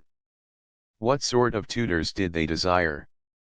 This has already been touched upon, in other chapters, so we may simply state the chief criteria without further discussion. These, as stated from time to time by the yearly meetings and reiterated by quarterly, monthly, and preparatives, were, 1. Morality, 2. Be a member of Friends, and, 3. Competent to teach the subjects for which employed. 956 The selection of teachers possessing such qualifications was usually entrusted to the care of committees, as has already been sufficiently pointed out. Serious attempt made to meet the standards set. In a majority of cases there was a real concern on the part of the monthly meetings committees to secure teachers possessing the above-named qualities. 957 Their success in so doing increasing towards the latter part of the 18th century. The fact that they have been successful in securing friends for teachers is usually mentioned in their reports. 958 In bequests of property for use of schools, it was quite customary to state that the masters or mistresses should be friends, and to be otherwise conducted as directed by the yearly meeting. 959 There were of necessity some failures in the attempt to secure such qualified masters, the failures being sometimes recorded in the minutes. 960 The failures seem generally to have been caused by the scarcity of the masters rather than carelessness on the part of the meeting or its committees. 961 Teachers in lower schools, usually from the home locality. The source whence teachers were secured was usually, in the case of the lower schools, home talent, no record having been found where a teacher was sent for or came from a great distance especially to take charge of schools. But innumerable instances, of which a few are cited later in this work, are at hand, where home talent was employed. 962 Enoch Flower, the first master employed, was an inhabitant of the said town. 963 Many Latin school masters came from a distance. William Robert Proud Peter Warren In the case of the classical school, the practice was quite different. The difference was doubtless the result of necessity, rather than of choice. The first master, Keith, of the school which was first established by the meeting, and his successors, Macon, Cadwallader, and Pastorius, were, of course, as much native to the place as were any of the early settlers in the city. Of later masters, however, quite a number were brought from England especially for the business of keeping school or sought in other of the colonies. Certain specific cases may be mentioned. In 1784 Robert William came from England to undertake Keeping Friends School, producing a certificate from Scarborough Meeting in Yorkshire. 964 In 1746 the committee had been appointed to write to England concerning a teacher for the public school. 965 Previous to this time a similar attempt had been made to secure someone to take the place of William Robbins. 966 Similarly, Robert Proud was recommended by John Fothergill in 1758 to Israel Pemberton, of Philadelphia, as a very suitable master for the school. 967 Their teachers' agency in England was constituted by two members, John Fothergill and John Hunt. At any rate, for some 40 or 50 years they always informed them as soon as they had need of masters, and except in a few cases, masters were sent over. At one time, 1760, not being able to hear of a possible applicant in England, an attempt was made to induce Peter Warren, an inhabitant of Virginia, to come to the position, at a salary of £150, plus £20 to transport his family. 968 In the ensuing correspondence it was stated by the said Warren that he chose to go to Pittsburgh. To inhabitants of Philadelphia his choice must have seemed ridiculous. To supply teachers, the apprenticeship system used. However, the overseers of the school were not daunted. Quite in keeping with the system of apprenticing the youth in various occupations to members of Friends, and also in keeping with the general custom of the day, they sought out the brightest and most capable poor lad in their limits, and if they found him interested at all in the futures of teaching, they made the offer of an apprenticeship in the school. Instances may be cited which will clarify their procedure. Samuel Eldridge apprenticed and others. The extent of the system not great. In 1756 it was proposed that Samuel Eldridge be apprenticed to the board to prepare him to become a teacher of Latin and Greek. 969 He was to study Latin, Greek, arithmetic, accounts, and mathematics. 970 He was to be furnished, besides the instruction, clothing, and board, and was paid £30 annually. In return for this he studied and performed such duties in the capacity of usher as his progress in the various subjects would permit. At the end of the period of his indenture, 1760, the board manifested their approval of his services by a gift of £10,971. At another time shortly subsequent thereto there was mentioned the desirability of encouraging James Dickinson, Richard Dickinson, and Joseph Rice to continue their schooling in order to become schoolmasters.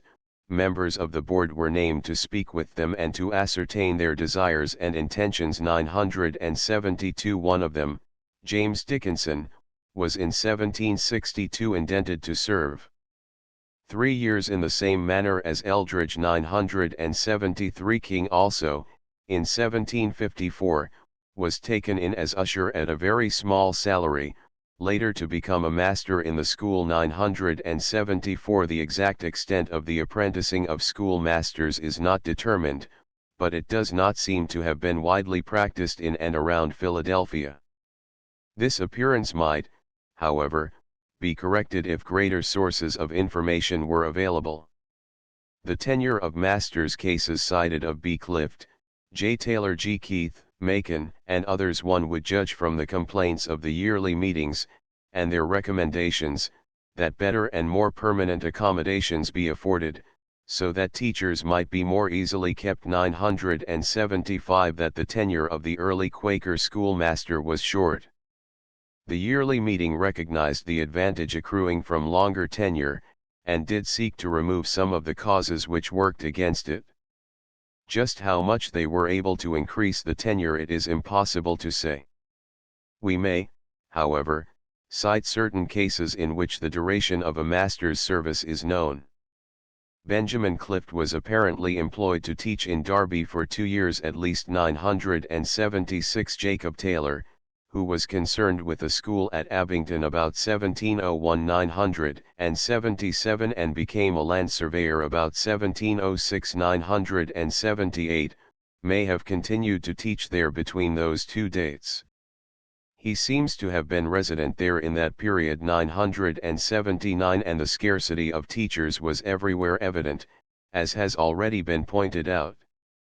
This is certainly not a proof of his incumbency, it indicates a probability.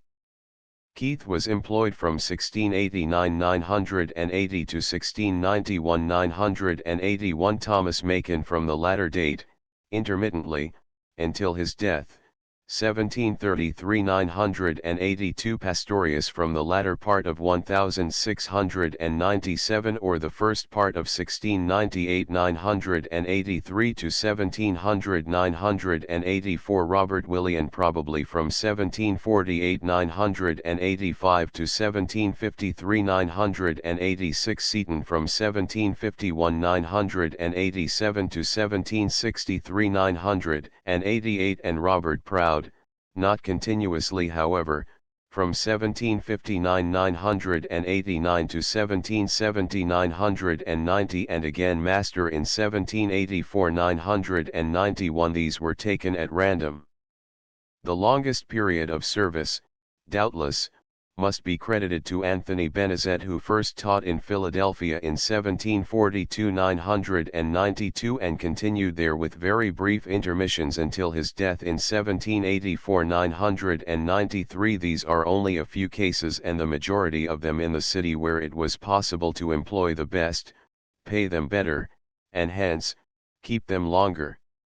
Hence, too much weight must not be given to the facts above stated as proving a long term of service was common. If a study of a number of cases in country districts were possible, the results would probably be very different. Tenure of mistresses: Songhurst, Birchall, Thornton. Her success questionable. It is difficult to get information about the length of service of the mistresses. When first mentioned in Philadelphia records 994, they are spoken of as so many nonentities, their names not given. The term of service of Olive Songhurst, the first mistress whose name is mentioned 995, we cannot determine. The women teachers seem quite frequently to have begun work under the overseers without much notice and to have left off with little more. There are, however, a few cases where we know that the term of service was of considerable length. Rebecca Birchall seems to have taught continuously at one school from 1755 996 to 1761 997. Whether she discontinued service on leaving that school is not known. And Thornton was probably not continued in service more than 2 years.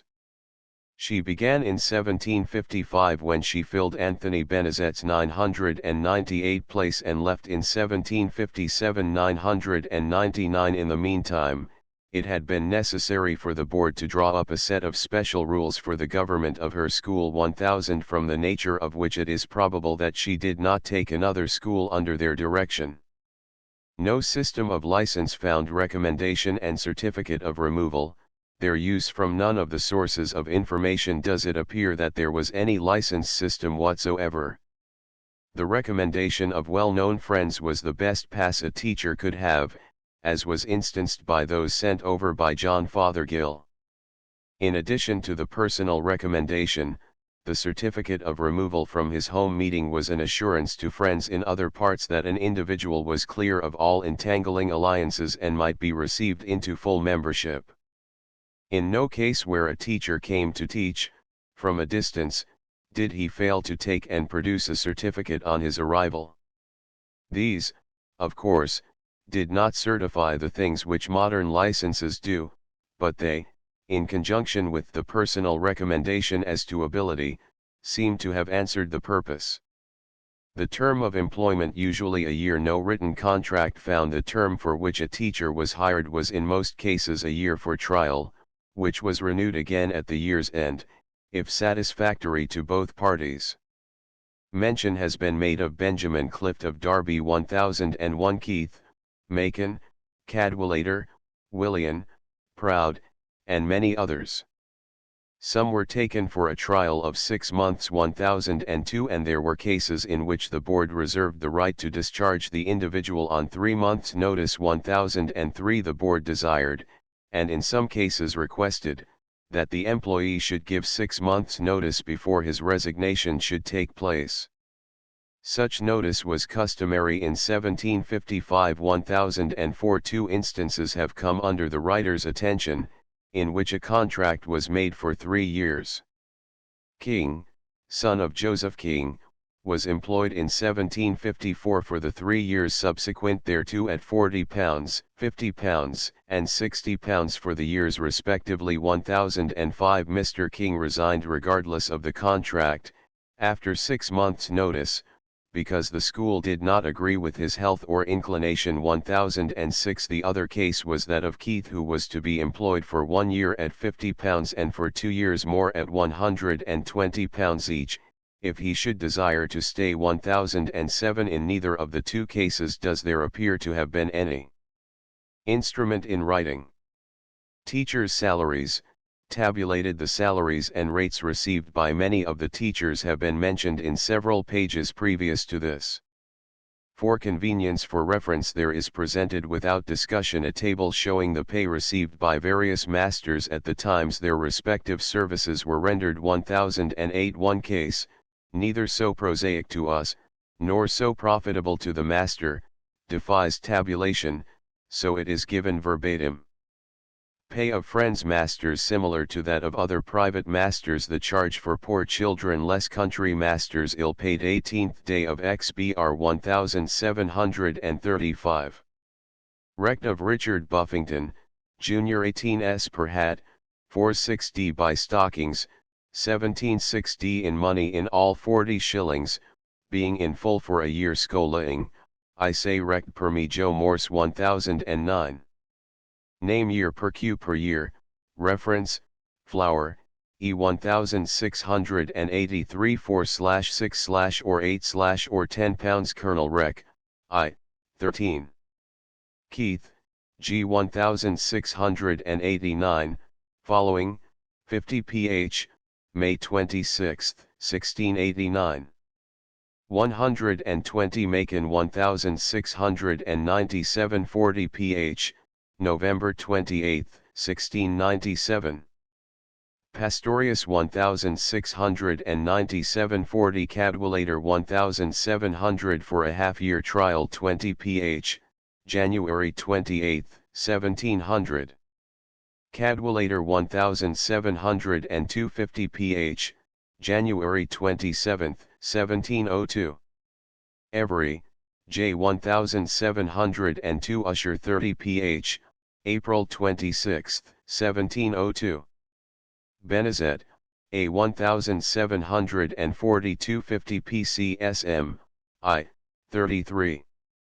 Willian, R 1749 150 Ibid, 73. Wilson, J 1750 Usher 60 Ibid, 84. Seaton, A 1751, allowed, 20 Ibid, 90. Wilson, J 1753 70 Ibid, 101. Johnson, WM 1753, allowed, 10 Ibid, 106. Benezet 1754 80 Ibid, 117. King 1754, proposed in a contract, 40 Ibid, 122. 5060 Thornton, and 1755 20 Ibid, 130. Johnson, WM 1755, Assistant, 40 Ibid, 131. Thompson, Chas 1755 150 Ibid, 133. Johnson, WM 1756, raised 20 to keep him, 60 Ibid, 141. Fentham, Jos 1756 85 Ibid, 144. Patterson, M 1761 70 Ibid, 235. Thompson, J 1770 200 Ibid, 341. Proud, Robert 1759 150 Ibid, 175.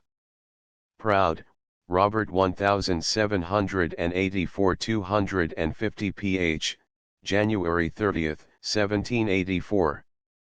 His Usher 80 Ibid Todd, J 1784, 4 and trans 15 / and 20 / Ibid, 4 pour sent by board 10 / Ibid Weaver, I 1784 30 / 30 Ibid Brown, WM 1784, whole days, 30 / Ibid, half days, 15 / Lancaster, Sarah 1784, children, 15 / Ibid, sent by board, 10 / sent by board, half, sent by board half day, 7/6 Harry, Mary, children, 15 / Ibid Clark, Joseph, older girls 30 / Ibid Mrs. Clark 15 / Ibid Marsh, and 20 / Ibid McDonnell, Mary 1784 15 / Ibid Clift, B 1693 12 pounds Derby, September 20, 1693.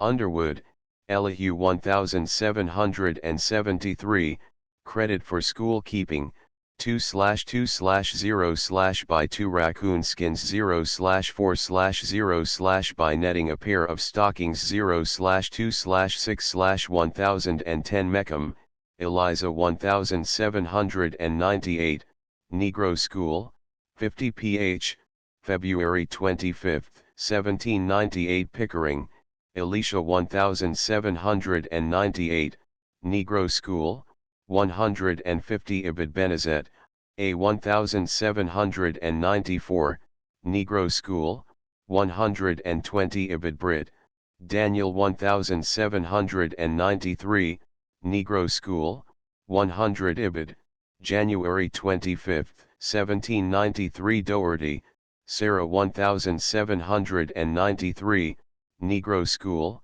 50 Ibid. As stated elsewhere in this work, the amounts received by masters and mistresses in the Friends School measure about the same as those stated for other private masters in the city at the same time. In the table above, the seeming increase from £50 per year in 1689 to £250 per year paid Robert Proud in 1784, and the slender salaries of the women as compared with those of the men, are worthy of attention. 1011. Though all of the teachers in the Negro school had had long experience, their salaries did not equal that of classical school teachers, but they did keep pace with those in the English school. The price paid for young children was usually low, about one half that paid for older ones in the same subjects. Children sent by the board were received at a less charge, or perhaps free of charge if that body had already made arrangement to that effect. The contrast between the salary received by the country masters Clift, Derby, and Underwood, Warrington, is very interesting. Such salaries were doubtless effective in causing unrest and a floating teacher population, against which the yearly meeting frequently remonstrated, and earnestly sought to correct. Mistresses to be first considered in the pages following. Brief attention will be given to several of the Quaker teachers who have come to the attention of the writer during the course of this study. Many of them have been mentioned in other parts of it, reference to whom is to be found in the index. Though the women were given more scanty attention in the records and seem to have filled a less prominent place in the schools, we may gallantly, yet illogically, give them first attention here. In another light, it may not seem illogical. Women were leaders in the Quaker meetings and were privileged to speak, a favor not granted elsewhere. In the early yearly meeting recommendations they urged good mistresses be chosen as well as good masters. 1012 women were also recognized by London Grove monthly meeting in 1795, when a committee of women friends were appointed to meet with a like committee of men to consider the question of schools. 1013 Olive Songhurst. As before stated, mistresses in Philadelphia were mentioned by the monthly meeting as early as 1699. 1014 but we are not informed who they were. The first, Olive Songhurst, whose name is given, was employed for some time about 1702-1015, and if we may judge her service by a raise of salary granted in that year, it seems to have been acceptable to the meeting. After Olive Songhurst a long period of time passes in which the writer has found no mistress named in the minutes, though mistresses are frequently mentioned. It is not, therefore, to be assumed that this list is complete either in the case of masters or mistresses. Those who are mentioned may prove of some interest or service to other students. Anne Thornton in Girls' School, 1755. Anne Thornton was mentioned as being employed by the board in 1755, when it was proposed that she might take Anthony Benizet's place in a girls' school, which he had entered the year before. It is not very probable that she was an inexperienced teacher at the time, since the board was usually careful to place strong and proven teachers in its best schools. She was to receive no more than 30 scholars and had to promise to look after them in meeting, which seemingly unpleasant task she hesitated to take. 1016 It is the writer's opinion, based on the fact that the board was forced to make a list of rules especially for her school. 1017 And the tenor of her dismissal when Benizet was again available, and that she does not appear to have been employed again by the board, that her work in the school and agreement with the board were not satisfactory. Birchall employed at same time.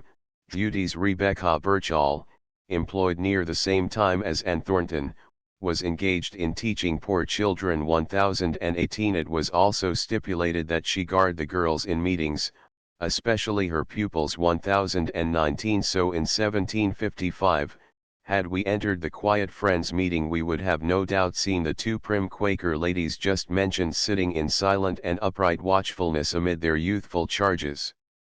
Gentlemen were not immune from such duties. Several other mistresses named, many in charge of poor children. Widow Meller is mentioned in 1755 as keeping a small school 1020, which probably was quite similar to the one kept by Debbie Godfrey, a poor woman to whom the board decided to send some poor children to learn to read and write. 1021. The minute reads as though it was a condescension, and very likely it was a form of charity on their part. Jane Loftu, likewise, 1761, taught 32 poor children, her charge made to the board for the service being £32 1022, and Redman seems to have been a teacher of more than ordinary merit.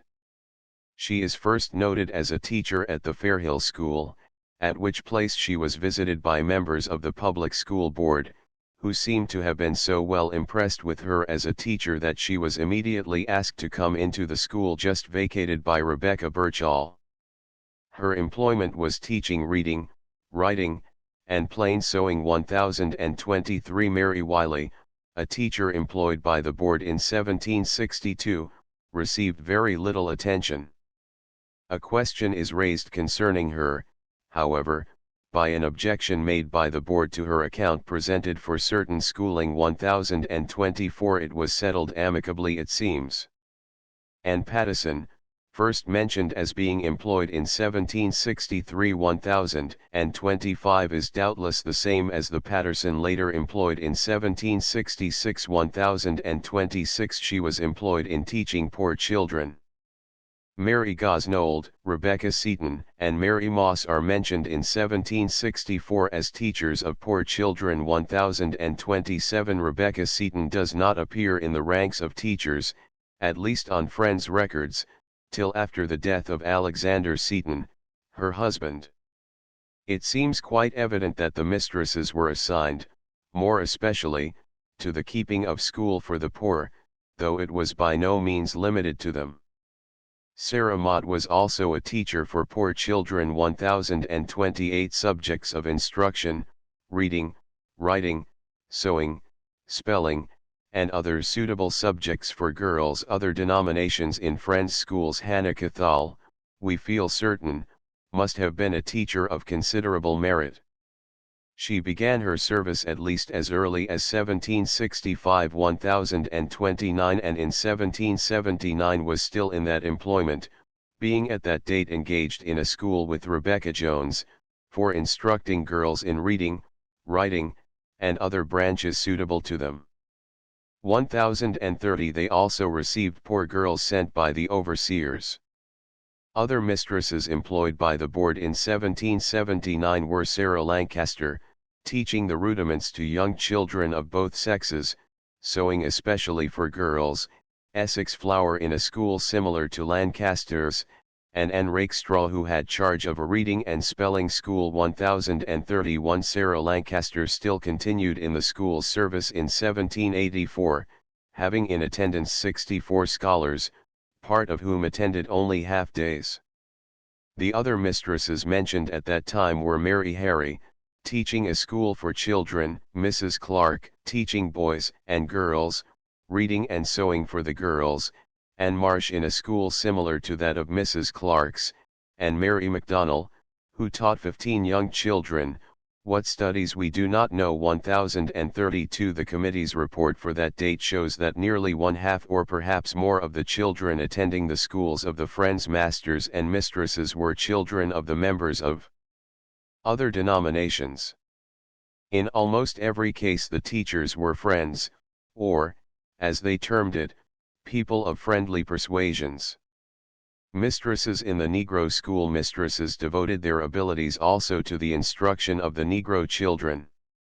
Sarah Doherty was for a time, about 1790, employed in the Negro school, but for some reason, unexplained, Elizabeth Meckham was employed in her stead. 1033. Elizabeth Meckham remained in that capacity till the time of her death, which occurred between 1795 and 1798. 1034. Joseph Falk, in a letter concerning his schooling at Gwinnett Meeting, mentions Hannah Lukens, who kept a family school, and also Hannah Falk. 1035. Both of whom were members of Gwinnett, but further information of them the writer does not have. Teachers rated by the frequency with which they are mentioned by well-recognized writers. If one were to measure American Quaker schoolmasters as some American men of science have been measured, by the amount of space they have gained in literature, they would not stand out very strikingly. Of 55 male teachers in and around Philadelphia, but 21 of them are mentioned in 5 standard works on local history and genealogy. None of the 55 teachers receive mention in all 5 of the works, 3 of them are chronicled in 4, 7 are mentioned in 3 of the 5, 10 are spoken of in 2, 21 are given a place in 1, and 34 receive no notice. If rated according to such a scheme, Pastorius, Benezet, and Charles Thompson would head the list, while quite a number group themselves at the other end of it. The scheme, though it has not been carried out fully, for example no attempt has been made to measure the length of the notice, does seem to favor those who stood high at the time of their service. 1036 individual notice to be very brief. In the brief notices following, concerning the male teachers, it is not intended to write biographies. Some of them have already been written, and to them the reader is directed, if he or she wishes a full account of the man's life. Others will not, cannot, ever be written for obvious reasons. In the space allotted to them here, there is set down only what has been found of interest concerning them as teachers. Anthony Benezet given charge of girls' school in 1742. Anthony Benezet came from Germantown where he had been engaged in a school 1037 to be employed by the Board of Overseers of Philadelphia. He was employed at a salary of £50 to teach arithmetic, writing, accounts, and French. 1038 He appears to have given very satisfactory service and to have remained in the same position until 1754 when he was placed in charge of the girls' school, under the board's direction. 1039 Some students have been under the impression that the girls' school was entirely independent and a private venture. 1040 But this could not have been true, for the board named the subjects he should teach and specified that he receive at the school no more than 30 scholars. 1041 The school was, however, the result of Benezet's proposal. Attitude as a teacher aids children of French neutrals. Not only was he kindly to the pupils as a teacher. 1042 But he was a father to the poor lads whenever he could help them in any way. In 1754 Samuel Bolds was bound to him, so that he might look after his schooling, and he further requested the board to care for the same, if he should die or leave the school before the lad was grown up. 1043 His health not being good, he requested leave from his school during the summer of 1754. 1044 Apparently his health did not improve sufficiently and he did not return to the school till 1757, taking the place of Anne Thornton. 1045 Another instance of his philanthropy came to light in his request, 1762, that certain of the children of the poor French neutrals be allowed to go to the public school, which was granted only upon his certification of those he felt sure would attend regularly. 1046 Shortly thereafter, on account of ill health, he was again forced to leave the girls' school, which he did until 1767, when he returned to resume his work again. 1047 It was no difficulty for him to start a school. The suggestion was made to the board in 1 month, and in the following he was teaching the school, and made his regular report at their meeting. Enters the Negro School in 1782. From the information the writer has assembled, it appears that he continued with the white school, after his return in 1767, until 1782, when at his request he was accepted by the committee to take charge of the Negro School. 1048 He had throughout his life written eloquently in defense of freedom's cause. 1049 And the origin of the Negro School, in 1770, was perhaps due to him more than to any other man in the Friends' meeting. Jonathan Binns was to have taken charge of the public school in 1734, if his health improved, but no report being made by him, it is inferred he did not perform such service. 1050 Alexander Buller was employed in 1738 to teach writing, mathematics, and the Latin tongue. 3 years later he ran an advertisement in the Pennsylvania Gazette, as follows: Alexander Buller, one of few who advertised for pupils writing, arithmetic, merchants' accounts, navigation, algebra, and other parts of the mathematics are taught by Alexander Buller, at the public school in Strawberry Alley. He proposes to keep a night school for the winter and begins on the 23d instant, when constant attendance shall be given. November 5, 1741 1051 William Brown, Daniel Britt, Pickering, and Mears. William Brown was teaching girls reading, writing, arithmetic and language in 1784. 1052 Daniel Britt interested himself in the instruction of Negroes, in whose school he was employed from about 1790 1053 to 1796 or 1797 1054. He was succeeded by Elisha Pickering, who probably taught till 1799. Being followed by Benjamin Mears. 1055 John Cadwallader, Thomas Macon, George Keith.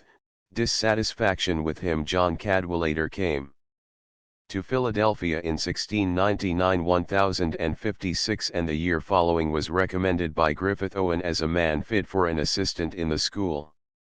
1057 he was accordingly employed, it being decided that he and Thomas Macon, who had entered the school as usher to Keith, should compete with each other to show the best results. From the records one cannot determine just when he left the school, though he stated, in 1702-1058 that he intended to do so. It seems likely, from a minute of 1703, that he must have taught longer than he intended when making the above statements. 1059 Thomas Macon, with whom he was associated, was employed at various times until his death in 1733. 1060 he is credited with being a good Latinist. 1061 and was the author of a Latin poem in which he celebrated Pennsylvania. George Keith, Scotchman, kindly recommended him for the mastership in 1691, when he, Keith, decided to leave. 1062 Keith had come to the school as first master when the school was set up in 1689. He is stated, by writers of history, to have been of disputatious disposition, and this probably accounted for the dissatisfaction which arose in the school.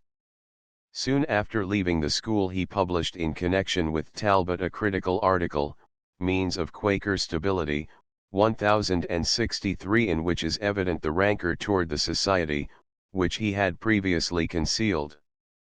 Clift Clark Dickinson concerning Benjamin Clift, schoolmaster at Derby, no additional information has been found, beyond that given in the minutes of the monthly meeting. Joseph Clark was a teacher of a girls' school in 1784 1064 which was attended by about 30 girls. William Dickinson was first employed, 1764, to take the place of Moses Patterson. 1065 as usher to John Todd in the Latin School. 1066 the board seems to have taken exception to him, though nothing has been intimated elsewhere as to his character, for they reserved the right to discharge him on 3 months' notice, if they desired. Such reservations were not general. Moses Patterson, had begun his teaching career in 1760 when he undertook to teach a school at Fairhill Meeting. 1067 he then was made usher to Alexander Seton, in which position he remained till 1764. 1068 he desired then to quit as usher, and apparently did. He is next heard of in 1765 as teacher of poor children. 1069 Masters in Latin School. After 1748, William Wilson and King Robert William was employed in 1748, having been brought from England, to teach Latin, Greek and other learning. 1070 his first term of employment was for 1 year, as was the board's general custom in hiring teachers, but it seems that his contract was renewed until 1753, at which time his place was taken by John Wilson. 1071 Wilson had entered the school's employ as usher in 1750, but was, in addition to that, granted permission to teach an evening school. 1072 It is not known how long he remained as master, but in 1754 there was a proposition to allow J. King to go into the Latin school. 1073 And it is likely he took Wilson's place. King, however, as stated elsewhere, did not remain there more than a year, because of ill health and inclination. 1074 Wilson is later mentioned in connection with the Latin school. 1769 How much of the time, between 1754 and 1769 he had spent in the Latin school it is impossible to say. Latin school tries to obtain services of Jackson Thompson engaged, however his training and later interests. When King, 1755, announced his intention to resign at the end of 6 months, the board attempted to procure Paul Jackson, who at the time was instructor at the Academy. 1075 Jackson was well qualified for the place and, besides his work at the Academy, had prepared lectures in experimental philosophy which he proposed to give for the entertainment of the curious.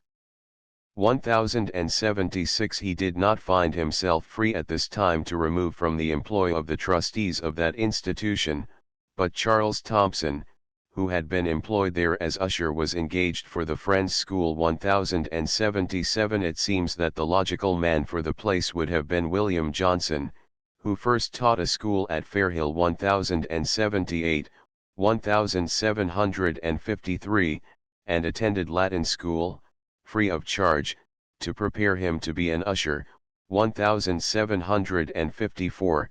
1079 The headship was not offered him, however 1080 but a year later his salary for the assistantship was raised £20 to keep him from going to Burlington. 1081 We find that Charles Thompson, from the Academy, remained in the Friends' School until 1760, when he decided to leave the business of school keeping for another. 1082 His first training in Latin, Greek, and mathematics was gained in Allison's Seminary.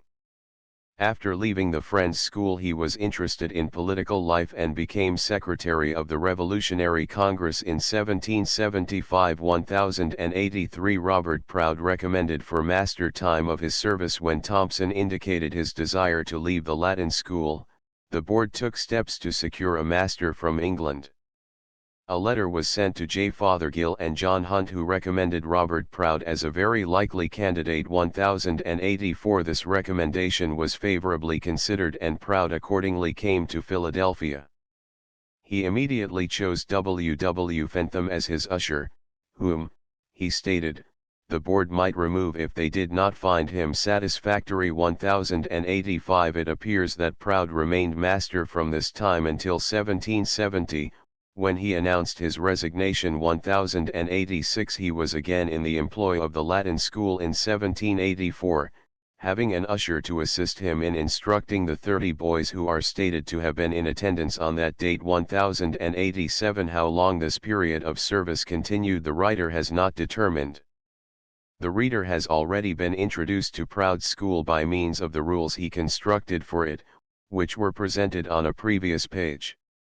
His reverence for learning and his attempt to inculcate that respect for it in the minds of his pupils is perhaps best indicated by these lines: to learning ever be inclined, with good instruction store thy mind, for without learning, living here like death and darkness doth appear.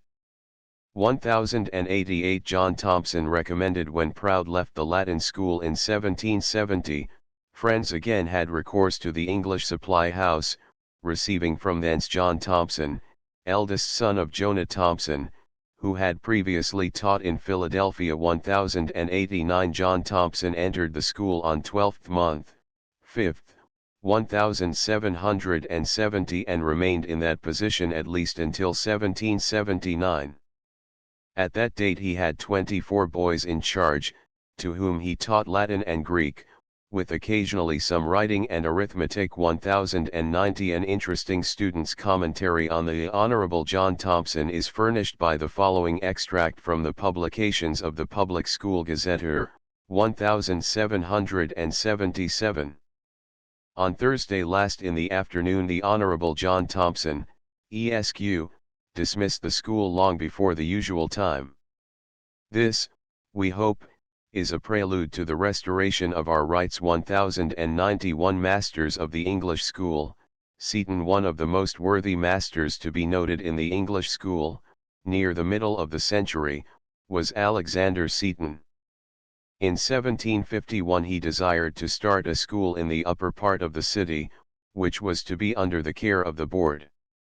In this school, which was accordingly set up, were taught writing, arithmetic, and mathematics. 1092. He was thus employed until 1754 when, as above stated, Benezet desiring to set up a girls' school, he was requested to take Benezet's place in the English school. 1093. At various dates he was assisted by Moses Patterson, Phineas Jenkins. 1094 and George Smith. 1095. In 1763, when he died, his place was filled by John Todd. 1096. John Todd, a teacher for many years. Severity of his discipline.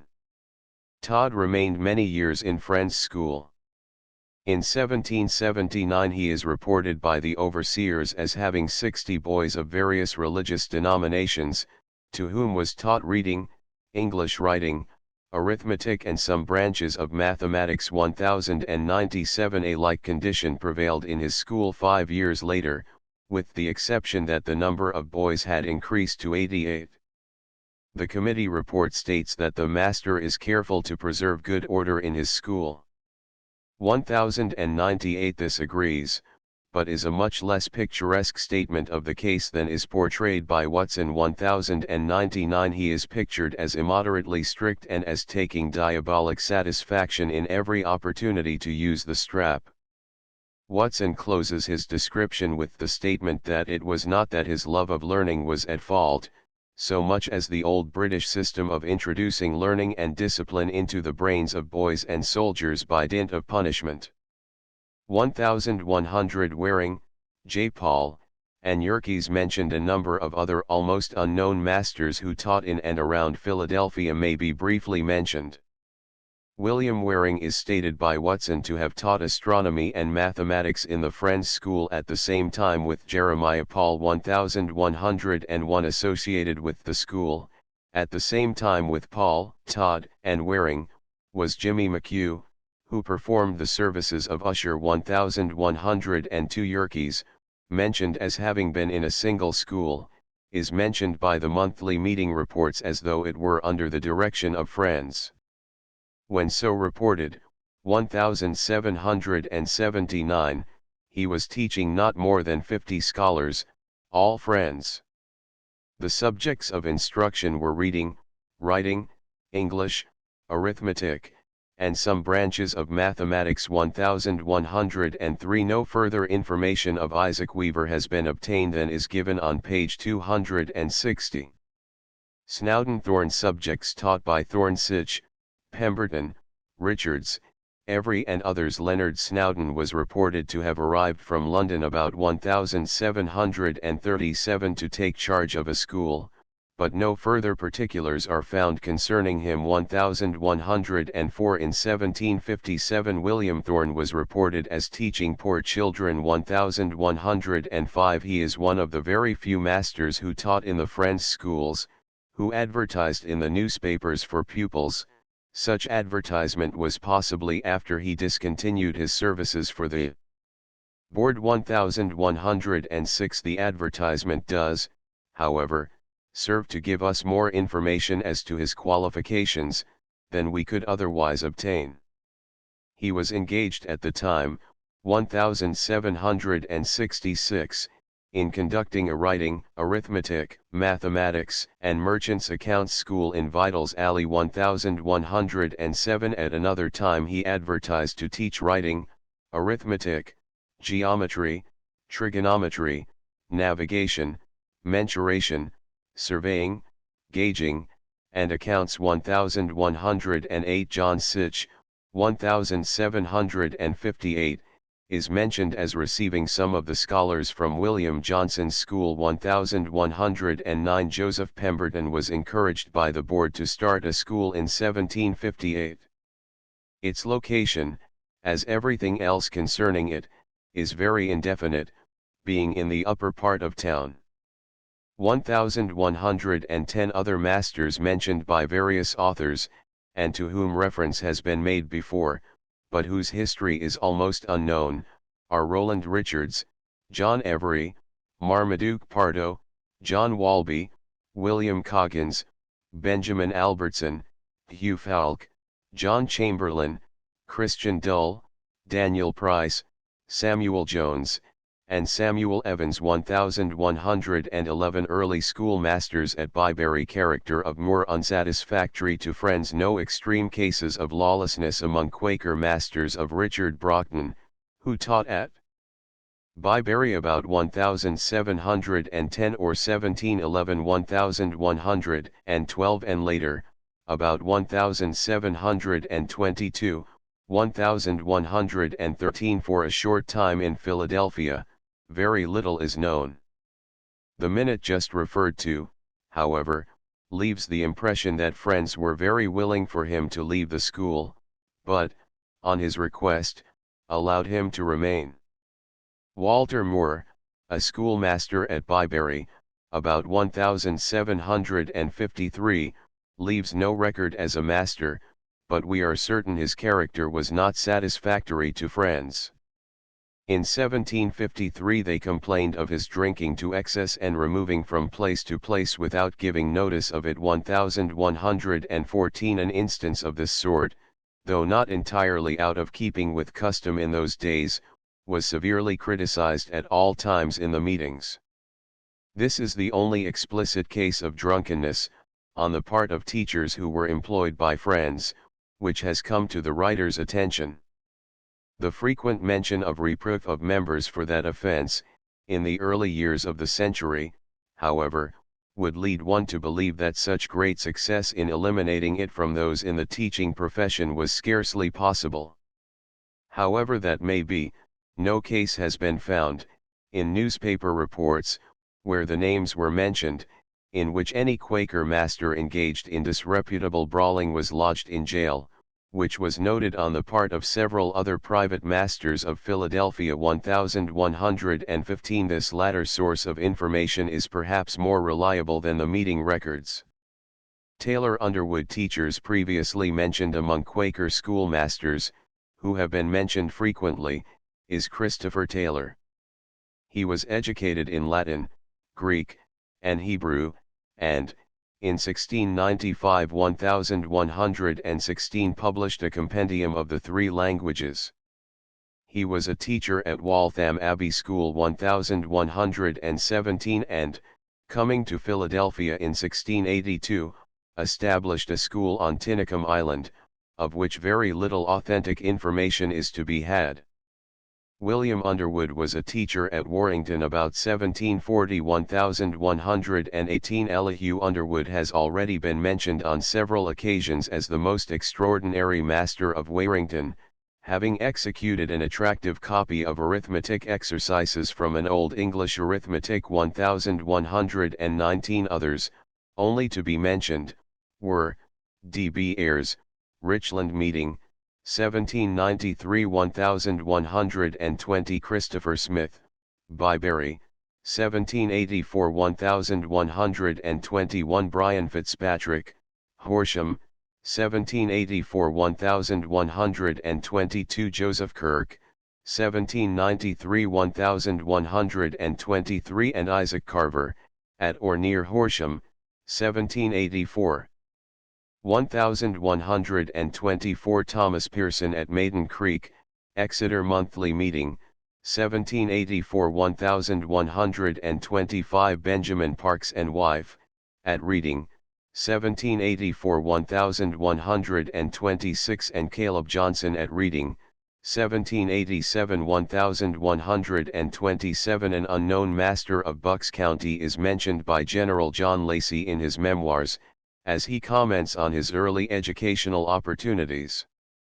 He, himself, was a member of a family of friends. I was early sent to school, such as it was. The master himself could neither read or write correctly, as he knew nothing of grammar. It was not to be expected he could teach it to others. Grammar was never taught in any school I went to. No book of this kind, or the remote rudiments of it was that I remember talked of at any of the country schools I was acquainted with. None but Quaker families resided in the neighborhood where I was brought up, among whom the Bible and Testament and Dilworth's spelling book were the only books suffered to be used in the Quaker schools, from which circumstances no one will hesitate to acknowledge the extreme limited education and acquirements of literal knowledge by youth so circumscribed. 1128. Such were the country schools, if judged by his writing as a fair sample. Summary standards. The primary requirements for masters and mistresses, as determined by the yearly meeting, were, 1. High morality, 2. Membership with friends, and 3. Competency to teach the subjects for which employed. These standards were consciously striven for, as indicated by their reports on the subject. Whence came teachers?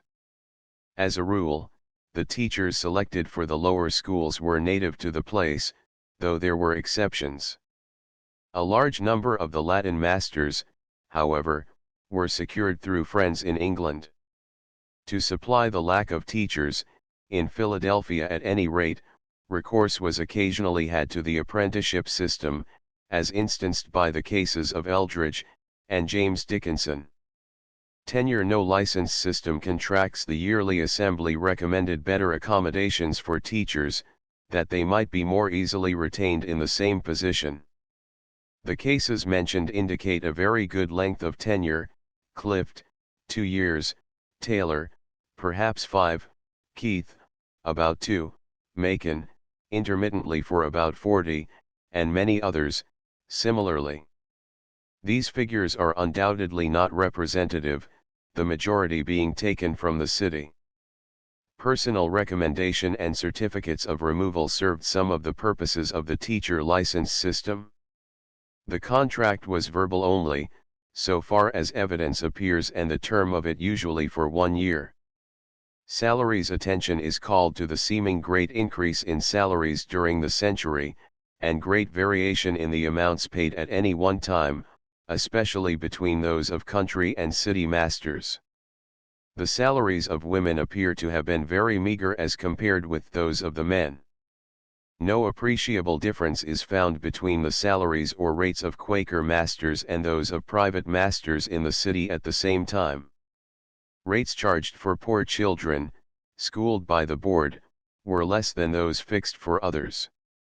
Women teachers considered a few mistresses in the schools are mentioned. For the most part, the length of their service is not known. A large proportion of them were engaged in teaching poor children, though not limited to that. A large proportion, over half of the poor children taught by them, were members of various denominations. Their service was not limited to the schools for whites, some being employed in the Negro school, near the end of the century. Masters' rank. Brief attention is given individual masters. As rated by the frequency of their mention in 5 standard authorities, Pastorius, Benezet, and Thompson lead the list. It is not believed that this measure is adequate, however. Concerning the qualifications of the masters, we find that all degrees of ability and training were represented. Pastorius may be taken as a type of the classically trained master of the Latin school. The other extreme might be represented by several of the ill-paid country masters. John Lacey describes such a master and his school in his memoirs. Character. One definite case of drunkenness on the part of a master has come to light. Though not probable that the record is so clear, it does appear that excessive outlawries were not committed. The chief sources studied on this point were the newspapers of the period and minutes of various Quaker meetings. Chapter 11 Education of Negroes and Indians. Earliest traces of the Negro in Pennsylvania. Negroes early in Pennsylvania. To the reader of the history of Pennsylvania, the statement that the colony was established in 1681 by William Penn seems sufficient reason for thinking that was the first settlement. But there were other people already established there, and among them were to be found Negroes, as is very readily ascertained from the records. The people who occupied the territory along the Delaware, later to be called Pennsylvania, before its charter as a colony was granted, were chiefly Swedes, English, and Dutch, who had crossed over the river from the neighboring colonies 1129, 1639, 1664. Gradual abolition by law of 1780. Negroes were not numerous. There remains rather scant evidence of their presence in any considerable number, but authentic record of certain instances.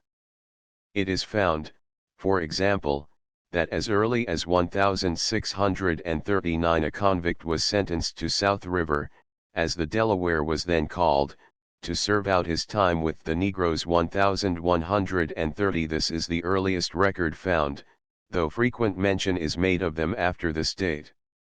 In 1664, the West India Company agreed to furnish about 50 Negroes to work in the lowlands on the Delaware River. 1131. This is the earliest explicit record that is found of trafficking in Negroes in Pennsylvania.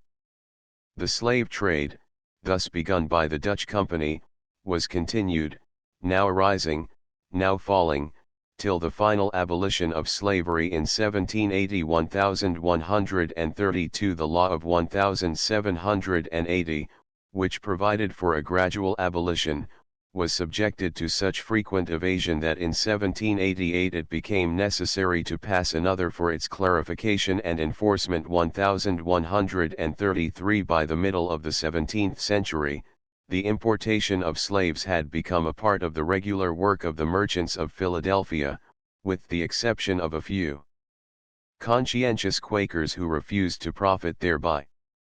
Records of the end of the century indicate that the number of Negroes had by that time become very considerable, though no exact figures are obtainable. 1134. Opposing factors. But it is not to be assumed that because the slave trade began thus early and continued to grow, it did so without meeting any opposition. In fact, it is probably due to a few years of opposition by various factors, which are here only mentioned briefly, that the slave trade did not become as prodigious in Pennsylvania as in other states, and that she was the first to pass an abolition law against it. 1135. Chief among the factors which opposed the increase of Negro serfdom were these: 1. The conscientious scruples of Friends in reference to the traffic. 1136. 2. The objection on the part of the German inhabitants, partially as Quakers, but not entirely. 1137. And 3. The dissatisfaction caused among white laborers by the enforced competition of the Negroes. 1138. Restrictive legislation. 1700, 1705, 1712. Slack demand for slaves indicated. As a result of this opposition to the importation of slaves, there was enacted various legislation restricting it, although there was at the same time an urgent demand on the part of some for slave labor. One of the first attempts on the part of the Colonial Assembly to restrict slave traffic was the Act of 1700, imposing the maximum duty of 20 shillings per head imported, which amount was in 1705 increased to 40 shillings. 1139. Not entirely satisfied with this stroke, the Assembly attempted, 1712, practically to prohibit importation by placing a levy of £20 per head, but this act was at once repealed by the Crown. 1140. However great may have been the failure in legislation, it seems that the feeling against importation was quite marked and, for that reason, the number imported fell considerably. If the statement of a merchant, Jonathan Dickinson, may be taken as indicative, we may judge that it was the slack demand that brought about a decrease in importation. He says, writing to Jamaica, April, 1715, I must entreat you to send me no more Negroes for sale, for our people don't care to buy. They are generally against any coming into the country. 1141. The trade formed by certain classes, 1. Traders, 2. Manufacturers. However strongly the general public was opposed to the slave importation, it was nevertheless possible for the interests of the few to dominate. First, there was the desire on the part of the trading company for the rich profits derived, and the Crown was loath to fail to safeguard the company in its demands.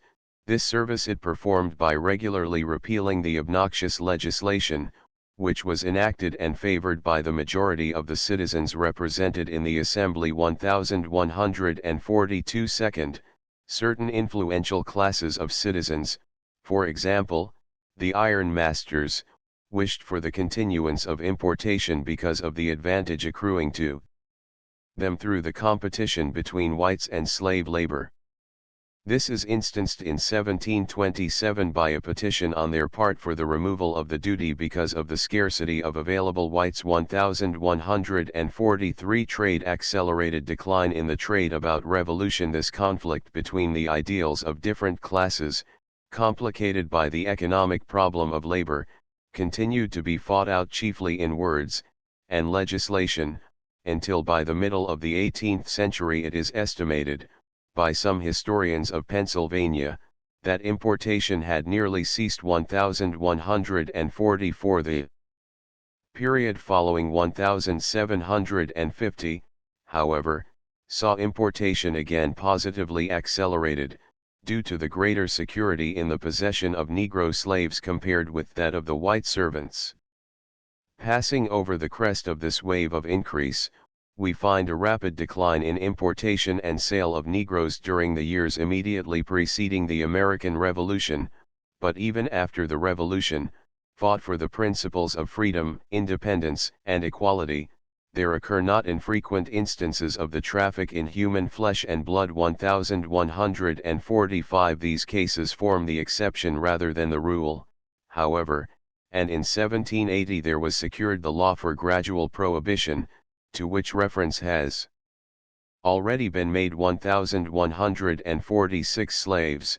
How circumstanced in Pennsylvania. The condition of the slaves in Pennsylvania was in many respects better than in other states, especially is this true if they are compared with those in the South, who were employed mostly in plantation work. Their clothing, if we may judge by the descriptions which usually accompanied the advertisement of runaways, was usually good and very striking in its variety, as witnesses the following description. 1147. $300 reward. Runaway from the subscriber on the evening of August 14, 1779. 20th of June, lost, a Negro man named Dan, about 24 or 25 years of age, 5 feet, 5 or 6 inches, something pitted with the smallpox. His dress when he went off is uncertain, as he took sundry clothes with him, amongst which are 2 coats, a light fagothi, and a brown jerkin with yellow buttons, 3 jackets, light blue, brown, and striped linen, a pair of new buckskin breeches, several pairs of old striped and 2 pairs of toe trousers, 3 pairs of stockings, 3 good shirts, and a round hat.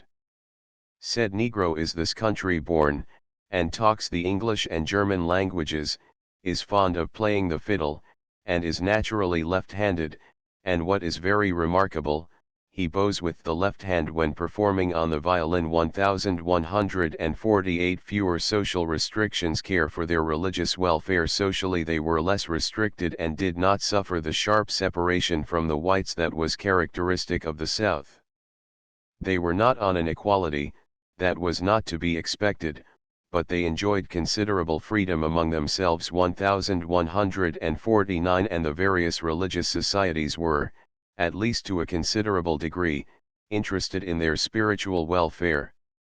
We find, at any rate, no considerable opposition to their advancement as was present in Virginia, even at a much later date 1150. The Moravians, as before stated, were usually opposed to holding slaves, and where they were held, they were on a basis of religious equality 1151. The Lutherans were likewise tolerant, but it is to the credit of the Episcopalians that most is due. Negroes were baptized in their church and then instructed in religion by a minister provided for that purpose 1152. Not only were the established congregations favorable to the aid of the Negro, but many itinerant ministers were desirous of educating him. Work of Whitefield. There is one outstanding instance of the latter which may serve as an illustration. It is that of Reverend Whitefield, who took up 5,000 acres of land on the forks of the Delaware in Pennsylvania, where he hoped to erect a Negro school.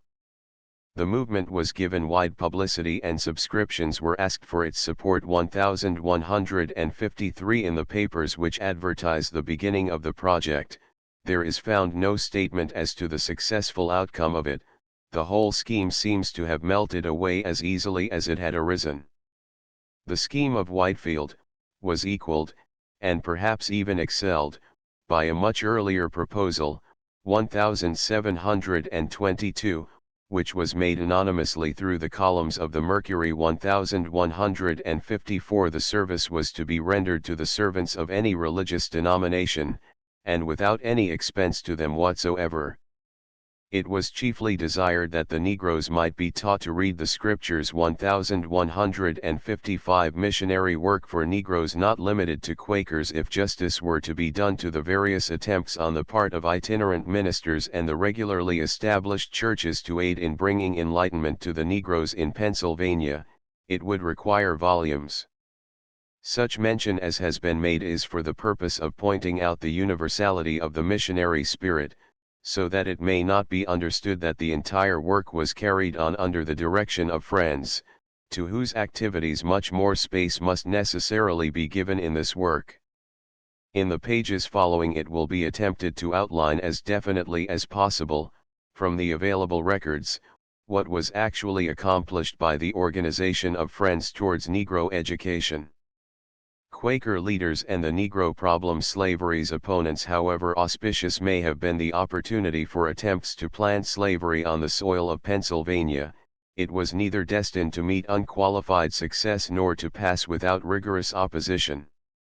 The German population from the very outset, as we have already stated, was hostile to the idea of slavery. 1156. Likewise, the Quakers were dominated by men who believed that slavery had no justification, and throughout their lives were actuated by this belief.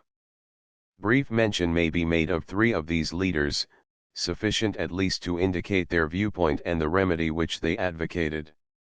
George Fox pleads for education of Negro and Indian. George Fox, their revered founder, was quite naturally referred to in matters of importance and far-reaching consequence. Through the influence of his ministry, the doctrine of the freedom of all men and of inherent rights, which they possessed by virtue of being men, came to be accepted in the church organization, and was published in the discipline and various letters of that body. 1157. These acts of the church organization will be dealt with presently. Fox defends his position mainly on the religious basis.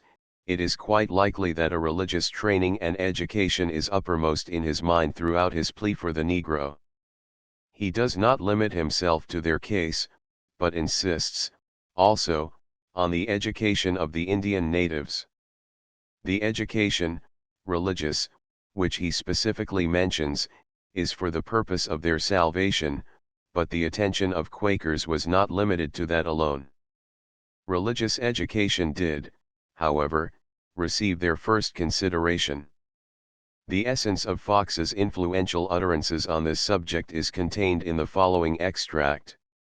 And, also, you must instruct and teach your Indians and Negroes, and all others, how that Christ, by the grace of God, tasted death for every man and gave himself a ransom for all men to be testified in due time, and is the propitiation not only for the sins of Christians, but for the sins of the whole world, and that he doth enlighten every man that cometh into the world, with his true light, which is the life in Christ, by whom the world was made. 1158 John Woolman, His Sermons, Tracts, etc. From among the Quaker exponents of the freedom of all men, we can scarcely select one of greater influence than John Woolman. He was born in 1720 1159 and thus grew up to manhood in a period when the opposition to slavery on the part of Friends was on the increase, and lived through its zenith, after which slavery among Pennsylvania Friends scarcely existed. 1160 He was well educated. The greater part of his life was spent traveling as a minister from place to place, now working among the Indians. 1161 and again visiting meetings in the interest of the freedom of the Negro. 1162 His journeys throughout the colonies served to keep the individual meetings awake to the problem before them, and the firm conviction of the man won no less number of supporters than the eloquence of his appeal. The influence of Woolman did not, however, limit itself to the channels of his sermons. In 1754 appeared one of his best expressions on the traffic, entitled Some Considerations on the Keeping of Negroes. Nothing was permitted to stand in the light of his conviction as to the right. He refused to continue his practice of writing wills in all cases where the disposition of slaves was involved. 1163 But it is impossible to give in this limited space an adequate resume of the work of this great spokesman of freedom. A brief representative statement from his works, added to what has already been said, is perhaps the most satisfactory treatment that can be given. Woolman on slave-holding. Many slaves on this continent are oppressed, and their cries have reached the ears of the Most High. Such are the purity and certainty of his judgments, that he cannot be partial in our favor. In infinite love and goodness he hath opened our understandings from one time to another concerning our duty to this people, and it is not a time for delay.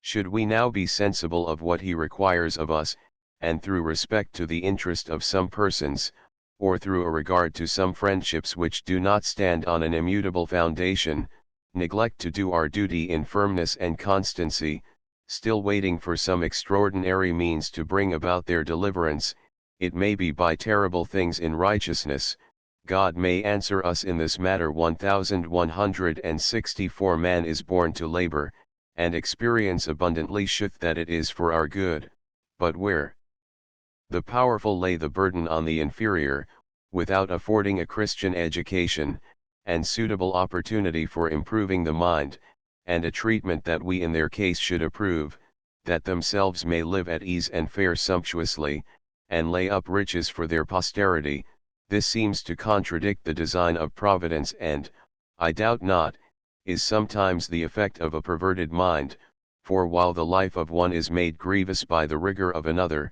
it entails misery to both. 1165. Anthony Benezet, His Influence Through Books, Pamphlets, etc. While speaking of the life and work of the two above-mentioned Quaker reformers, one other person seems to call imperatively for attention.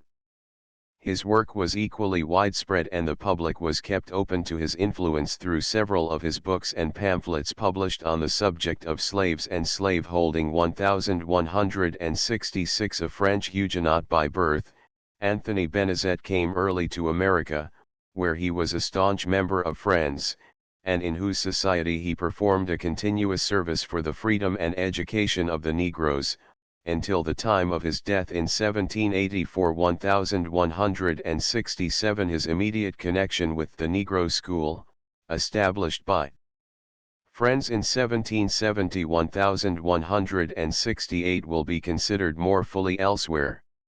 The arguments advanced by him against slavery are based on the grounds of practicality and justice. The system is injurious to the slave and the master, and inconsistent with the ideals of a free community.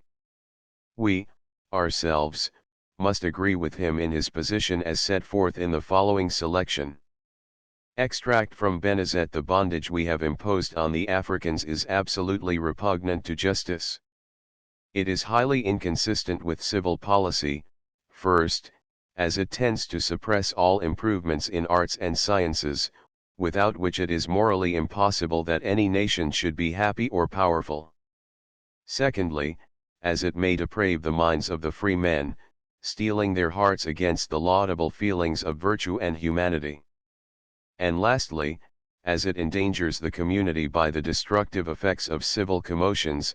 Need I to add to these what every heart, which is not callous to all tender feelings, will readily suggest that it is shocking to humanity, violative of generous sentiment, abhorrent utterly from the Christian religion, for as Montesquieu very justly observes, we must suppose them not to be men, or a suspicion would follow that we ourselves are not Christians. There cannot be a more dangerous maxim than that necessity is a plea for injustice. For who shall fix the degree of this necessity? What villain so atrocious who may not urge this excuse, or, as Milton has happily expressed it and with necessity, the tyrant's plea, excuse his devilish deed? 1169. George Keith and other antagonists of slavery. Besides the three representatives mentioned, there were a host of others, many of them still earlier, but perhaps none who exercised so great an influence. Among those worthy of mention were George Keith, a dissenter among Quakers, but one of the earliest teachers in Philadelphia, and a very ardent antagonist of slavery. Others, whose zeal outran their discretion, such as Ralph Sandiford, Benjamin Lay 1170 and William Southeby, might be profitably discussed here, but lack of space eliminates their consideration. Still other itinerant ministers, Banks, Pennington, and Chalkley, though not so precipitous in their actions as the three above named, were none the less worthy spokesmen of the cause. The church organization and the Negro question study of the meeting records referring to Negro education under this head it is intended to present, 1. The activity of the society as an organization, and, 2. The establishment of Negro education in the various meetings where any record of it remains. In doing so, let the reader keep in mind the principles set forth previously by the three representatives who have been mentioned as leaders in the cause of Negro education and liberation.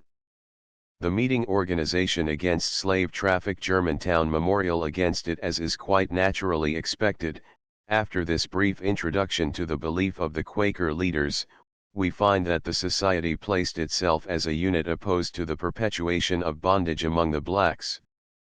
Friends were astonished to find, when they arrived, that slavery existed in Penn's colony, and as early as 1688 those settled at Germantown entered a memorable protest against it. 1171. 5 years later, George Keith, a Quaker who a few years later came into disfavor with the society, entered a vigorous denunciation of the practice of holding slaves. 1172. The general tenor of these protests is against perpetual bondage, their idea being that since it already existed, there should be a time limit set at the expiration of which all those held should become free. It would have been possible for individual protests and those of smaller meetings to have gone on indefinitely and still have accomplished but little in the way of influencing others. Similar expressions from a central organization, speaking with some semblance of authority, could have accomplished much more, and did so, though not till some years later. The advices issued by the yearly meeting were usually in the nature of reproof, scarcely or never mandatory. One of the earliest was drawn up at the yearly meeting in 1727 and sent to the meetings subject thereto. Yearly meeting regarding slave trade. It is the sense of this meeting that the importation of Negroes from their native country and relations by friends, is not a commendable or allowable practice, and is therefore censured by this meeting. 1173. It is difficult to understand how any communication of this nature could have force in a situation that seemed to demand something in the way of command.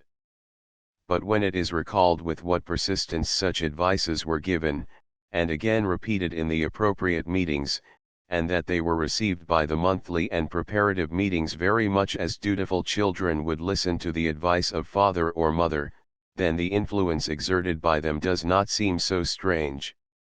Reports made to yearly meeting concerning slaves. Moreover, there is ample evidence in the reports of various meetings at all times that the advices of the yearly meeting were being followed with considerable success.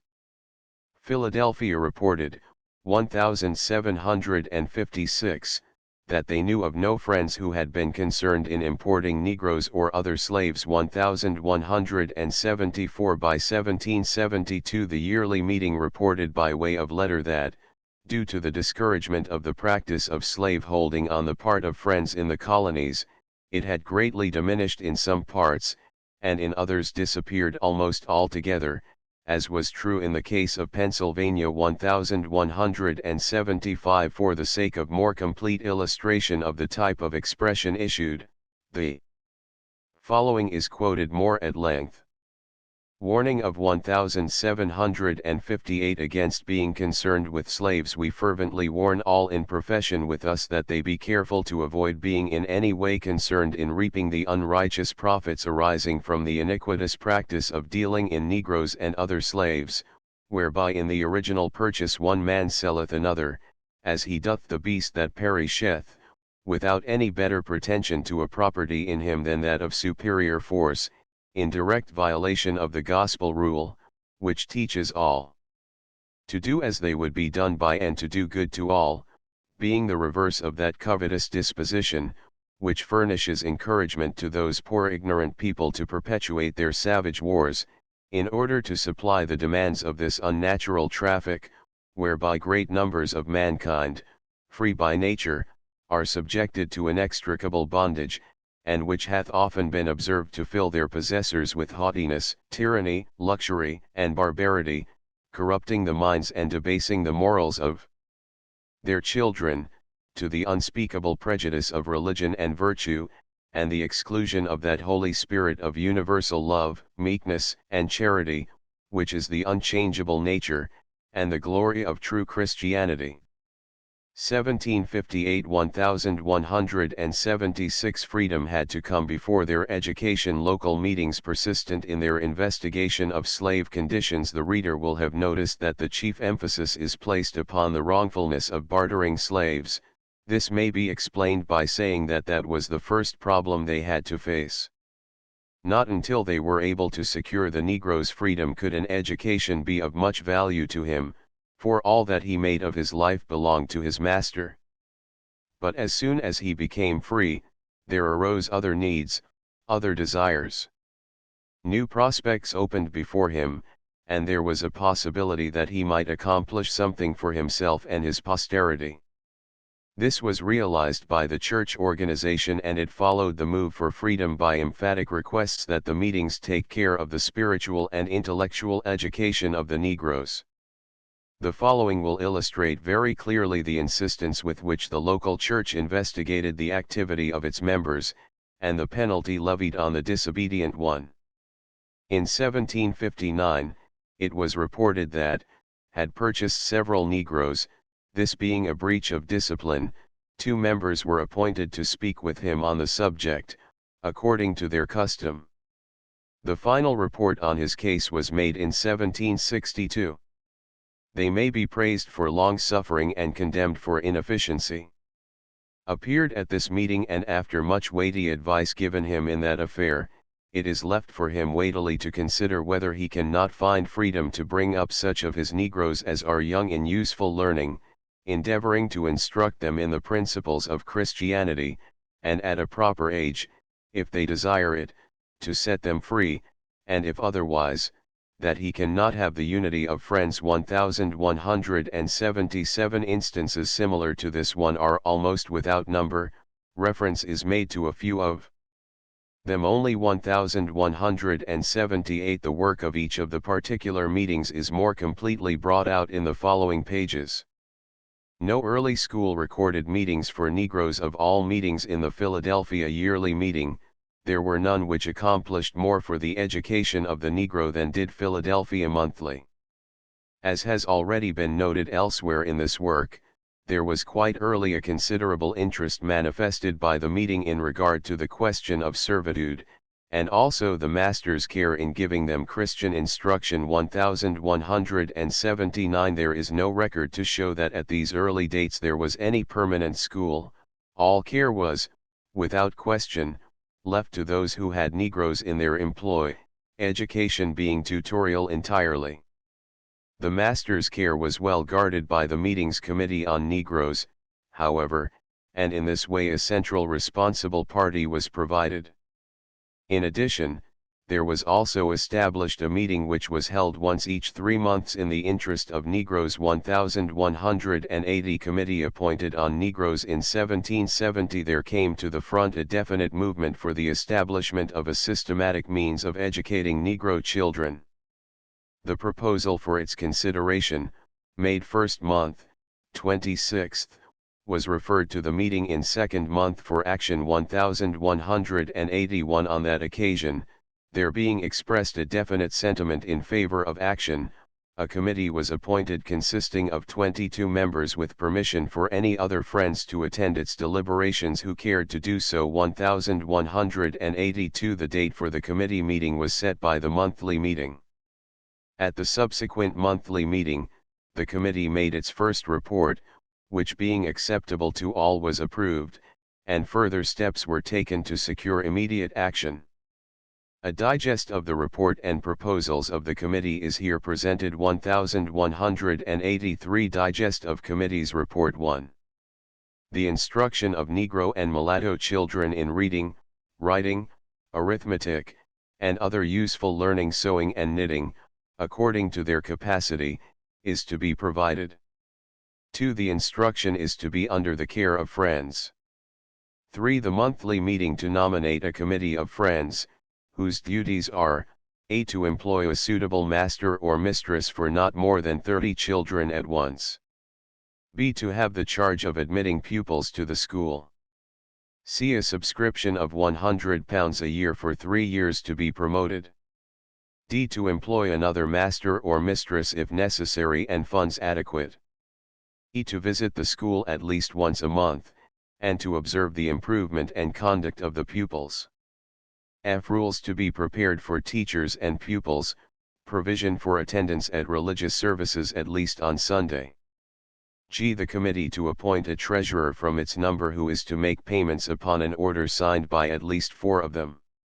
h. 4 members are sufficient number to transact business. In difficulties, they are advised to consult the monthly meeting. I. To keep a record of proceedings, receipts, and expenditures, and make a report to the meeting once a year or more. 4. The children of free Negroes and mulattoes are to be given preferment.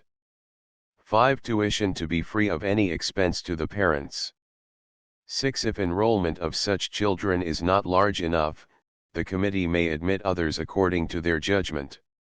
Subscriptions for school solicited. Moses Patterson in the Negro School, acting upon the recommendations incorporated in the report, a subscription paper was at once prepared, and the campaign for funds began. 1184 A committee of the following named friends was appointed to assume the direction of the school agreeable to the articles of the report, viz., Israel Pemberton, Samuel Emlin, James Pemberton, Richard Blackcam, John Drinker, Hugh Forbes, and Edward Jones. 1185 Their term of service was stated as until a new nomination be made by this meeting, and any vacancy occurring in the meantime was to be filled in the same way. 1186 Only 3 months later, 6th month, the committee of 7 reported they had agreed with Moses Patterson as teacher, hired a house, and that a number of children were already admitted for instruction. 1187 In first month of the following year the committee requested permission to erect a school for the use of the blacks,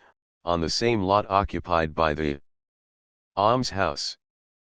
The request was at once granted. 1188 Full yearly reports not made. Though it was originally stated that the committee should report once a year to the monthly meeting, there was by no means a full report recorded in the minutes each year. They are adequate enough, however, to furnish some idea of the progress made with the school. Reports taken as a measure of the school's success. The details of a few reports will be presented.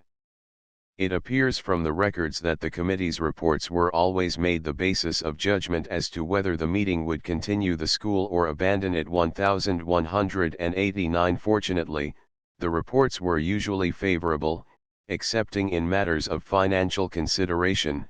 In this respect there was quite often a shortage. 1190. In the report of the first 12 years there is little that deserves repetition. The school continued regularly, according to statements made at intervals, and all things seemed to convince friends that it was worthy of their support. Let us note the condition of the school at the end of 12 years, 1782. John Houghton and Anthony Benezet. For the 5 years preceding the instruction had been under the care of John Houghton, who, unfortunately, had to retire because of failing health. 1191. His place was taken 2 months later by Anthony Benezet, a teacher of great merit, and one who perhaps had the welfare of the Negro more at heart than any other man in the colony. 1192. At his suggestion, the school was removed from the house erected for that purpose and established in his own home.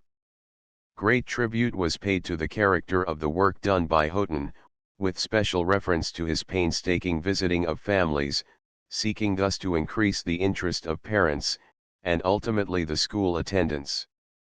It is stated that during the 5 years he was employed, 250 children and grown persons had entered the school. 1193. The chief value derived, according to the committee's view, was the increased appreciation aroused among the whites for the blacks. They were forced to realize that the Negro had talents which might be developed as their own, giving him an insight into greater possibilities which were not beyond his reach. Financially the school was no success. Payments in depreciated money, legacies and subscriptions used for support. The report on the financial status was not so hopeful. The fees for the master, for the years 1779, 1780, and 1781 were 80, 90, and £100 respectively.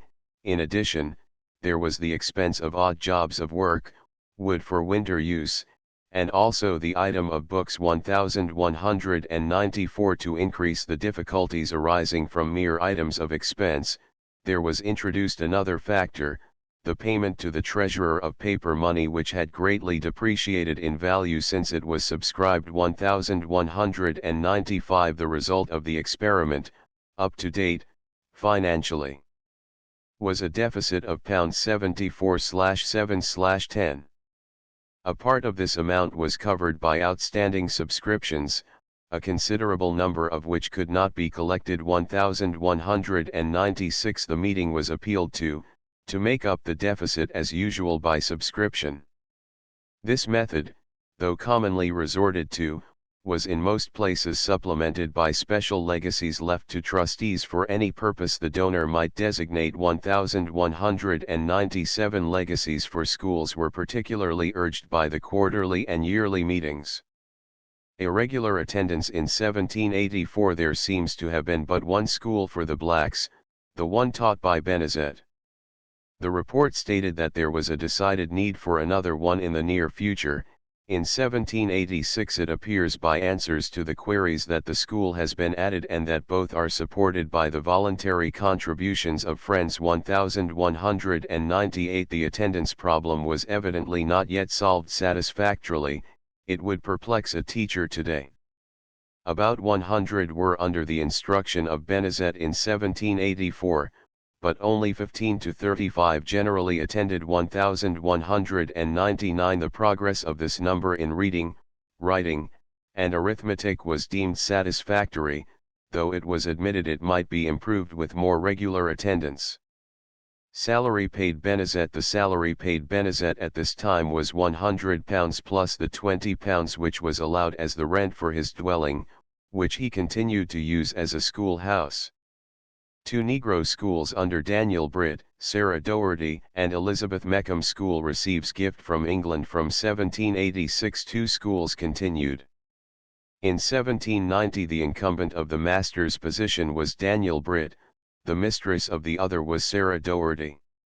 The latter served only to 6th month, 1790, at which time she was replaced by Elizabeth Meckham, who later became the wife of Daniel Britt. 1200. Though there was a very large enrollment at this time, the actual attendance was between 18 and 30 in each of the schools. 1201. The instruction continued as above stated and was recognized on the whole as satisfactory, its only failure being due to irregular attendance, occasioned by illiberal masters, who detained the Negroes in their service. The master's salary for the year, £100, was double that paid to the mistress. Finances were generally in a bad state, though they had been considerably augmented by a generous gift of £175 from England, and a special donation by William Craig. 1202. In spite of this, the committee was still indebted to the estate of Anthony Benezet to the extent of about £100. 1203. These difficulties do not seem to have been insuperable, however, the regular annual income, about £1,784, was fairly well established, being derived from the rental of property and grounds. 1204. Regular attendance about 80. Elisha Pickering, master under the direction of Daniel Britt and his wife. The school continued to progress. Most gratifying was the increase of the regular attendance to about 80, which was as large as could be conveniently accommodated in the two schools. 1205. The services of Britt and his wife ceased in the period from 1795 to 1798, the latter having died and the former being aged and infirm. The master's place was taken by Elisha Pickering, at a salary now grown to £150 per year. That of the mistress still remained at the mark of former years, £50. The amount of annual rents had increased to £190/9/11, and besides this there was an interest from £146/7, which was a part of the bequest of Anthony Benezet. 1206. The annual expenditures were estimated at £230, which considerably exceeded the income. It was customary to require tuition for the children whose masters were bound by indenture to give them school learning, and from this source was eked out the sum necessary to defray expenses. 1207. There is found no statement in the committee's reports to indicate the amount of tuition usually demanded. The following bill may be of interest, however, since it shows various items of expenditures of the School Committee. 1208. Committee of Education, to Othniel Alsop, Dr. 1797 9-23. Cash advance to Bustill $10 9-30. Paid J. Schoffer for 4 benches for North Liberties School. 3.50 printed alphabets. .276 spelling books. 1.50 10-2. Paid A. Williams quarters salary. 25.00 10-28. Advanced Cyrus Bustill 10.00 11-6. 2 cords of wood, hauling, etc. 12.35 total $62.62. Summer and winter sessions. From available records it is impossible to give more than an elementary knowledge of how the school was run. Nothing is found concerning the inner organization. We can know its purposes, its means at command for attaining them, and approximately the number of children it was able to reach. The length of school term is not quite clear. It seems evident that there were summer and winter sessions, how long we do not know, and that there was scarcely any interruption of their continuity. Occurrences which caused an interruption of the session usually were commented on in the committee's reports. 1209. A summary of the report showing the status of the schools in 1800 is given below. 1210. At that time they were under the direction of committees of the Northern, Central, and Southern districts. Status of Negro schools in 1801. Benjamin Mears, master at $500 a year, Elizabeth Meckham, mistress at £50 per year. 2 schools have been kept open throughout the year 1798 to 99 with the exception of 12 weeks on account of sickness. 3. The attendance, from 70 to 80 day scholars, winter and autumn. 4. Some applicants for admission have been refused because of a lack of room enough for all in summer. 5. Finance, a total bequest of Anthony Benezet, plus that which was owing to him at the time of his death, makes an income of £193/4b. Annual amount of donations from other sources £117/5/11. Total £220/9/11. In hands of treasurer £8/12/6. For 2 reasons it has been thought advisable to present as fully as possible the situation in regard to the Negroes' education in Philadelphia. First, they were present in Philadelphia in so considerable numbers that it necessitated a complete organization on the part of the society if any aid was to be offered. Second, the method of dealing with them was closely followed in other localities, in case there were sufficient numbers to warrant it. The activity of other monthly meetings in this question of oversight and education of the Negro will be touched upon briefly. Not enough Negroes for a separate school as was above suggested, and will be shown more explicitly hereinafter. There were many of the country districts where the Negro problem scarcely existed 1,211. In many others the number of the race was so small that a separate school was entirely out of the question, but more was needed than the mere presence of a white school, to make certain that they received even the rudiments of an education. A constant readjustment of the general ideal of attitude toward them was necessary for each individual community. The details of information concerning the work of each meeting was interesting enough, but perhaps it will be more instructive to point out and illustrate the general characteristics which applied to most, or at least a large number of them. Negro education usually delegated to a committee as a general rule. If Negro inhabitants were numerous, a committee was delegated to the service of their care and education. 1212. In some places this was made a standing committee having specified duties, in others, the committees were appointed only to investigate conditions and make a report, so that further action might be taken by the meeting. It may be well to note the type of the service which the committees were required to perform. The duties, performed by the 2 kinds of committees, were but slightly differentiated. The chief difference lay in the length of the term of service.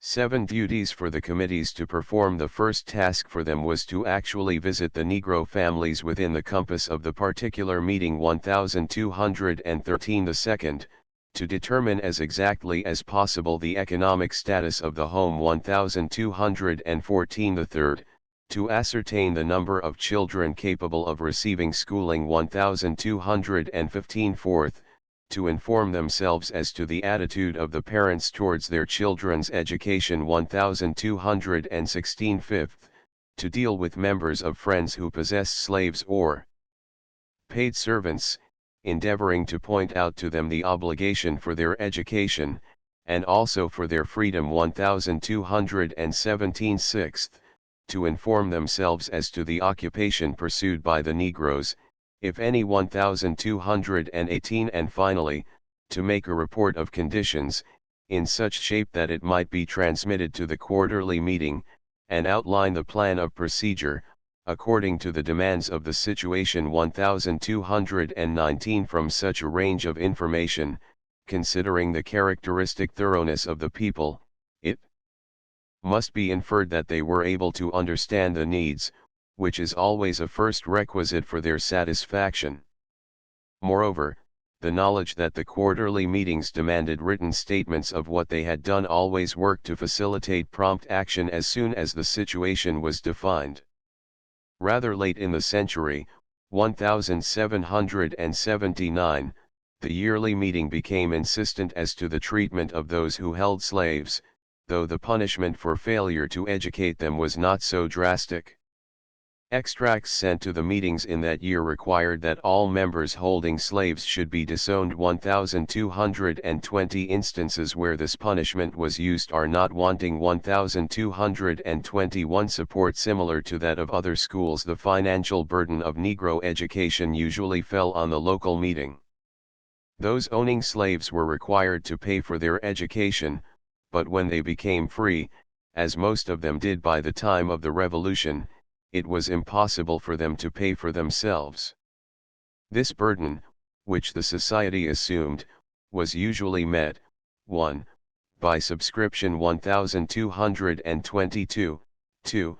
By special legacies, and 3. By income from investments in property. In the smaller localities, the first was the predominate means.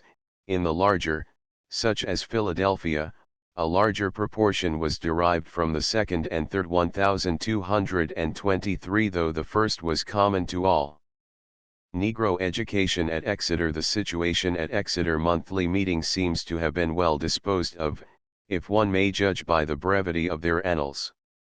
Writing, 1764, in answer to an inquiry on the part of Philadelphia Quarterly Meeting, to which they belonged, they report, but one Negro amongst us, who has sufficient food and raiment, but his religious education is still neglected, which is now under notice. 1224 in 1758 they had reported 2 Negroes only, and with substantially the same comments. 1225 the report may either mean they had no problem at the outset, or that they were remarkably successful in their attempt to solve it. Radnor no early mention of their schooling at Radnor. Radnor monthly meeting reported in 1756 that they were clear with respect to buying, importing, disposing of, or holding slaves. 1226 and continued substantially the same report until 1768. 1227 they were all, according to reports, well fed and clothed, and many attended meetings. 1228 but no statement is made at that early date concerning any attempt to educate them. From sundry reports after 1768 it seems necessary to assume that the earlier reports were not entirely accurate in stating that the meeting was clear of slaves. Without this assumption, it is difficult to understand the great increase in the cases of discipline for that offense. This increase was doubtless due to a closer scrutiny of the Negro question than had been formerly customary. Report of Committee on Slaves. Beginning with 1768, there were several cases reported of dealing in slaves, either buying, selling, or holding. First, there was one slave sold, 1229, and 2 years later the records state none imported but some purchased and some sold since last account. 1230 it was further admitted, 1770, that nothing has yet been done by us in visiting those who hold slaves, 1231 but a few years later, 1776, there is ample evidence cited that they attended to each individual case. There are several instances where expulsion from the society was threatened. 1232 and actually carried into execution. 1233 in 1778 the Committee on Slaves reported, 1. They had visited all members holding slaves, 2. Obtained manumissions from David Harvard for 2 slaves. 3. Anthony Tunis also released a slave, and 4. Mentioned 2 other cases for consideration, a. that of John Harvard, holding 1 slave though he admits it to be wrong, and b. that of Samuel Harvard who refuses to set free a Negro man aged 40, though he condemns the slave-holding practice. 1234 in 1780 the meeting reported none imported, sold, or purchased, and almost none held. 1235 and by 1790 even the latter had disappeared. 1236 some schooled without charge there was at this time. Constant oversight of the freed Negroes, and some of the children were given the opportunity of schooling without charge to the parents. 1237 Slavery in Bucks County. Negro slavery flourished early in Bucks County 1238 and still continued to persist until after the abolition in 1780. 1239, which resulted in a gradual diminution of slavery throughout the state. A little later we shall notice the distribution of slaves as indicated by the registration which was required by the law in 1782. 1240 slaves mentioned at Middletown. 1703 The presence of Negroes in the compass of Middletown is first made known through the record of 1703, which stated that Robert Heaton and Thomas Stackpole were appointed to fence off a portion of the ground to bury Negroes in 1241. The first reference to their liberation, other than by death, is the case of Jeremiah Langhorne, who in 1742 freed all of his Negroes, the entire number being about 30 or 40. 1242. Just how frequently such liberations occurred and how generally they were participated in by friends is not accurately ascertainable from the records, but by the year 1782, just following the stringent Abolition Act, we have the following report: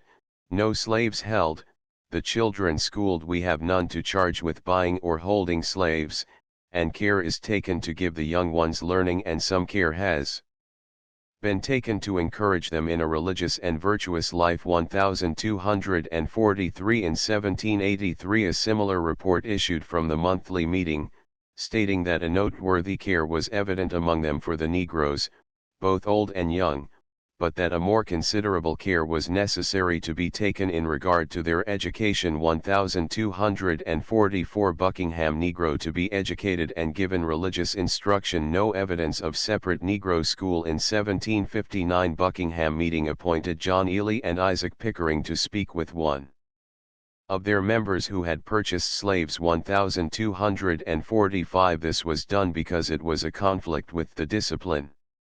The burden of their advice is that he should bring up the young Negroes in useful learning and Christianity, and later set them free if they desired it. There is nothing further to indicate the nature of the education, and since there is no evidence of a school for them, it was probably in their homes or in connection with the white schools. No other references are found which point to any progress until 1778, when the meeting appointed Thomas Watson and Oliver Paxson to advise and assist the free Negroes in their religious duties and also in regard to their school education. 1246 This appointment was made in accordance with the more stringent regulations which were given out by the quarterly and yearly meetings in 1777. 1247 These regulations requested only that committee be appointed to look into the status of the Negroes and seek to better their conditions, but the one next following, 1779, required those holding slaves to be disowned. 1248 Slave holding debated in meeting. The records of Buck's quarterly meeting are in very substantial agreement with those of the individual meetings, Falls, Wrightstown, Middletown and Buckingham, which constituted it. 1249 The question of the rightfulness of buying or owning slaves seems to have come first to a conscious consideration about 1730, when it was debated in the meeting. 1250 they were unable to come to a decision in the matter and accordingly referred it back to the yearly meeting. 1251 Though unsuccessful in debating the question satisfactorily, their practical success seems to have been very commendable, for in 1766 there is reported only one Negro purchased lately throughout the quarter. 1252 This does not mean that no Negroes were held, for as will be shown later there were many in that region. It does mean, however, that their control of any increase in slaves was very satisfactory to the yearly meeting's demands. By 1772 the record has still been greatly improved, as they report, clear of importing or buying Negroes as far as appears, but their religious education is not so strictly attended to as the import of the query seems to require. 1253. Though all indications are to the effect that slave purchasing was near the minimum, the meetings were clearly not satisfied. Committees were at all times kept by both the quarterly and monthly meetings. 1254 to visit with those who held slaves to persuade them to give them their freedom. The committee for this service in the quarterly meeting reported in 1777, Report of Committee on Slaves. We of the committee appointed by the quarterly meeting in order to treat with our members who hold their fellow men in bondage, in connection with the several meetings committees, now report that there has been considerable time spent in laboring with them in order to convince them of the evil of the practice, which labors of love have been by some kindly received, and they have complied so far as to give those they had in bondage their liberty by instruments of writing, but there are others who still persist in holding them as slaves, notwithstanding the repeated care and labor of friends extended towards them. 1255 meetings set up for Negroes. The next report made in the 11th month of the year is substantially the same, several slaves having been manumitted or set free, and, also, the defiant attitude being still present among some members. 1256 The similarity of these reports continues till the very last years of the century, with however a few additions. At some time prior to 1795, not more than 3 years, there were established meetings for Negroes which were held at stated times, always under the direction of friends. 1257 In 1799 the quarterly meeting was able to report no slaves among us and that some care is extended to those set free. 1258 No mention made of separate school social approval given those who freed slaves very early. The meetings were urged to give their attention to the religious and school education of the Negroes that were in their possession. 1259 But a majority of the reports from meetings are to the effect that this did not receive satisfactory attention. 1260 No evidence remains in any records to show that there was a separate school ever established for Negroes, and it is quite possible that there never was during the 18th century. The demands transmitted through Buck's Quarterly were not so strictly enforced in regard to education as in regard to liberation, and it is more than probable that it was in most cases determined by the individual conscience than by the group. In regard to forcing liberation by public opinion, there are many examples where individuals were singled out and threatened with ejection from the society if they refused their slaves' freedom. 1261 But there are few references to such action taken for failure to educate them. There are, however, occasional ones mentioned. Most references to their education were in the nature of advice, which doubtless was followed in many cases. 1262 and disregarded in many more. Registration of 1782 showed large proportion of slaves in Quaker townships in spite of the continuous exertions of the Friends meetings to keep down the number of slaves purchased, and to increase the number of liberations among those already possessed by their members. It appears from an investigation of the matter made by Davis, that almost 1/3 of the total number of slaves in 1782, Bucks County, were to be found in the townships Falls, Middletown, Lower and Upper Makefield, Bristol, and Wrightstown, where the Quakers were most numerous. 1263 The entire number of slaves registered in 1782 was 520, and this may be regarded as fairly accurate since failure to register them meant the loss of the slave. 1264 The number registered in the townships where Baptists and Presbyterians were settled, Warwick, Warrington, New Britain, Newtown and Bedminster, was very small, while the German districts registered but 32. 1265 Early records of slave holding. Meager. The meetings constituting Western Quarterly Meeting, Chester County, Kennet, London Grove, and New Garden have very meager references to slaves or slave holding up to about 1770. One of the monthly meetings, London Grove, was not established until 1792-1266, and between that date and 1800 made no reports of any consequence. Visit performed to all slaveholders in 1770. Kennett Meetings Committee performed a general visit to all possessed of slaves and found there was not the desired willingness to manumit them which they had expected. 1267. From the report made 7 years later, we must judge the situation had not changed very considerably, since we find one member signified to them that he did not incline to release his negroes from bondage, nor did he know that ever he should. 1268. It does not, however, seem that the occasional stubborn brother had a discouraging effect on the rest of the meeting. In 1779 the record stated, "It is desired that friends attend to the circumstances and the situation of such negroes as have been set free, that we may fully discharge our duty to them, by endeavoring to instruct them, both for their spiritual and temporal good." 1269. A committee of 3 men was immediately appointed to perform the service. This work with committees continued constantly, with the result that 9 years later, 1788, the meeting reported none held as slaves amongst us, and that attention was given to education. 1270. The registration of 1780 showed only 3 held as slaves in the whole township. 1271. New Garden. In New Garden attention was early called to the negroes. 1272. And a committee appointed then reported in 1781 that most of them were living among friends and were generally well provided for. 1273.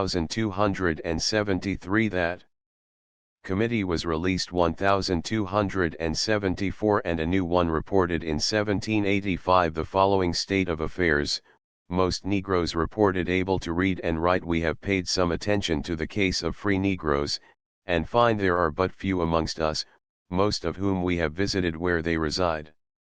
They are generally well provided for with the necessaries of life, and some care taken of their religious education, in which we believe there may be an improvement. We also inspected their school education and find most of them can read and some write. 1275. In 1789 one case of holding a slave came before the meeting, but at its direction a writ of manumission was immediately secured for the same. 1276. The registration in 1780 for New Garden Township returned 1 slave only, held by a Scotchman. 1277. Euclid. No Negro school aid solicited to school poor Negroes. Euclid monthly meeting, Calm quarterly, as early as 1765, received a report from a delegation sent from the quarterly meeting stating it as their opinion that friends ought to inspect into the care which friends who had Negroes extended toward them with regard to their education. 1278. A committee was accordingly appointed by the monthly meeting to serve in that capacity. How considerable was their activity in the interval elapsing between their appointment and their first formal report of conditions, which was returned to the meeting in 1779, one cannot judge accurately. We may judge from the report above mentioned that there was no Negro school, for that race alone. It was perhaps not demanded by the numbers who would have been eligible. 1279. It appears the committee had visited all, Wilmington excepted, who had been freed, and found all generally in a very satisfactory state. Some are reported not able to give their children schooling, and for them aid is solicited. 1284. Others' advice is requested to guide them in their outward affairs.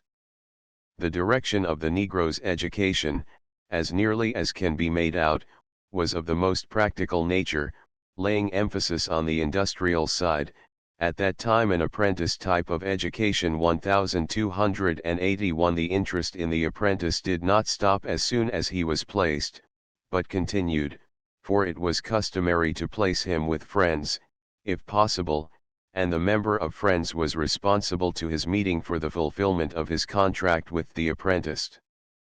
The following extract from the Middletown records will serve to show the general regulation by which the apprenticing was carried on among members of the society. and his sons giving security to the orphans' court, and to pay interest for the money that belongs to the said, ever since the time it became due, and also the said Thomas do abide at Robert Heaton's house for his table and to be kept to school for a year, or so long as the meeting may think fit. 1282 Salisbury Report on Situation of Negroes. Salisbury, 1782, reported they had visited the free Negroes, who were situated nearly as before. 1283 No statement was given of the entire number within this locality, but 5 were listed as having no trade. 1284 It appears, however, in spite of that fact, they were not dependent on the community for support.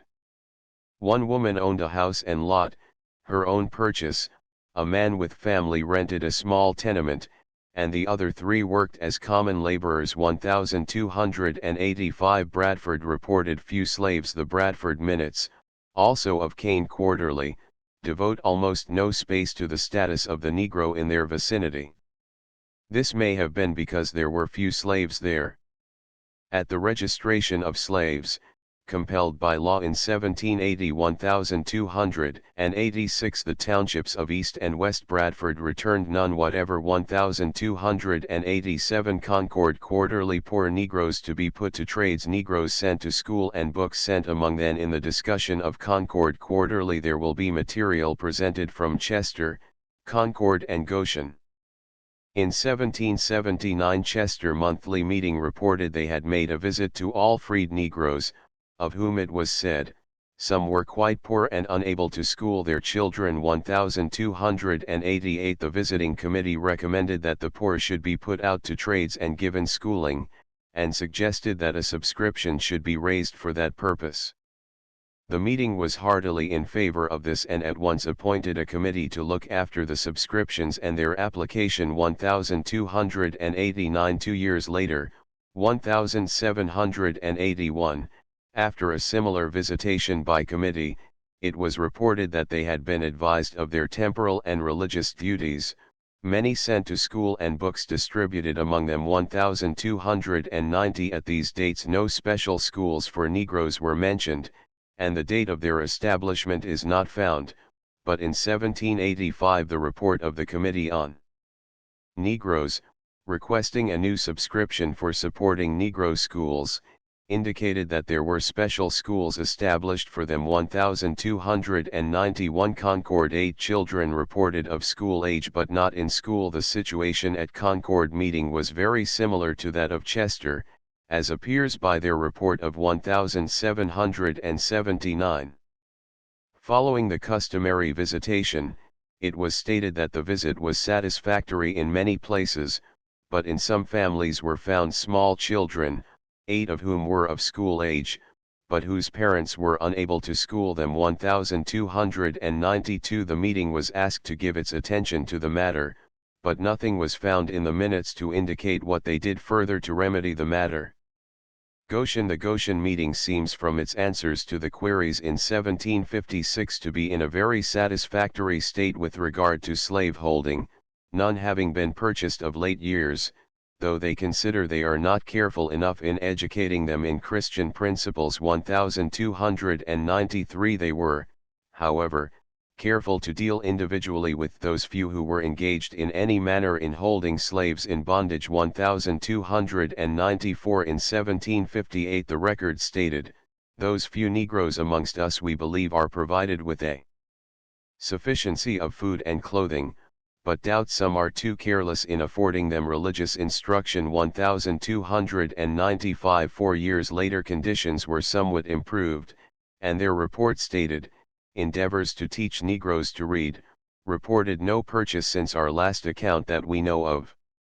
Those amongst us who keep Negro slaves, we believe afford them a sufficiency of food and clothing, and endeavors are used with some to learn them to read. 1296 Negroes sent to school. If we read a little further the records for the same year, we are informed that some were sent to school, supposedly to a white school due to the small number of Negroes among Friends. 1297 From the above references, then, taken in connection with one of the second month, 1764, we are led to infer that the education of the Negroes under Friends' care was carried on in a school and not in the home, under individual instructors, whoever might be able to do it.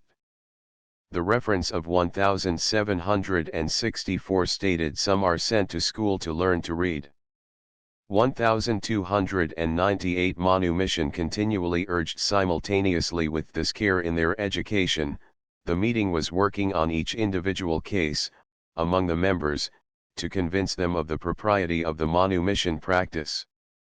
In 1776 Randall Malin manumit his Negro man Peter Cuff, and produced his record of the same to the meeting to have it recorded on their books. 1299 the next year, 1777, Nathan Hoop manumit a Negro woman, 18 years old, and her two mulatto boys as soon as they should become 21 years of age. 1300 The following brief extract is illustrative of the many cases where pressure was brought to bear in a kindly way, to the end that this or that person might set Negroes free. Discipline of members guilty of slave dealing. Complaint is brought against Thomas Pennington for buying and selling a Negro woman. Joseph Thomas and Randall Malin are appointed to deal with him as our discipline directs. 1301 Schooling of Negroes under care. Low return in Quaker townships in 1780. Registrations in 1778. The Goshen meeting appointed a committee, Randall Malin and Caleb Maris, to join with a committee appointed by the quarterly meeting, Concord, to advise together concerning the education of the Negroes. 1302 This is a very good indication that organized action was taken, educationally, and that it was not left to individual choice. In 1780 the monthly meeting reported to the yearly meeting that its committee, the one formerly appointed, had been advising Negroes on their religious education and had their schooling under care. 1303 The registry of slaves in 1780 showed 13 as the full quota for Goshen Township. 1304 As a general rule very few were returned from the Quaker townships while the vast majority came from those of the Welsh, Charlestown, Tredyffrin and East Nantmeal, and the Scotch-Irish, Newtown, Londonderry, Oxford and East Nottingham. 1305 Abington Quarter. From the meeting records in the Abington Quarter there will be presented some of the material relating to Horsham, Byberry, not established a monthly meeting till 1810, 1306 and Gwinnett, which may be taken as representative of that quarterly meeting. Horsham monthly Negroes schooled at expense of school committee. Though there is scant evidence in the Horsham monthly meeting minutes to indicate what they did in reference to the Negroes' education, we are not left entirely in the dark. The Horsham School Committee, which made a report of its own after 1783, made occasional reference thereto, and it must be understood from these reports that the Negroes were schooled at the expense of the school committee. The only proof of this statement, given in the records, is found in statements like the following: an account of Thomas Hollowell for schooling Griffith camels and Negro Caesar's children was produced and considered, and the treasurer ordered to pay him grant given. That of Caesar's lies for inspection. 1307 This makes clear that cases of Negro schooling were taken before the same committee as cases of poor whites and were investigated and disposed of in the same manner. Byberry slaves in 1721 1727 Byberry preparative meeting makes no reference during the early years to the status of the Negro in its limits. Martindale, in A History of Byberry and Moreland, states that slavery came into Byberry about 1721-1308, the slaves being employed by the more opulent class to do the roughest work. The inventory of a friend's property, 1727, showed that he possessed one Negro girl, 20 pounds, and one Negro boy, £30. 1309 of their intervening history little is recorded, though the Negroes were set free by many members of Friends, and in 1779 the meeting authorized Silas Walmsley and William Walmsley to provide a suitable burying ground for the use of Negroes who had been freed. 1310. What was done for their education is not known. Records not always to be relied upon. It is noticeable that in the earliest answers to the query concerning Negroes, about 1756, the majority of the monthly meetings usually answered in an offhand manner that they were clear or there were none to be charged with that breach, or something to that effect. The writer believes these reports first sent in were perhaps made from only a general knowledge of the situation, and not the result of an exact knowledge of their members' practices. This statement is not capable of an exact proof, but the remarkable similarity in all the meeting records for the first few reports, certainly indicate that such was the case. Quite frequently, yes, in most cases, the clear reports are followed after a few months or years by statements that some are imported, a few held as slaves, or one Negro sold, and similar reports. This was true in the case of Gwinnett. In 1756 the meeting reported, "We have not to charge any, 1311, and 3 months following, friends think themselves clear in this respect." 1312 The nature of the wording in the last would imply it was based more on implicit faith than explicit judgment. 11 years thereafter we have more definite reports, such as, "Clear of importing Negroes, the few possessed by friends are well used, their slavery accepted 1313, and none bought or sold that we know of, those that have them use them well as to the necessities of life, and some are brought to meetings at times." 1314 From that time forward the reports made to the monthly meeting were very definite. In 1775 a report was brought in which purported to cover the entire compass of the meeting. It stated the number held, their status, and what was done for their benefit. It is interesting to note that a few enjoyed some educational opportunities, limited to be sure, the details of which are presented here, as they appeared in the minutes of the meeting.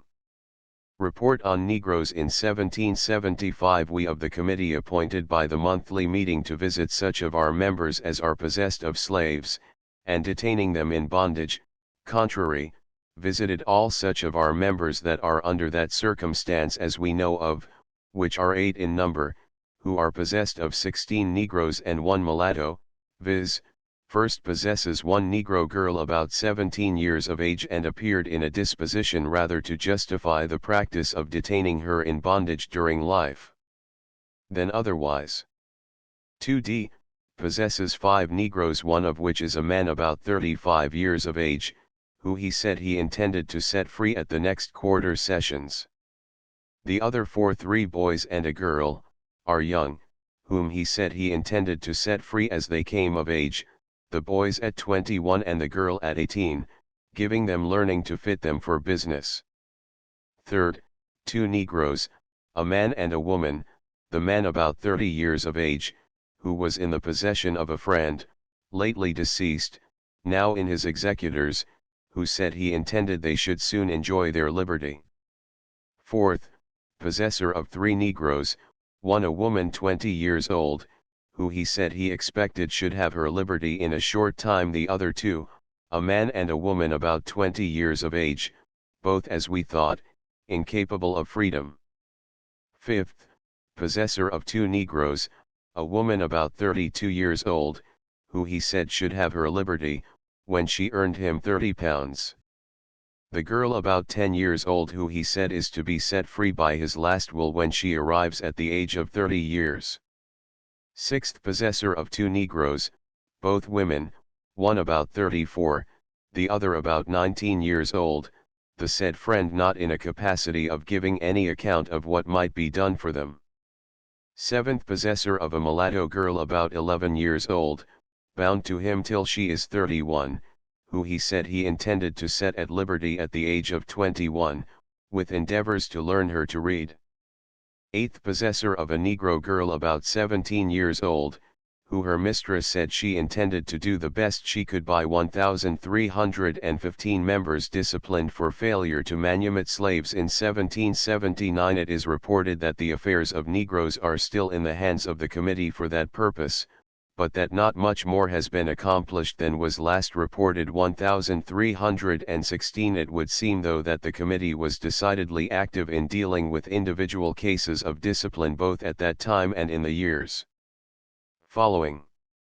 Especially did they urge first the freedom of the slave, and when this was refused, as it occasionally was, they did not hesitate to eject the recalcitrant member. 1317. So effective was their service that by 1790 there were none held as slaves by Friends, and in regard to their education they reported, some care and labor is extended towards the instruction and education of such Negroes as are under Friends' care. 1318. It would be interesting to compare the Friends' own account of their activity with that of an outsider who merely looked on, but the writer has been unable to find any opinion on the subject by any contemporary, either through this investigation or from those made by others. Many, it is true, comment on their social and economic status, but little mention is ever made of their education. 1319. Warrington and Fairfax Quarterly. The Warrington and Fairfax Quarterly Meeting, Baltimore Yearly Meeting, reported in 1776 that their Negroes were well taken care of, but their education was much neglected. 1323 years later they reported, some care taken in their education by the accounts now received. It appears that the religious education of such Negroes and their children as have been restored to freedom has been attended to and a visit performed to most of them to good satisfaction, and there appears to be a hopeful prospect that those who have been under their immediate care will comply with Friends' advice with respect to the school education. Some care has been taken therein. 1321. Attitude toward the Indians. Friendly relation of Quakers and Indians. The uncommon relation existing from the time of the first settlement of Penn's colony throughout the entire colonial history, is well known to every schoolboy. Such relations, between any possibly antagonistic groups, have been without parallel in the history of this country. Applegarth, speaking of this happy relationship, states that the results of his study revealed but 2 instances in which Friends had been massacred by Indians, and these cases were entirely the results of misunderstanding. 1322. It is aside from the point to relate at length the means employed by Penn and the Quakers to cultivate the friendship of these people. Nothing was more forceful than his immediate association with, and travels among them, and the messages in which he explained that he and his people were one with them and that they were all the friends of Onas. No rum to any but chieftain by law. 1701. Indian affairs were considered in a rational manner and occupied much of the time of the governor and council. Instances of a solicitous interest in the Indians. 1323 are seen in the laws of 1701, forbidding the sale of rum to any but the chiefs, who should distribute it as they thought best. 1324. And a still more restrictive law in 1722, which prohibited the sale of liquor to Indians.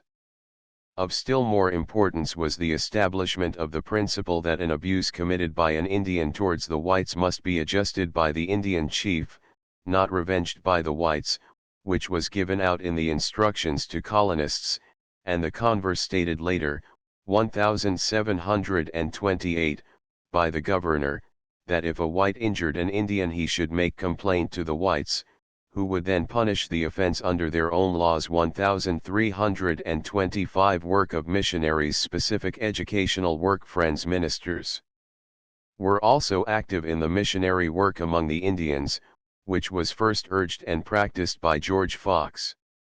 Not only the numerous excursions of Penn, but also those of Thomas Story, Thomas Turner, Chalkley, and others, evidence the ready spirit with which the commands of Fox were received. 1326. Besides the general missionary work and relief for the Indians, that from time to time is mentioned in the several meetings, there is no evidence that anything considerable towards a school education was attempted till the latter part of the century.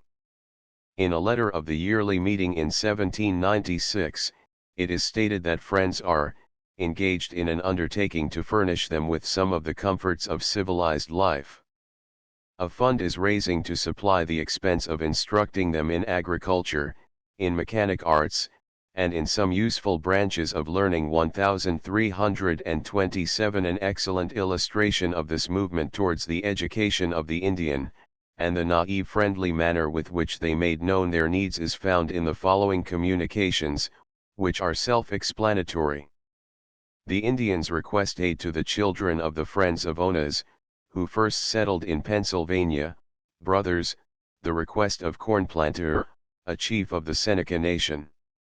The Seneca nation sees that the Great Spirit intends that they shall not continue to live by hunting, and they look around on every side, and inquire who it is that shall teach them what is best for them to do.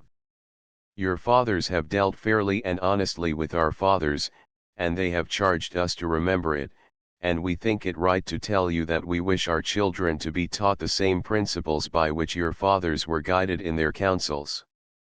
Brothers, we have too little wisdom among us, we cannot teach our children what we perceive their situation requires them to know, and we therefore ask you to instruct some of them.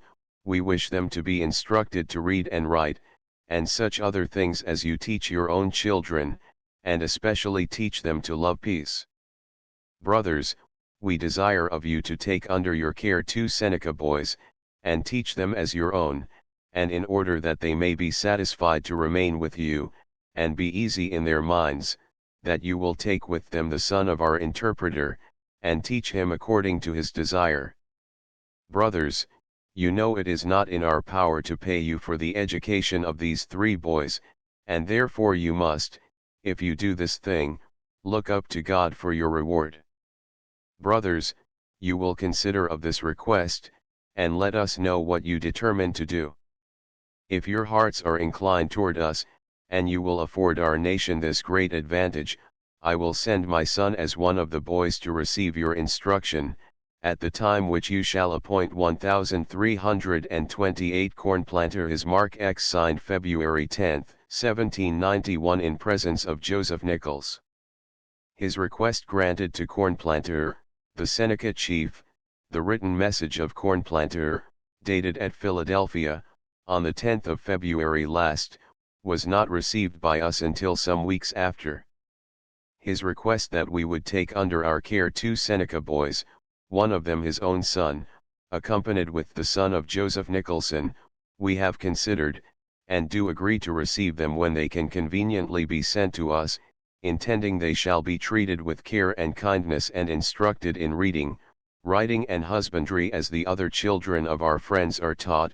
The governor of Pennsylvania, when informed of this proposal, having expressed his approbation thereof, as did General Knox. 1329 signed on behalf, and by appointment of a meeting of the representatives, of the said people, on the 2nd day of the 6th month, called June, 1791. By several friends.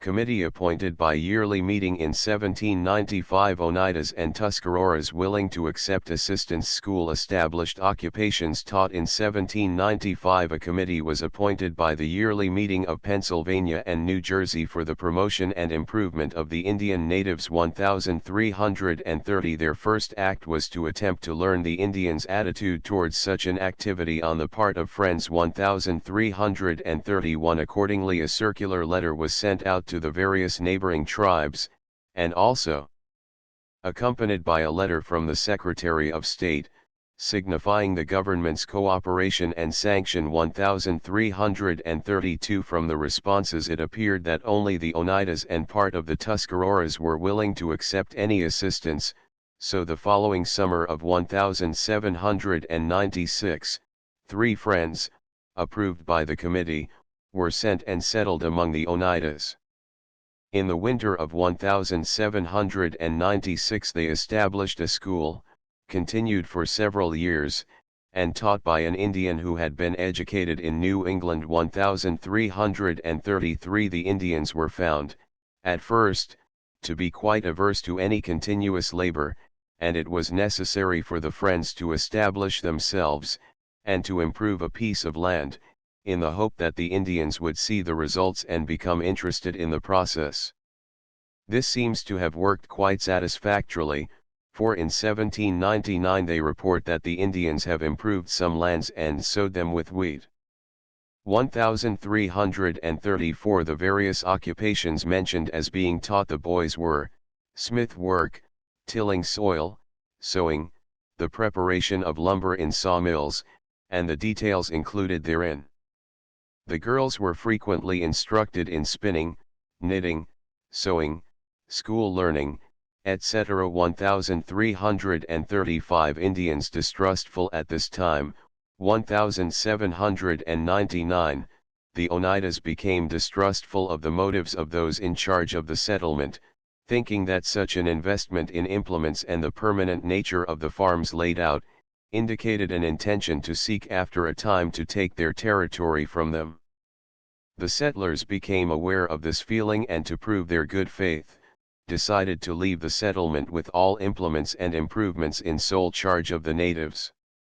The preparations to leave were accomplished in a friendly conference, held in September, 1799. 1336 The success of this work, for the Oneidas, had been watched by the Seneca tribes, and resulted in an interest in the same thing, culminating in the letters requesting the Friends' assistance, which have already been presented. 1337 Summary Slavery in Pennsylvania. Though slavery had fixed itself, very early, as an institution in Pennsylvania, it was not destined to continue its growth unmolested.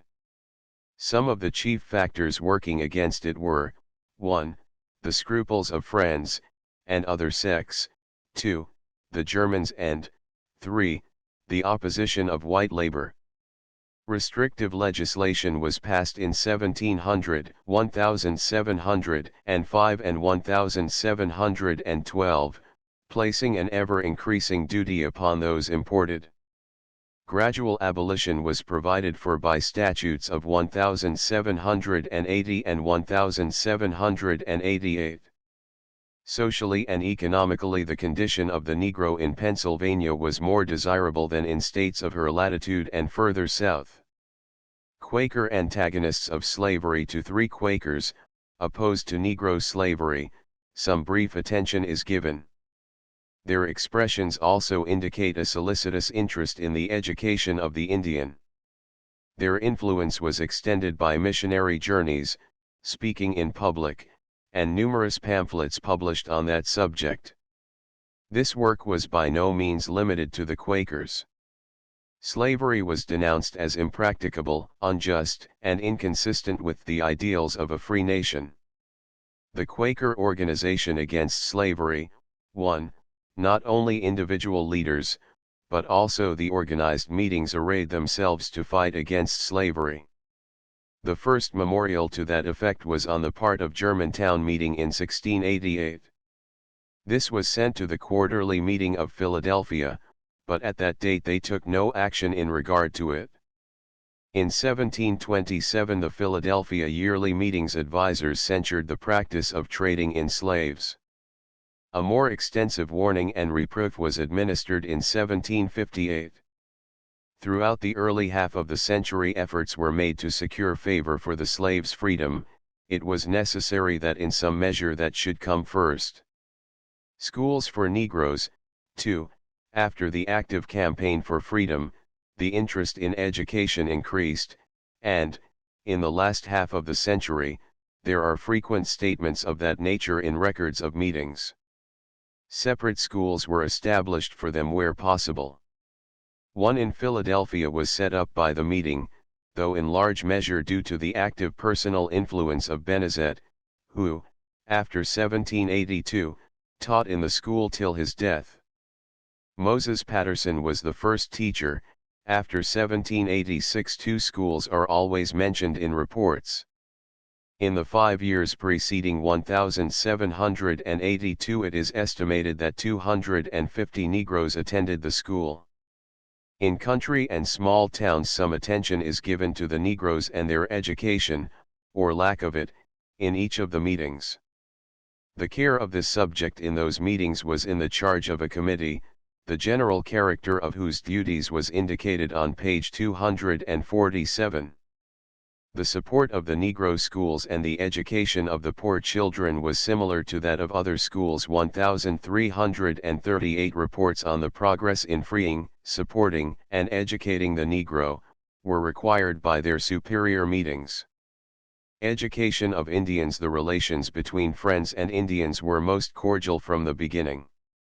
Though their education was preached early by missionaries and practiced in a smaller way, little organized effort was made until 1795. In that year the Yearly Assembly took the necessary steps to establish schools among neighboring tribes, the first mentioned being for the Oneidas. The desire of the Indian for aid in these matters is indicated by the quoted letter of Cornplanter, the Seneca chief. Chapter 12 Conclusion. Society established influence extended by 3 means. Fox's aims in education. Organization devised by Fox. Weakness in the organization. The society, established by George Fox, near the middle of the 17th century, increased rapidly in numbers, due very largely to the efforts of its founder and the services of the men whom he associated with him in his work. This influence was extended by means of 1. Journeys made to foreign parts, 2. Letters, and 3. Preaching out of doors to all who would listen. Fox, from the first, was interested in education, particularly moral and practical, and recommended the establishment of several schools. He was primarily interested in 1. Moral training, 2.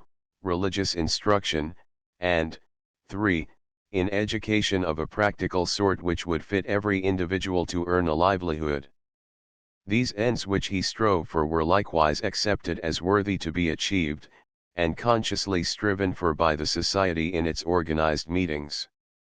This organization of meetings itself was devised by Fox and regularly constituted in various parts before the time of his death. It consisted of yearly, quarterly, monthly, and particular meetings, whose relations were well defined. The functions of the first were general and directive, those of the last were particular and effective. The chief weakness, already pointed out in previous chapters, was the lack of compulsory power in the yearly meeting. Its recommendations gained results, but might be neglected in communities desiring to do so. Leaders who were interested in education. Quaker antipathy to education appears unfounded. Education of Negroes and Indians urged and effected an organization, of itself, performs nothing. Its accomplishments depend on men who have purposes, and the determination and ability to execute them. A considerable number of such men were members of Friends, and expressed themselves definitely on education. Such leaders as Penn, Fothergill, Fox, Banks, Chalkley, Crisp, Crouch, Pastorius, Benezet and others as important, were responsible for its educational guidance and in the end, accomplishments. From a study of their expressions it appears that the criticisms, concerning the Quakers' antipathy to education, are without foundation, and arose, for the most part, from their statement that a classical education was not essential for a minister. The life and the education of most of them attest the fact that they sought a higher education for themselves and promoted it for others. Not only for their own society, but for the rich and poor of others, were efforts made to establish schools. The education of Indians and Negroes was similarly urged both on the part of individuals and the organization. The tangible results of their efforts in this regard were seen in the various local meetings. Schools established. School affairs in care of committees. Number of schools in Pennsylvania. In the establishment of schools, the direction lay in the hands of the yearly meeting. Philadelphia Yearly Meetings advices on that subject, for the first half-century, were very general in nature and seemingly of little import to the various lower meetings. A development is noticed, however, toward a definite plan for schools to be established.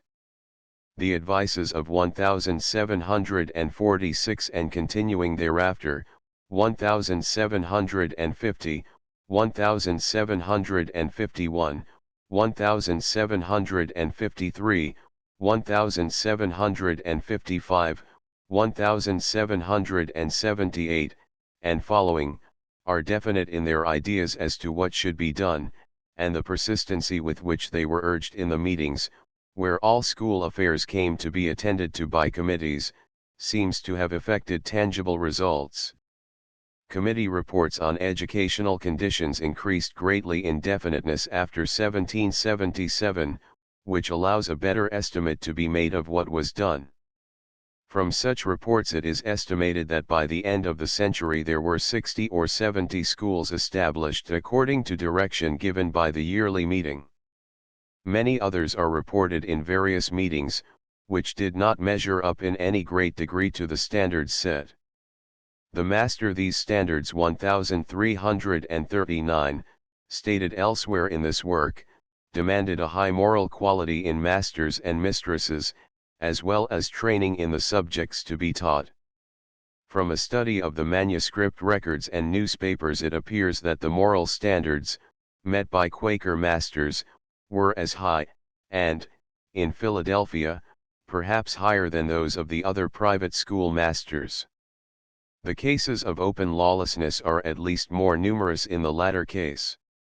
The degree of preparation for teaching ranged from the highest, the best college-trained men of the day, to the lowest, those who possessed a most elementary education. Curriculum similar to that in private schools, the opportunities offered for study, both in the lower and in the classical school, were at all times equal at least to those of the other schools of the day. No free public schools. The Quakers established no system of public schools, though they were called such quite frequently. As public school sentiment grew, and the Quaker schools correspondingly declined in many places, they often were taken over as public schools. In that sense they were, truly enough, the foundation of public schools. Education was free to the poor. In a few cases the funds might be applied to lower the rates paid by the regular pay scholars, but such were exceptional. Number of schools about 1,750. In 1750 there were about 50 particular meetings in the territory covered by the study. Those were under the direction of 17 monthly meetings, 1,340, with the exception of 9 of them we know from their reports that they had schools then, or established them in the period following 1750, in which the increased activity and interest of the yearly meeting brought the subject more fully to their notice. From the nature of the reports, it is often impossible to determine the date of establishing such a school, and because of the irregularity of reports it is not known how long a school may have been in operation before reported. For these reasons any estimate such as made above is very unsatisfactory. It is not to be understood that at the time above mentioned the schools were in all cases according to the plan of the yearly meeting. Many reports have been quoted wherein schools were mentioned which did not measure up to the standards 1341. Some lacked buildings, grounds, friends as masters, masters' accommodations, and so forth. Quaker population 1/3 of total. Proportionate number of Quakers decreases assuming the 9 meetings, for which no schools were reported in the minutes, did not have them. There were about 40 schools under control of the Quakers, who at that date constituted 1/3 of the entire population 1,342. The population estimated by Oldmixon was about 100,000 in 1741, 1,343, though the colony increased rapidly by immigration 1,344. The Quaker increase was not proportionate to their numbers. Stated above 1,345 in 1795. It is stated that the Episcopalians and Quakers together constituted but 1/3 of the whole population, which then numbered about 434,373 1346. The number of regularly established Quaker schools at that date was between 60 and 70. Number of regularly established schools inadequate for their population. If in 1741 we estimate the number of school-age children of Quaker parentage between 6 and 7,000, which is probably a less number than there actually were, it is apparent that the schools regularly established were in no way adequate to the school population. The remainder were doubtless cared for in the frequently mentioned mixed schools and neighborhood schools, which are known to have been common. These were sometimes under partial control of the Quaker meetings. What proportion the number of Quaker schools bears to those established by other agencies is not known. No studies made up to the present time have attempted to estimate the number of schools established by all or particular agencies. Any comparison is impossible until such a study is made. Footnotes 1 Fox, Journal, I, 53. 2 Now called Fenny Drayton, see Friends Library, I, 28. 3 Fox, Journal, I, 49. 4 Sewell, History, I, 11. 5 Fox, Journal, I, 49. 6 Ibid, 50. 7 Sewell, History, I, 12. 8 Fox, Journal, I, 51. 9 Ibid, 52. 10 Ibid, 53. 11 Myers, A.C., Immigration of Irish Quakers into PA, 5. 12 Brown, In Trail, H.D., Social England, 4, 258. 13 Ibid 14 Barclay, R., Inner Life of Religious Societies of the Commonwealth, 77. 15 Wicks, B.L., The Amish Mennonites, 13-18. 16 Sewell, History, I, 284. 17 Pagersoc, 9, 166. 18 Chalkley, Journal, Friends Library, 6, 27. 19 Ibid 20 Bess, Sufferings of the Quakers, 2, 450 f. 21 Pagersoc, 9, 401. 22 Pa Mag of History, 2, 250, Seidensticker, Erste Deutsche Einwanderung in America, 29-33. 23 Brown, J. In Trail, SOC England, 4, 259. 24 Ibid 25 Bess, J. Sufferings, 2, 539-638. 26 Fox, G. Journal, I, 73, also 264-265. 27 Ibid, 71. 28 Friends Lib, I, 129. 29 Fox, G. Journal, 2, 76 f. 30 Min Middletown MOMTG, September 2, 1699. 31 Fox, Journal, 2, 57. 32 Friends Lib, I, 72. 33 Fox, Journal, I, 53. 34 Ibid, 72. 35 Ibid, 69. 36 Ibid, 327. 37 Ibid, 2, 105. 38 Letters, London Yearly Meeting, 4-10, 14-1717. 39 Friends Lib, I, 68. 40 Ibid 41 Fox, Journal, I, 179. 42 Ibid, 362. 43 Ibid, 363. 44 Fox, Journal, 11, 52f. 45 ibid 46 ibid, 67. 47 friends lib, I, 69. 48 friends lib, 117. 49 ibid, 125. 50 Min Horsham MOMTG, March 1, 1797. Min Horsham Preparative MTG, December 20, 1757. 51 Friends Yearbook, 1917, 16f. 52 Friends Yearbook, 1917, 16f. 53 Min Philadelphia. QMTG, September 4, 1728. 54 Ibid, June 30, 1689. 55 Many of the local preparative meetings are now closed. 56 Min Horsham Prep. MTG, January 27, 1783.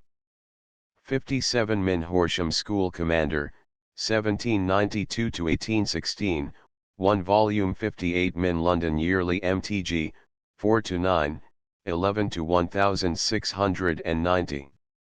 59 Min London Yearly MTG, 4–1, 4–1691.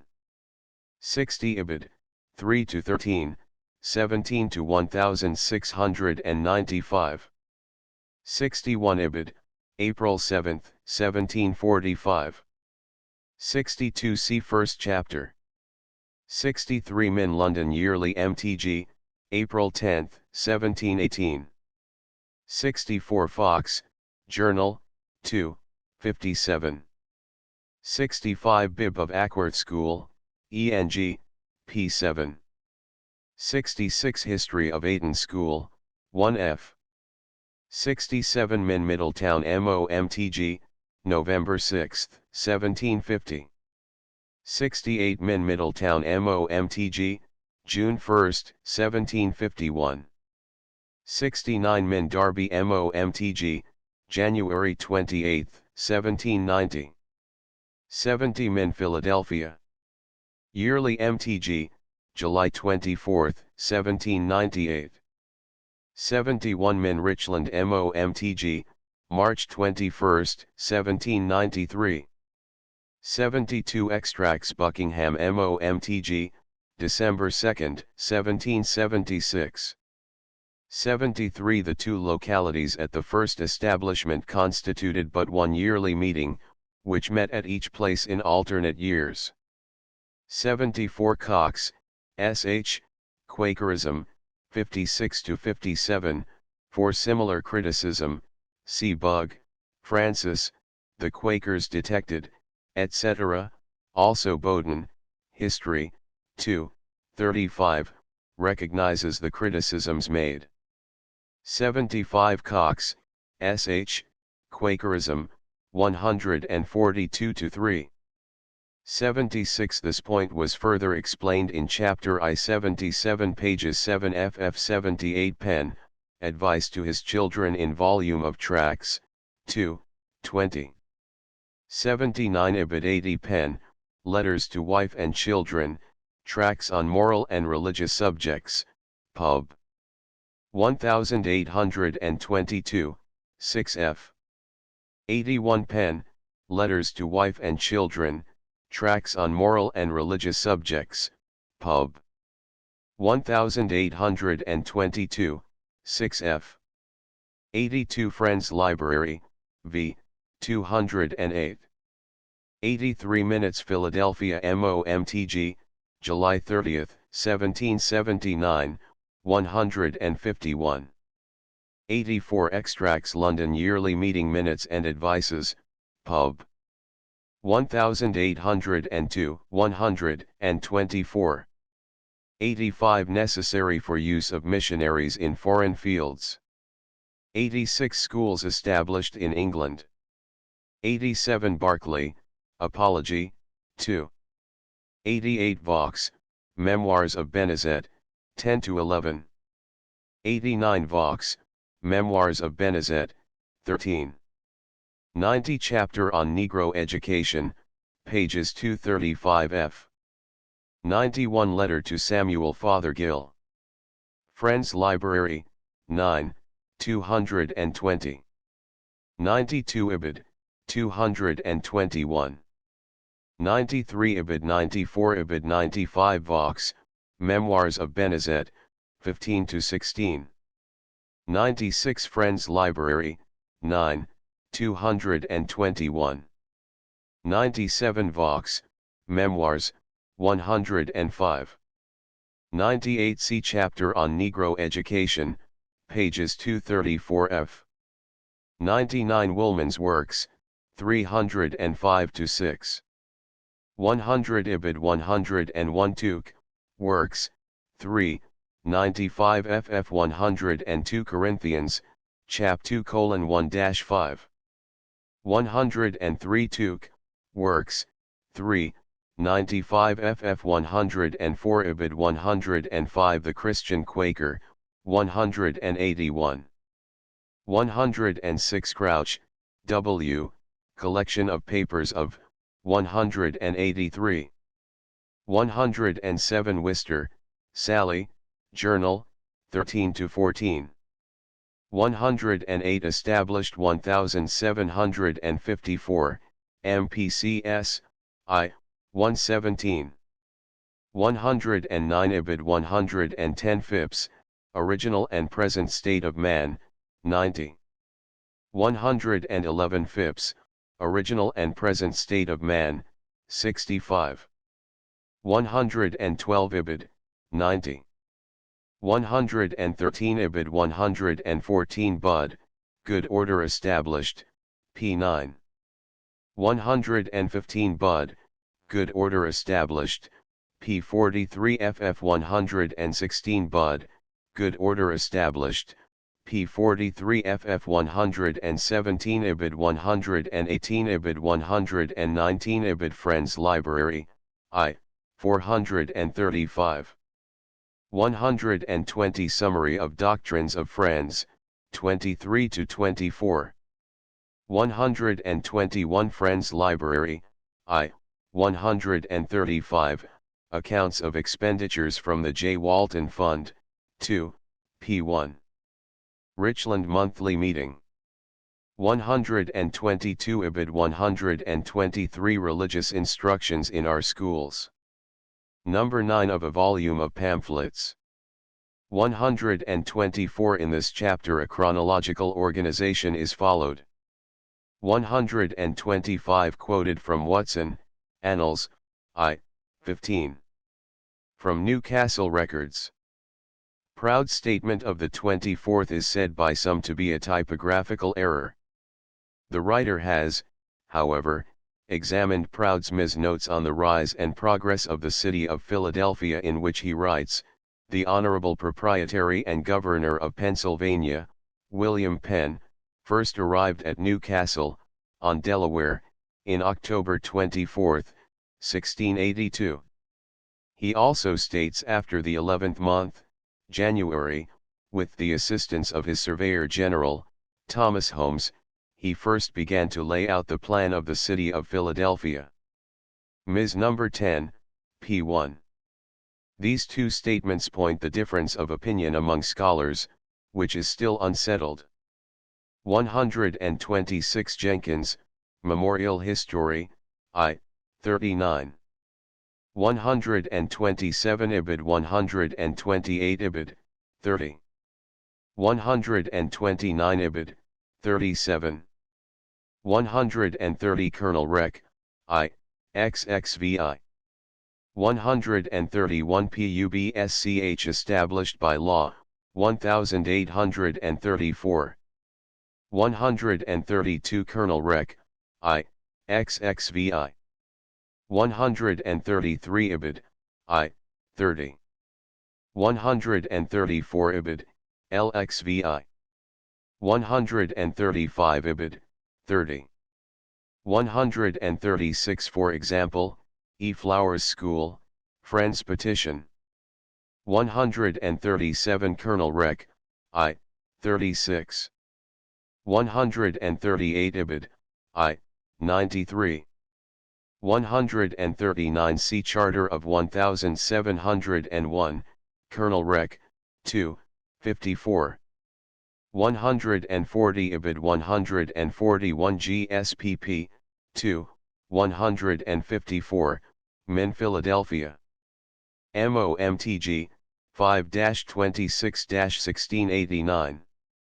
142 STAT at large of PA, 3, 37-38. 143 Ibid, 4, 208-210. 144 Ibid, I, 252. Philadelphia. Min. 145 when they established the school with Keith as teacher. 146 Mishner, Retrospect of Quakerism, 243. 147 GSPP, 2, 154, Philadelphia. Min, Proud Ms. No. 3, p. 115. 148 Ibid, I, 252. Philadelphia. Min. 149 Min Philadelphia. MOMTG, May 26, 1689. 150 Min Philadelphia. MOMTG, January 28, 1690. 151 Ibid, March 29, 1691. 152 Ibid, February 26, 1690. 153 Ibid 154 Ibid, March 29, 1691. 155 Jenkins, Memorial History, I, 99. 156 Min Philadelphia. MOMTG, March 29, 1691. 157 Ibid, November 29, 1691. 158 Ibid 159 Ibid, March 29, 1691, September 27, 1691, November 29, 1691, July 29, 1692. 160 Ibid, April 30, 1693. 161 Min Philadelphia. MOMTG, August 30, 1696, July 25, 1696. 162 Janney, Life of Penn, 347, Clarkson's Pen, 2, 53. Although biographers and historians mention this letter written to Lloyd, no student has yet been able to produce it or tell where it is. It is hoped that their search will be rewarded. 163 Min Philadelphia. MOMTG, October 31, 1697. 164 Ibid, November 28, 1697. 165 Ibid 166 Colonel Rec. I, 499. 167 Colonel Rec. I, 499. 168 Ibid, Janney, Life of Penn, 347. 169 William Penn's Charters for the Public School, pages 1-8. A certified copy from Charter in Patent Book 2, page 202, in Department of Internal Affairs, PA. 170 Ibid, pages 11-19. 171 William Penn's Charters for the Public School, pages 21-31. See also Robert Proud's Ms. Papers, number 175, p. 57. 172 In 1757 more extended privileges were desired and the following petition was sent to the Representative Assembly, That some doubts having arisen whether from the terms of our charter we are authorized to apply any part of the estate under our care to these purposes, out of the limits of the city and county of Philadelphia.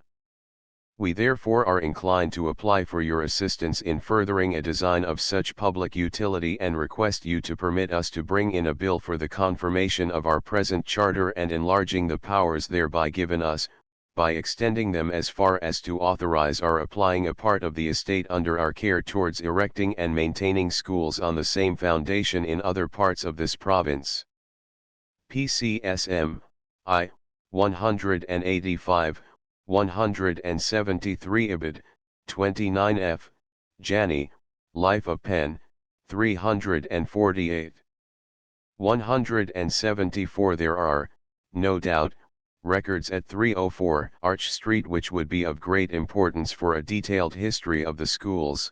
Permission to search for such records was refused at the time of this compilation. The minutes of the overseers of the PCS offer a considerable amount of material history in some respects. 175 These are the records referred to in 47. 176 Min Philadelphia. MOMTG, January 31, 1699, May 26, 1700. 177 Macon became principal in the school when Pastorius left in 1700. 178 Min Philadelphia. MOMTG, January 29, 1700. 179 Ibid, August 31, 1701. 180 Ibid 181 £40 a year. 182 Min Philadelphia. MOMTG, January 27, 1702. 183 Min Philadelphia. MOMTG, June 27, 1703. 184 Ibid, September 26, 1703.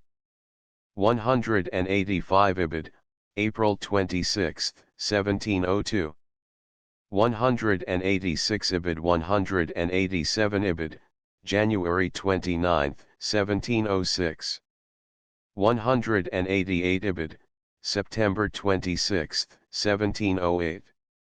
189 Ibid, March 27, 1709, January 26, 1725. 190 Min Philadelphia. MOMTG, March 29, 1730. 191 The minutes of the overseers, December 8, 1712, make known that Robbins was teaching at that time, I. 3. 192 Ibid, March 27, 1711. 193 Ibid, February 25, 1712. 194 Ibid, August 28, 1715. 195 Ibid, November 29, 1719, the vacancy was made by the departure of William Robbins out of the province, PCSM, I. 5. 196 Ibid, May 29, 1720. 197 Ibid, February 27, 1722. 198 Min Abington MOMTG, April 25, 1711. 199 Robbins was put in charge of the school at this time, on the initiative of the monthly meeting, as the overseers recognize in their minutes of April 3, 1725, 42, they acquiesced therein. PCSM, I. 11. 200 Min Philadelphia, MOMTG, February 24, 1724. 201 Ibid, March 29, 1730. Walby was engaged by the overseers in 1730 to teach, March 29, 1730, the 3 R's and to well instruct 4 children for the use of the schoolhouse. PCSM, I. 14. 202 AM WEC. MER, November 29 to 1733, Rec Births and Burials, Philadelphia, MTG, A, 321. 203 Benezet was employed in 1742 to teach arithmetic, writing, accounts, and French and to teach 15 poor children. PCSM, I, 33. 204 Simpson, Lives of, 52, Men Philadelphia. MOMTG, May 31, 1782, 28. 205 Men Philadelphia. MOMTG, May 31, 1782, 28. 206 Simpson, Lives of, 52. 207 Men Philadelphia. MOMTG, June 26, 1748, 64. It appears that John Fothergill and John Hunt in London had signed a contract with William teaching in the school, on behalf of John Kinsey and Israel Pemberton in Philadelphia. He was to be employed 1 year at £150, PA currency, and the expense of his journey to the city. He was to teach Latin and Greek and other parts of learning. PCSM, I, 64. 208 Ibid, November 25, 1763, 188. 209 see page 54. 210 Men Philadelphia. MOMTG, May 25, 1764, 234. 211 Men Philadelphia. Yearly MTG, 10 to 1778, 408 FF 212 Men Philadelphia. MOMTG, July 30, 1779, 151.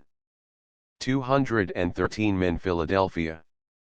MOMTG, July 30, 1779, 151. 214 Ibid, January 30, 1784, 123 FF 215. Our attention is first called to Robert Proud in 1759, when Israel Pemberton made known to the board that he had received a letter from J. Fothergill of London recommending him, Proud, as a person well qualified to instruct our youth in divers branches of learning. A number were named to speak with him, saying they were unanimously agreed to employ him. Proud was thus employed till 1770 when he resigned. PCSM, I, 334, and I, 175. 216 Ibid 217 Men Philadelphia. MOMTG, April 25, 1791, 111. 218 Wickersham, 91. 219 Men Philadelphia. MOMTG, April 25, 1799, 217. 220 GSPP, I, 252. 221 A collection of Christian and brotherly advices, 1753, found in most of the depositories for records. 222 Men Philadelphia. MOMTG, August 31, 1701. 223 Ibid, March 29, 1691, similar references, Ibid, January 31, 1699, June 30, 1700, March 30, 1701. 224 see page 43. 225 Men Philadelphia. MOMTG, January 30, 1784, 123 FF 226 Men Philadelphia. MOMTG, January 30, 1784, 123 ff 227 ibid 228. The reader will recall, however, that in 1784 the real was far below the face value. 229 pa gas, 1772, number 2285, pa gas and WK advertisement, 1783, number 2782, pa gas and WK advertisement, supplement, 1784, number 2811. 230 see page 60, note 90. 231 Min Philadelphia. MOMTG, March 26, 1699. 232 Ibid, December 28, 1702. 233 Ibid, November 29, 1702. 234 Ibid, January 28, 1707. 235 Ibid, November 29, 1702. 236 No record of his death is found in records of births and deaths beginning with 1686. 237 Min Philadelphia. MOMTG, February 28, 1699. 238 Ibid, December 28, 1702. 239 Ibid, April 30, 1704. 240 Ibid, July 28, 1704, 420. 241 Ibid, January 28, 1707. 242 Ibid, 11-26-1727-8. 243 see page 243 f. 244 Min Philadelphia. MOMTG, April 26, 1771, 444. 245 Min Philadelphia. MOMTG, December 25, 1772, 145. 246 Ibid, November 2, 1800, 300. 247 Ibid 248 Ibid, September 28, 1701, 315. 249 Ibid, May 26, 1689, 154. 250 Ibid, January 28, 1690, 163. 251 Ibid, February 26, 1690, 164. 252 Min Philadelphia. MOMTG, November 28, 1697, 227. 253 Ibid 254 Ibid, February 29, 1698, 229. 255 Ibid, February 25, 1701, 292.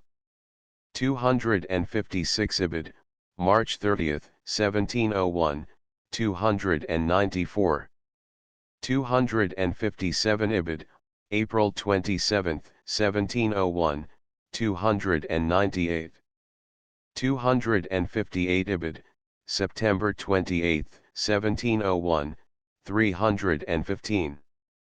259 Ibid, November 30, 1701, 322. 260 Min Philadelphia. MOMTG, February 24, 1702, 329. 261 see page 66. 262 see page 66. 263 see the minutes from 1704 and 1705, pages 420 to 463, various items. 264 Min Philadelphia.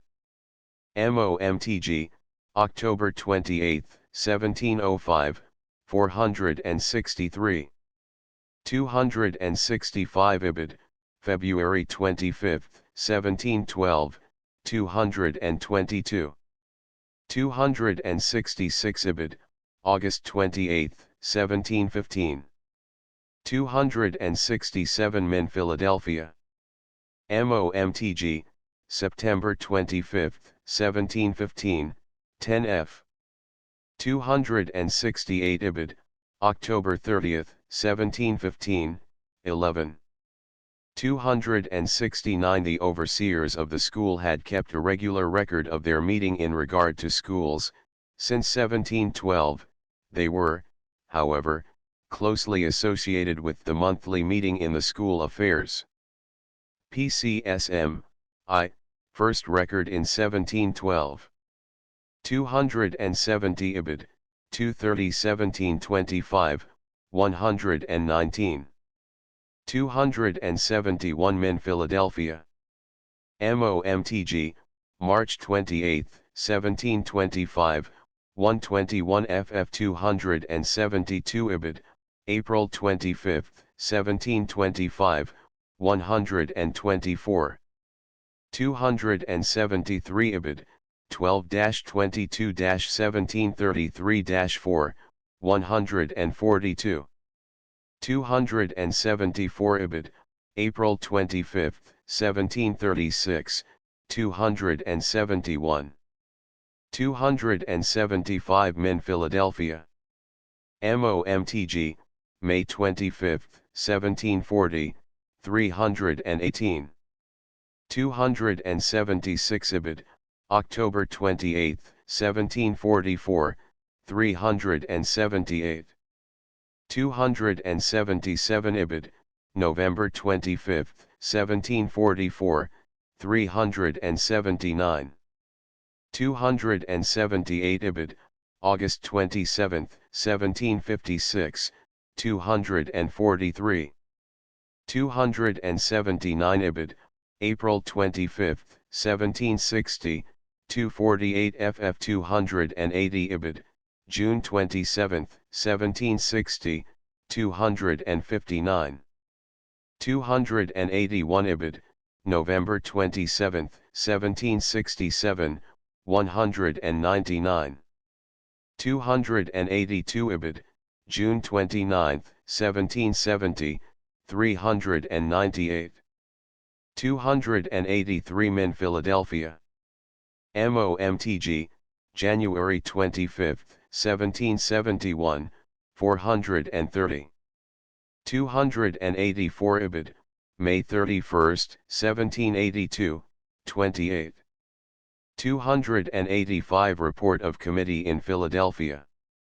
MOMTG Min January 30, 1784, 123 FF 286 C. Thompson, Henry.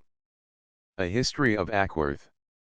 287 This pamphlet may be seen in HSP, Philadelphia. 288 Min Philadelphia. MOMTG, April 25, 1791, 111. 289 Ibid, June 24, 1791, 118. 290 Ibid, July 27, 1791, 123. 291 Ibid, January 27, 1792, 140. 292 Minute, Yearly Meeting, held in Philadelphia, 9th and 10th Mos 1794. 293 Min Philadelphia. MOMTG, July 28, 1797, 158. 294 See History of Westtown School. 295 Min Philadelphia. MOMTG, April 26, 1799, 217. 296 Minute, Yearly Meeting, held in Philadelphia, 9th and 10th Mos 1794. 297 Min Philadelphia.